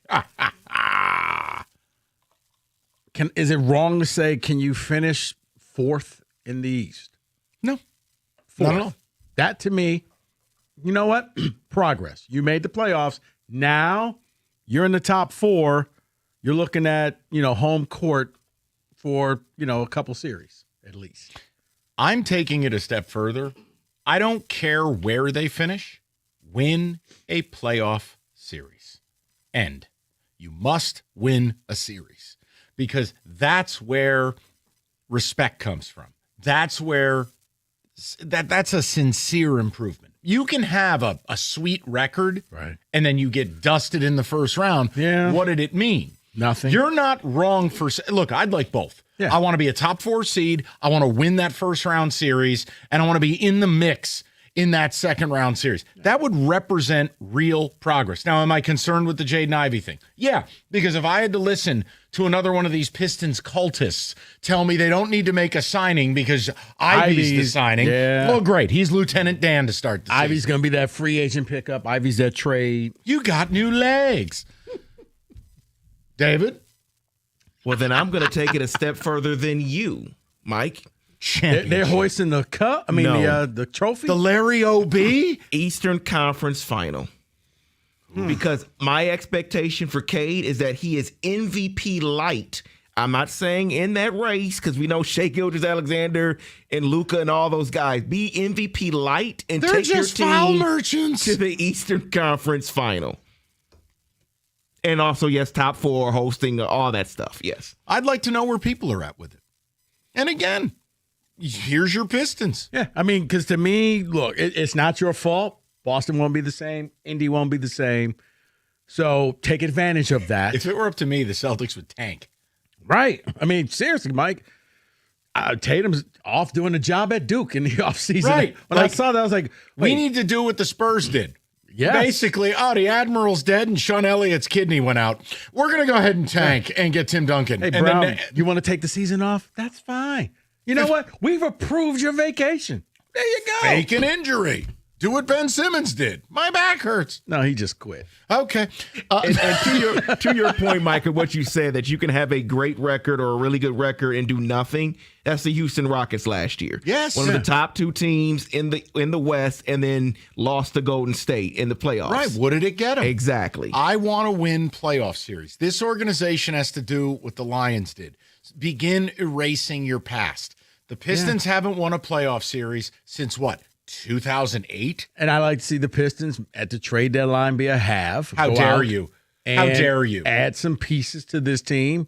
And you know what, David? Do what the Warriors did, who were sitting down there at the bottom, made a trade, boom. And all of a sudden, they got good again. How dare you? You know what? I'll just be quiet.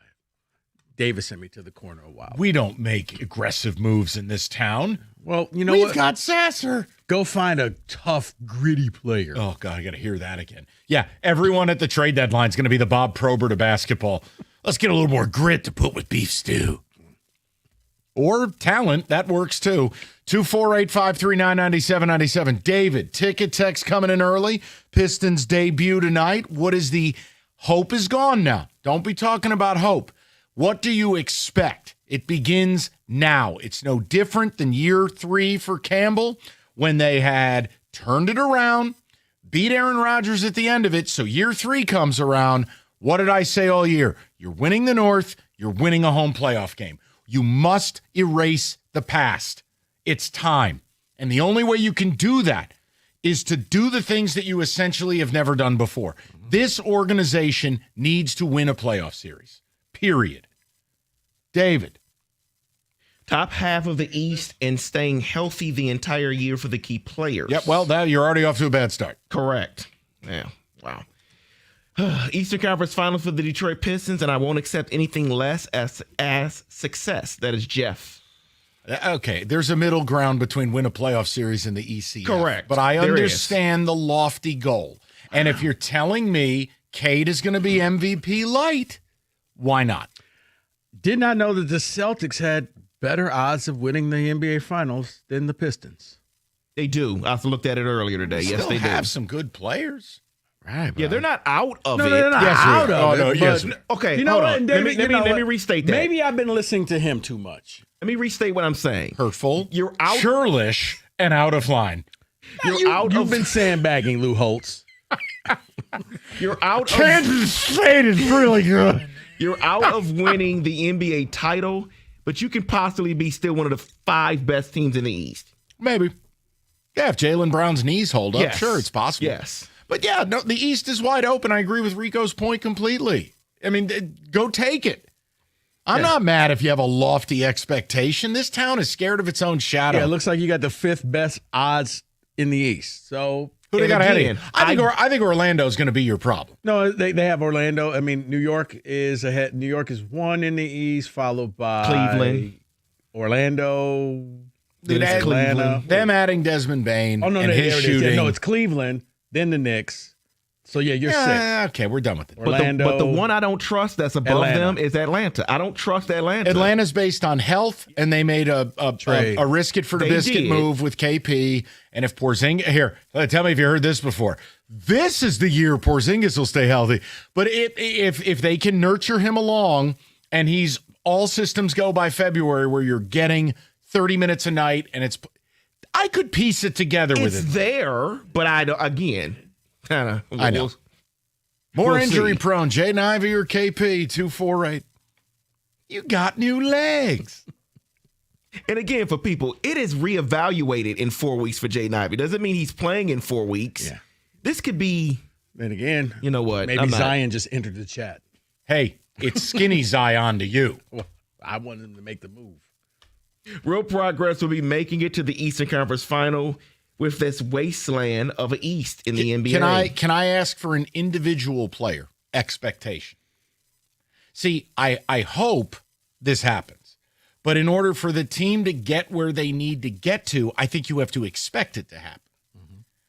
You need Ausar Thompson to take a leap this year. Play like his brother? Yeah, kind of. Like, you need a leap, and specifically on offense. It can't just be diving to the cup. There's got to be more. We know you're going to get the effort. We know you got the wingspan, the athleticism, good in the open floor, and you'll try really hard on defense. He has to become a guy that I'm not playing 4-on-5, or God help us if Beef Stew's out there 3-on-5.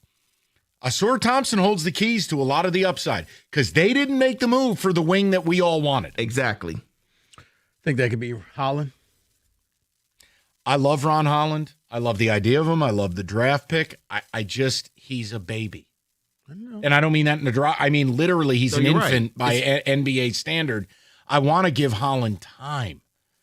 I mean, I hope he plays more this year, but I have a hard time expecting you drafted a high schooler. And with it worked for LeBron. And with there's one of those. And with Ivy being out, Thompson. Wait, Ivy's hurt again? Has to be the other ball handler. He has to. He cannot turn the ball over like he was doing towards the end of last year. He has to contribute in different ways and make that impact. You're exactly right, Mike. Man, oh man. What? Caden Ivy's hurt again. I know. Cade could have a big year. Getting to the ECF would be enough for me unless they made a big pickup at the trade deadline. That's what I want. You know what it is too, and I'm guilty. Let me just tell you, I'm guilty. I'm so frustrated comprehensively in this town that Rico's Coney principle holds true. All 40s GMs are like, "You're not going to make a big move, are you?" Nah, not as long as you don't. Well, how about you, Bob? No. I don't want to make. Don't make me look bad. It's like nobody wants to step forward and just put their ass in the jackpot a little bit. Mm-hmm. Wow, now I'm just looking at the rest of their bench. I'm like, oh, yeah, that's right. Duncan Robinson's here. Oh, I can't wait till fans get a look at his defense. That ought to be sexy. Exciting times for him. Zero expectations, just Harris like the Tigers Levert. and the Wings. They didn't go out and make their team better. Therefore, they have no chance of being better. That's Leo in a truck. They have a chance at being better because young players get better. Our issue was, did they truly get better from Tim Hardaway Jr. and from Schroeder and from Numbnuts, Lone Shark, or whatever his name, Beasley? Right. Duncan Robinson and Levert. Levert? No. But the young players can get better around those guys, and if those guys can just be a small step down, the net positive could be there. You would hope that, like you said, Thompson takes that next step. Need it badly. Maybe you get lucky with Sasser or with Holland. I don't expect anything from Sasser. Catch lightning in a bottle with the Tennessee draft pick, Lanier. Chaz can fill it up. He fits the profile, and I that was my guy at the draft. I mean, sure. No, I'm saying I think a lot of it is hope, and man, did we get those are lucky? I expect this team has to be led by Cade, right? And they need Ausar Thompson to become one of those guys you lean on. Otherwise, what's he doing here? Fair. 248-539-9797. Play great defense, right? Hungry Howie's Pizza Time. Look. Pistons opener, you want to order some pie? They got you covered. Authentic Detroit-style pizza at Hungry Howie's. All the way to the edges for crispy, crunchy, baked corners. It's all there. It's what people love about Detroit-style and Hungry Howie's. In-house made dough, real mozz, and high-quality ingredients, all for just $12.99. So get over to hungryhowies.com. Celebrate boldly with Detroit-style pizza only at hungryhowies.com.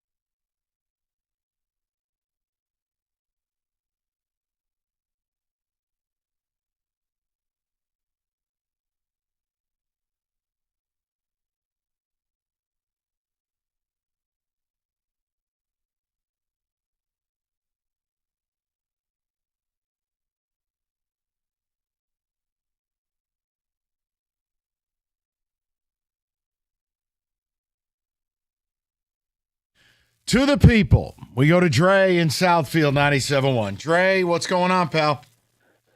Nothing much. I got to pivot and talk about the Pistons. I was going to do the rivalry, but you talk NBA. I got to stop on it. What is your expectation now? Well, I have an ideal scenario, and then I have a scenario I can accept. I'll start with what I can accept. Okay. I'll be okay with winning a playoff series. I'll be okay with that. That's the floor for me, and I can be comfortable moving forward. My ideal situation is the Pacers 2 years ago. 2 years ago, the Pacers made it to the Eastern Conference Finals and lost against your Celtics. But they were so good during the regular season that their front office invested and traded for Pascal Siakam. Yes. Not only did that help them get to the Eastern Conference Finals that year, you saw the impact the following season last year, where, to me, arguably, if Halliburton stays healthy, they might even win the whole thing. So my ideal scenario is to be the Pacers 2 years ago. Take multiple steps forward, be good enough where maybe Langdon is willing to try to make an acquisition and get that all-star player to pair with Cade, and sky's the limit. I love it. Yeah. Aggressive at the trade deadline. Yeah, I'm with you. But you know what it is, Drake? Because much like the Tigers and why I never took them serious as a World Series team, or the Wings when they basically told their locker room, we're not good enough, we're not doing anything. It's the same thing here. You had an opportunity this summer, you didn't take it. Fine. But if this team's playing well and that deadline comes around, I can't force them to do something, and I can't create a magic player. But if you do the job, you know it, Dre, you follow the NBA, you can get things done. I want to be able to take them seriously. And it's not this endless loop. Right. And we talked about this, Mike, right after the season. Actually during the off season, and I said, that's not. And you admitted it earlier. We kind of lumping all of our frustrations, these GMs together.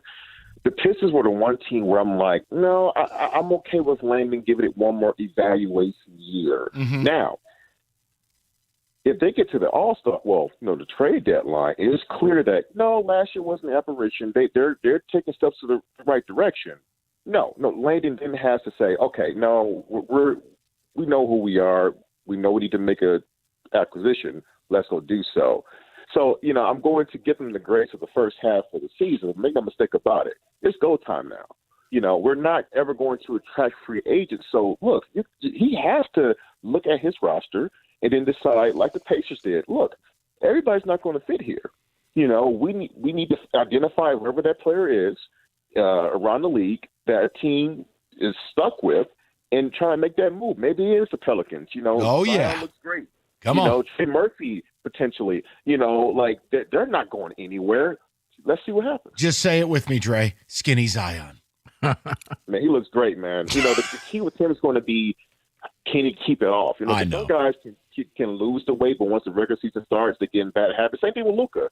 I'm very curious to see, can he keep the discipline? But he looks amazing, man. Yeah, but Dre, that's the funniest part, too, is everybody killed Nico Harrison for the deal. Nobody says anything later when this guy drops basically 50 pounds. And you're like, maybe that's why they didn't want to hand him $500 million. Money was motivating. Yeah.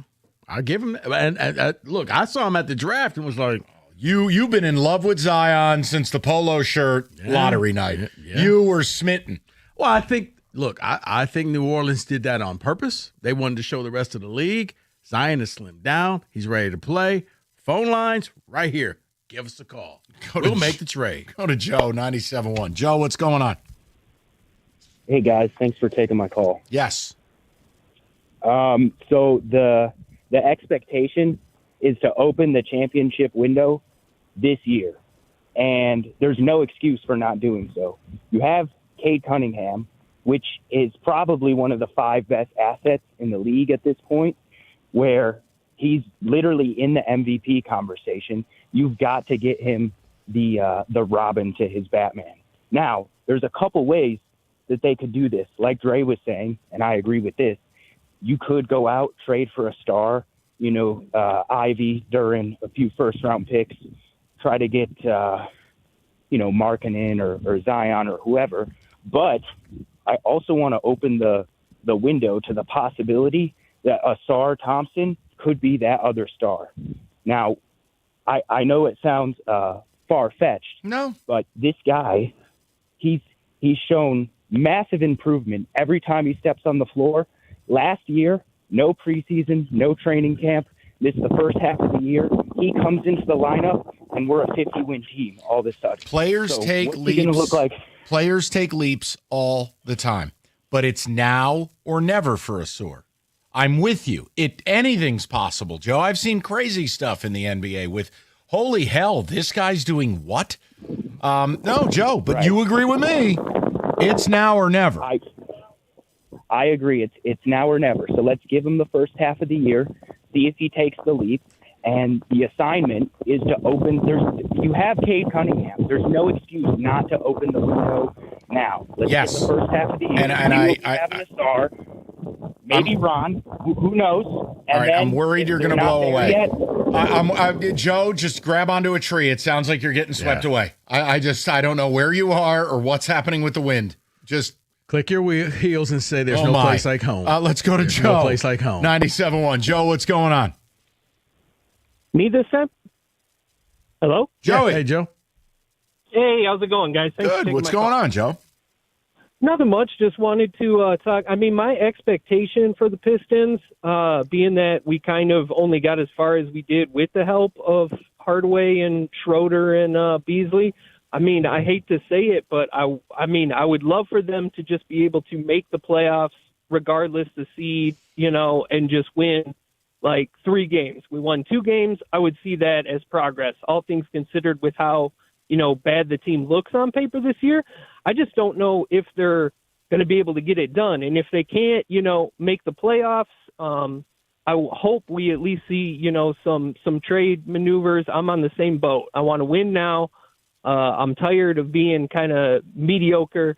I mean, Cade ain't going to stay here. If we can't win, he's just going to be gone out the door. And who knows when the heck we're going to get another first-round pick. So I'm on the boat. Let's win now. Do whatever it takes. Trade whoever you got to trade. But let's get the pieces moving and let's get it done. Yeah, the only disagreement I'd have is don't hit me that, well, we may make the play. No, man, come on. You have to make that's your floor. East is not that good. You've had some injuries that have irreparably changed it for the season. It's go time. Unless Cade goes down and then all different. bets are off. But yeah, your floor is the playoffs. Plain and simple. Now, I say I want you in the top 4. That's success to me. Top 4, Mike says win a series, and David's like, look, Eastern Conference Finals. But at no point are we still saying, well, if it's no, it's okay if you don't make it. No, it's not. I don't want to hear that. 248-539-9797. We've talked about Northville Lumber for a long time, largest Trex decking outlet in the country. And Northville, Michigan's Trex Superstore. They stock all colors of Trex decking, railing, lighting. They have it all the time and at the absolute lowest prices. Northville, they'll have everything you need when you need it. So call Northville today, or better yet, stop by the brand new showroom, take home some samples. Call Northville Lumber, Michigan's Trex Superstore, or go to northvillelumber.com. That's northvillelumber.com.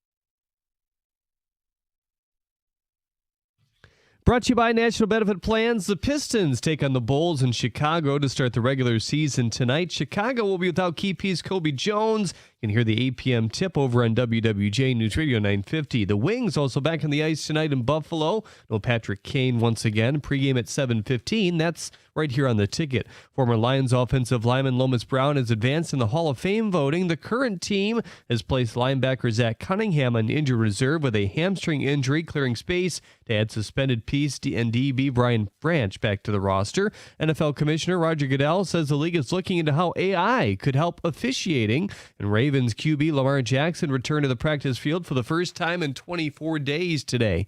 At the Corwell Health Sports Desk, I'm Jeremy Otto. More at 6 or at 971theticket.com.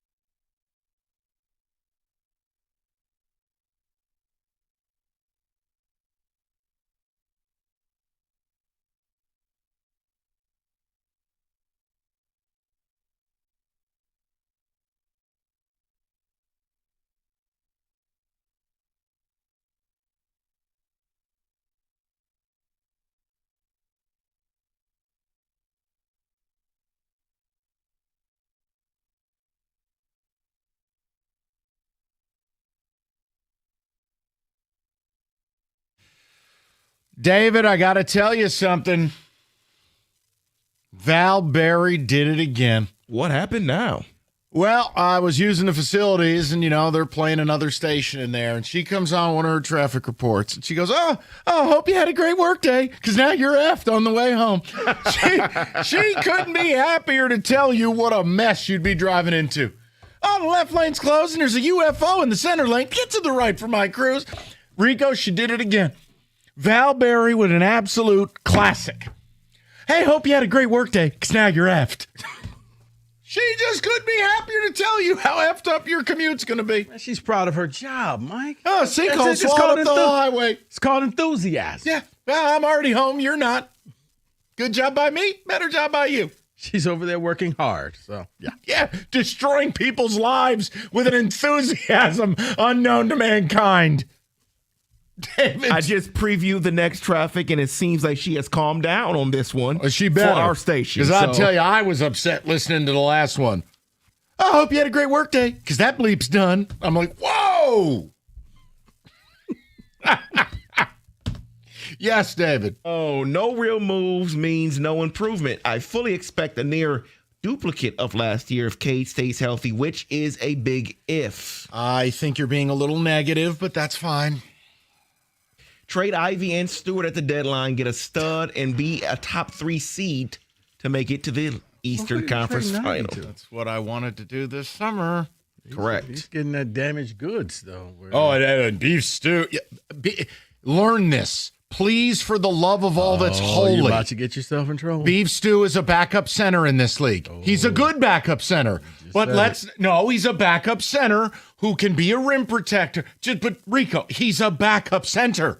Teams need depth. That's fine. Stop acting like the inclusion of Beef Stew on that contract is this unbelievable steal, like you're Bob Barker offering someone a washer and dryer. Because he's Detroit good, Mike. So we elevate our stars to, hey, what if you traded Beef Stew? Could we get Steph in return? Has this town always been this small-minded? Yes. Or is it just the last 25 years that I've been here?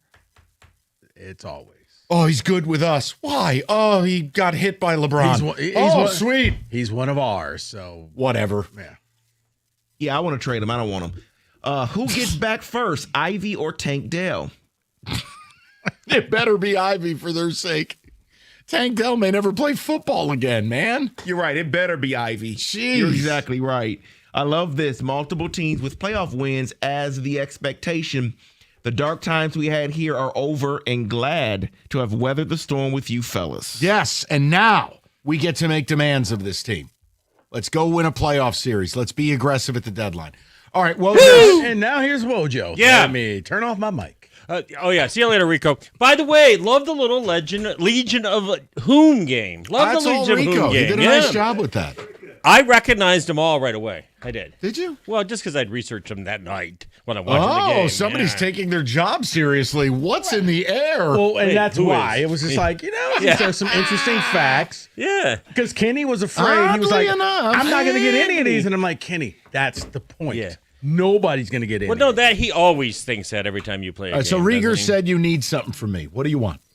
Oh, no, he's a little liar, okay? No, I tried to tell him that it was my idea. He didn't want to believe me. Not only is he Mike, I think Rieger oversold something. Yes, he did. Very much so. I know you're shocked. What? Not only is Rieger a troll, but he's a snake. He's a snoll is what he is. Oh. A snake troll.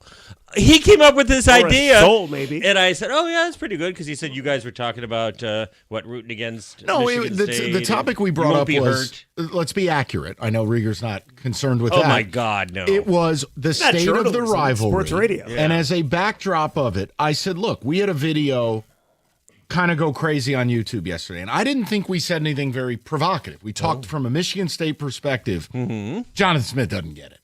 His press conference, it didn't inspire us. And we had made the point, like, it blew up, and it was just all in the comments. It was Michigan fans. And it didn't matter what you said. One Michigan fan would say, there's that emotional Valenti hedge. Yep. And then the next guy's like, no, you're not even our fourth rival. See, and but I'm that like, Michigan fan's lying. no, but my point is I it's get not my concern. I need my university to react. And the only thing they react to is like a Hiroshima event. Yeah, but you also did like the state of the rivalry, which I thought it was interesting. Which listening I to both said sides' all points of view. rivalries are suffering based on what the sport is doing. Well, that is true. But this has suffered because it's my school's fault too. We're Billy Ray Valentine at the start of Trading Places. We're wheeling around on a board. That's our fault. We can't show up to this game. But he ends up in a good place. But we need See? that. Yeah. We need There Mortimer you go. Duke. And all Wojo and I are going to happens to me every ask. day. We're just going to ask if it's possible for the average Michigan State fan to really on Saturday root against their team in hopes that you get a change. I think if you want a chance at seismic change, the only thing those idiots in East Lansing will react to is a stadium overrun by Wolverines, Bryce Underwood taking a grumpy at the 50, and Michigan 31-6. Whoa. Like that's because we have to shake. MSU is a masterclass in dysfunction. We can't even get our billionaires lined up. We can't get, our ADs. Your billionaires fight with each other. That's the problem. They don't like each other. They're all No. idiots too. So Yeah. the whole point is you have no choice but to do the unthinkable, like we had to do with John L. Okay, you're kind of selling me now. The passion is selling me that it's not a lie, I that don't you feel want, that like, way. if you think I I got want it. to lose to Michigan, you're on crack Okay, but it's not cocaine. about you. It's about your That's fan the point. base. If there's any way out, we need this thing burnt to the ground. We need the stadium raised. But we're branching out into when is it acceptable to root Here are against the your two- team? The two examples. Number one pick? Yes. Okay. Or all hope is lost. Okay. And you need your owner, or in this case, donors, AD. You need to get somebody's attention. Okay, so the biggest local example, other okay. than Michigan State, what would it be? There is to no example. rooting against your team You in the can't. past. What have we seen? I mean, there was a spite face for Tiger fans because of the deadline, but a vast majority of people were still it's like on board. if you want the number one pick, that's then about it, You right? don't want to see your team win, or even you those hate a fans coach like and do it GM so sometimes. much, you do a million-man march. Or the Right. quarterback of your team stole your girlfriend. That's allowed, right? Yeah, that's fine. Yeah. See? I'm basically Be creative. This is like an Yeah. episode. I don't know. Is that like a Kelly Stafford, Matthew Stafford? She hooked up with the backup These are all reference? theoreticals. Oh, I got you. No, it's like Cody Bellinger is with Giancarlo Stanton's baby mama. Oh, there you go. Oh, my God, we've turned to TMZ. There are See, that's good- circumstances. that's good drama. We're going to let these two do Good their gossip. thing. We're gonna do you know a what? thing for sure. The slander is for him. No, then. no, no. Yes, Not thank you. Thank you. I tried to tell you it was my idea. Mike, walk away. Rigger I'm stirred not- the pot. Kenny told No, you. no, Kenny You have, started it. you have a great show. Hey, I hope a Zeppelin crashes into you. Real He's quick, a just snow. so you know, your guy, your phone screener, he's the one that started this. Yeah, well, he's also the one who laughed his balls off during Would You Grub or whatever could the you hell imagine? they did in the middays. Yeah, he did. He was a big fan of Would You Scarf That? Would you eat? What's it called? Yeah. What you gonna eat? Where you gonna eat it? When you gonna eat?